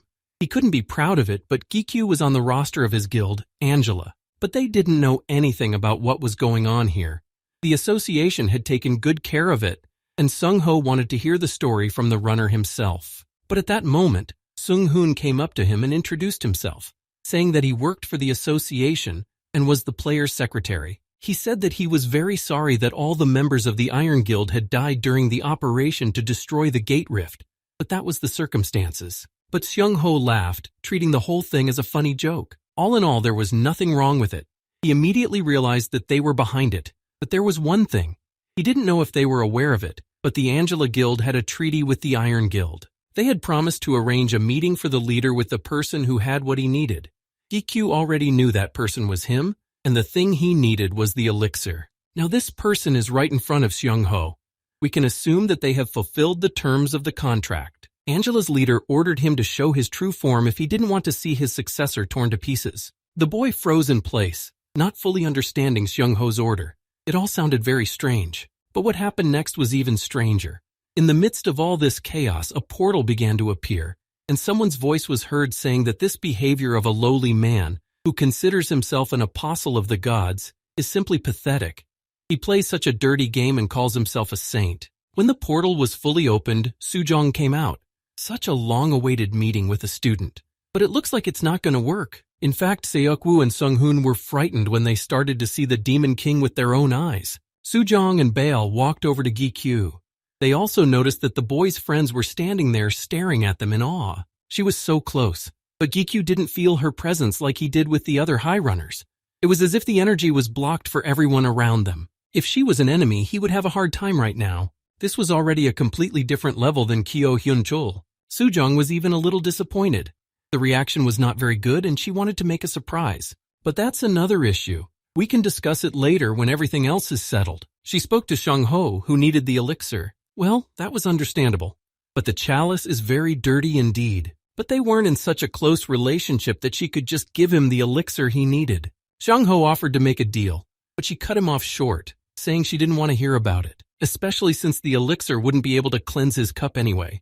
This potion will just stall for time, but the result will remain the same. It's a shame to use such a valuable thing for such a useless task. Seung Ho realized that it would not be easy to get the elixir. Perhaps the only way out was to fight. Gi-kyu was surprised by what he saw in his hands. It was a snow-white sword that he had heard about more than once. Lu confirmed his master's thoughts. It was a sacred sword, but now they were much stronger than El. She walked over to Seung Ho while everyone else watched in awe. No matter how strong he was, he couldn't handle her. And even if things didn't go according to plan, Bail was still with her, and together they would definitely finish him off. Here, everything will repeat itself in a sea of fire that will kill him instantly. It's no secret that he's not the kind of man who likes a mess around him. She called Baal to her and held out her hand, and he silently took something from the inside pocket of his jacket. It was an elixir. She took the vial in her hand and Baal stepped back. Even assuming that they would make this agreement, what would he offer in the contract? Sung Ho didn't think long. He already knew what he needed, or rather, he knew who he needed. Guild leader Angela pointed at the student Sujong, and then he added that he would save everyone here, including him, and take the potion in return. However, it sounded more like a threat than a contract. He sounded like a bandit. Sujong agreed to his condition, but added that he shouldn't even come close to Gi-kyu for 1 year. After that, the girl threw the bottle of potion. Seung Ho agreed to fulfill his promise and barely caught the elixir. But she stopped him and told him to swear by her divine name before she left. With just one word, Seong-ho disappeared almost immediately from their sight. After he was no longer visible, Sun-hoon fell to the ground all emaciated. The pressure made it difficult for him to breathe normally. But when he heard the Demon King's voice again, he realized that it was too early to relax. She was still here and had come closer to them. Soo-jong asked if they could clean up the place on their own because she wanted to take GQ with her. Brunhart was yelling for the Demon Queen to leave his master's side, forgetting that no one but GQ could hear him. She hadn't asked him if he was going with her, and after everything he had been through, he didn't really have the strength to go anywhere else. And knowing her, there would be no peace there. But then again, no one asked him, so Soo-jong disappeared with him as suddenly as she had appeared. They began to talk over GQ's demonic eye until he woke up. It was indeed unusual in a way worth paying attention to. Suddenly, Lu shouted for his master to get up immediately, and only then did the boy look around. Bal and the Demon King were right there. Soo-jong was holding a hot drink, and her assistant was holding a thermos. When the young man opened his eyes, they both looked at him with a smile and stopped talking. It was only later that Hee-kyu got up and looked around. The place seemed familiar, but it took him a couple of seconds to realize exactly where he was. It was his home. They moved to the basement where the young man was training. In fact, he was a little scared that Soo-jong had shown up so suddenly, and now it turned out that she knew where he lived. That demon's eye seemed to be a way of communication, so has she been watching him all this time? She confirmed that absolutely everything that the eye sees is visible to her. The guy could not stand it and screamed. It was just unacceptable. This is an invasion of privacy and disrespect for personal boundaries. She laughed. Apparently, Hee-kyu was just embarrassed, but he said it wasn't about that at all. Although what is there to talk about? He realized that this was going to get nowhere, so he got to his feet, staggering a little because of his dizziness, and then asked why they had come here. Soo-jong calmly replied that she was his teacher, so why would she come to a student's home? Especially since she hadn't been to the housewarming party. His back was hurting so badly, but he thought that he was already in debt to the Demon King, so there could be no complaints. Because of him, she had to use this precious elixir 3 times. In fact, he had many more questions for her. First and foremost, GQ wanted to know who she really was, and then this Lee Seong-ho came along. Soo-jong stopped him at first and calmly finished the contents of the cup. She knew that he wanted to ask her many more questions, but now was not the time to think about all of them. Gradually, GQ would learn about everything when the time was right. For now, she had a more important conversation to have with him. Even though it sounded strange, it was hard to imagine anything being more important right now than the demon's eye, the elixir, and Lee Seong-ho. Soo-jong asked him to let her stay in the house for a while. GQ remained silent, but he couldn't refuse. After all, she had already helped him so many times and saved his life that saying anything other than okay would not have turned the corner for him. They went upstairs, where Soo-jong met his mom. She had great skin, and if she hadn't been told her real age, she would have believed she wasn't even 20. Of course, she was flattered by the compliments, but 20 was probably too old. She had also heard about Gikyu's sister. The girl complimented her, saying that she looked beautiful. She must have taken after her mother. His sister and mom were most interested in where he had found such a beautiful girl. Previously, Yoo-jong had thought that her brother was into boys. They both pounced on him with questions. Now he realized that he wouldn't be able to rest either. They were curious about where Gikyu had met such a beautiful woman, so they were not going to back down from these questions. It was getting so annoying that the young man realized that he had to find a way to escape. He would not be able to satisfy all their ideas, which had diverged after watching the series. He had to come up with something urgently so that they would stop asking all these questions. And if he started talking nonsense right now, these two would only ask him more questions about the details. He had to find a way out. He was so desperate that he was about to beg for help from space. Suddenly, GQ stood up from the table and shouted something about a dog. Nobody understood what the dog had to do with anything, but he was not going to explain anything either. The young man simply said that he had been given a dog and ran away. He calmed down a bit only when he ran out of the house to shouts of people asking where he was going so fast. The boy turned to B and asked if she could take on some small form for a while. L was not very happy about what he was doing, but the owner was in such a position that he had to get out of it somehow. The young man begged her to do something. It was urgent. He needed help. It was good that B managed to do it and turned into a small puppy. Yoo-jong came to the barking. She was probably the most excited about this creature. After Gikyu, of course, because this dog saved him from 100 more questions. Her sister picked up the puppy and immediately asked what kind of breed it was and why it was so colorful. Did GK dye it? It's so schoolyard for dogs. It seems that he still couldn't escape the questions but at least it was easier to answer questions about the dog. When Yujong heard that he hadn't painted it, she immediately asked him to come up with a name for the dog, but Gikyu said he had already named it B. She picked the dog up again and rolled with him. Yujong said that her brother was just the best. It was the first time he looked so cool. Of course, the last phrase sounded terrible to him, but at least now he wouldn't have to make up non-existent stories about Sujong. She, by the way, also came out into the yard, noting that Gikyu had a good idea, but he was more angry about it all because she was the one who had to do it. Mom was about to go inside, so she told her daughter to go out with B for a while and then come back. The weather was beautiful outside. The sunset was filling the sky, so Sujong suggested that they take a break from the noise. She suggested that we talk about it all so that we don't have to drag it out any longer. Together they went to a nearby cafe, and before they did he called Seok-woo. He apologized for leaving first, even though it wasn't his decision, but Seok-woo said it was okay and agreed to handle it himself. The young man hung up the phone. He had done so many things there and he told others to clean it up. His stomach ached with guilt. He exhaled and walked into the cafe. Sujong and Bal were already sitting inside waiting for him. At first he thought they were reading his mind, but the guy had it all written all over his face. But the people Gikyu had left behind were real veterans in this business, so he was no use to them anyway. It certainly didn't sound like a comforting thing to say. He decided to change the subject because he also wondered if anything would happen if they discussed such things in a crowded cafe.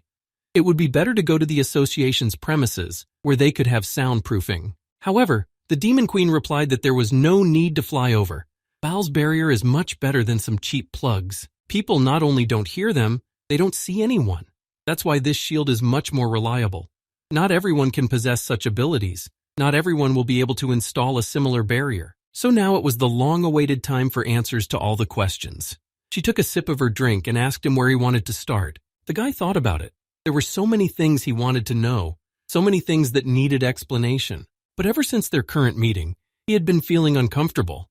But in that situation, he hadn't even noticed it. The moment she spoke of Baal and spoke to Lee Xiongho, they looked like bitter enemies, but they were connected by something bad, perhaps a deed. Gikyu turned to Baal. He remembered his name from their first meeting, so he first asked if he was a player but then rephrased it. A different question was more appropriate.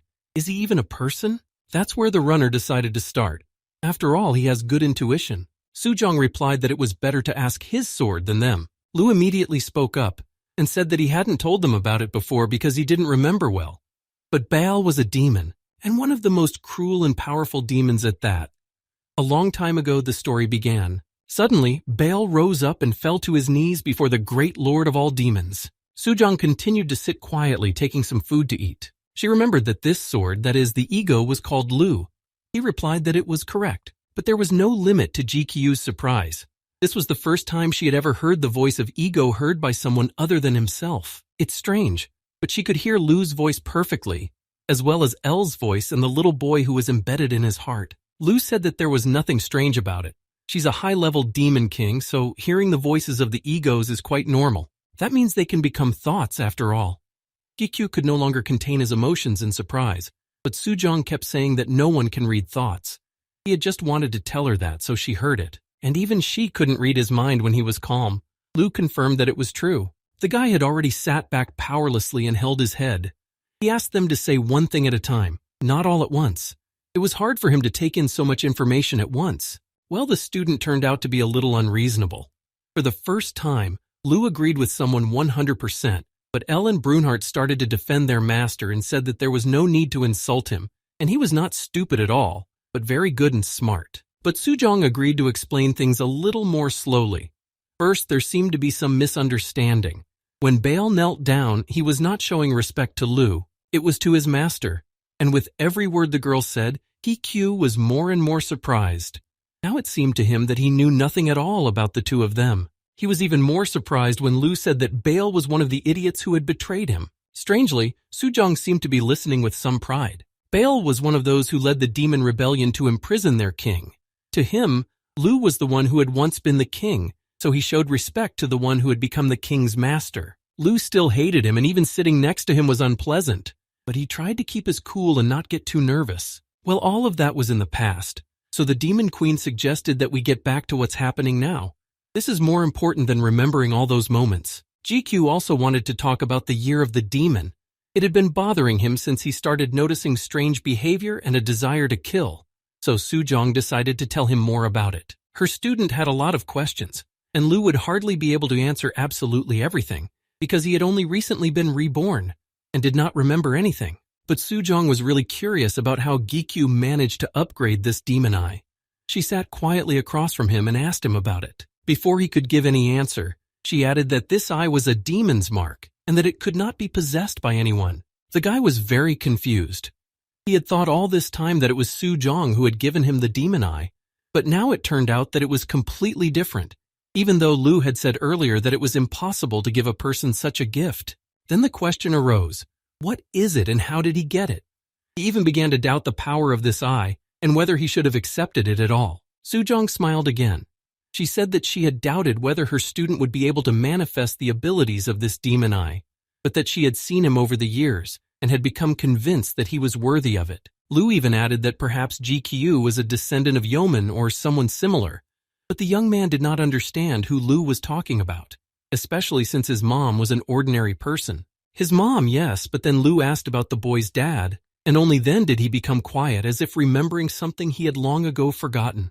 In the end, the boy didn't say anything new. He simply said that he did not remember anything about his father, but now this question was haunting him. For GQ, the demon's eye was something special and unique, and he talked about it as if it were something very special, but Sujong said that it was a rather ordinary possibility. However, even among all these cases, there is something unique, and the fact that GQ has one eye that's purple is a sign of this particularity. The boy didn't understand this, so Sujong explained that the color of the eyes determined the level of the demon. Green indicated the lowest, red the middle, and purple, as he had already guessed, was the highest level for demons. But it was called something else. The purple eye color belonged to the royal demons. After learning all this, Gichu was even more surprised. These are the highest level demons. There is simply no place to go any further. It was hard for him to realize that he was now a demon as well, even though he had thought that this eye was just a small gift from the Demon King, and she added that she could use any demon's eye. Lu started muttering something again. It even sounded funny, because even he didn't remember that no one could use all of them. She revealed the secret that the boy had always been a demon, but it had only just manifested itself now. Demons have full control of one eye, but her situation was completely different. At the same time, Gikyu had a lot of guesses and a blank mind. Sujong had already had so many secrets, so much mystery, that he didn't know what to think. But for some reason, he was sure that she was not human. She had said that the eye was the symbol of a demon, so she must be a demon. But it wasn't quite like that. She was a unique case. Of course, he could also be so special, but it would hardly be like her story. The girl stood up from the table and lifted her t-shirt. GQ immediately covered his face with his hands and began to stammer and asked what she had come up with again. Lu briefly told him to stop making noise and look closely at what she was showing him. It was also strange to him, and he could hardly believe that it was possible. On her body was a red stone in the shape of a cat's head. It didn't mean anything to Hikyu, and he had no idea what it could mean. But Sujong told him almost immediately that she had a demon transplant. That means she was human in the beginning. Only now, Sujong is half human and half demon, somewhere in the middle. And this head is another image of Baal. The girl also said that Baal's cat has the same predator power as Lu's ego. Although compared to Lu, Baal had some limitations and side effects. However, this cat is capable of absorbing other demons. And even though she hadn't thought that Gaikyu would be able to upgrade the demon's eye, he was indeed special, and it was likely that he was the one who would be able to fulfill her own wish. Gikyu was liking this less and less. There were too many strange things around all of this, but he asked about this dream. Sujong already thought she had told him about it once.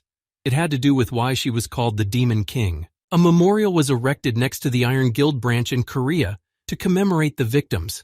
All of them died on the day the branch was founded. Information was spread on the internet that it happened because of the breach of the gate, and thanks to the excellent work of the Korean Association, there was no information leakage. But social media users and the media reacted very strongly to this extremely sad situation. Lee Sung-ho decided to calm down the journalists who were literally not letting anyone pass, because the statement of the player number in Korea had a huge impact, and Iron Shield was surprisingly calm. Despite all his guesses at a press conference with journalists, he limited himself to words of grief in honor of the dead. And looking at the cold reaction of the direct participants, the American media soon calmed down as well.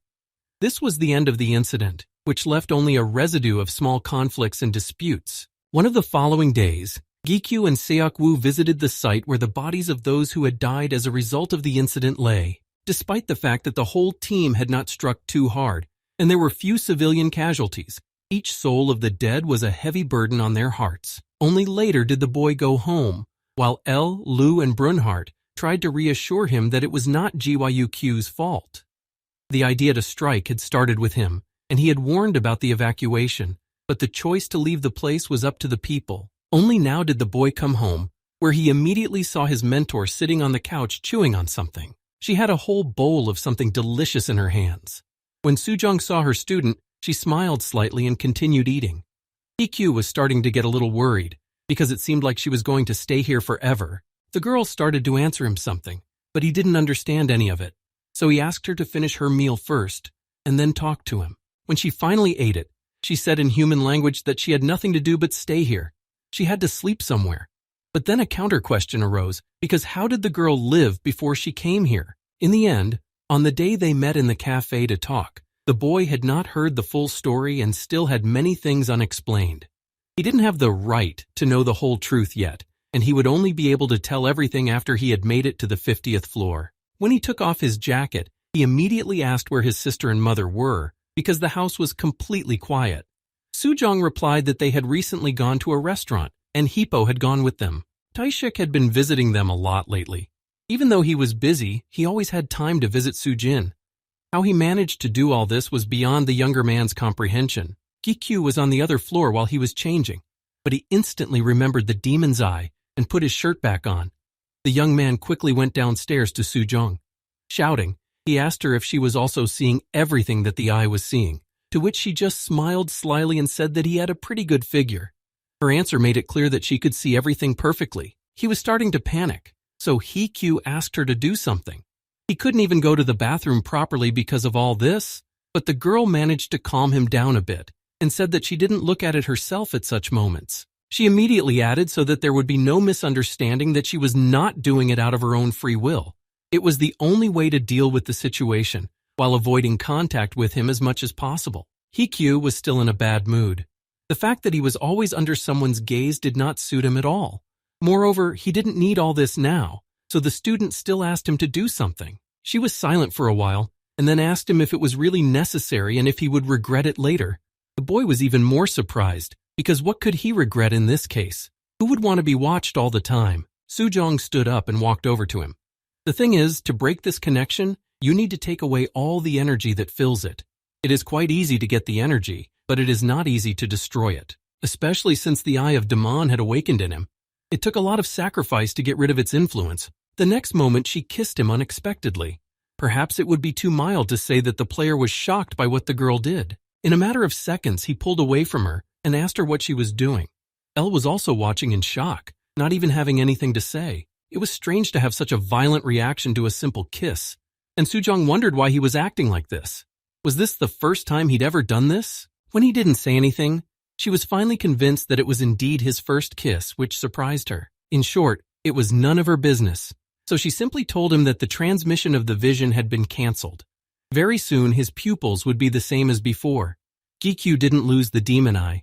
It just reverted to its previous form when Sujong hadn't given it her power yet. Now she couldn't hear Ego's voices. It was a bit of a shame because it was fun to hear their stories, and she added an apology for stealing his first kiss. Gikyu's face turned the same as the moment she did it, because she didn't like this kind of teasing, but she immediately turned away and said that she'd rather go somewhere else right now.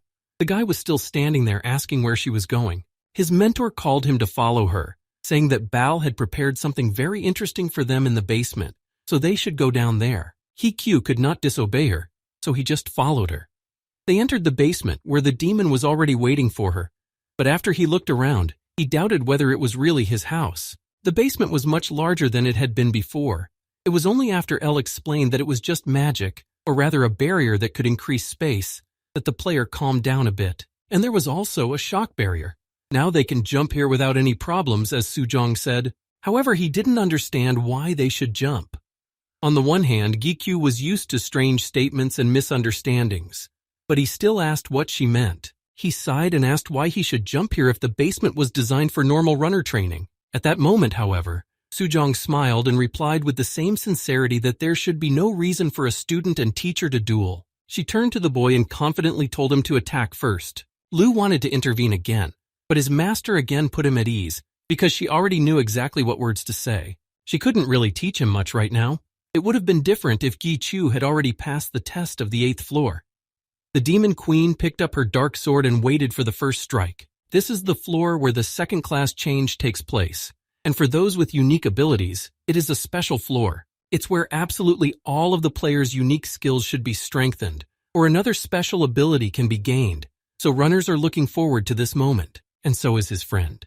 It was no surprise that she had heard this conversation as well, since Sujong could listen and see absolutely everything that happened within the Demon Eye's range. Well, even though the young man was not yet on the top floor, his mentor could teach him a thing or two, so Sujong held her sword out. She told him to at least try to attack her now. She didn't like to explain it in words. It would be much clearer in practice. He didn't need to be told twice, so the boy drew his own sword and did as she said. However, his efforts were too weak compared to Sujong's abilities. She was very quickly behind him, and her sword was right in front of GQ's throat. She did not attack her student, but simply showed him by example what she meant by the word fight. The girl was fast, and it became clear that this competition would not end in a few minutes. At this point, the student instantly pushed off the ground and moved away, and Lu said that it was not just her speed. She was adapting to this tactic to get into an advantageous position, and all the while she was in his blind spot, so it was easier to attack. But Elle recognized that Sujong's fighting skills were on top, even if she didn't want to say it. With the same sly smile, she stood back and asked him if he understood how to fight properly. The techniques and combat experience she possesses will now be used in the fight against him.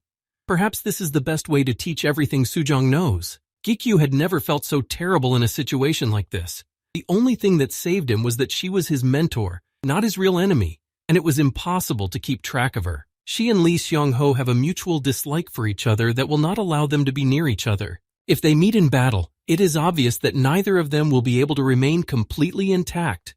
Both will suffer. They are on opposite sides of each other, and thus maintain a balance of power. But this balance was upset by the appearance of GQ and the intervention of the Iron Shield. The guy tried to at least avoid getting caught in her hot hand. An attack was out of the question, but he still asked why Sujong was talking about it now. It was simple. She was going to tell him that he needed to become stronger, much stronger than he is now, and he only had a year to do it. The year the Demon Queen had agreed to with Lee Seong-ho. In these 12 months, he has to reach the same strength as the Iron Shield, or else the end will be very disappointing. The guy will just die and it will be over at that point. Sujong was not joking when she talked about using absolutely all the power she had. The mentor used a unique technique called Ink Flame and directed the energy towards her student. This time she moved just as fast, and He-Kyu could see her perfectly, but again the force was confusing. It also knocked him off his feet. Gi-Kyu lay helplessly on the floor next to the two swords, breathing heavily, while Sujong calmly walked closer to him. Well, it was worth noting that his last attack was quite good and somewhat brutal. It was exactly the kind of strength she wanted to see in her student, and Lu muttered with satisfaction that it was his doing. The boy seemed to faint. Only his eyes, which he tiredly turned to Sujong, showed that he was still conscious. The girl leaned closer to him and suggested that they call him by his first name, since they were the same age. He exhaled heavily again and asked a little angrily if it was necessary to talk about it at such a moment. At that moment, Rogers was inside the gate, where he had been dragged by the lich. He was tied to a large stone so that he could not escape, although he tried his best to do so every day. When the former head of the branch, which was blown up on the first day of its foundation, stopped working, the lich came after him. He flew in from nowhere and called the prisoner's name from afar. The gatekeeper came to him to bring him food. It was an ordinary loaf of bread that was already a little dirty with earth. As soon as the gatekeeper threw it down and the bread was in the detainee's hands, Rogers began to bite into it greedily with his teeth. He threw himself at the food as if it were his last salvation. It was a very pathetic sight, and that loaf of bread was the only food Rogers was given to keep him from starving to death. A person who deserves to have his limbs cut off also wants to live and grasps at the last opportunities, even though it seems impossible to survive in such a situation. The forest reminds Rogers that the fact that he is not still underground is the master's order, so he has only GQ to thank. It was because of his kindness that he glued Rogers' hands back together so that he could eat the dirty bread from the ground. And if the prisoner understood everything, then right now it was time for torture. Leech picked up the magic whip.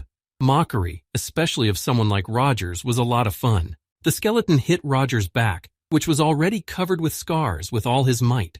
Some of them had healed, and some were completely fresh. He went through this torment every day, and the demon told him to do something more useful when he was done. It was painful.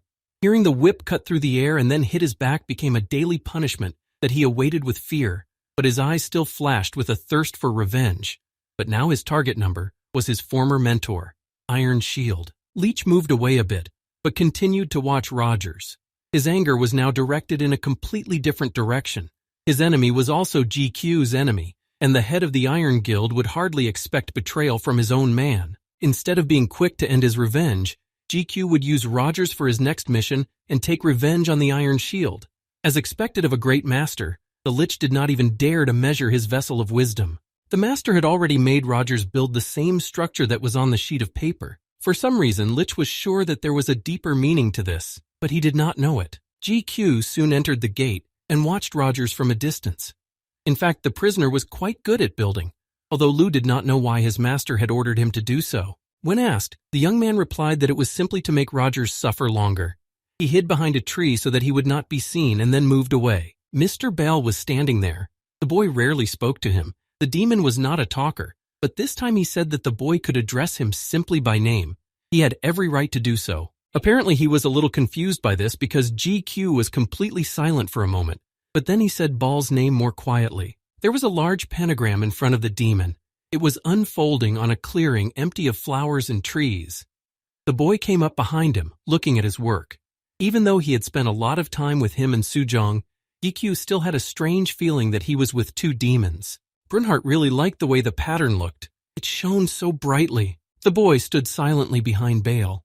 The demon had asked him today to let him enter the Grand Master's gate. There were many places to explore. Sujong was sitting next to him and told him that Bale knew a lot about the demon world, so he would definitely be useful in the portal. So the young man let him enter and went there with him. Even though the Demon King said so, Bale didn't seem particularly pleasant to GQ. It was a little scary to be around him almost alone, but Lou noticed that this traitor was at least good at his job and could help them. While GQ still did not dare to come closer, Bale said with satisfaction that everything was ready now and smiled slightly, keeping his eyes on the pentagram. At first I didn't understand what he was talking about, but then Bale explained that the Gi-Chi gate was consuming too much energy. If we use the example of electronic devices, they heat up very quickly. That's why the demon gathered all the remaining magical power he could find in this portal. And from this energy, Bale created crystals so that the gate would work better and not absorb so much energy. The light from them was so bright that the player closed his eyes and covered himself with his hands. It all looked very cool, of course, but he still wondered what it was all about. After all, the crystals that Brunhart had absorbed would just come back. And even if it could be sold again, it wouldn't make much sense, since there was no problem with money. Bale then explained that if they were only mining crystals, there would be little benefit. There would be only a small improvement in efficiency, and that's it. But his goal was quite different now. All these crystals that he managed to extract back were something special.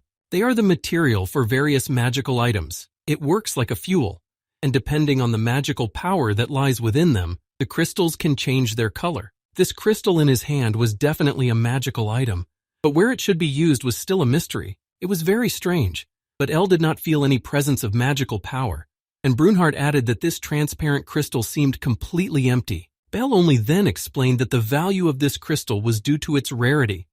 There would be long lines to buy a real crystal, not a fake, and there was nothing wrong with making a little extra money, but some questions remained. Bell did not wait for words from the player. He simply told him that when Guy Q found out the true value of this crystal, $1 billion would not be enough for him. The boy held this precious thing in his hands, and Bale had already told him a lot, but it was not enough to understand what was behind the transparent crystal. The demon spoke again and said that for now, GQ may not be aware of the power of this thing, but some time will pass, and then he will know exactly what he needs to know. Lou was outraged again. Why did he even start this conversation if he wasn't going to tell him anything? In the end, in some ways, GQ supported Ego. Even though the demon called him a great master, he wasn't very friendly. In other words, he was like a friend of his friend, even though the Demon King was not his friend. But on the other hand, if Baal didn't want to tell something, he wouldn't have told anything at all. Nevertheless, the experiment that helped in the extraction of the crystals was successful. Perhaps that is why Baal looked so happy, and that's why he was able to share so much information. The young man also remembered that the demon had said something about the gate being a separate kingdom. He wasn't sure if the demon would tell him more about it, but he hoped for at least some kind of answer. Baal said that it was a long-abandoned kingdom, which meant that there had once been someone who ruled over it all, and something told GQ that this being was a demon. Baal didn't give a precise answer. He neither confirmed nor denied such guesses. Not only demons can own and rule kingdoms. GQ was outraged by such words. He was more interested in why these lands were now abandoned, why people or other creatures had left them. He had many more questions, but Baal stopped him and said in a quiet voice that this conversation would be long if he explained everything in such detail. No one left this land by personal choice. It just happened. It became ignorance after what happened here. The demon continued to speak, opening a thermos of hot drink, but it was impossible not to leave this area. Baal stood up and looked into the dark distance without giving any more details. In principle, there was nothing more he could say on his own. To find out the answers to the open questions, one must climb to the higher floors of the tower. The demon said the same thing as Sujong about the 5th floor, where all the players will receive new rights. Only then will they return to this conversation. When the boy returned, he started training with his mentor again. This time she was even tougher with him, and there were numerous cracks in the basement floor. Sujong even had time for jokes. In general, he is being stepped on by such a beautiful girl as much as he can run. However, she probably means something else by this word, especially since with the Demon King there's nothing left to do but run away. This was too much. A slight smile reappeared on her face and her eyes followed his movements intently. The Demon King was once again a few centimeters away from his student, and she was about to strike him with her sword. Sometimes he even thought that this battle would never end, and the words he had just said about running away sounded as if he had rejected her. Who knows if it was just a joke, or if it actually made her even angrier. Sujong suggested that she continue with fire in her eyes, and Gikyu played along and asked her to keep going with the same smile. His Death Master is definitely a strong ability, and it's one of the most powerful, but it's still not a special technique. There will be many fights where it will not be possible to defeat the enemy immediately with this training, so you should not rely on it alone. Gichu jumped away from her while Lu actively supported the Demon King's words. This was the foundation of the basics in fighting, and if you rely only on your strength when attacking, then nothing good will happen in the end.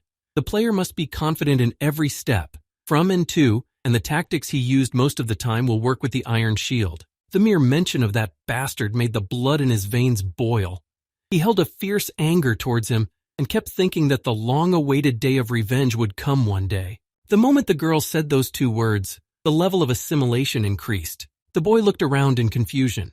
This had happened to him before, and Lu had also told him that the more assimilation that takes place between them, the stronger the training becomes, which allows them to control death. However, this time there was something a little different. He was feeling something incredibly strange, something that could not be explained. It was unlike any other sensation he had ever experienced. For the moment, GQ fell silent, and Elle began to worry more about her master. Now both of his eyes were purple. Because of all this, the young man did not even notice Sujong, who was already very close to him and barely touched his armor with her hand. At the same time, the girl was saying something to him. A second later, she gripped his armor tightly and ordered him to concentrate. He had been so inattentive while they were fighting, and Sujong wanted to give him all the knowledge he needed for the upcoming fight against the real enemy. He needed to get his act together and not get distracted by trivial things. She jumped away from him when Gikyu brought his swords forward, and this time he almost managed to hit her. No matter what she said, Gikyu couldn't forget the feeling. It was so strange and as if it took away his strength, incredibly exhausting. It took a few minutes for the young man to regain consciousness after fainting. The mentor finally recognized that he was not that bad at his powers, although he still had a long way to go to reach the top. Sujong's image changed again. Everything disappeared, including her sword, and Gikyu asked her with surprise in his eyes about what had just happened.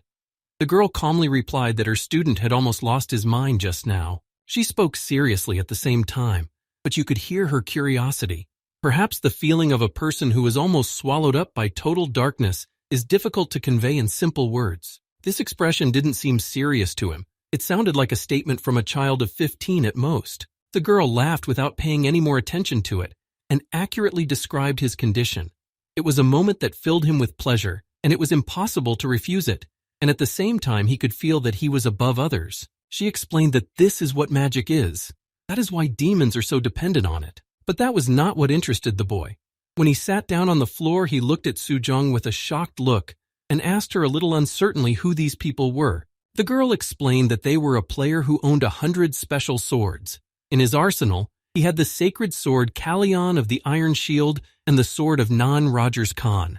They got their weapons from this man. Now it was necessary to find the sacred sword and reinforce his forces of evil. Sujong told him that she had noticed the growth of his demonic powers and that the balance was beginning to shift. GQ's peculiarity had reached the equator, and it was impossible to replenish the powers with only one side. The disciple barely got to his feet, leaning on his swords. But at the same moment, Sujong was there and grabbed him by the neck. She had already mentioned that they were the same age, and GQ continued to address her as you, as if he were keeping his distance. He even felt a little uncomfortable, but he asked her if they were exactly the same age. She was half demon after all, but Sujong laughed again and said that she was judging by Earth years. She wasn't going to talk about it anymore, so she turned to the door and said she was hungry and wanted to eat. GQ silently took off his armor, and Lu and Ella returned to their ring forms. But before she had walked a few meters, she stopped and asked thoughtfully if she and Yujong and her mother had already returned home. His face was covered with several cuts, but nothing critical. He was a little angry and still in a state of confusion. He was in his own thoughts and opened the warehouse, although Brunhart kept emphasizing that it was called something else. Whatever it was, the young man took out his cell phone and looked into the messenger. His mother and sister wrote that they wanted to go to the store and then return to the house. Right after he read the message from his mom, his phone vibrated. It was Huang Jichul's grandfather. He hadn't been on the phone for a long time, so he must be calling for a reason. It seemed like a good time to call, but the young man remembered that the old man had spoken about a request. He asked that the younger man come when he called. It was the first time Jichul had called him himself, so he was sure something was up and put the phone to his ear. When the old man began to speak, the young man realized that he could hardly hear what Jichul was saying, and Sujong had already left the basement and run into the kitchen. After a few seconds, GQ stopped hearing even the noise. There was no sound coming from the speaker, and only then did Elle think that it could be because of the barrier. However, the player denied this assumption. Bale had said in the portal that he was leaving it open. While the boy was still trying to hear a word from him, Jichul's phone was lying on the floor with bloodstains. And yet he soon heard something. Just one word. The mention of the workshop and the old man's tired voice made him realize that something was wrong. Jichul spoke the words with his last breath and asked Gikyu to come to his workshop immediately. It was very difficult to say the words, and the old man's voice sounded as if these were his last moments. He was lying in the dark, bloody in front of the table. Things were scattered around, covered with red splashes. Time was running out, and this time was the very necessity Jichul had once spoken of. The guy quickly dropped and just as instantly dialed Sung-hoon. He was just eating, and without even looking at who was calling, he picked up the phone and introduced himself as his best secretary, and then listened attentively to the caller. GQ had an urgent matter. He asked whether it would be considered a violation of the law if a player ran around the city streets wearing armor without permission. The secretary replied that it would be a violation, because it was quite dangerous for the player to walk the streets without a permit.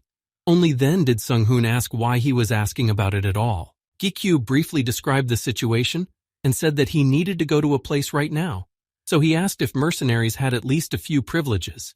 And then he heard the perfect words for him, because Sung-hoon said that he would allow him to go to that mysterious place. The mercenary should just warn him in advance. After saying that, the runner immediately hung up and pocketed the phone, leaving his secretary to his own guesses. Sung-hoon looked at the phone screen. He realized that if the guy hung up so abruptly, then calling back was not an option, because Gikyu simply wouldn't pick up. And by this time, the guy had already arrived at the right place. When they got there, Elle and Lu informed the owner about it. The young man immediately put on his armor and grabbed his ego, which had turned into swords. Now he was ready to enter the room. Very carefully and quietly, the player began to walk down to his grandfather's workshop. During this time, he realized that he did not feel the presence of any other person than the old man. But despite his feelings, the young man asked his egos if they noticed anything strange. Despite the fact that the egos did not sense anything either, they insisted that the master be careful and look in all directions so as not to miss any clues. Brunhart now began to worry whether his father would be okay. At first, Q didn't really understand what Dad had to do with it, but then he realized who he was referring to. Lou thought about it a bit and let it slip that in this case, the owner of the ego was his mom. The boy didn't even pay attention to all this because he was worried that he would have to use his eyesight again in this dark workshop. But remembering the old man's words, he also realized that time was running out and he had to go in right away. Cautiously, the player entered the workshop, where he opened the door with a creak and called out to his grandfather, looking around the room. Because of the darkness, the young man could not see much, so he went inside and saw Ji-chul in the dim rays of daylight coming from the stairs. The young man immediately rushed to his grandfather and tried to talk to him, but the old man was silent. He could not even lift his head. Brunhart began to worry even more about his father when he did not say a word. Both of his hands were very soft, with multiple cuts on them, as if they had been in a struggle that had come to nothing. And all the weapons around him were gone. Almost nothing was left on the shelves. The young man looked around in confusion and wondered who could have done this. While he was looking at the almost empty shelves, Gi-kyu heard Ji-chul cough. He immediately turned his gaze to the old man, even though a few seconds ago he thought he was already too late. The old man could barely smile when he saw that the younger man had come at his request. Ji-chul's face was battered and bloodied. The boy's excitement did not allow him to act carefully and quietly. He instantly opened a portal where he took out a potion to help the old man, and after that, they would need to go to the hospital immediately. He handed Ji-chul the potion, but he quietly and powerlessly said that he himself felt very well that he didn't have much time left. El also confirmed that his life was running out. Unfortunately, even the elixir that Gi-kyu had would be powerless here. The young man did not understand the reason for this. This potion had always saved him, and something very serious had to happen for his magic to fail. Time was running out, so the old man simply asked to be listened to. This is the only thing that is needed now. He spoke just as quietly, and asked Gi-kyu if he remembered his promise that he would help him if he asked. Involuntarily, the memories of that day flashed through the young man's mind, and he clearly recalled Ji-chul's request and the time when Gi-kyu agreed to help him. Ji-chul began to speak slowly. He was one of those pioneers that everyone in the association talked about so often. Perhaps what Gi-kyu heard now was the most shocking news. He had not expected to hear this from this man, but it was the truth. He was one of the first to fight monsters for the sake of human life and peace. He knew all about the brave ones who became players when the tower appeared. From the very beginning, no one knew anything about the tower. Nothing was known about its floors, and it became difficult for the players to hunt even helpless goblins. At that time, a large number of players died due to lack of information. Ji-chul now admitted that he had no interest in becoming stronger at the time, and he felt embarrassed in front of his friends at the time and stopped climbing the floors of the tower. The old man coughed again. It was getting harder and harder to talk, and he remembered the old days with some sadness. Taking a deep breath, he continued his story again. Ji-chul used to be a tank and didn't bother with weapons production at all. But even before he became a player, Ji-chul was already a blacksmith and he liked it. And only after he started his career as a player and realized that his skills as a blacksmith could be very useful there, he began to use them as well. Ji-chul was able to make quite good weapons for his team, although he didn't understand how to create such special weapons as he does now. He began to create something unique later, because he had an incentive to do so. Gi-kyu listened to his story fascinated. The old man had opened up to him in a whole new way, but the young man asked what exactly had motivated him to develop his own skills. The old man coughed again and hastily told him that it all happened before he went up to the 8th floor. He re-entered the tower to get a new class. He had already reached his maximum as a blacksmith, but he wanted to find a way to improve them further. And then he had one question that he wanted to ask Gi-kyu as well. The tower. It doesn't go only up to the top, which is in the basement, does it? Is the first floor exactly the one that all the players can see, or does the building hide other secrets? Such thoughts began to haunt him at the time.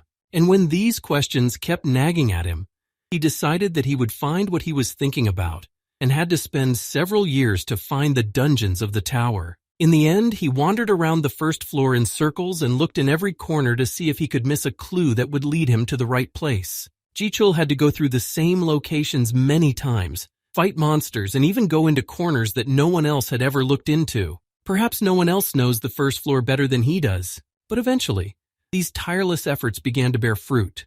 On another day of searching, the man entered a new place for him. Perhaps the only place where he had never set foot before, and finally found what he had been looking for. He came across a door leading to the basement of the tower. His guesses about the possible dungeon were correct. When the old man said these words, GQ's head began to spin. He heard a squeak in his ears, and he grabbed his head when he could not stand the pain. He had received information he was not entitled to. Because of breaking the rules, GQ must be held accountable and receive his punishment. His head was still spinning, and he didn't even notice that he had moved a few meters away from Ji Chul, who was trying to continue the story. But seeing GQ's condition, the old man stopped. The pain was unbearable, and his heartbeat accelerated. He would not have been able to endure such suffering any longer. Elle and Brunhart also did not know what was happening to their master, but Lu quickly came to his senses and told him to pull himself together. Now only the voice of the dark ego filled GQ's head. After that, the words of the Demon King began to come to mind. Then Sujong warned him that he did not yet have the right to know the whole truth.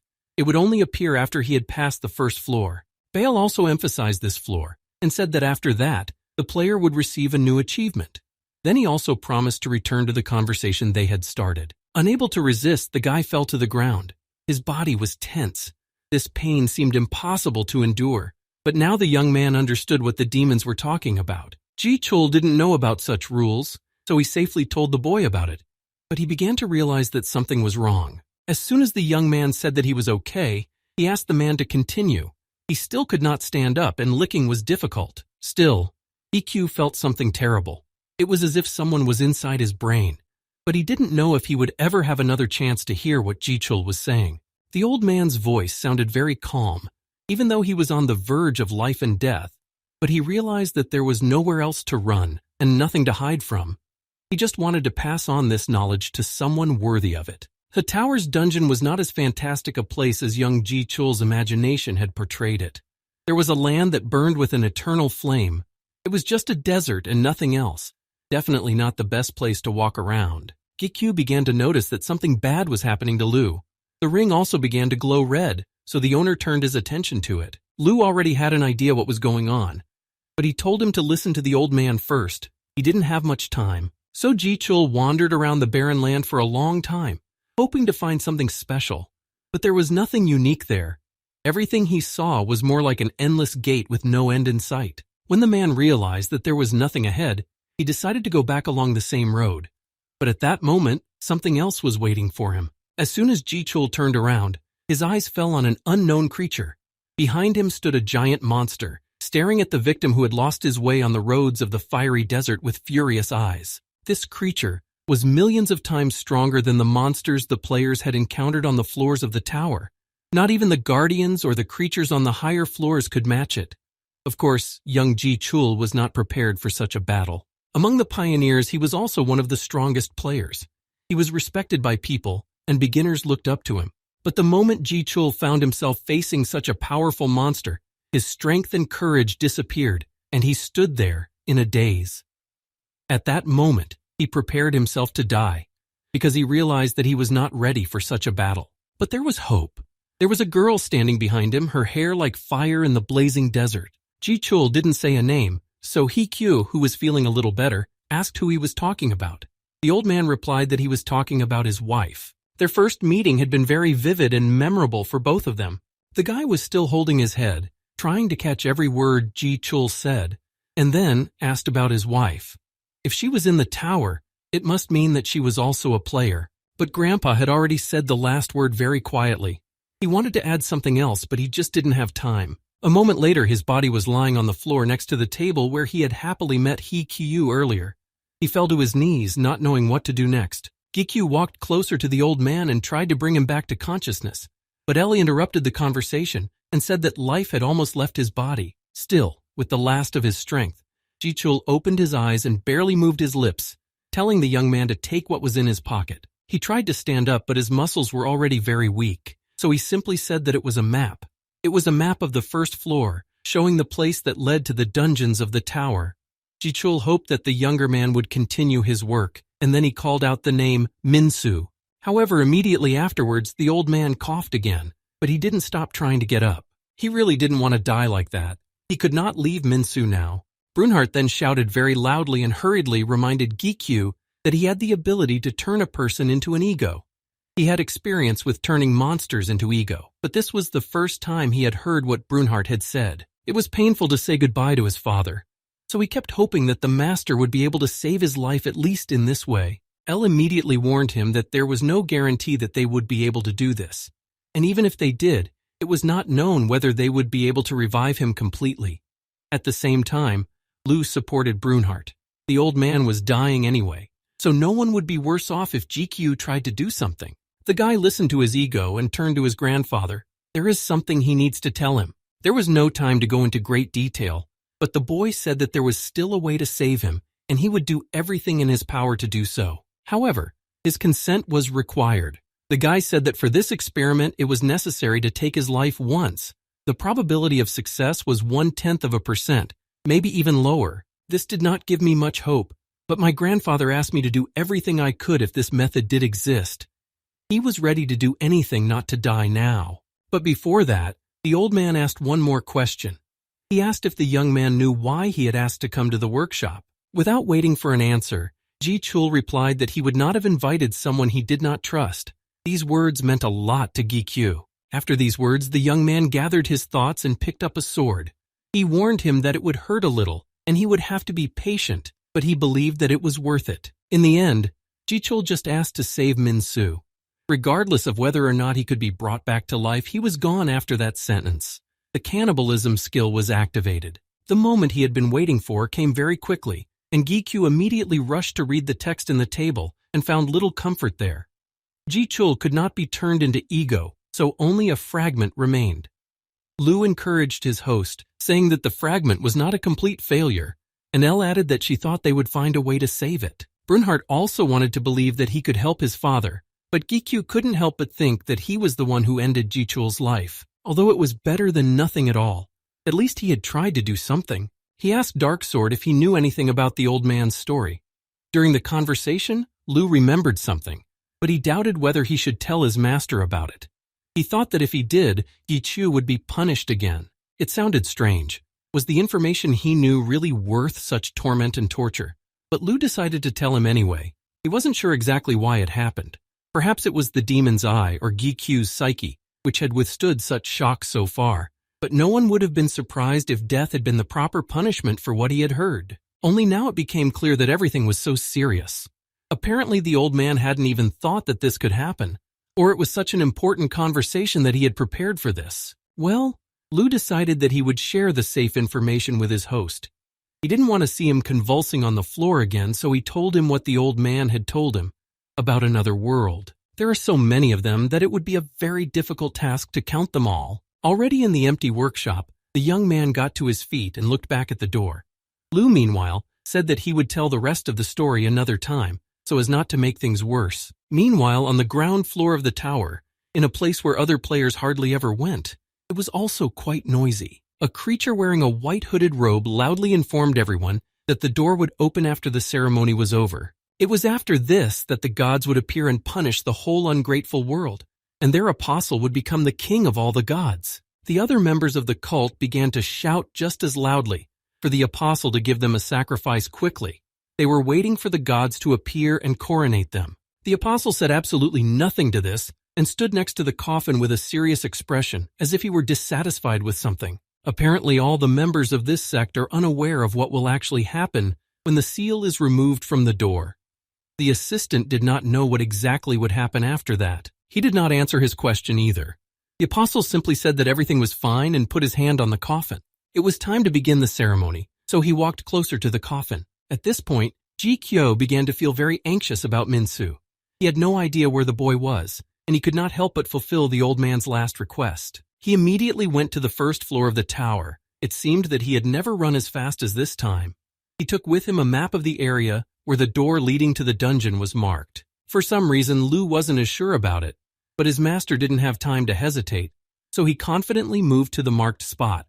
Again, time was short, and being late would be a fatal mistake. Lu was still a little confused about all this. He had walked so confidently to the place on the map as if he had been there 100 times, but the owner had simply asked him to trust him. He couldn't forget it. It was a special place, and since the player had spent 5 years of his life working as a guide, he understood the ground floor terrain perfectly, so he knew exactly what was where. And this location was one he had frequented before. Even before he met Lou and Elle, he used to go there very often. When he was still a guide, it was a quiet place for him, and after his shift he could come there to catch his breath. No one ever went there because it took a long time to get there, and there were no special features, so it was a quiet place to relax from the noise around you. He was the person who most often wandered around the lower floors because of his job and his disability with elevation, so he perceived this place as his secret hideaway. And every day there would be one goblin that was very difficult for GQ to defeat in those days. He could spend hours doing this and was very exhausted. Finally, the boy managed to get to the right place. But when he stopped right next to it, he noticed a barrier that prevented him from going any further. Lou confirmed that it was a shield that restricts the passage of outsiders and also creates obstacles to recognition. He was surprised that someone like GQ had realized this right away.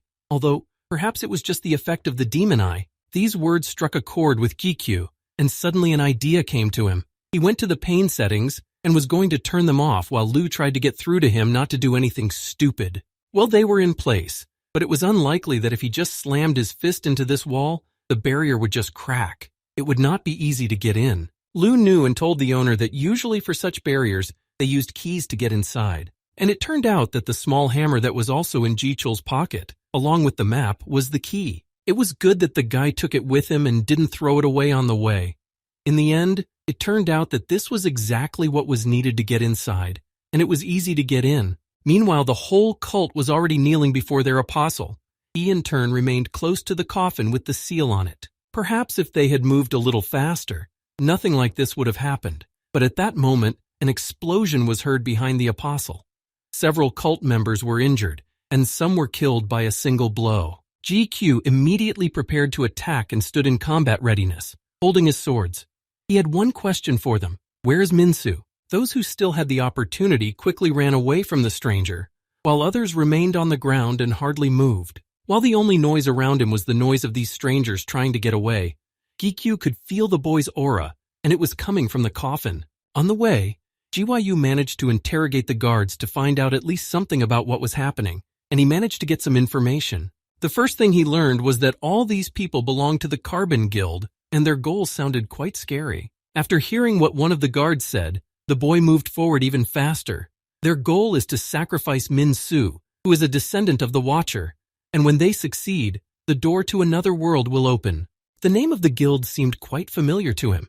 He had heard of these people somewhere before. Most of the members of Carbon were mid-level runners, like the leader Kim Dong-hae, and a few were high-ranking. But that was not the most dangerous thing about their activities. Lou immediately assessed the strength of the leader and felt that the leader was about the same level as GQ.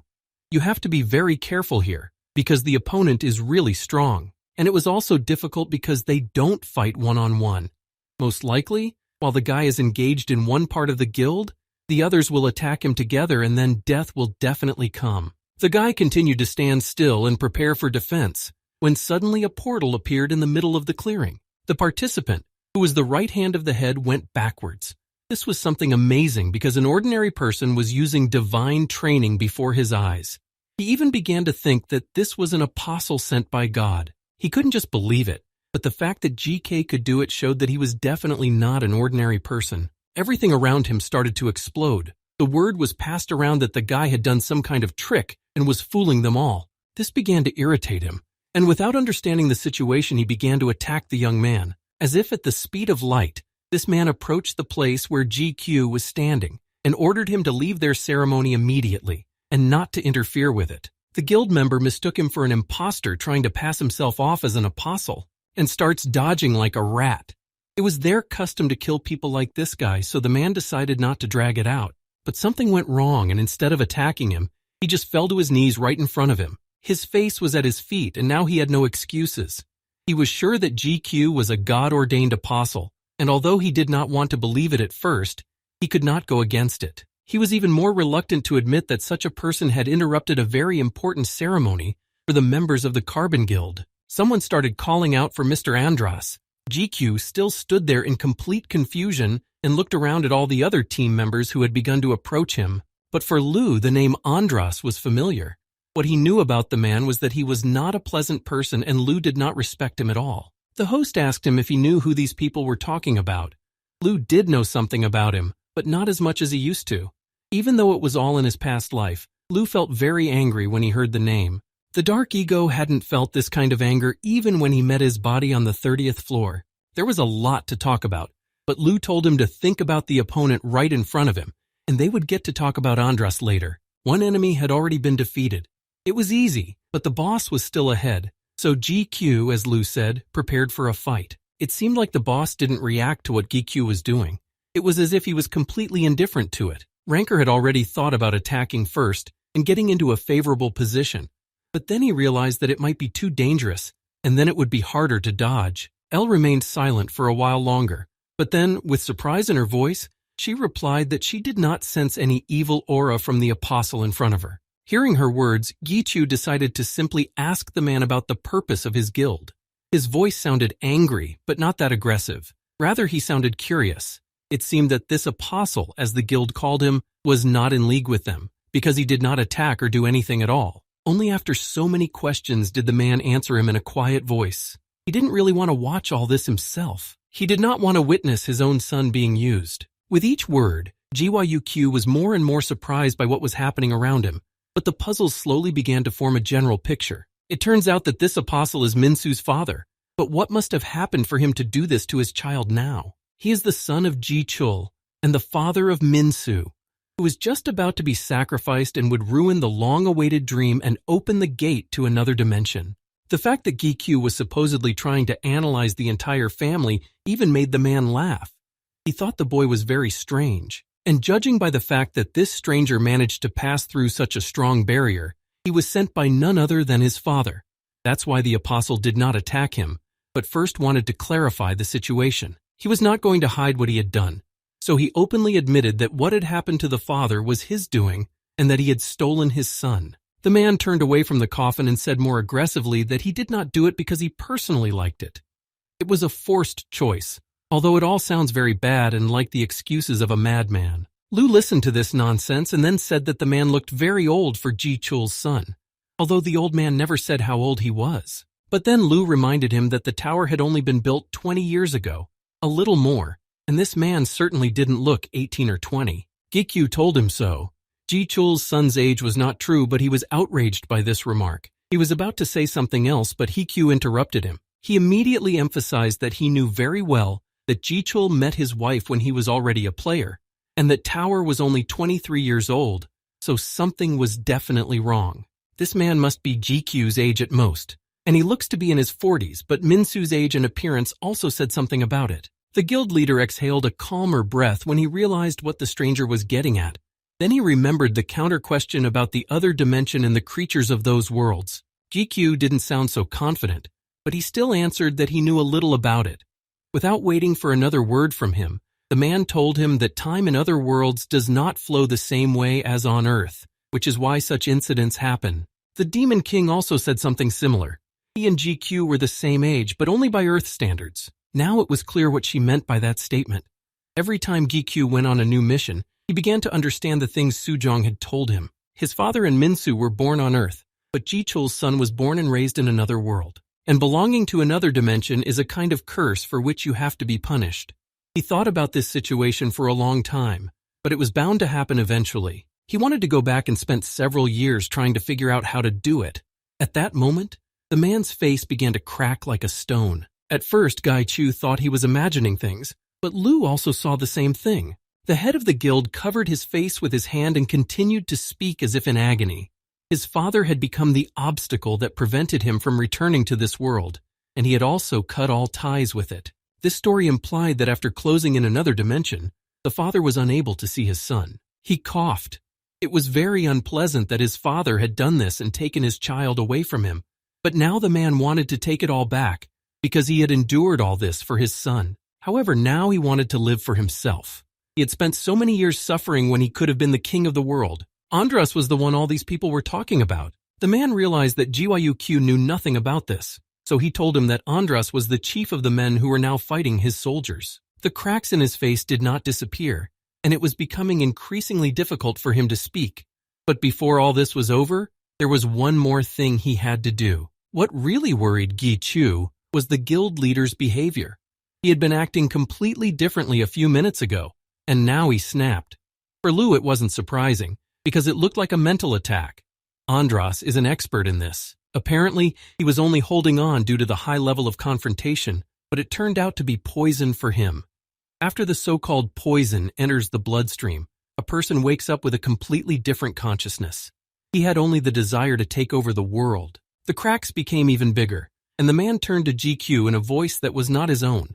He called him a victim and ordered him to open the door. A tornado of fire appeared around him, and the other members of the guild watched in horror as the new apostle arrived. The masked men were nervous. They had to get out of here as fast as possible or they would all die right here. But it was too late. Monsters in the form of skeletons began to appear from all sides and attack them, and the apostle ordered them to catch every single one of them. Chaos ensued. The guild members ran to the barrier and tried to open it from the inside. And now GQ had a new enemy.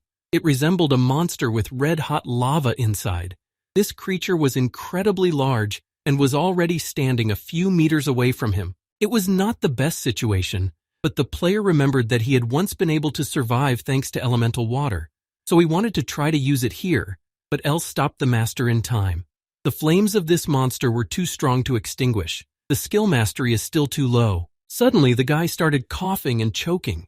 He didn't say anything to his ego because his strength was already leaving him. Using such a strong elemental skill took a lot of energy, although it was better than before. The boy thought about it. Maybe it would be better to send B to fight the monster. After all, she's not so much affected by elemental skills, and it would at least buy her some time. But Lu immediately rejected the idea. The basic strength of the defense was very different, and it would be difficult to deal even a minimal blow. At that moment, the runner jumped from where he was standing. The flames engulfed even more territory, but he had to think of something immediately, because the fire was also approaching the sarcophagus where Minsu was lying, and saving the boy was now his main goal. Gikyu was already beginning to worry, but Lu began to reassure him again. He assured him that Minsu would be fine and that the fire would not harm him in the coffin. Lu could feel it even when they first came here and passed the barrier. This kid has good skills. He'll be able to take care of himself in this situation. And it seemed that Ego was right. There was an aura around the sarcophagus that completely enveloped him. The guy was distracted by it and stared at the coffin in awe. It was hard for him to believe that this boy had such abilities. This is very good news, but the next time the owner asked me to warn him in advance. He had already fainted from fright, but GQ hadn't asked him anything about it. So what could he complain about? Well, now was not the time to deal with that. There's still a monster out there with powers far greater than many guardians. They were left alone, so there would be no distractions. But that didn't make it an easy task, given the power of this fiery creature that could end your life in one blow. Lu asked if he had a plan of action ready, and Gikyu just smiled. Of course, he had already thought of one. Lu had already said that natural water wouldn't work, so he had a new idea. This monster is the embodiment of fire, so why not fight it with the same power and turn the tide against it? Yes, it's a crazy idea, but it's probably the only one that will give us a chance to get out of here if we can still get the fire going. Now we'll see whose fire is stronger. GQ took off and flew toward the monster. With incredible speed, he struck and was behind the creature's back just as quickly. Still, it gave some result, so the boy decided to repeat these actions. After another blow, the runner tried to establish a connection with the flame and attacked again. This time, it was even weaker than the last time. Lu knew about GQ's tactics because he often fought at a lower strength and then struck the fatal blow, but that might not be possible here, so he should end it now when he had the chance. GQ realized that this monster was still Minsu's father, and that was the only thing holding him back from giving it his all. But El tried to convince him that he was no longer a man. He became a demon and was overcome by the forces of evil, but the blow was only getting bigger, and he couldn't take it anymore. Perhaps Ego was right, and in this situation the best option would be to end it forever. The demon's it disappeared the moment the Demon King Sujong took Gikyu's power and destroyed the connection between them. But thanks to this skill, the young man realized that this fire giant was the same man, Minsu's father, and at the same time not him. The forces of darkness were pulling him to their side every second and filling his mind. The boy did not fully understand anything himself. Does it mean that now the boy's father has become half a demon? As he was absorbed by the forces of evil, he may not have known exactly what was happening there, and did not know whether there would be a chance to save the man, but he was sure that he had to end it and had a plan ready. Still, training with Su Zhong taught him a lot. She taught him that the death training that Lu gave him may not always be the answer, and death is not only the destruction of something, it is worth going deeper. In this case, he would be able to use this ability on a larger scale than he is now. First and foremost, he had to understand and convince himself that this fire was not Minsu's father. It is just a flame, just a demon, and there is nothing human about it now. At least, not in the demon's shell. So the boy decided that he would kill only the flame to keep the man alive. It was a brave move, but if he hadn't taken the risk, it would hardly have worked out at all. The young man found himself on top again, and using his acceleration, flew down and cut the flames in half. Luckily, it didn't end so badly. Elle was very worried that the fire would spread to the entire first floor, and her fear did not come true. The fire stopped in time. This tower was a very interesting place, probably because they were inside and nothing critical happened. Later on, the man was lying on the ground. His body began to return to normal, and he was slowly waking up. AQ came closer to him and heard that he was breathing heavily. He wanted to introduce himself, but he started coughing again and barely moved his head as he looked at the boy. He was a descendant of Paimon. The man barely said these two words and exhaled heavily again. His eyes closed involuntarily, and his breathing began to become shallow. Lu enthusiastically replied that he already knew that the man was a descendant of Paimon. His master had a few questions because Lu often knows things, but for some reason he doesn't say anything until GQ asks him. Ego replied that he had heard about Paimon, but would tell him about it later. Now there's another problem. First, he told the owner to ask him about Andras. The boy came closer to the man's motionless body and asked him to tell everything he knew about Andras. The man didn't answer, but instead told him very quietly to find the Carbon Guild. There will be answers to the following questions, because that's where Andras is. Mingsu's father sighed heavily again, and the life in his body was almost gone. The last words he spoke were a request for his son. He asked Gikyu to make sure he was safe. Life was really leaving him, and those seconds were the last for the man. It seemed now that he cared about nothing else but his son, although a few minutes ago, everything looked completely different. Gikyu would not have left the little boy without his request, and after all, Jichul had asked him to do the same. Immediately after these words, the father closed his eyes forever. The cannibalism skill was activated, and the fire giant's transformation into ego began. Gikyu no longer hoped that this transformation would be successful, because the last time it had failed, but this time it was successful, and the demon of fire became another ego. It so happened that with his own hands, Gikyu killed both father and son. And while killing the enemy had not disturbed him, but even made him happy and satisfied, now he felt terrible. Elle wanted to cheer her master up a bit, so she only replied that he had done everything he could. It couldn't have ended any other way. There was no other way, and now it was over, so he had better think of a way to get the kid out of there so he wouldn't be lost there. EQ immediately thought of the hammer he had used to open the barrier. Perhaps he could use it to open this one. The boy took off his armor and went to the coffin where Minsu was lying. Lu immediately warned the young man that such a technique would not work here, because the mechanism is completely different, but Baal would be able to do it. When the boy was already near the sarcophagus, he heard voices behind him announcing that they had dealt with everyone. Behind him was the entire army of Gakyu. Lich and all the skeletons had already killed all the enemies. The guy told them to finish everything here and clean up, and then go back. They opened a portal and began to throw all the bodies of the dead into it, obeying the order of their lord. After that, the young man ordered the other soldiers to carry the sarcophagus with the boy there as well. Gobun, who was standing in the same place as always, was looking at everything that was happening with fear. Now he was even afraid of being attacked. GQ stood alone in the middle of the clearing and noticed the unfortunate lonely monster. The monster only began to shake with fear. In fact, the young man was even happy to see the same goblin that always appeared in this place.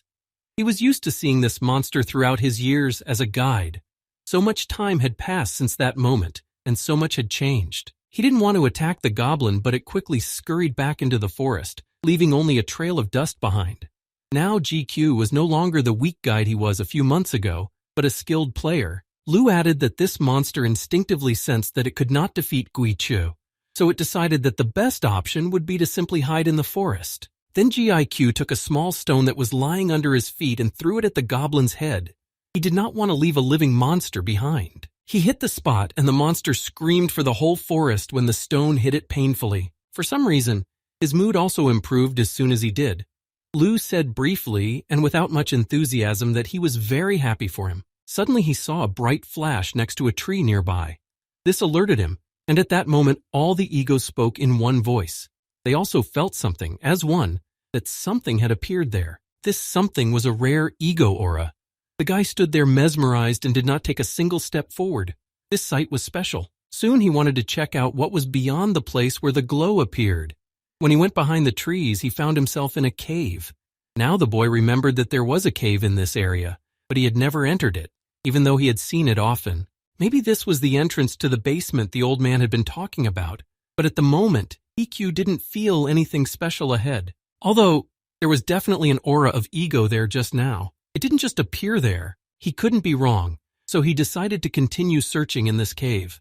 Brunhart also felt something in this particular place, so he had to keep treading on it and trying to find the entrance. But Elle and Lou had a different opinion. He didn't think it was possible to find anything good in such a narrow place, and Elle didn't feel any signs. Maybe there was a point to it. This made him give up, and GQ sat down in the cave to rest for a while, and there was one more thing to do before he went home. The young man said that he wanted to talk to Lou for a while, and during this time, his elemental training would be restored. The boy began to gulp down the water eagerly, asking him to tell Lou everything he knew, but it was not so easy to get him to talk.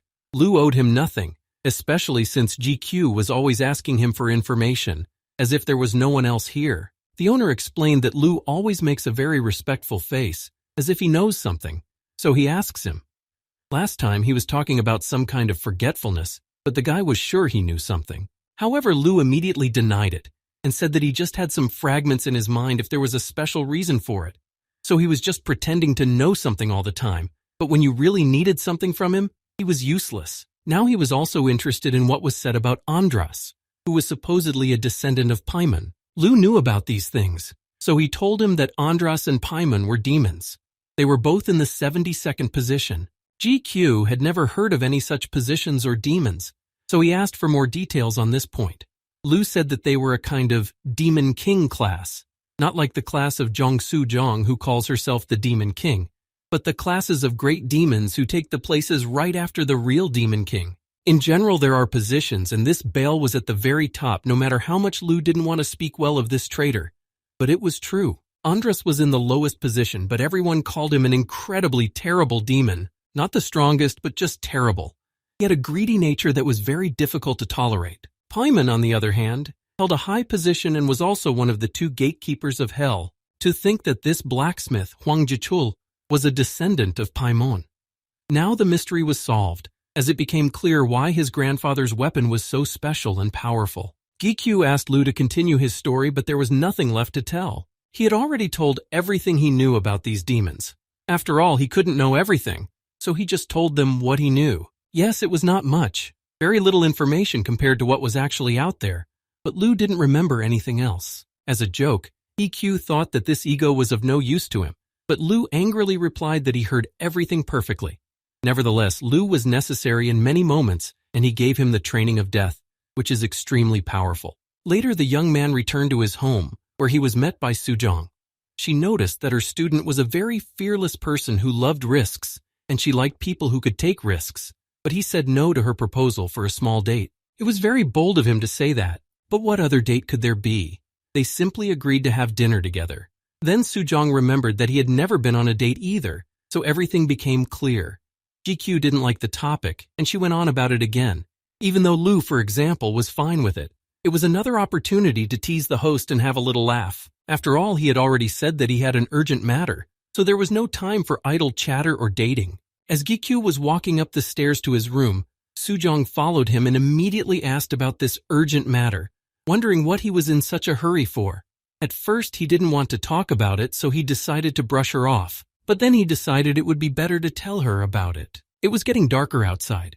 The sun was already setting, and GQ said that this conversation might take a while and be quite long. After all, neither of them would be in a hurry to go home. They both live here, so they sat down to talk, and GYU told him everything in detail, at least what he knew. The story wasn't that funny, and Sujong's mood was not so happy anymore. She asked if anything had been resolved with Minsu, and the young man said that he had already been to the basement and given the sarcophagus to Baal. Now the demon was trying to remove the barrier in the gate. Sujong thought about it and looked away. It was indeed an urgent matter, so she hoped that Baal would be able to remove the shield from the coffin to save the boys. Later on, they decided to have a meeting with some people to discuss what had happened to Minsu. The president of the association wasn't that excited, or at least he tried not to show it, but Taeshik was very shocked to see the Demon King sitting right in front of him. It looked like a very important meeting, and they sat together in silence until someone dared to speak, and Sujong was the first to speak. She turned to Gi-kyu, who was looking at her in the same surprised way. He did not expect the girl to know Taeshik and his father. The president then admitted that his relationship with the Demon King was not that bad, although he did not know what Sujong thought of him. In addition, Gi-kyu now knew another interesting detail about her. Sujong was also a mercenary, and she showed him her hand where the ring that the association had given her was. And indeed it turned out to be true, although it sounded very strange to him. For some time the player could not even say a word, because the watering had taken away the gift of speech. She pointed her finger at Taegu with a smile and said that this grandfather was too focused on increasing his power. They help each other when needed, but often do not cross paths. In the end, it's the same relationship that GQ has with the EBA. Even though they are colleagues, Sujong's manner of communication seemed strange to him. After all, Tae is much older than the two of them, and he's used to being more cautious with him, although he immediately thought of another world where time flows completely differently than on Earth. Then she said that by Earth standards, they were the same age as GQ, but in reality, she could be as old as the president. Sujong tried to stop him and tell him that this was not the case, but that was the puzzle in his head. She just didn't like this old man at all, so she wasn't going to communicate with him any other way. It's not about age. It's just that she's very bold and abrupt sometimes. EQ had already begged her to stop, because he thought he was going to get it from her himself. Sujong didn't understand why she had to explain all this to him. Out of anger, she hit him, and he really got it from her. Now I didn't want to say anything, because I didn't know if there would be something that would set her off. He wouldn't have been able to take it anymore, and it was lucky that Sujong had stopped bothering him herself, because she didn't want to waste time on idle chatter. They had come here to resolve an important matter concerning the Carbon Guild. Sujong began to say something about the Carbon Guild. Taechik's expression showed that he knew nothing about it, which was strange, since he and his father were the pioneers of the guild. Brunhart did not hide his surprise. He had thought that only grandfathers were called pioneers because it was so long ago, but in fact, if you think back to the year the tower was founded, it was only 23 years ago. Taegu laughed a little and put his hand on his son's head and tousled his hair a little. This kid didn't know much about the other side of the world yet. Taechik immediately brushed himself off and sat down, shrugging his father's hand off him and straightening his hair. He couldn't stay in the office all the time. Then his thoughts began to torment him even more. GQ is always improving and showing good results, and he always stays downstairs. Taeshik was thinking. He seemed to have heard something about this Carbon Guild before. GQ had the same feeling, though he couldn't remember exactly. The name also seemed very familiar to him, but he couldn't tell where he had heard of them. Suddenly, he began to remember something. Back when GQ wasn't a player, he had talked to Hyung about it. On that day, Taeshik told him that one of the members of the association had joined this guild. They both got up from their chairs at the same time and exclaimed in unison that this was the guild that Theo had joined. Lou also had no idea who Theo was. This is not surprising because he had never seen him, because the man had not appeared in the association after he joined Carbon. The player said only that they had worked together back when he was a guide. Under the hoods, the young man could not see people's faces, and while he was on the ground floor, he did not know that his friend could be there. Only now did he think that Theo could have been among those killed, although it was somewhat reassuring that later he checked the bodies and did not see anyone who looked like him. Sujong and Daegu also wondered if Gikyu had a friend in the guild. Perhaps that would even make the task a little easier. He was ready to tell everything he knew and take on the search for the whole team, but he also started asking the president to tell what he knew. It's true. The president definitely knew something about it, but there was so much that Taegu didn't even know where to start. The man thought for a while and then looked at Gikyu, and then asked him thoughtfully about the tower, or rather, what he knew about it. The guy guessed that it was the basement of the tower. He was sure that the president of the association must know about such a place. The tower is a building that hides a huge number of other worlds, and most players don't even know about them. The tower is a dagger that passes through all these worlds unknown to most and connects them to each other. It is the chain that connects different dimensions to each other in one big kingdom. But this chain gradually devours, captures, and destroys all these worlds. It was like a fairy tale. He was talking about something that really exists, but it seemed so unreal, but there was evidence of it. And the proof was the gate, which began to appear simultaneously with the tower itself. Once again, the same thing happened as in Ji Chul's story. Gi gained access to information he had no right to, and once again he must be punished. This headache, the darkness in my eyes, it was unbearable. It was driving me crazy. No one knew that this would happen, so GQ's condition surprised everyone except Ego, who had already guessed that it would happen again. They began to worry about the boy, because it resembled painful convulsions or frantic agony, although Sujong was among those who were not surprised. She reacted calmly to all of this because she knew perfectly well about the punishment, but she had forgotten that it could happen even now. For some reason, Taegu was sure that the young man had already passed the floor and therefore it was safe to tell him about it, but he was very wrong. It turned out that Gikyu was not yet authorized to receive such information. They all fell silent, and Gikyu was embarrassed that none of them said anything. Perhaps everyone would have started laughing at him, calling him a ridiculous and worthless player who still had no rights and could not pass the second grade. The boy really wanted to believe that they didn't think so, and that he was just imagining things. But later, when GQ started to feel better, Taegu apologized and explained that there had never been a case of a player growing so fast before, so he had already thought that the boy had passed the floor long ago. After a couple of minutes, he exhaled heavily and almost came to his senses, although he still thought that everyone here had just heard his thoughts and decided to calm him down and not laugh at him. Before he could fully recover, the Demon King reached out her hand to his head and immediately apologized to her student, saying that it was only for a moment. She had done something that didn't feel very good, but because of his condition, he couldn't even do anything about it. When Sujong took her hand away from his head, a sign appeared in front of him saying that he was to obey her. He was immediately confused by this submission because it sounded so fake, and he immediately asked her for an explanation. Sujong immediately waved her hand and told him to wait and not to jump to conclusions.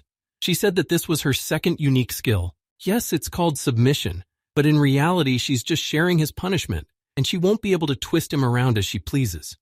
Moreover, Gikyu is not the kind of person she could subdue with the help of stigma. Lu confirmed that Sujong was telling the truth. It looks like a kind of contract, and the terms on the contrary are not very favorable for her. Ella also added that it shouldn't hurt the owner in any way. But the next day, Gikyu asked Sujong to warn him in advance. She apologized and laughed a little while Taeshik and his father discussed the fact that the young man hadn't made it to the first floor yet. But Taeshik had already forgotten about the conversation. Even though they were so close, somehow Hyun didn't know anything about him. The girl reassured him and told him not to worry about what she had just done. She promised to take away the stigma right away when the conversation was over. For some reason at that moment, he remembered the moment when Sujong kissed him. He didn't understand why he was remembering it now, but he decided not to focus on it. And to get back to the topic they started, there are rulers on the upper floors of the tower. These are the very beings who created the tower and are its masters, and they also ruled other worlds at one time. The earth had not yet been fully conquered, so they would not be able to fully use their power here. But inside the tower, where all the worlds are connected, all this was quite possible. But still, there was a reason why Gi-Q had put off conquering the upper floors. He grabbed his head, which had been hurting for so long. Sujong, using her training, was also experiencing a headache and said that he would have to be patient for a while longer because it wouldn't go away quickly. Well, although the gate and the tower itself are quite dangerous places, they were considered to be treasure troves of many resources, including crystals. And if you think about it, the mere fact that the rulers existed could mean a great threat to humanity. However, Sujong didn't seem so embarrassed and said that it was nothing to worry about.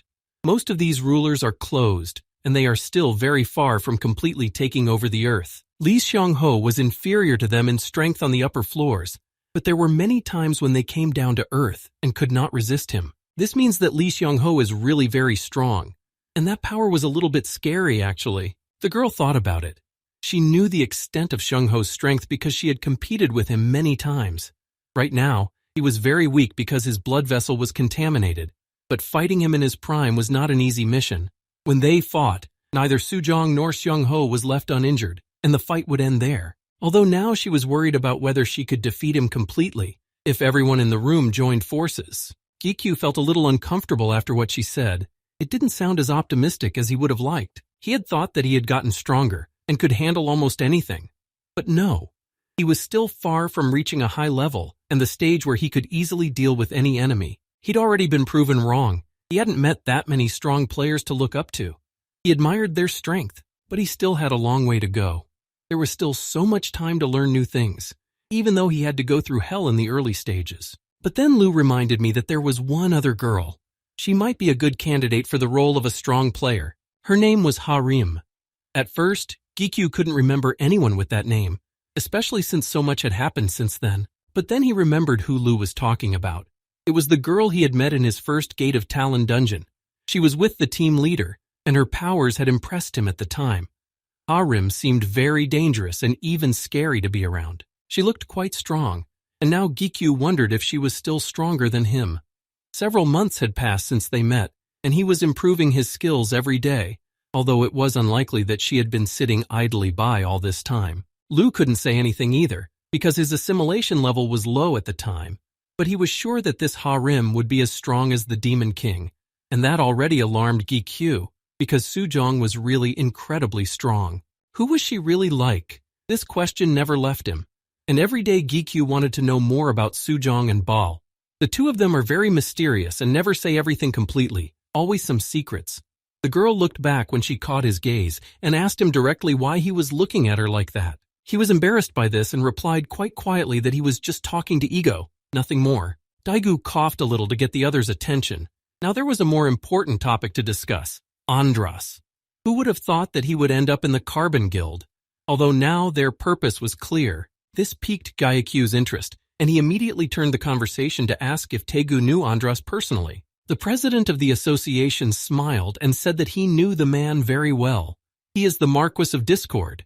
At least, that's the nickname he was often called by others. And this terrible demon most likely wants to break the seal on the rulers of the tower and destroy this world in the daytime. The conversation turned out to be long and difficult, and after dark the young man got into his car. Later, Sujong came up to him, but told him to go home, because she still needed to talk to the old man about one thing. The car moved forward and then the player apologized to his secretary. He felt bad for asking him to come here at such a late hour, but he said it was okay. He was already paid for his evening work at the association. Heikyu laughed. At least now he wouldn't feel so guilty about calling him and waking him up for no reason. In fact, GQ was very tired today. So many things had happened and he had to find out that now he just wanted to get a good night's sleep. L fully supported him and told him to have a good rest when he got home. But unfortunately, he had to deny himself rest until an important matter was resolved. Every minute counts, and he couldn't sit still. He still had one thing to do at home. So when Sung-hoon stopped the car near his house, he immediately got down to business. He entered the basement and went to the gate, where Baal was waiting for him. He was just figuring out how to open the sarcophagus, and he could boast of success. The coffin where Ming-su was lying was emitting bright rays, and Baal figured out a way to open it. Now the barrier could be removed and the boy could be reached. The demon had spent the whole day trying to make it happen.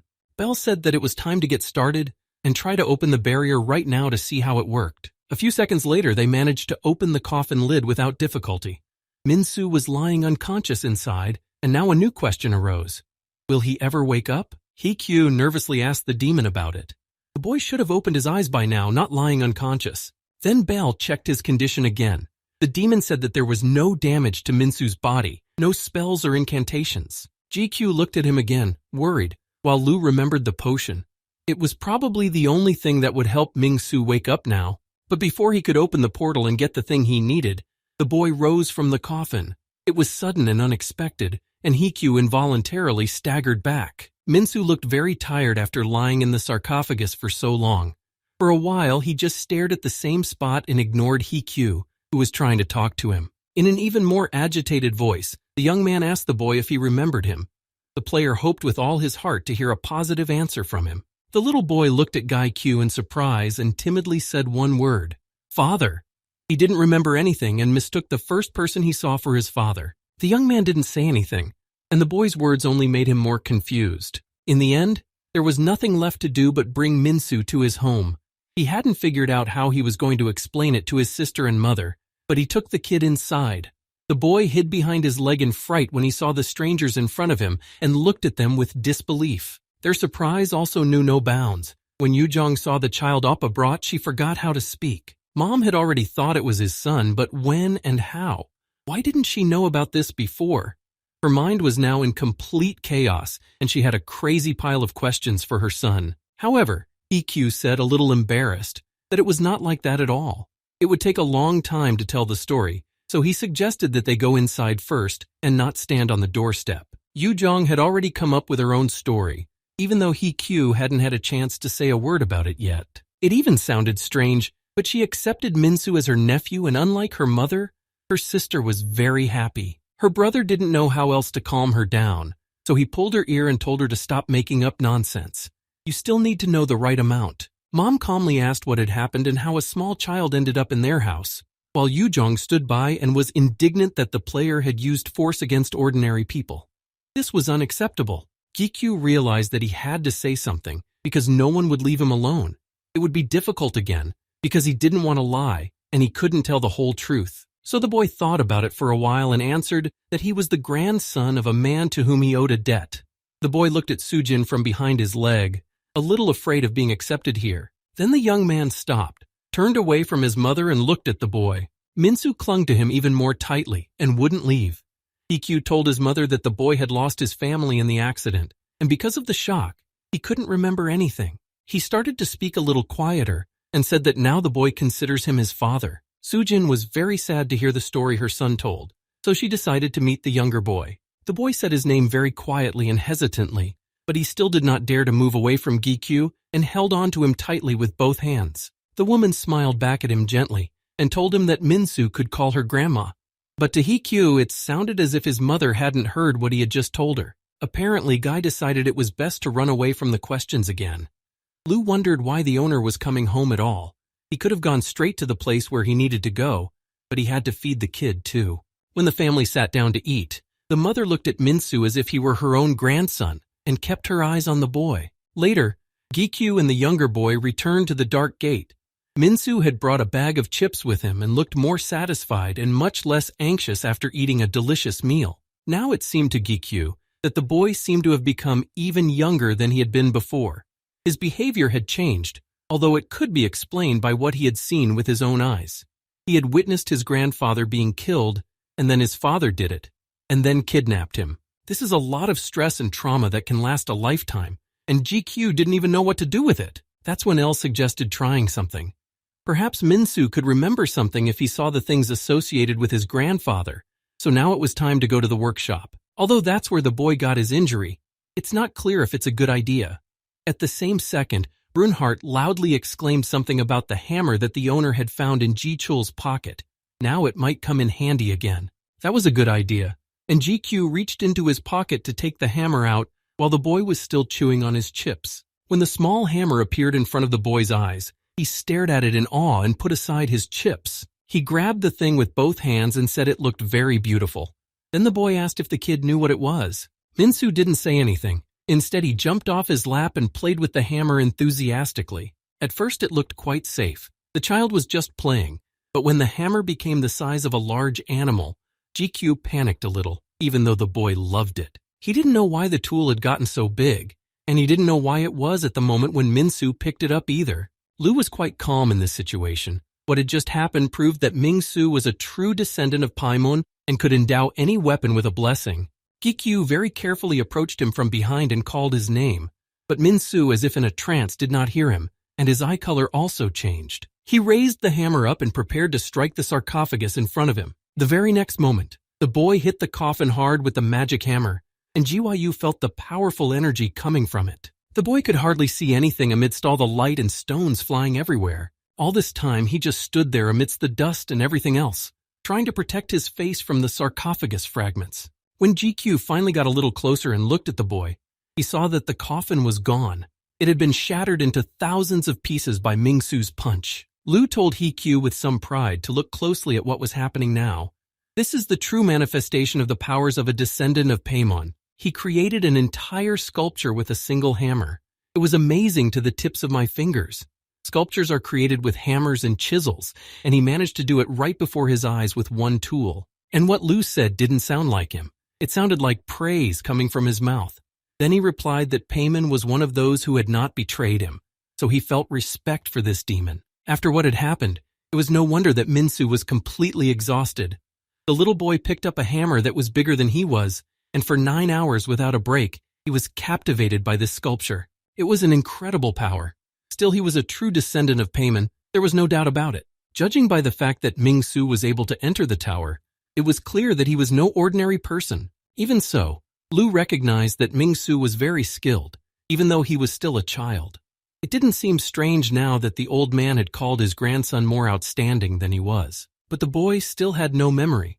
He didn't remember anything at all, although he hoped to change that. However, what surprised him more now was that Minsu had been able to replicate his grandfather's appearance exactly when he created the sculpture. Now Lu could safely say that the preparations were finally complete, although only he knew what preparations he was talking about. Lu immediately asked about the sculpture. Perhaps it was given the nod to be fixed for the exhibition, as it would not just stand there, but it was the very bowl that the players had talked about more than once. Lu spoke even more animatedly, but soon fell silent again for a moment. This was the chance that could save the old man. With this cup, it would be possible. He stood up, picked up the little boy in his arms, and exhaled heavily. The young man asked Lu if he meant the bowl in which he could put the ego, the fragment left behind by Ji Chul. The most disturbing thing was that there was only one fragment left, not a full-fledged ego. It is not known whether something good can be done with it. But even if it is only one fragment, something can be done with it, because Brunhard has taken over all of Ji Chul's memories. And since my grandfather hasn't disappeared completely, there is definitely a way to find a way. Brunhard was incredibly happy. He actually perceived Ji Chul as a father and wanted him to come back to life. The guy was already standing next to the sculpture and decided to try to establish a connection, which he successfully did. This ego had no personality. It was just like the sneakers or mittens his grandfather made. If we can put a full-fledged ego into it, who knows? Maybe we can revive it. He had the fragment, but GQ didn't know if there was any way to restore it without having a full one. But Bale pleased him and told him that such a way did exist. His appearance was very unexpected, because all this time he had been here alone. But when he heard this voice, he looked back in fright. He looked at the sculpture that Minsu had created and praised him. It was an incredible piece of work. Lu went back to his work. He didn't like Bal, and he had overheard their conversation. But Gikyu was willing to forgive him now, because his main concern was to save Ji Chul. So he asked for more details about this method and whether it really existed. The demon replied that there was only a 50% chance that it would be possible to do so. He could not say that it would definitely work. But there has never been anyone like GK either, and since there have been no similar cases, there can be no certainty. Even though Bal said so, he was the one who started this conversation, so it's likely that such a method does exist. But for Lu, this demon was always nasty and unpleasant because of the betrayal. Gikyu still had hope and asked to know about this method, and the demon replied that they needed Ji Chul's ego to restore it completely first. But to be honest, Gikyu already had everything he needed for this ritual. Just two things, a fragment of the ego and the piece of ego that was inside him. At first, the young man breathed a sigh of relief, but then he remembered that he hadn't said a word to Bale about the connection and the piece of ego inside him. Bale said that he had heard it from the Demon King. She was quite a talker, so it was not surprising that she told him about this as well. In the end, it was good that there was nothing special about it. The demon returned to the conversation. With all of this, it is possible to restore the original form of the ego, but the main essence cannot be fully restored, because personality is not so easy to restore. So something else will be needed. Bale snapped his fingers and two things appeared in front of Gikyu, the sacred sword Nain and a transparent crystal. With their help, it will be possible to bring him back to life. The thing about the sacred sword is that it contains the life force and can be used to restore the missing part of ego. And the transparent crystal that he managed to create last time will play an important role in this. Although it does not have any magical power, and at first glance it may seem completely useless, with GQ's unique abilities, this crystal can be used as a special tool. If you go into details, it's a rather complicated story. So let's just say that it will be used as a laminar flow box for sterilization. When Q heard all this, he almost fainted. He didn't understand a word of Bal's explanation. The demon stopped and apologized to him. Apparently he did talk too much sometimes, although Q hadn't noticed this before. This was why Lu didn't like researchers. They always talked too much and used so many obscure terms that it was too hard to understand. But in general terms, Lu understood what Bale meant. He decided to explain everything in a simpler way, and GQ told him to do as he said. First, he had to pick up the sacred sword and the crystal. When the master did what Ego said, and then Lu said that Nain had completely transformed into a demonic sword, and it was most likely the work of Bale. But he would have an even easier time with this than with a sacred one, and GQ would now need to establish a connection with him, the king of all demonic objects. Now it is time to connect this piece and the fragment of Ego and put it into Nain. This sword is capable of absorbing, so it will do the job. The master trusted Lu completely and listened to him and joined the two parts together. After he said that, the connection immediately began and the fragment of Huang Jichul's ego and the ego part was successfully connected. Lu warned that now the fragment, this piece, and the life force that remained in Nain were united. Without saying a word, Gikyu obeyed his ego and did whatever it said. The next step was to bring a transparent crystal to the sword, and then everything began to happen. It looked a little scary, but Lu said that everything was going according to plan, and Bale was calmly watching from the sidelines. The parts mixed inside the sword naturally absorb crystal. It's like a vacuum sucking in objects. The boy continued to hold the two objects next to each other in order not to stop the process of connection. Nain, the sacred sword, which loses its vital energy very quickly, ages very quickly. GQ began to worry if he was doing everything right and if he hadn't messed up. And yes, it was exactly what he needed. Bale smiled madly and looked at the sword. What was happening now was only a sign of great success and the execution of the connection without mistakes. Rogers, who was still building the structure that GQ was talking about, also noticed what was happening on the other side of the gate. The bright light in the darkness attracted attention. In a few seconds, the system notified the player that the connection was successful and the process was now complete, and the fragment that remained of Huang Jichul turned into his full-fledged ego. Gikyu himself couldn't believe it had worked, but now he had to finish the job and bring the man back to life. Bale stood next to the sculpture and pointed to it. It was a very responsible and important moment. If they succeeded in putting ego in, Jichul would come back to life again. He realized that this stage would be even more difficult than the previous one. Here, he had to restore the dead person's personality, and this was the last step. If he succeeded, he would come back to life. It was like a resurrection. Gikyu carefully transferred the sphere where all the energy was stored to the stone sculpture of Jichul. Gikyu was now focused on keeping the process from getting out of hand, but Bal seemed to be looking forward to a successful completion even more than anyone else, and it seemed a little suspicious. Everything in a radius of a few meters was filled with light coming from this sphere. The energy was so powerful that an ordinary person could not resist it. Before, there was no hope in Kim Gikyu's life, but after meeting Ego, everything began to change dramatically. Two opposing elements, the swords Lu and El, a demon and an angel. The first one gave him the abilities he could not even dream of, and El was also an integral part of the fights. Brunhart, who added many new capabilities and once saved his life. After he met B, fighting became even easier, because now she had the ability to turn into a beast and kill enemies. Hermes and Oberon became a great addition and reinforcement of the skills that GK already had with him. He managed to heal his mother, who was on the verge of death. Everything started to get better, and he also became a disciple of the Demon King. He developed and became the ruler of the gate, subduing all the monsters from the portal.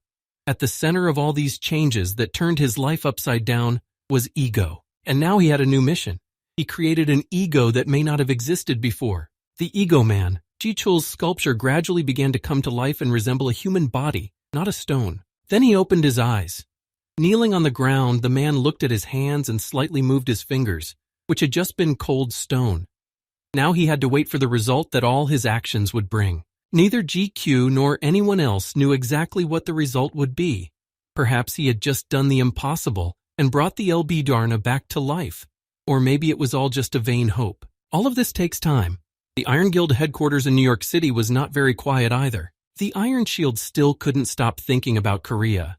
He didn't care about the deaths of those who were near the branch, but he did care about revenge. And he knew that the time would come soon, because it was in South Korea that the new unusual gate was to appear. It would work as a disguise.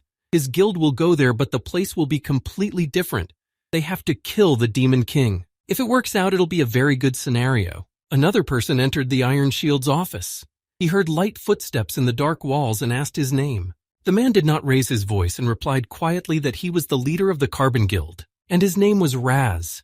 He approached the iron shield, and only in the moonlight that streamed into the office could his face be seen. 23 years ago, suddenly the whole world saw the tower, which was full of monsters inside. Along with the tower, there were also gates of various ranks, where there were also many creatures that threatened life. The monsters that emerged from there posed a threat to people around the world, and the earth needed those who would save it from destruction. There was a small group of people who had unique abilities. They were called players. They stood up to protect the population, increasing their levels within the game.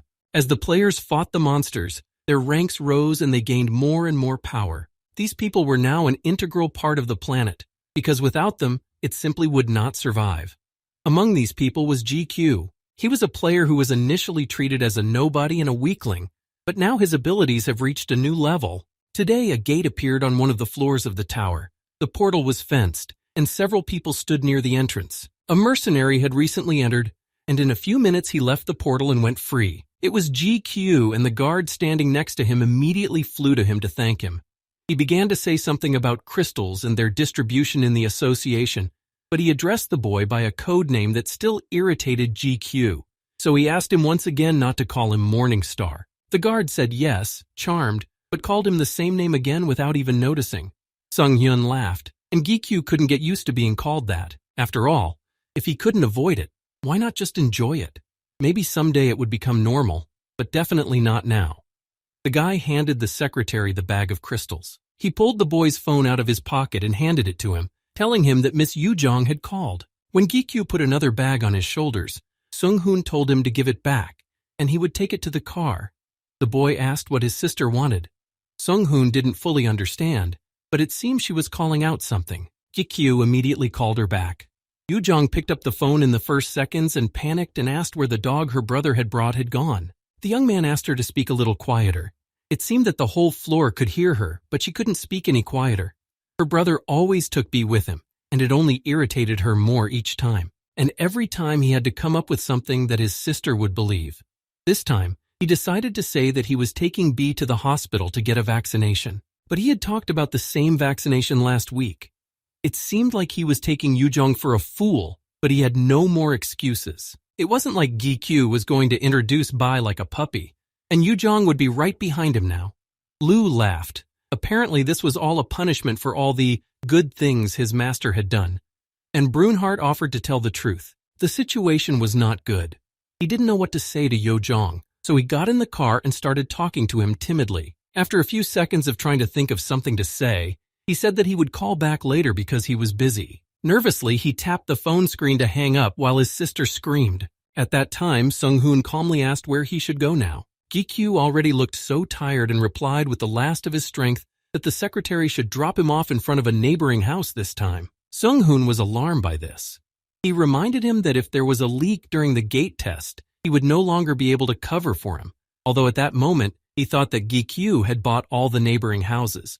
But it probably sounded like a joke. The secretary asked about the Demon King and whether the young man was going to start a household with her, but he immediately stopped him and warned him that at this rate the best secretary, Song-hoon, might get into trouble. It's just that a very important person is moving in next door, that's all. Sung-hoon didn't ask any more questions and simply pulled up next to the house the young man pointed to. The young man got out of the car, and even then he heard a familiar voice that he had already missed. It was the precious guest, as Ji-chul called him. GQ smilingly walked across his yard holding something in his hands. The old man laughed, but he also looked quite serious when he asked if he should call GQ his master after everything that had happened. Even though it was very difficult, GQ was able to give him back his life. His grandfather's ego and appearance were exactly the same as when he was alive. He hadn't changed at all, but he still couldn't tell if he was the same person he had been in the past. When the transformation was complete, a sign appeared in front of him saying that the Guardian was now ready, and then a magic map appeared on the screen.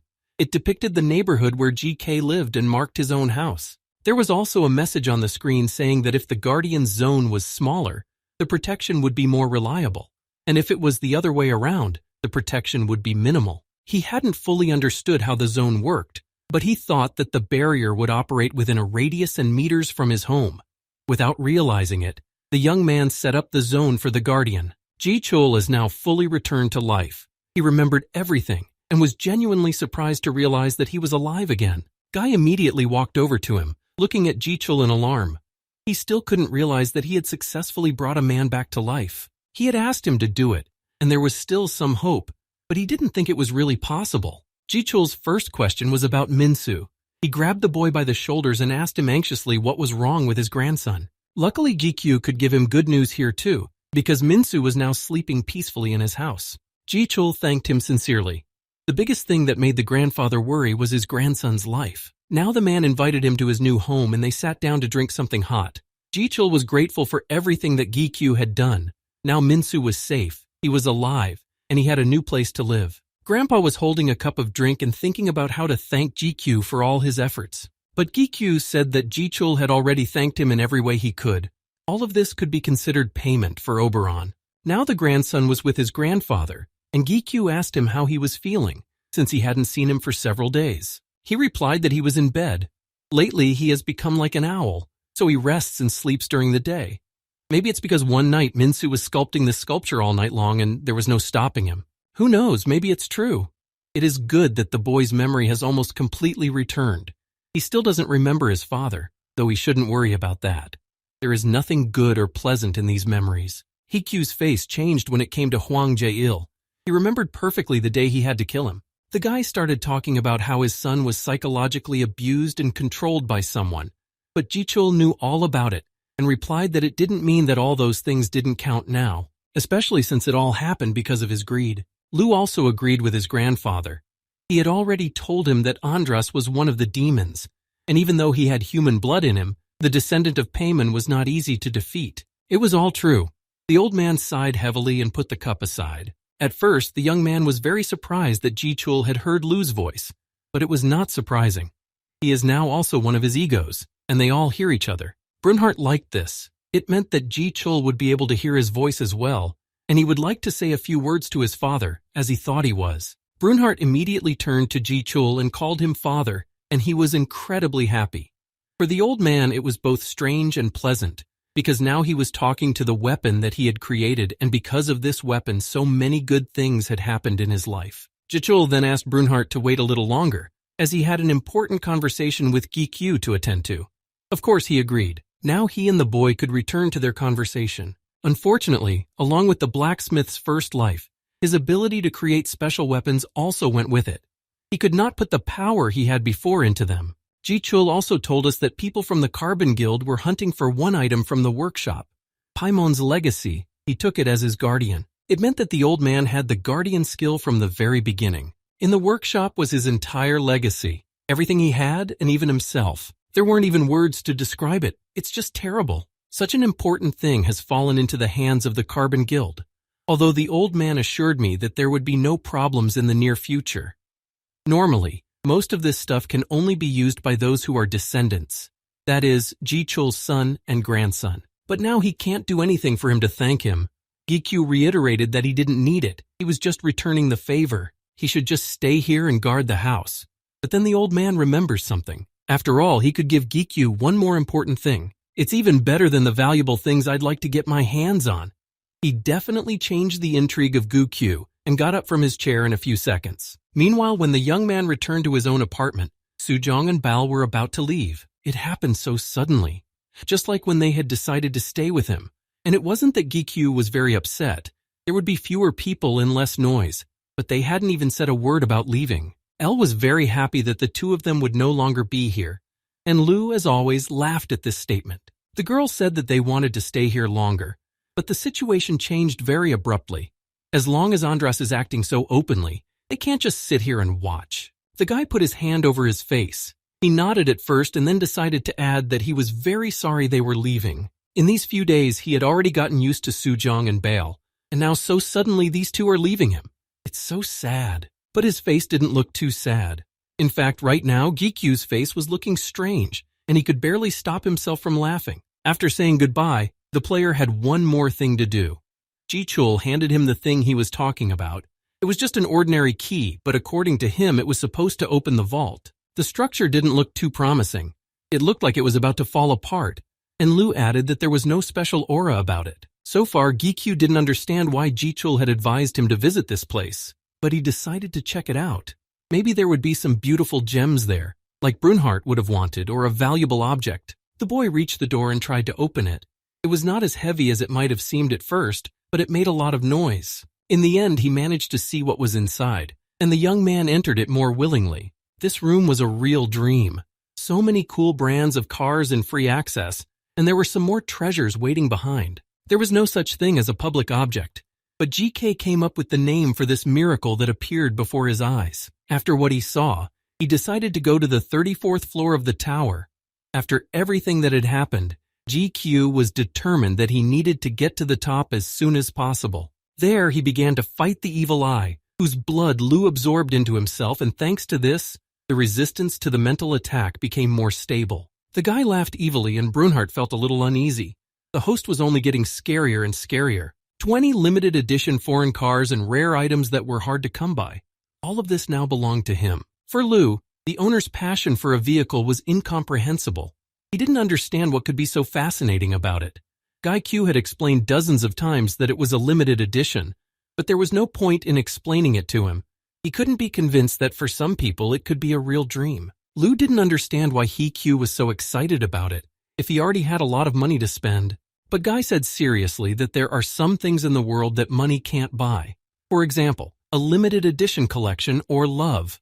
Brunhart praised him enthusiastically. The owner was just wonderful. But the boy began to be haunted by the thought that a thief might come here, because the security mechanisms here were like a padlock and it barely breathed. But Lu calmed him down a bit and said that everything would be fine. An old man was watching over this warehouse, and nothing ever happened. Lu assured him that no thieves would get here, but GQ was still too worried, and for safety's sake it was better to move everything to the gate. This was all very well, of course, but the first thing on the agenda was the hunt. The giant eyes were approaching him from all sides, and GIQ did not even notice. Only Lu warned him and told him to work hard to get back to the coveted room as soon as possible. Hyandrus's action is fire, sword, and challenge, and it is the mental attacks that you need to be especially attentive to. In order to prepare for the battle with him, Lu needs to absorb all the blood of these creatures and increase resistance to mental attacks. He quickly killed all the monsters, from which many crystals fell out for Brunhart. He was incredibly happy when he saw so much food, and Lu instantly absorbed all the blood. Surprisingly, GQ didn't have any sense that he was struggling. It was too easy, but Lu had interrupted his master. It was only the beginning. He was just accumulating points. But then there's Andras, and if you think about the 1-year limit that Lee Sung-ho talked about, it's probably better to just climb the tower as fast as possible. All of these thoughts had to be put on hold as another monster suddenly appeared behind them, but B immediately took it on. Automatic hunting is the best of all his skills. He hadn't realized that Bai could also absorb crystals and increase his power level. It's incredibly convenient, but not particularly effective in the long run. However, B really enjoyed it. She was very happy and fashionable now to think that it was a delicious snack. She'd already eaten many monsters. So GQ stopped her and asked her to just kill the next ones and bring them to him, and keep the crystals. Bai immediately continued to express monsters. Apparently, there was no reason to worry. He's not like all the other players. So this way might be the best way to get stronger. B started running after the monsters and destroyed them one by one. It was so much fun. She treated this battle like a game. She was really killing them fast, but there were countless of them, and the numbers started to scare Ji-Chu. These creatures are not strong, but now there are dozens or hundreds of them. Leaving everything to one jolly wolf playing with monsters was not the best solution, so GQ decided to take matters into his own hands. With Lu's help, the master dealt with them all almost instantly, and all that reminded him of the monster's existence were the crystals. Brunhart sincerely admired Lu's power. Lu is the strongest ego of all, and Brunhart admired him without any envy. The dark ego was very pleased by this, but he only told him in a monotone to continue praising him. At first, Guy Q didn't really concentrate on their dialogue, but then he overheard a few sentences, and it seemed that Lu began to feel more favorably towards Brunhart. He even praised him. Ellie, meanwhile, wanted to talk about something. She was more anxious than the two of them, so the player switched to talking to her. He asked her what was bothering her and what she wanted to talk about. For some reason, Elle was hesitant to start, and then it was too late. Another monster appeared above them, but it was not like the others. It was gigantic and had an insane number of sharp teeth. It was the guardian of the 34th floor, the strongest creature I had ever met. The conversation had to be postponed for a while, until the guardian also turned into a crystal, and the surroundings became silent. Fortunately, this monster was not that strong. Ranker quickly cut it down and the system automatically tried to turn King Evil Eye into Ego, but this time it failed, so only a fragment remained. This was bad news, because if you can't turn a monster into an Ego, you can't collect all the items that were left behind. The boy blamed it on Lu and asked him to try harder next time, but it wasn't his fault at all. Finally, the player could return to talking to Elle, so he raised his sword and waited for her response. But even now the moment didn't come, and once again something distracted Gikyu. When he looked at the table, he read something that surprised him, but made him very happy. As soon as Lu reached the level, his progress had been going up sharply, but now he began to feel something strange. He couldn't explain what it was, but his body felt like it was too hot. Whatever it was, it ended after a minute of such suffering. Perhaps these were the conditions for progress. His master looked at the table again, and it clearly stated that the first condition would be a part of Lu's body. The remnants that were found on the 30th floor were needed for improvement. Who knows? Maybe the 40th floor would have Elle's remains and they could do the same thing.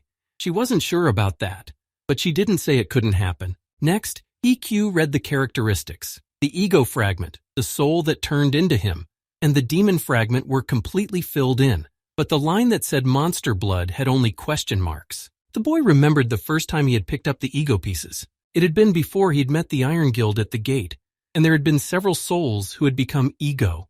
One of them was the soul of the leader of the Smurf Guild, Jae Min-suk. The other who added to his ego arsenal was the crazy Rodosta father of Minsu Huang Jae-il, and the last at the moment was the gatekeeper Cruzette, whom the player had destroyed quite recently. All of them, except for Mr. Huang Jae-il, will now become full-fledged egos, and it is unknown whether the day will ever come when he will be able to resurrect him. If he is resurrected, he will be only 1 year old.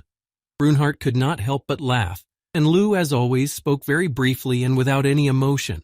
Those egos were making a racket again while GQ was sorting through all the information. Eventually, he left it again and switched to what was in Lu's characteristic table.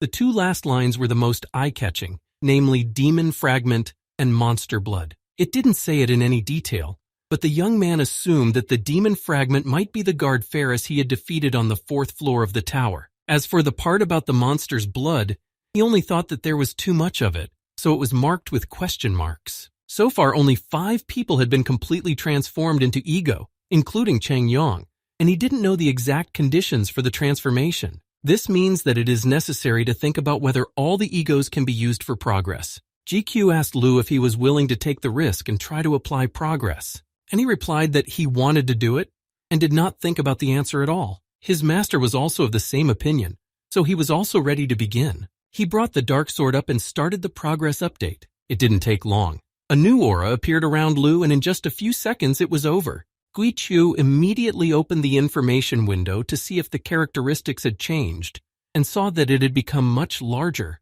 Brunhart was still in awe and couldn't stop praising Lu. It seems that Lu has gained some new qualities and his appearance has changed a bit. His master asked him if he felt anything, but he said that it was nothing special at all. Apparently it would take some time to process the new power, so the player decided that he had had enough experiments and battles for today. For the second time, he was about to return to talking to Ella.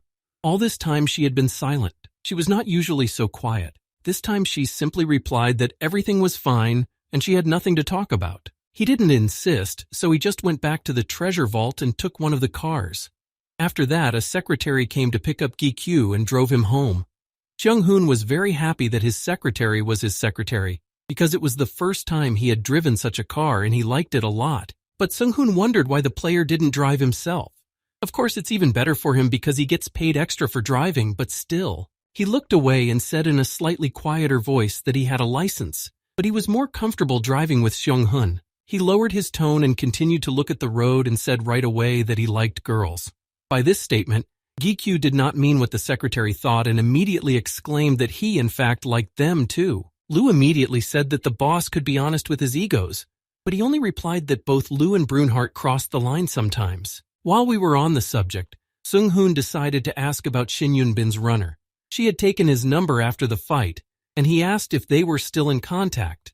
Gikyu calmly replied that they can sometimes correspond with each other.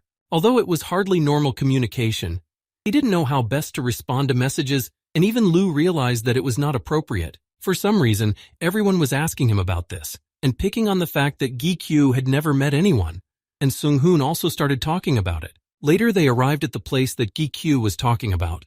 The secretary stopped the car and looked back at the player. Gi-kyu immediately got out of the car and looked at the guild's premises. They had indeed merged. Morningstar and the Child Guild now shared the same base. He walked inside, where he was immediately greeted by Sung-pil. He brought them drinks and apologized for making him come here when they wanted to talk to him. The two guilds had been very busy lately due to the merger, so time was really short. But it was no problem for Ranker to come. At the same time, he could see how they're doing here. So now they had two guild leaders, and Gi-kyu asked where Dong-hye was now as he picked up his cup of coffee. He replied that Dong-hye was in an important meeting. There have been many in the past few weeks and more to come. Then he changed the subject and asked about the request that Sun-pil had mentioned on the phone. The leader of the Morning Star clearly began to worry after these words. He didn't know if it would be appropriate to ask for such a request. At this time, Seung-pil could not even look his interlocutor in the eye, and hiding his face, he quietly asked if Gi-kyu could lend his skeletons to the guild several times. He began to explain that there were a lot of new people in the guild, and they didn't have enough mentors to guide them.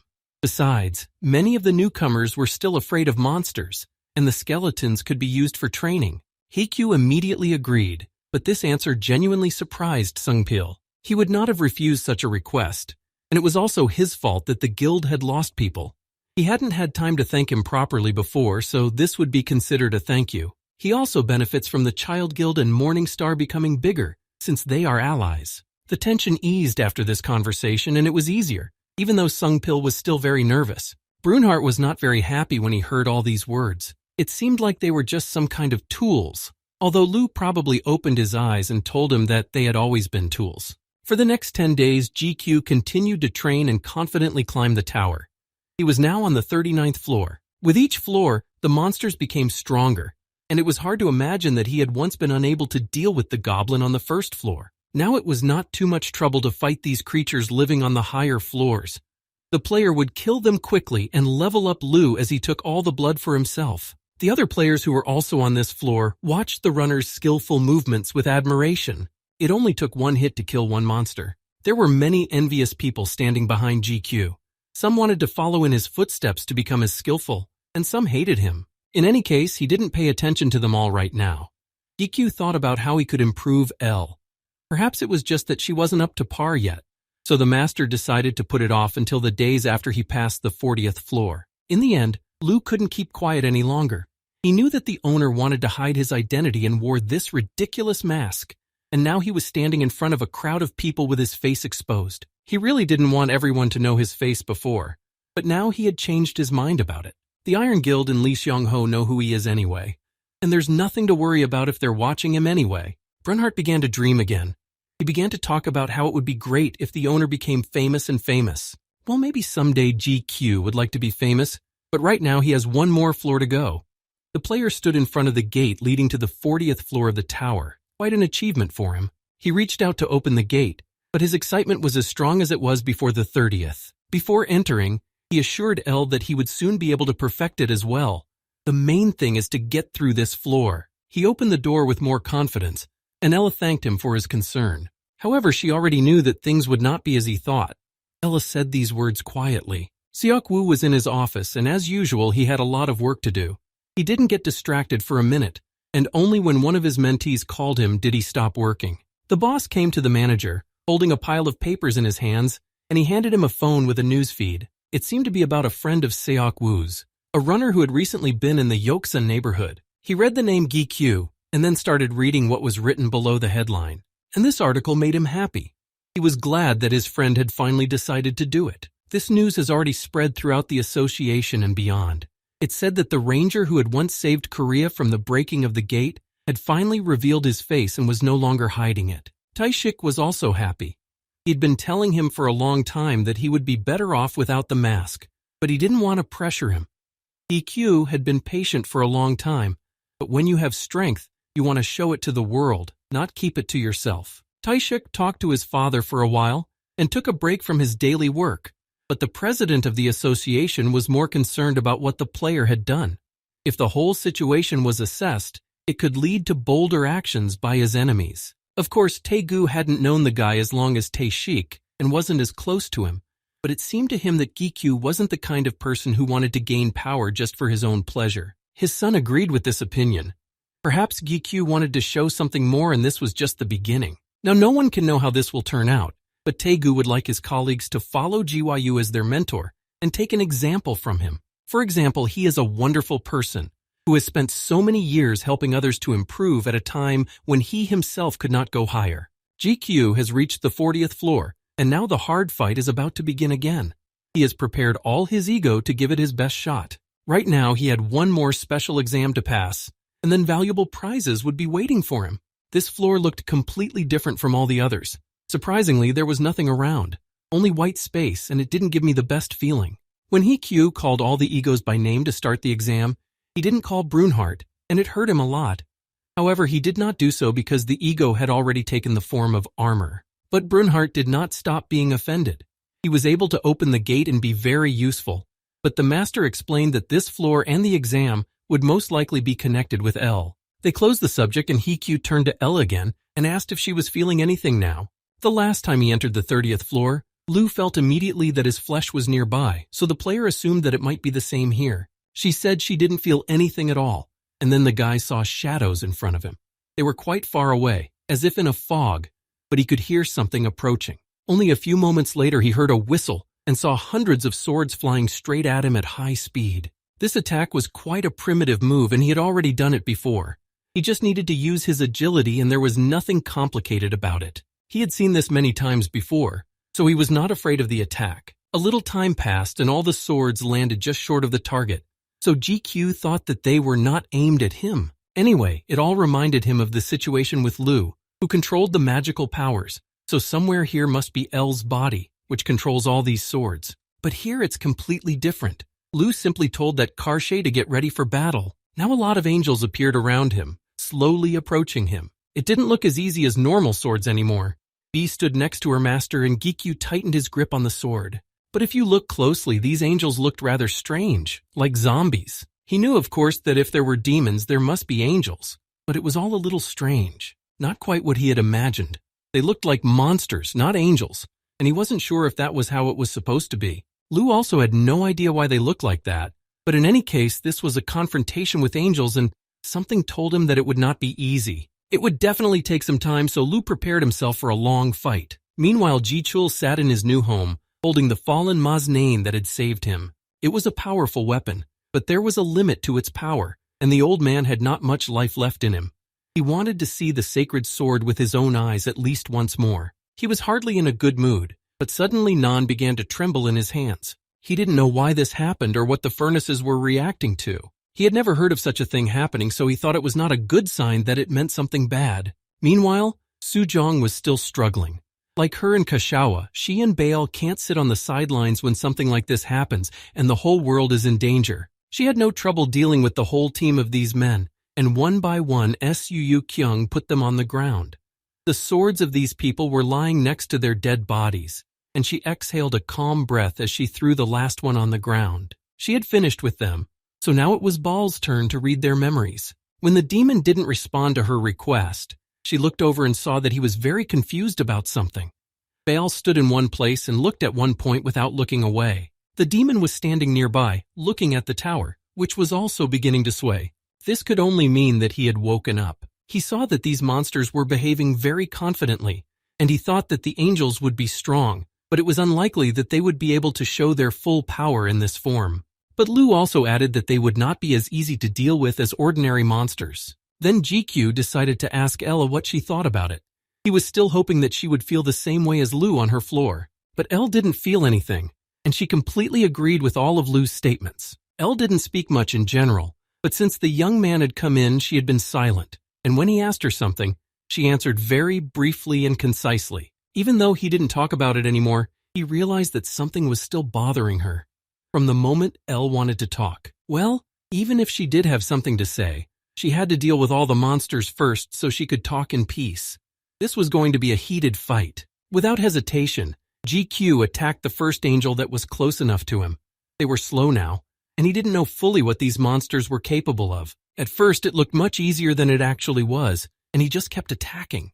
But when he approached the angel, he immediately deflected his blow without any effort. How annoying these flying creatures were.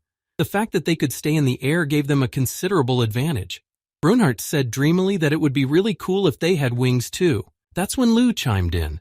He said that now was the time to use the new power he had gained. Lou's recent power progression had indeed brought him a lot of new abilities.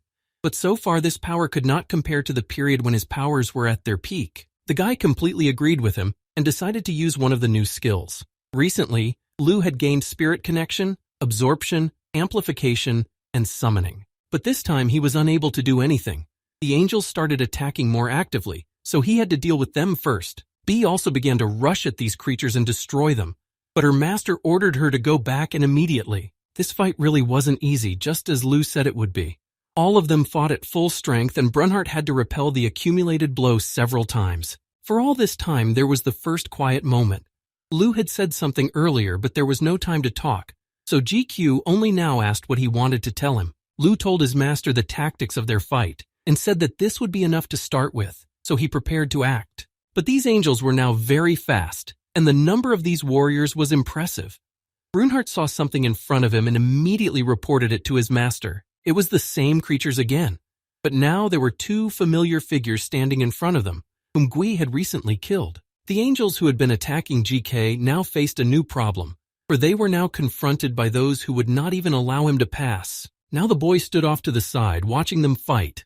The angels fell one by one, and all he could hear was the sound of their wings hitting the ground, because he couldn't see anything behind the white fog. Jamin, Seok, and Rhodes were the egos that Lou managed to absorb, and it seems that he used his abilities very well in summoning them here. They were doing a great job, but Gikyu didn't want to be left out. Even though they had already destroyed many of them, there were still a lot of angels left. Only later, when the player began to move forward, did he see the swords. The bodies of the fallen angels had been transformed into them, but Lou explained that this was not the case. It was not they who became the sacred swords, but the swords themselves that transformed them. Sometimes it seemed that Lou really knew everything, but whenever he had a free moment, GQ wanted to talk to L to explain what was happening to her, and he knew that something was wrong, especially since she knew the owner of the sacred sword better. He asked her to tell him everything she knew about it. Elle remained silent for a while, but then answered just as briefly that they were Prinsdam's angels. The angels were lower-level angels who were abandoned because they were completely useless, but later they became the guardians of Prinsdam, the abodes of angels. The player looked around. Judging by what she had told him, this Prinsdam must be somewhere here as well. But Elle said it wasn't. This place is just a grave, and she sincerely thanked him for finally having this opportunity to rest here. Only now did Elle begin to remember them and her duties. Her voice became more and more sad but also peaceful with each word. Heikyu didn't understand much of what she was saying, and especially didn't know anything about the duties Elle had just mentioned. Suddenly, a very bright light appeared out of nowhere and blinded his eyes. He hadn't seen what the light was emitting yet, but it seemed like it was time to fight the boss right now. Gikyu began to worry more about Elle. Something had started to happen to her very abruptly. Now the sword has finally disappeared from his hands. In shock, Gikyu just stood there, not even realizing what was happening. When the light disappeared and he was surrounded by white fog again, he called Elle's name, hoping to hear at least some kind of response, and he did not even realize that she was so close. It was only after Lou and Brunhart began to search for him loudly that the owner looked back and saw it. Now he was well aware of what had happened and just watched the white angel approach him. Elle still didn't say a word, just looked at the guy with a murderous stare, and this silence made the atmosphere even more tense. Elle had never once called him the master of this place, and now he realized why. So this was the real image of Elle? Gikyu still stood in awe of what he saw, but fear was gripping him more and more with each passing second. The sacred swords were behaving this way because they were welcoming her. Now that also became clear. The wards were welcoming their queen, who had awakened after so many years. Great changes had begun, all of which were very tangible, but Seong-ho had one thought in mind. He could have served God himself. At this point, Gikyu decided to speak to her and ask the angel softly if she was the same Elle in her true form. She didn't answer his question, and told him in a monotone that he needed to pass the exam. Gikyu had already begun to behave a little bolder and took a few steps towards her.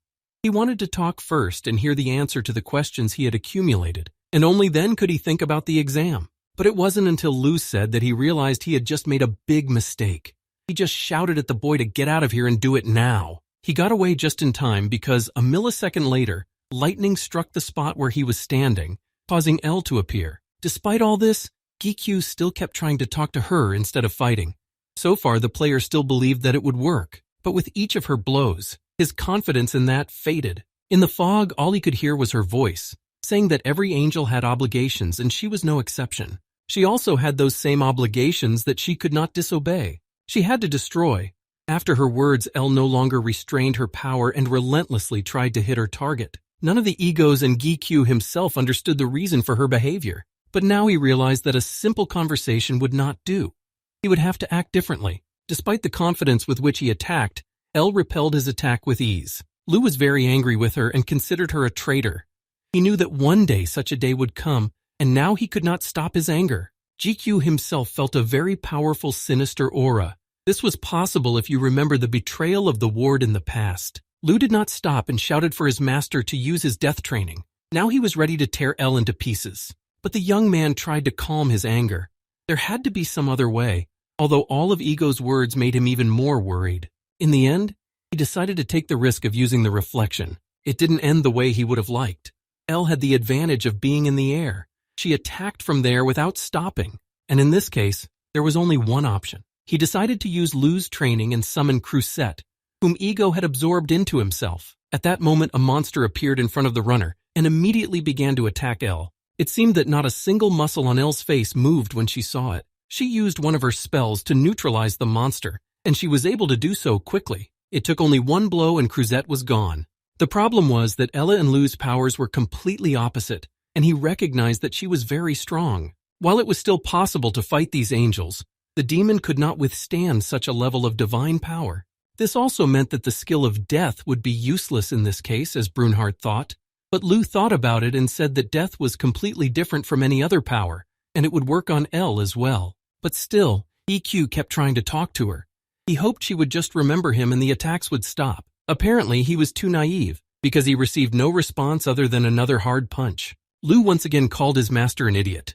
GQ could not understand that talking was not the answer. What was he hoping for? That L would come to while he was screaming her name? If this problem could be solved in this way, it wouldn't have come to this. Maybe after that he wouldn't try to solve it with words anymore. But the player didn't know what technique to use to get her to respond to Ellie. Lu knew that GQ understood perfectly well what needed to be done right now. There was no other way out.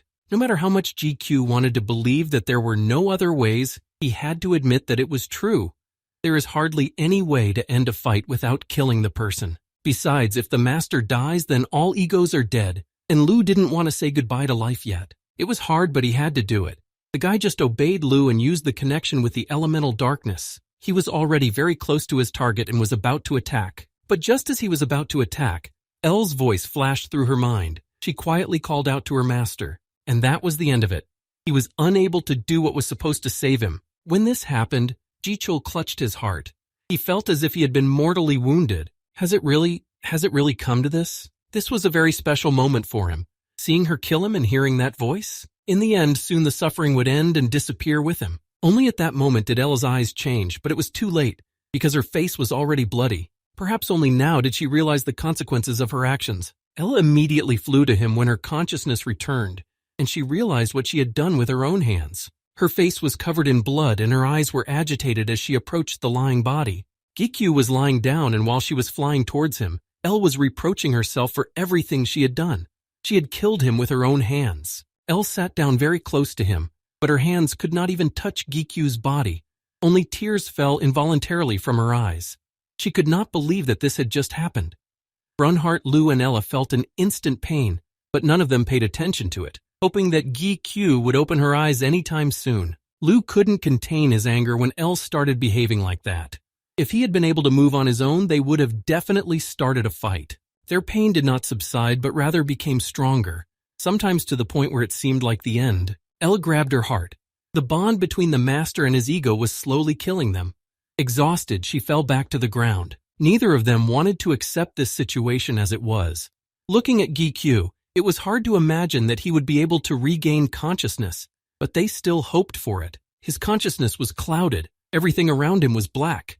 He saw nothing but endless space around him. He still hadn't opened his eyes, just thought deeply about everyone else.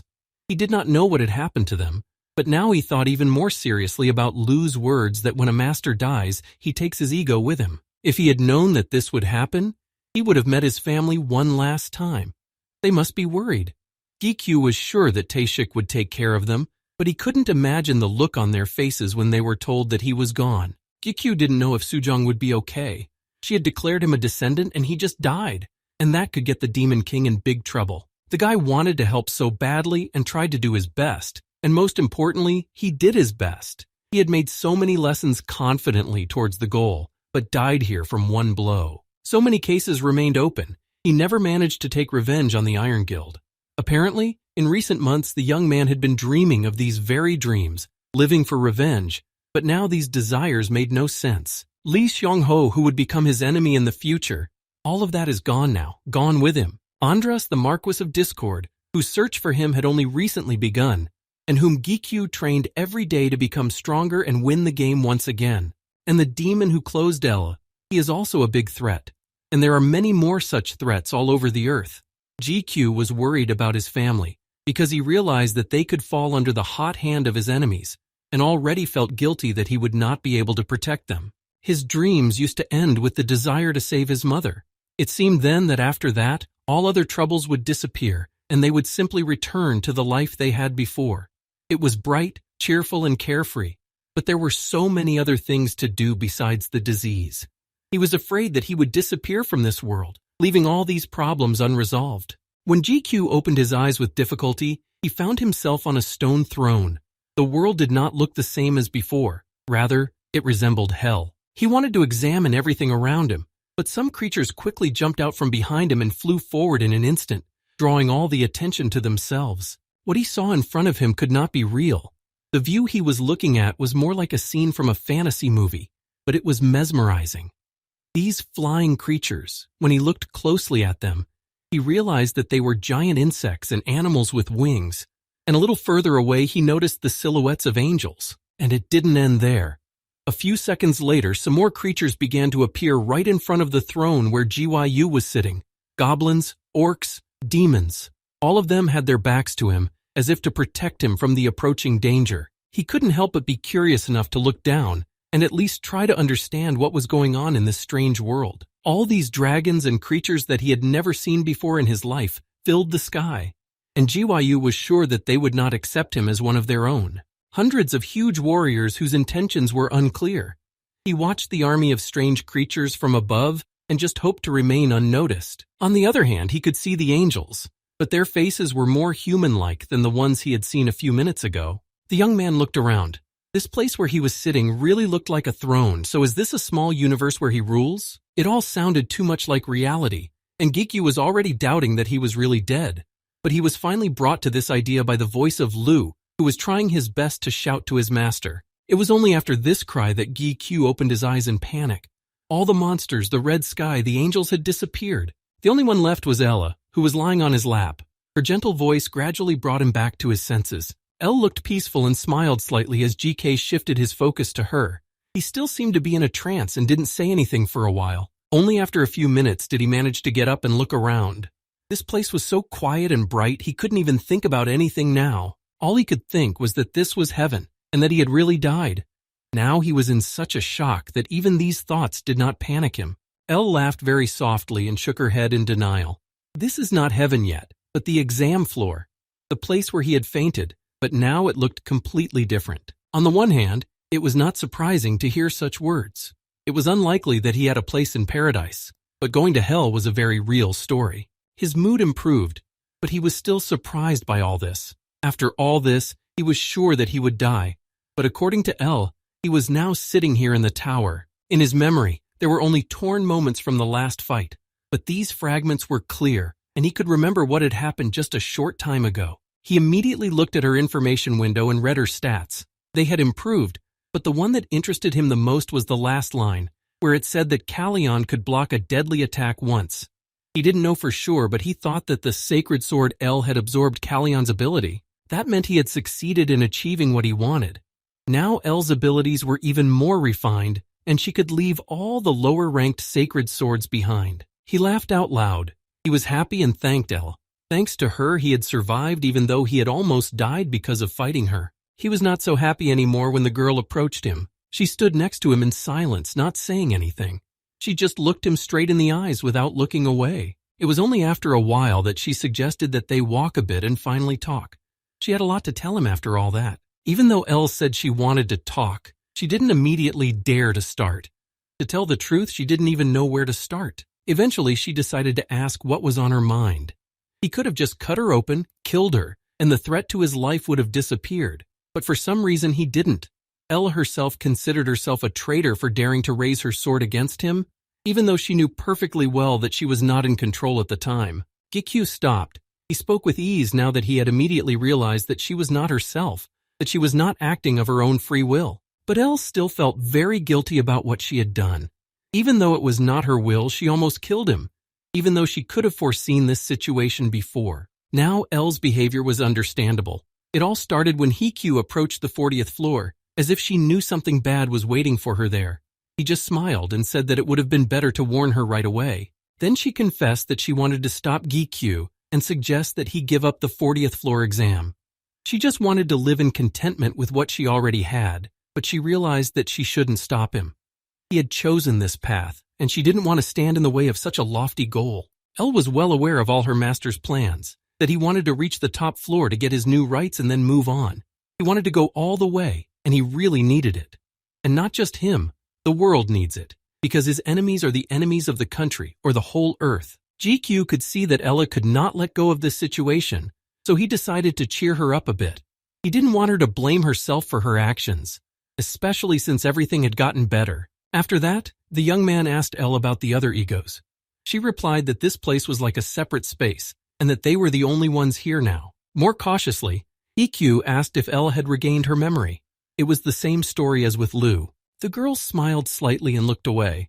Some fragments were coming back to her, but they were still too dim. When they came to the cliff, Elle looked up at the sky.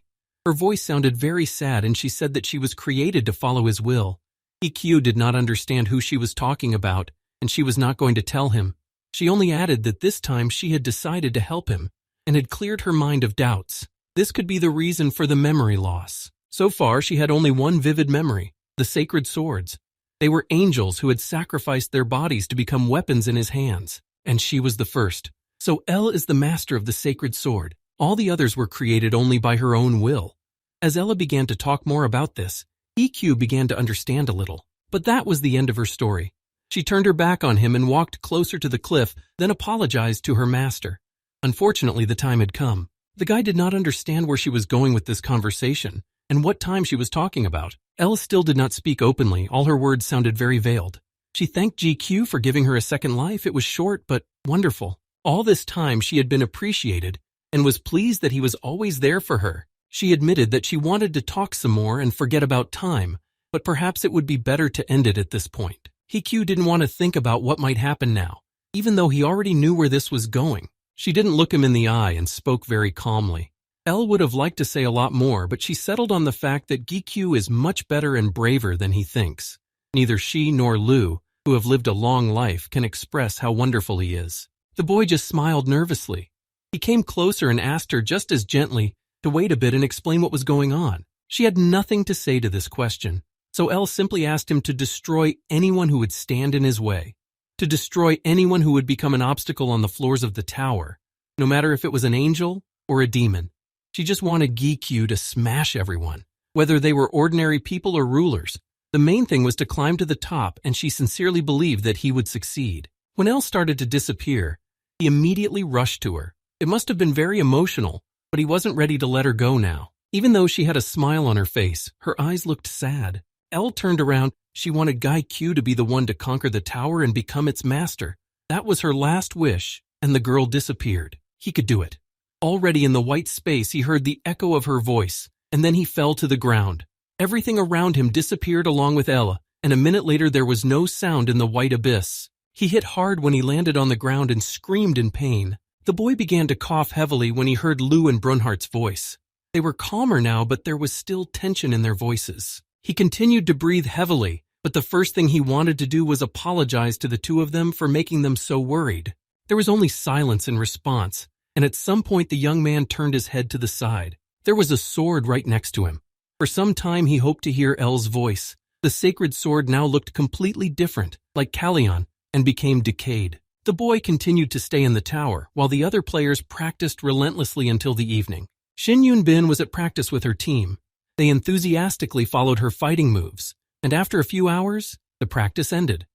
Everyone said goodbye to the leader and the guild members went home. Only one girl stayed behind and kept her eyes on the leader. Yunbing picked up her phone and immediately started texting. It was only when the girl asked the leader if she was going home that Yunbin looked away from her phone and said she was waiting for someone. The other participants immediately turned to her and began to invent a non-existent romantic story, to which Yunbin replied that it was not true at all. But after she said that, when she turned away from the group, she realized that part of what she said was a lie. Not that it wasn't true at all, but she definitely didn't want to say anything to the others. She turned her attention to her phone and waited for the next message. The correspondence was strange. It seemed that he was like a robot and didn't know how to communicate in a relaxed and calm manner. Each of his messages resembled just separate words that had almost nothing to do with each other. And even though he said it wouldn't take long, Yunbin didn't think that Gi would be able to leave the tower today. Despite her beliefs, she decided to wait for him a little longer. The other team members noticed that something was wrong with their leader, but no one dared to ask directly what was going on. But all their thoughts were interrupted by the appearance of another player. It was the first time they had seen him in person, and of course it was something special. After all, it's not every day that you get to see the leader of the world's first guild with your own eyes. Lee Sung-ho walked calmly through the office, and Yunbin was still hoping to hear the familiar sound of the notification. Gi didn't even think about leaving the tower. He was scared of what had happened to El, but he wanted to believe that he would hear her voice again. Of course it didn't happen, but the system immediately notified him of the successful completion of the exam. He passed the 40th floor and received his reward. A small chest with the sign of L opened in front of GQ. In a quiet and trembling voice, the owner said one word: connection. He clutched his heart and for a moment stopped breathing because of the excitement. But now he felt for the first time that the connection had been broken. He could feel all of his egos except for L's. Unable to contain his emotions, he gritted his teeth. The severed connection didn't hurt physically. It was even worse than a fatal blow. The boy screamed. He had spent L lost his ego. It seemed as if he was no longer able to control himself. A wave of aggression swept over him, and he slammed his hand against the ground with all his might. Brunhart was a little scared. He anxiously called out to his master, and everything around him was shattered. Lu also could not recognize Gi. He was a little worried and seriously tried to calm him down and bring him to his senses, but he couldn't even hear his voice over all the noise. The ground beneath his feet split. Now he didn't care about anything that might happen. Despair and pain were all he felt. Even his bones began to break after such blows, but GQ did not stop. Unfortunately, neither Lu nor Brunhart could stop him. They are just swords, the words of which the master does not hear now. It seemed to them that the guy would never stop. There was blood everywhere, dust and stones flying in all directions. A few more minutes passed before he finally stopped. Blood was running down his fingers, and his breathing was getting harder. He had always been emotional, but this was the first time that GQ had cried continuously and could not recover. It was like agony, and something inside him died as well. Lu wasn't so concerned about the whole situation. He still considered Elle a traitor, and he didn't even want to understand that she did all this against her will. When Lu started to calm his master down, he only told him to be quiet and not to say anything else. But in the same second, he sincerely apologized to Lu. He realized that it was not his fault, and there was no reason to be angry with him either, as all these thoughts about Elle were his right. After all, even if it was under the influence of a trance, hypnosis, or whatever it was, she had almost killed him. Sobbing, he simply asked for some time to get away from the situation. He needed silence. When he found the strength to get up, he immediately moved to the base of the 40th floor. The player looked very tired from both the tears and the return, but what hurt him the most was losing Elle. Even though they hadn't spent much time together, all the egos had become his family. When Lu warned his master about the barrier right in front of him, he looked up with tired eyes and stopped for a moment. It was evening here, only the light of the lanterns and not a soul around. It was strange to see the base empty, as it was usually quite a crowded place. He walked forward, and in this quiet area he suddenly heard footsteps slowly approaching him. It was only later that He-Kyu saw Lee Seong-ho in front of him. So far, he had only spoken to him, but it was hard to believe that Angela's leader had come here for nothing. In a matter of seconds, Seong-ho's face broke into a smile. Judging by the look on Gi-Kyu's face, the sacred swordmaster was already dead. He didn't say the last word, but instead smiled again. Lee Seong-ho was probably the last person the player expected to see here, so he was quite puzzled by his sudden appearance. He was ready for a fight, even though he had returned from the exam floor disappointed and powerless. The anger and aggression in his blood was back, and he immediately took Liu into his arms. Right now, he wanted to smash him and destroy him forever. When Lee Seong-ho saw that he was ready to fight, he immediately said that he wasn't going to hurt him and fight as he had promised. He just wanted to see if he was right in his guess. When the guild leader took a few steps back, he stopped and began to speak ironically. Now he was sure that his opponent was disgraced, and it amused Seong-ho. It even sounded funny that he couldn't save some sword. He turned around and Seong-ho still wore that indifferent yet ominous smile. After Seong-ho retreated, Gi-Kyu was ready to forget about it all and put down his weapon. But the words, "some sword," struck a nerve. Fatigue, anger, and rage all mixed together, and he lost control of himself again. The player knew that such words could never be forgiven. Liu and Brunhart felt this tension and tried again to bring the owner back to his senses, but this time it was in vain. He was not even stopped by the fact that he no longer had the strength to fight. Apparently, the pain he felt overwhelmed absolutely everything, and now the only target was him, Lee Seong-ho. It was not possible to stop him, and in a short moment, Gi-Kyu found himself behind the guild leader, Angel. He swung his sword with all his might and was literally a few meters away from the enemy. Seong-ho looked too calm, as if he knew what was happening behind him. Very abruptly, he stopped in his tracks. It seems that only at that moment did Gi-Kyu come to his senses a little and realize his own actions. But he didn't care because he wanted to do it. As soon as the player remembered the words that referred to L, he realized that it was an impulsive but correct decision. Despite all this, Seong-ho easily caught the blade of the dark sword with 2 fingers. It all happened so fast that it was hard to realize. Silence fell between them, both of them just looking into each other's eyes. With a slight movement, Lee Seong-ho abruptly threw the younger man away from him. Gi-Kyu fell painfully on his back with a thud. When he stood up despite the pain, Seong-ho spoke to him. He'd promised not to hurt Gi-Kyu for a year, and he'd made that promise to Soo-jong. He wasn't going to break that promise for one reason only. Gi-Kyu posed no threat to him. Seong-ho had nothing to fear, so his promise remained valid. But he was showing complete disrespect for the boy, as if he was laughing at the fact that Master L was going to attack him in such a terrible condition, and he had lost his sacred sword. It was a ridiculous and pathetic sight for him, and the fact that he had made it to the 40th floor meant nothing to someone like Seong-ho. With every word he said, Gi-Kyu's desire to end him grew. In the end, Seong-ho added that the tower doesn't give anything for nothing, but if he was going to face the truth, slightly touching his clothes was the only thing he could do. Lee Seong-ho calmly walked back, leaving his future rival behind him. All these thoughts were driving Gi-Kyu crazy. He felt so weak and useless knowing that he could do nothing. This depressed him more and more, and today's meeting with the guild leader Angela was the last straw. Later, Gi-Kyu found himself alone with Ego. Seong-ho disappeared, and this silence was killing the player. The first time he had felt so helpless was when he heard the doctor's words about his mother's illness, and now this feeling was back again. It started to rain heavily, and a whole thunderstorm started with it. Lightning flashed in some places and thunder was heard. Yoonbin was still waiting for Gi-Kyu, and she didn't even notice that she had been standing there until the evening. So many people had passed her by, and she still stood there unwaveringly. Still, it didn't even sound realistic. It would be impossible to pass such a difficult exam in one day, so she decided to slowly move towards her home and have dinner. She was also tired from the day. She didn't mind eating alone, but she was even more eager to meet Gi-Kyu. Suddenly, Yoonbin heard the concerned voices of people behind her. She turned around and listened to their words, and they were saying something about the player, as if he needed help. Almost everyone stood there in shock as they looked at this picture.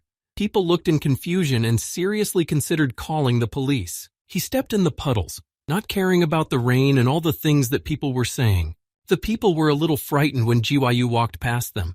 It seemed like the right thing to do would be to call the association to take care of it, because there was blood on his shirt and it was clear that he was injured. Yoonbin recognized him from afar, and when she saw a familiar face, she immediately ran forward through the crowd. She stopped next to him and asked him excitedly what had happened to him.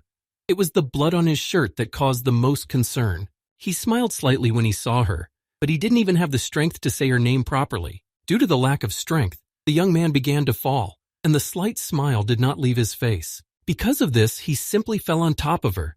Yunbing was a little confused and stood there for a while staring at nothing. It was only later that she gently put her hands on his shoulders to hold up Gikyu's weak body. Raindrops ran down his face and he closed his eyes. He felt some relief. Yunbin was the only person here that he knew and talked to at least a little bit. She stayed with him all the time until she handed him over to the association, where he received first aid, and from there someone else took care of Gikyu. The young man only remembered meeting someone as soon as he left the tower, but he could not immediately remember who it was. When he opened his eyes slightly, he heard Yunbin's name softly. He had a vague memory of whether it was her or not, but he immediately turned his gaze to the person sitting next to him. Sung-hoon was in a good mood and smiled. The secretary had been there for several hours until the player regained consciousness. The guy slowly started to get out of bed, keeping his eyes on him, and Brunhard exclaimed happily when he saw that his master was finally awake. The place where he was unfamiliar, so when Gikyu started looking around, Sung-hoon said that it was his house. The secretary already knew what he was going to ask, so he decided to tell him everything in order. Song-hoon told him that Gikyu had fallen into the arms of Shin Yun-bin, a runner on the road. Song-yun found them because he had been following Gikyu all along, so he called for help, and the secretary brought him here from there. He didn't want to take the player home because his current condition would make them worried. The secretary also immediately added that he had put the clothes he was wearing in a separate pile along with his gloves. Now Gikyu returned to what Sung-hoon had said. It was strange to hear that he had been following him all this time, but in this situation, with a VIP going this way, the association couldn't ignore it. It had to be kept under control. He didn't let Gikyu get a word in edgewise. And Sung-hoon also said that the runner, Shin Yun-bin, had been with him all along and had only recently left, so it would be best to contact her soon. The secretary stood up and stretched. It was already late at night, and he had stayed up to be with Gikyu. He and Yun-bin were very worried about his health, so they couldn't leave him alone. Then Sung-hoon asked if Gikyu wanted something to eat or drink. He still looked very sickly and said without any emotion that he was hungry. But immediately after he said that, he turned away and fell silent again. After a few more seconds of silence, Gikyu looked at Seung-hoon and asked if he had a drink. Sung-hoon smiled. From his expression, one could tell that he had alcohol at home. They took several cans at once, which were almost immediately empty. Despite all this, Gikyu was still worried about what had happened to him during the exam. Together with his secretary, they sat at a table with cans of booze and snacks of chips and crackers. After they drank a few cans, Gikyu asked Sung-hoon if he was interested in all this. He didn't understand the question and wondered what he was supposed to be interested in as well. He sighed and said that he hadn't even asked about what had happened on the 40th floor and how the wounds had come about. The secretary calmly replied that he would tell him himself when he realized he needed to. Whatever had happened, he needed time to realize it all and put his thoughts in order. He did not want to force anything. The guy took the beer bottle again and thanked him for understanding. Perhaps if Sung-hyun asked him about it now, it would be difficult to tell him everything in order, because he hadn't understood much of it himself due to stress. Then the young man changed the subject and noticed that the man's apartment was very spacious. He asked if he was alone. The secretary misunderstood the question and replied that he was single and not in a relationship. But later, when Gikyu explained what he meant, Sung-hoon said that he lived alone in the house. His mother was in the hospital. At this point, the younger man felt a little embarrassed that he had touched on such a difficult topic. I guess it's a standard story. One of the parents is sick and the family is not too rich to pay for treatment. After a hard life, he managed to become a player, earned a lot of money and seemed to have happiness at his side. But it turned out that now, millions of won are no longer needed. No medicine can cure this disease. Song-hyun was so happy all the time and never talked about this situation. Gikyu would never have thought that this could be possible, and the whole story was almost similar to his own. It was painful for him to recall all those moments when his mother was sick, when doctors would tell him the prices of the medicines he needed, but he always lacked money, when he tried to find at least some way out, but always came to a dead end. Only many years later did he manage to earn the money to put his mother in the hospital, but even then, he was in a dead end. He remembered the day when the secretary accompanied him to the Harryan maze, and when he met him with his winnings, the guy was holding an elixir that could perform a miracle. He wondered how Sung-hoon felt at that moment, seeing that the thing that could save his mother was so close. Remembering all this, the young man stood up and said that he would go out to the balcony for a few minutes to get some fresh air. He closed the door from the inside and sighed. When his mother was in critical condition, GQ considered himself the most unhappy person in the whole world, as if all the troubles of the earth had fallen on him alone. He couldn't sleep properly, waking up every night from nightmares. And now it was as if he was thrown back again, and he felt the same way. Seok Woo, Seong Pil, Dong Hae. He had lost so many comrades in the battle with the Iron Guild. He cried a lot then and blamed only himself for their deaths. And Gikyu thought that he hadn't grown up at all since then. The situation seemed to be cyclical, and he wanted to forget everything that had happened, to throw the memories away and never think about them again. He squeezed his hand tighter. All of these thoughts haunted him and made him feel greedy. Bernhardt was so pained to see his master suffering and wanted to comfort him a little. But GYU said that he would be fine little by little, but he was sorting out his thoughts. Now he could see Ella's image clearly in front of him, and her voice and words never left him for a minute. He could never get used to losing someone, so the only way out was to become stronger so that he would never lose anyone again. He closed his eyes, collecting his thoughts at the same time, because he couldn't bring himself to ask about it, but he knew he couldn't delay. He had something he wanted to ask Lu, so when he was ready, he turned to him, but he didn't hear any response. He just remained silent and made no sign. Haekyu brought the ring closer to him and asked him, a little surprised, why he didn't answer, and he got an immediate answer. Lu said that he had to keep his mouth shut so he couldn't tell him. Haekyu said it himself, so Lu decided to keep quiet. He didn't think that he would take so long to remind him of one phrase, especially since he had already apologized to him. But it can't be that simple. Sometimes an apology is not enough. Gikyu recalled that in front of Lee Sung-ho, Lu had been so brave and helped his master. But the latter had reacted sharply and exclaimed that the situation was different then, and he couldn't keep quiet. Although Lu was a bit mean, he told him to give up his question, even though his voice did not sound very happy. The guy spoke calmly and thoughtfully, as if he was afraid to hear a categorical no. He had just thought of one thing about their situation. If there was a way to bring a person back to life, then there had to be a way to bring the ego back.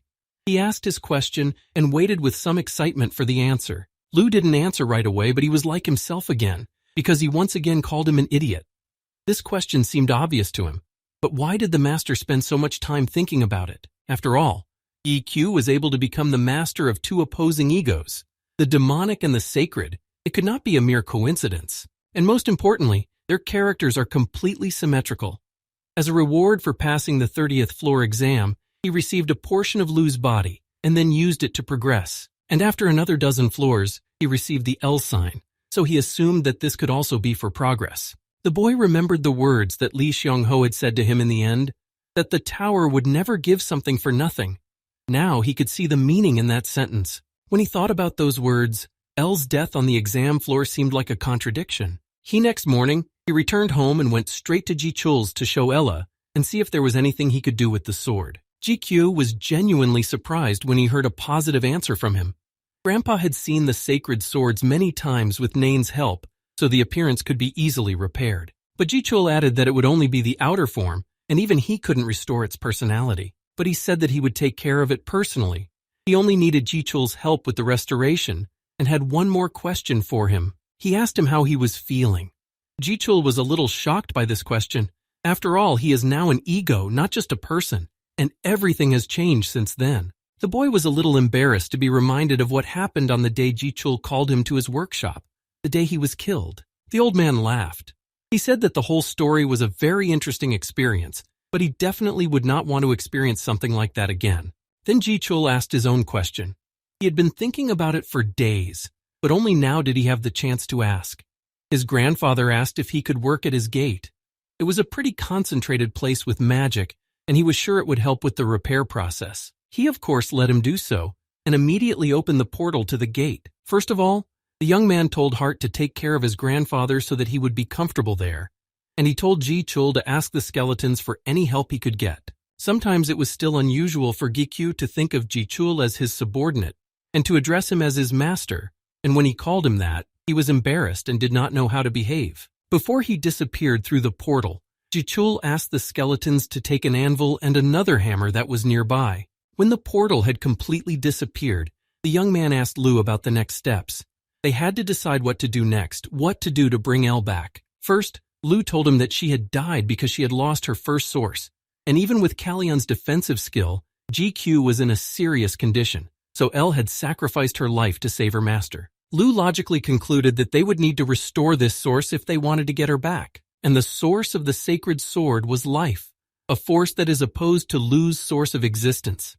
He was suggesting that it was necessary to master the power of life in order to return it to Ella. Not only was GQ already the master of the opposite egos, but he also possessed death, and very soon his training would lead him to the ability to control life as well. Of course, this will be a very difficult path, and is only possible in theory, but no. Even in theory, it's unlikely, as Lu said. And in this case, he needs to get closer to the level of a deity. But the main question is whether he is ready for it. Well, if he is, then he needs to check the Ogo Bowl first. He returned to the basement and sat down on the floor, following everything Lu said. He said to block out all external information. Now he needed to feel what was inside him. Heartbeat, blood circulation, contraction, and relaxation. Everything should be put aside and concentrate on his own sensations. He should feel the magical power that originated in the heart and reached the head and limbs and the connection to the ego. Lu spoke calmly and steadily, but very confidently. The next instruction was to focus and observe oneself. After that, Lu was quiet and GQ just did what he had heard before. He tried to fulfill everything that Lu had said before and approached this task with special care because he was ready to do anything to bring Elle back to life. But suddenly he opened his eyes. Something surprised him so much that he had no more strength to continue. He felt so sick that he just jumped out of his seat, and his hands began to tremble involuntarily. The next moment he threw up on the floor. His condition had deteriorated so sharply because a couple of minutes ago he was fine. Then he looked up tiredly and began to breathe heavily.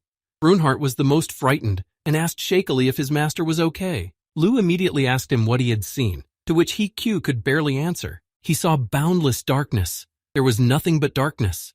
It reminded him of the experience on the 40th floor when he first got there, and everything was completely white, but there was such a tension in the darkness that it was impossible to stand. He didn't have the strength to get up either, even though Lu had warned him to look at just a little bit, and it wasn't even 3 weeks later that GQ was able to see the entire contents of the bowl. The player barely crawled to the wall and leaned on it to get the bottle of water he always kept with him here. He was getting better little by little. Lu said it should have taken about 2 months, but the guy was really making progress very quickly. Brunhart, as always, was in his repertoire and praised his incredible host enthusiastically. The fact is that an ordinary person will definitely not be able to measure the emptiness that he managed to see. The thought of it makes you dizzy. When the water bottle was empty, the boy asked if the bowl was supposed to look like this. Lu told him to think about his uniqueness, that the abilities he possessed were truly unique. He knew that he was different, but it was embarrassing to say it out loud. But Lu added that he didn't know anything about this special ability of his, including the fact that he couldn't level up. The reason why the powerhouse personalities were so interested in him, and the fact that GQ was able to take possession of the gate that no one else had ever possessed, were all connected. And there was one more thing Lu had to tell him. It was a pleasant excitement and vice versa. The whole thing was somehow disturbing, but Lu had to hold back at this point. If he said it, there would be a high probability of getting another punishment. So he said the same phrase that he had said to Sujong and Belle, that is, "The time will come and you will know everything. And now it is better to continue if you have already had time to rest." The guy stood up. He really felt better, although now he would have loved to fall on his pillow and sleep. Unfortunately, this task he had undertaken could not wait, because even if he managed to revive Elle, he should not postpone the process. He sat down again in the center of the room and concentrated. Lu said that now he had to find the life force in his cup. As he had already said, Ella sacrificed her own life to save GQ, so this power had to remain in it. The player opened his eyes and thought about Ego's words about the life force. Within a minute, he closed his eyes again and focused on what Lu had said. Lu also added that now it is not necessary to look at all the content that is inside, as GQ did before. For now, only a certain part is needed where those hiding in the darkness are. The last sentence was partly unclear, but Hikyu didn't take it quite literally. A few more silent minutes passed, after which the young man opened his eyes. Now he was in absolute calm. He was not worried about anything. He did not let unnecessary thoughts enter his head, but he still had to be a little worried when he saw everything in front of him. It was a different world, as if he had moved to a completely different dimension. The first thought that came to him was about death. Perhaps that's what it looks like. But again, Hikyu calmed down and only curiosity remained. As soon as he calmly walked on, a huge demon eye, that is Lu, appeared in front of him, frightening him. The latter praised the master and said that after he had found what he needed, it should be easier to go on. The last thing Lu said was about the others he had to find. He didn't know who he was talking about, so he turned his head in different directions to take a closer look at the area around him. He wasn't sure exactly who he was looking for or what it should look like, but he trusted his gut feeling to lead him in the right direction. Something was glowing in the darkness and calling to him, so he decided he had to check it out. When the owner flew closer, he heard Brunhart's voice. It was the first time he had ever seen him in his other form, and he waved his hands in greeting. The guy thought that most egos can take only one form, and the maximum is to turn into an accessory. That is, Lu and El were swords, Brunhart was a necklace, and so on. So seeing them in other ways was unusual, but pleasant. It was fascinating. Most likely, the ego that was in the form of a wolf is Bai, and those two beings without a form must be Oberon and Hermes. He didn't know for sure, but he could only speculate. Now Hikyu wanted to find his grandfather. He looked around, and it all looked like a starry sky with various constellations in the shape of ego. It was easy to get lost here, but out of the corner of his eye he managed to see what he was looking for, and immediately went there. He stopped quite far away, and from there he could see Jichul, and he, as ego, had not changed at all. He was the same blacksmith at his life's work. He could hear the sounds the hammer made as it struck the other metal. Jichul was busy at work. Now he was curious to get closer and see if he could move it, if it was all just imagination.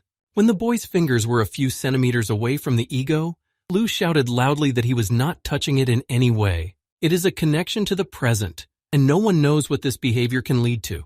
Perhaps it will be something insignificant and will hardly change, but there is also the possibility that it will be fatal. Of course, GQ didn't want to interfere with time and cause any problems, but Lu could have told him about it earlier, instead of scaring him like that at the last moment. After all, the life force he had come here for was nowhere to be found.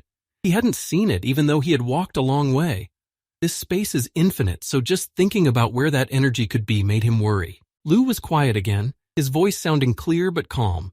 He believed that the master could do it. He just had to feel this energy and pave the way for himself. Lu also told him that when Gichu restored the old man's ego with the sacred sword 9, he already possessed life, though not directly. Lu suggested that he remember the feelings he had at that moment. Perhaps that would help. Only now could Gichu slowly grasp the internal structure of the bowl, and during his time here he realized that it had two main zones, the death zone where Lu was, and the ego zone where everyone else was. He kept searching, and eventually his diligence and desire paid off. He came to the place he was looking for. Lu himself did not expect that he would do it so quickly, although he was less and less surprised each time. So the death zone and the ego zone, Ed, they create an equilateral triangle. I guess that was life. Just as the boy had said, there were two zones, like the two opposing forces of life and death. But while the demon, death, had power and might, all Hikyu saw in front of him now was a small bead. It was strange that it was the only thing that personified the energy of life. In any case, the young man turned to Lu and asked him what to do with all this. He answered the question with a question. As Ego had said, he had to be ready for it. Therefore, he finally wanted to hear confirmation that GQ was ready to do it. It was a big risk, and the demon had warned him about it. Now that the player had already found this power, all that remained was to touch it, but he himself did not know how it could not end for all of them. This time, Lu spoke very seriously and warned that it was better to be prepared for anything, because it was not known how the energy could react to him. But this was the only option and way to save Ella. There was nothing to think about, and he had long been prepared for anything to bring her back. He didn't want to think about the consequences. He wanted to see everything with his own eyes no matter what happened. The purpose for which he had come here was too important to just stop. As soon as Gikyu's fingers touched the bead, it began to emit a light as bright as the sun's rays. It was impossible to look at this scene, and he immediately covered his face with his hands. All the darkness disappeared for a moment, and yellow light flooded the boundless space. The worst part was that it was as if invisible hands were squeezing his neck. Almost immediately he realized he couldn't breathe and clutched at his throat. His eyes filled with blood, and the air in his lungs began to run out. His own body did not quite obey him. He fell to the ground, choking even harder, as Lu tried his best to bring him back to life. He could barely hear Lu's words, although he was emphasizing that he was going to die if things continued like this. It was a real hysteria. His body was convulsing, and his unsuccessful attempts to breathe in at least a breath of air echoed throughout the basement. He felt as if everything inside him was twisted into a ball, which was probably the price he was paying for touching the forbidden life force. Lu kept repeating that the master had to concentrate, otherwise they would all end up dead. His hands were trembling, his limbs simply would not obey him. He was breathing heavily and intermittently and trying to move forward a little bit. He did not remember how, but he managed to crawl a few meters to the sword, which he miraculously managed to pick up. He looked more like an aggressive psychopath, but in his subconscious, GK really understood why he was doing it. Unlike his ego, because if they were people, they would have grabbed him from both sides and not allowed him to do it. His suffering was transferred to another. With all the strength he had left, he stabbed him in the leg. More blood came out, but for the first time he was able to breathe in with a full chest. It was painful, but now he realized that this cut was much better than what could have happened, and did not hurt that much, considering what had happened just 4 minutes ago. He was really stubborn, but at least he was glad that this move had brought him to himself. And now he wasn't being carried all over the basement because of his lost self-control. Now the player was in a state to listen further, so Lu continued. He said that now it was necessary to change the structure of the bowl itself. Now these life forces were in contact with the power of death that Lu possessed. These are two energies that cannot be mixed, like water and oil, even worse. And he also pleased his master that he could not escape the pain. The only way to get rid of suffering is to put a wall between the two forces. Everything would have been fine, but he had no idea how to put up this wall. Lu told him that he would have to put the ego in a certain sequence. First, death, then the ego zone, and then life.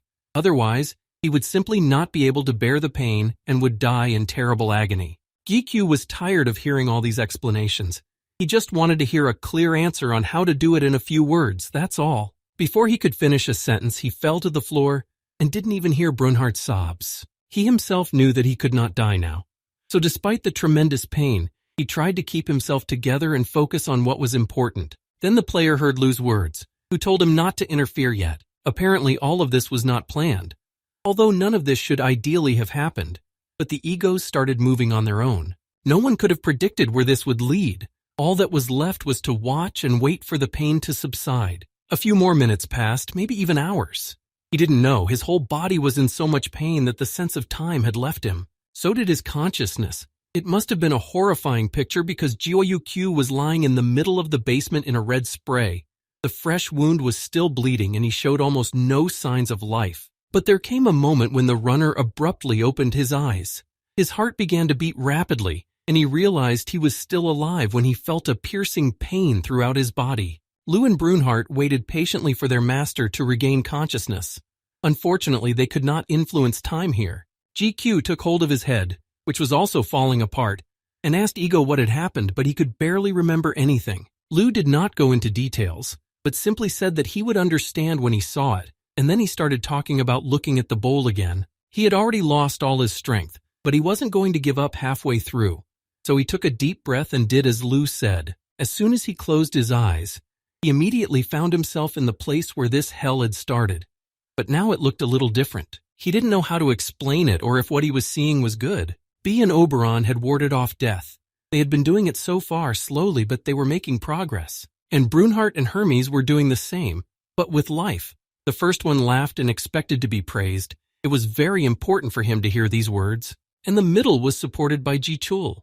In this way, they created a symbiosis, and everything was getting better. After seeing this, a notification appeared that the fusion level had been increased.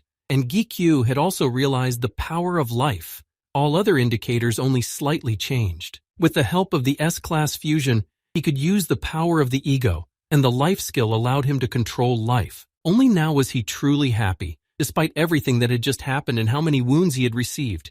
Yes, this could be called partial luck, but the main thing is that now he has what he needs to bring back L. He immediately got himself an elixir to heal his wounds. In addition to the fact that the egos themselves intervened, this elixir from the last time helped a lot, and thanks to all this, the bowl remained intact. It even became better and wider. The effect of the elixir was truly amazing. This was something that could improve the lives of billions of people around the world. Although he still felt tired, he was ready to move on. So he asked about his next plans, and Lu told him that he needed to practice his management skills now. Since he had already mastered death, he would be able to figure it out right away. Lu warned him at first that it would be difficult for his master, but Gikyu immediately demonstrated how he wielded the power of life, and Lu realized that he had underestimated his skills. Lu was a little annoyed about the whole thing. He could have at least given him a chance to finish speaking instead of showing his skills like that. The boy knew that he wouldn't get any praise from Lu, but it could be taken that way. Lu dodged the question and laid out his plan of action. Now GQ has to learn how to manage the power of life in different situations. At the very least, he should be able to do this as well as he can control death. He also had to admit that he had made a small mistake. Life and death were separated, so what he feared did not happen. Lu didn't say exactly what he was thinking at the time, but he admitted that his thoughts were different. Now it was time for training. Since the old man hadn't fixed the sword yet, there was plenty of time. Ji-chul himself said it would take a long time. He also said that it was a pity that he had not been able to catch a glimpse of the complete sacred sword. But this was the goal of all his future training. Lu spoke sternly and turned to Brunhart, who, as always, was happy to help. His eyes would shine if he was not just an accessory. Then a portal appeared right in the middle of the basement. GQ stood nearby and noticed that there were 2 fallen swords. But in a short moment, a whole bunch of these swords appeared in the basement, and there was no end in sight.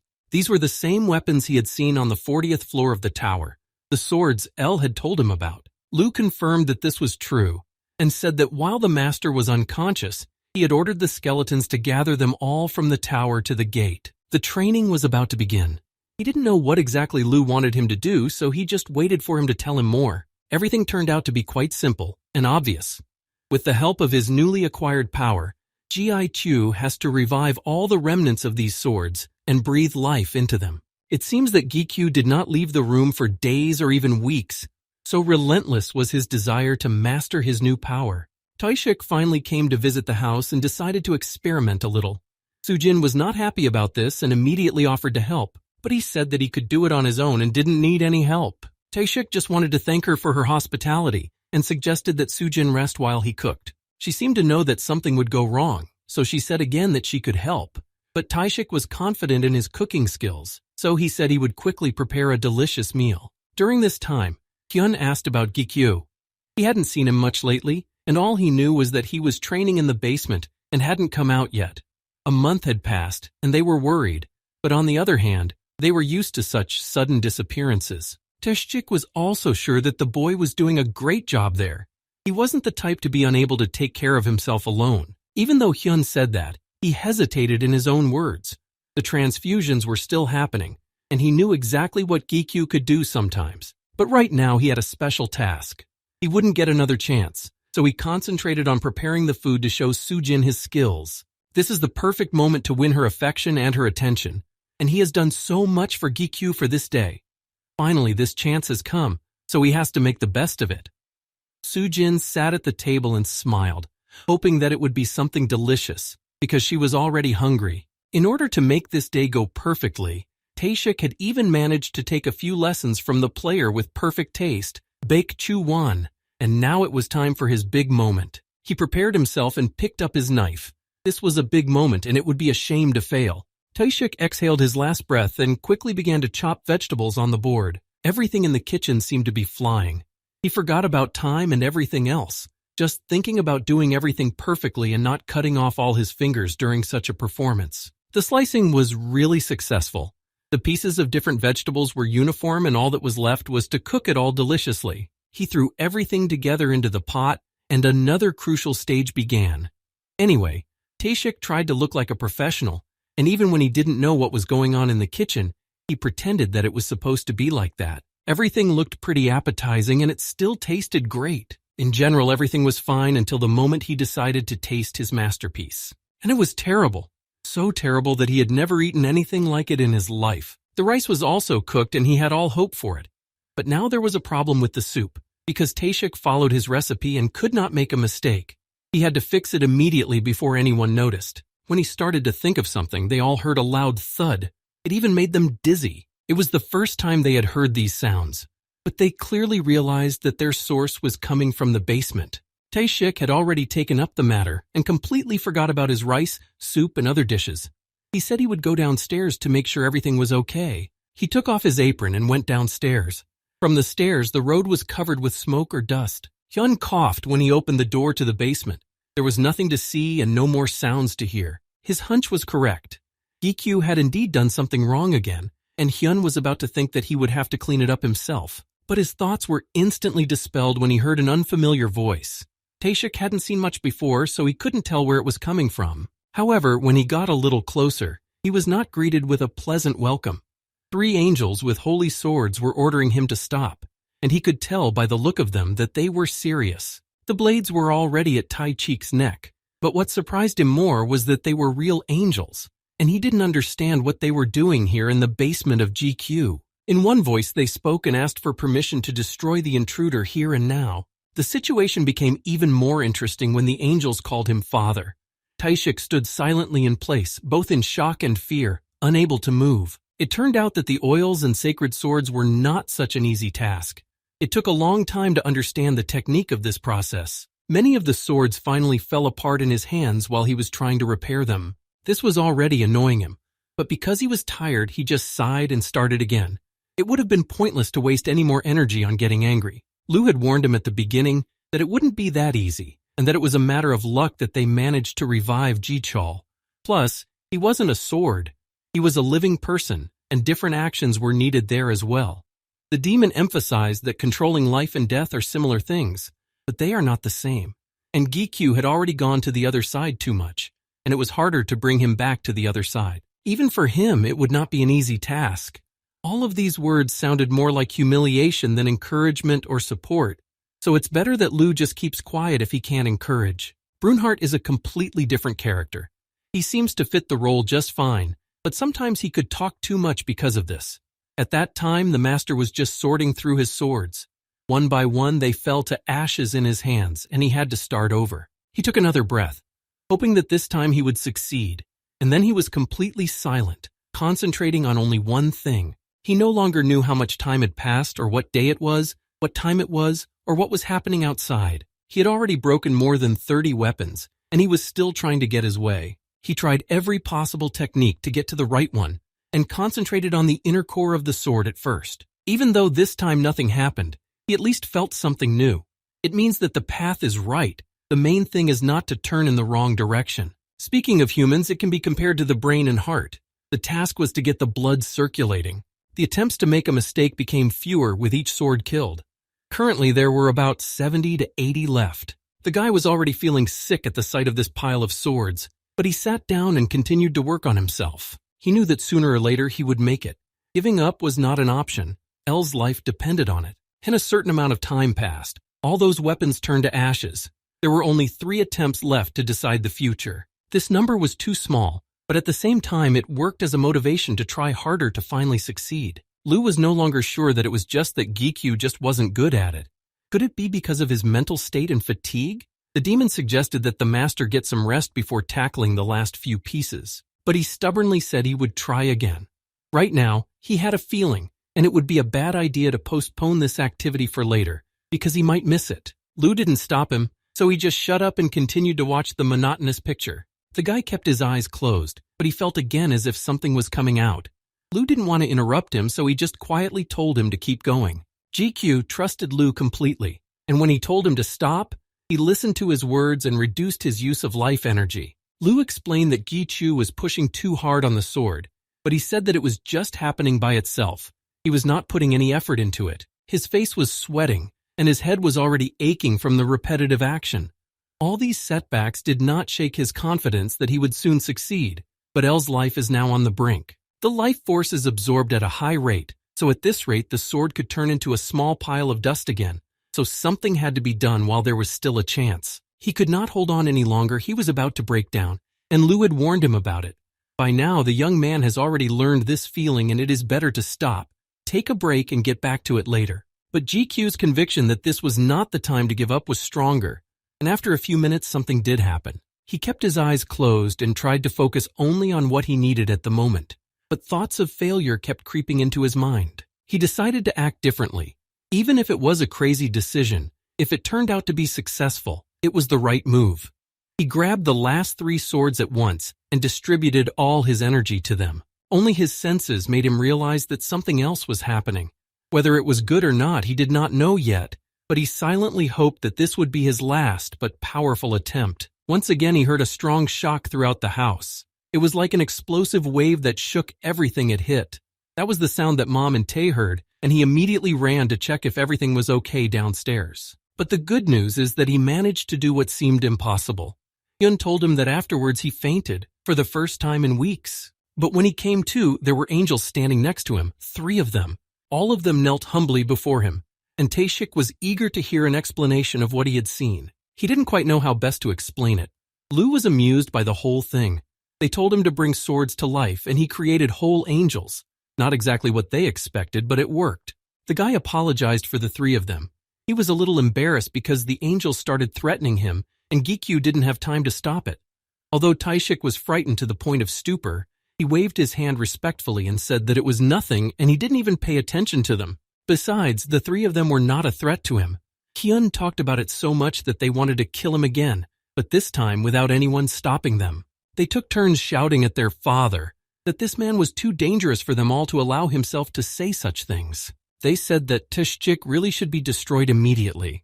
They were ready to do it even now, if only to hear such an order and nothing else would stand in the way. But instead of the desired order, he simply asked them to be quiet, and the basement fell silent. What a thing! A teacher of life, a sword, and angels. This is not the whole list, but Gikyu really did a lot, and Tae-shik saw it all with his own eyes, so it's impossible not to believe it now. The guy had only one request. He didn't want anyone else to know about it, so he asked us to keep it a secret between them. Especially the president of the association should not know. This old man knows too much already, and it is better to avoid unnecessary details. For now, the power that Gikyu had gained should be kept hidden from the public, and Lou fully supported this idea. Hyun immediately brushed it off and said he wouldn't talk about anything.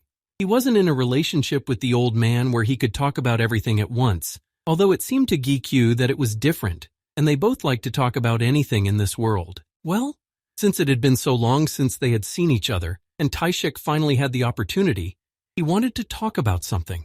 Hakyu couldn't refuse him. Tae-shik looked very serious, so it seemed that the conversation would be the same. Forgetting his tiredness, he agreed. But before that, there was one more thing that Gikyu had to do. They didn't need any extra ears, so he opened the portal. He pointed his finger inside and told the 3 to sit there for now. It bothered him that they were sitting there like statues. They wanted to say something against it, but they didn't dare to object to the one who created them. Gikyu immediately added that he was sick of being called Dad, and he told them not to call him that anymore, and Tae-shik chuckled off to the side. Of course, they didn't want to leave him, so they finally asked if he would at least give them some names. This was something that Gikyu had a problem with. He clearly lacked imagination in this regard, so it was a difficult task that left him stumped. But Lou and Bronhardt were very interested to hear what he would call the angels. He started with Hamiel. For some reason, he was very shocked by this choice but listened in silence. Next, he decided to name another boy and gave him the name Camiel, and the girl he called Amiel. They all looked at him with the same expression. It was surprise, but it was unclear whether it was at the dowry or whether they had a renewed desire to destroy. He smiled and hoped that now they would leave here satisfied, but instead of words, tears spilled from their eyes. They sincerely thanked him and completely forgot about the request order not to call him father. He smiled again and was glad that they had enjoyed it, but now he wanted them to leave with Tae-shik. The angels obediently entered the portal and Lou laughed. A man who names angels is something special. It's not every day you meet someone like that. When they were alone, they were finally able to start talking, but Hyun said it was nothing special, just sharing information about the Carbon Guild. Gikyu hadn't been out for a month and didn't know what was going on with them, but there had been some progress. To tell you the truth, the progress was not great so far. It was harder to get on the trail. They were doing everything they wanted. But the important fact was that they did not stop at Korea alone. They needed the help of other countries in this, and the Demon King was already working there. Unlike someone like Tae-shik, Soo-jong's influence was very great, and she could pave the way everywhere, so it would not have been possible without her. And it wasn't his nickname, it was Soo-jong's own. Gikyu had heard that Tae-chik was also climbing the tower. Hyun said it was because of the recent events and he needed to get his stress out. Tae-chik looked at Gikyu after a few seconds of silence, but he remained silent. He had been sitting in the office from the beginning to keep an eye on Hee-kyu, who could not improve his level, but now there was no need. He also remembered something else, though it had nothing to do with GK. Recently, the gate had become more active. There have even been a few special gates. Of course, this interested the player. Brunhart recalled the gate that was Gikyu's first assignment, and it was there that he was promoted. He didn't wait any longer and asked if the gate was still free, because if so, he would like to take it for himself. It shouldn't have been difficult, because almost no one wanted to go in. The young man's mood really improved, and then Taeshik waved him off and walked toward the exit. Finally, Gikyu wished Hyun a good time with his mother and bowed. The special gate is exactly what we need right now, especially since Brunhart has the skill of absorbing the gate. He thought about visiting a few of these portals. It would never be superfluous. Perhaps the situation inside the gate could also change, or the monsters could be deformed. No one could know for sure. He had a feeling that the gate was getting a little boring, so he thought it was time to change things up. And he was right. There was indeed complete chaos there. The angels had nothing to hold on to, so they thought that their father had sent them here to destroy all the evil power inside. Lich, who was in charge of the portal, started a war with them because the angels had entered the territory of the great ruler without permission. He was ready to cut off their wings and destroy their hypocritical faces. Yes, it was strange to watch, but what else did he expect from them all? There was nothing left to do but deal with this mess. Even though Gikyu was still in shock, now they were going to be punished. He hadn't warned anyone that the angels would be there, but no one had ordered them to start a battle for no reason. Leech was also hurt, although he was just going to defend the territory and would hardly have moved them if they had explained. Now he wanted to hear from them personally about what had happened here in the short time he had been away. They almost blew the gate apart, and if he hadn't come now, there would have been nothing left but bare ground. They had already realized how embarrassing they looked in front of GQ, like silly angels who had decided to fight. But he had questions for Hart as well, as the being who controlled the portal. He just wanted to hear an explanation, even though he already realized that all these stories would sound like scenes from kindergarten. The angel answered first. Hamiel said that there were these creatures on his father's territory, and they decided to get rid of them, and the bad aura of this gate was also because of them. Hart replied that strangers had invaded his territory, and he wanted to destroy them.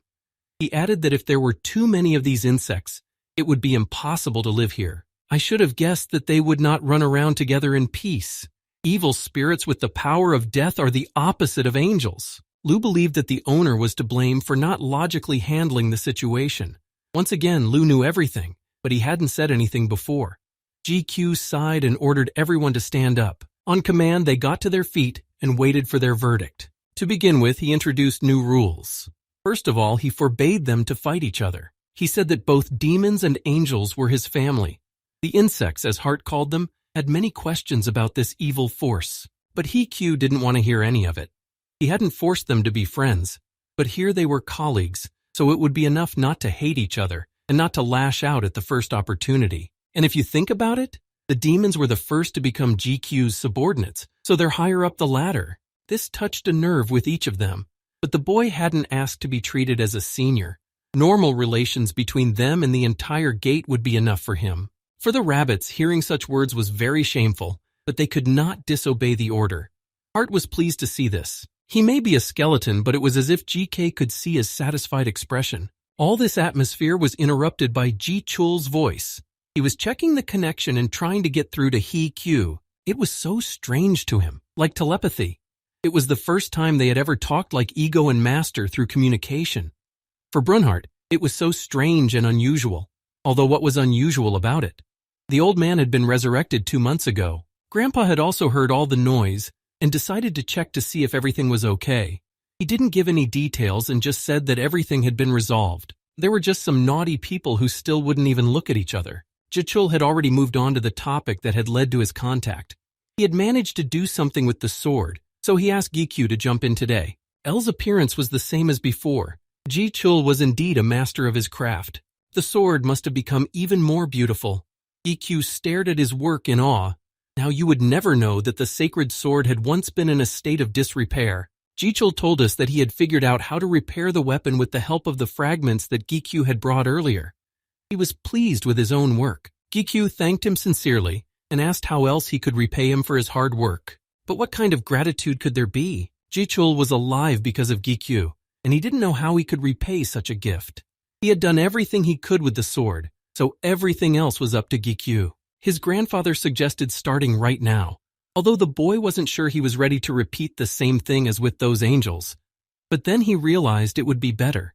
He still remembers those feelings and would not like to forget them. Lu stopped him. The demon said that he had to prepare first. There would be no second chances here, and this gate with dark magic was not suitable for using the power of life. Here the sensations will be duller. It's better to choose a familiar place where you can concentrate. So Lu said to go back to the basement. Gikyu asked Ji-chul if he would go with him.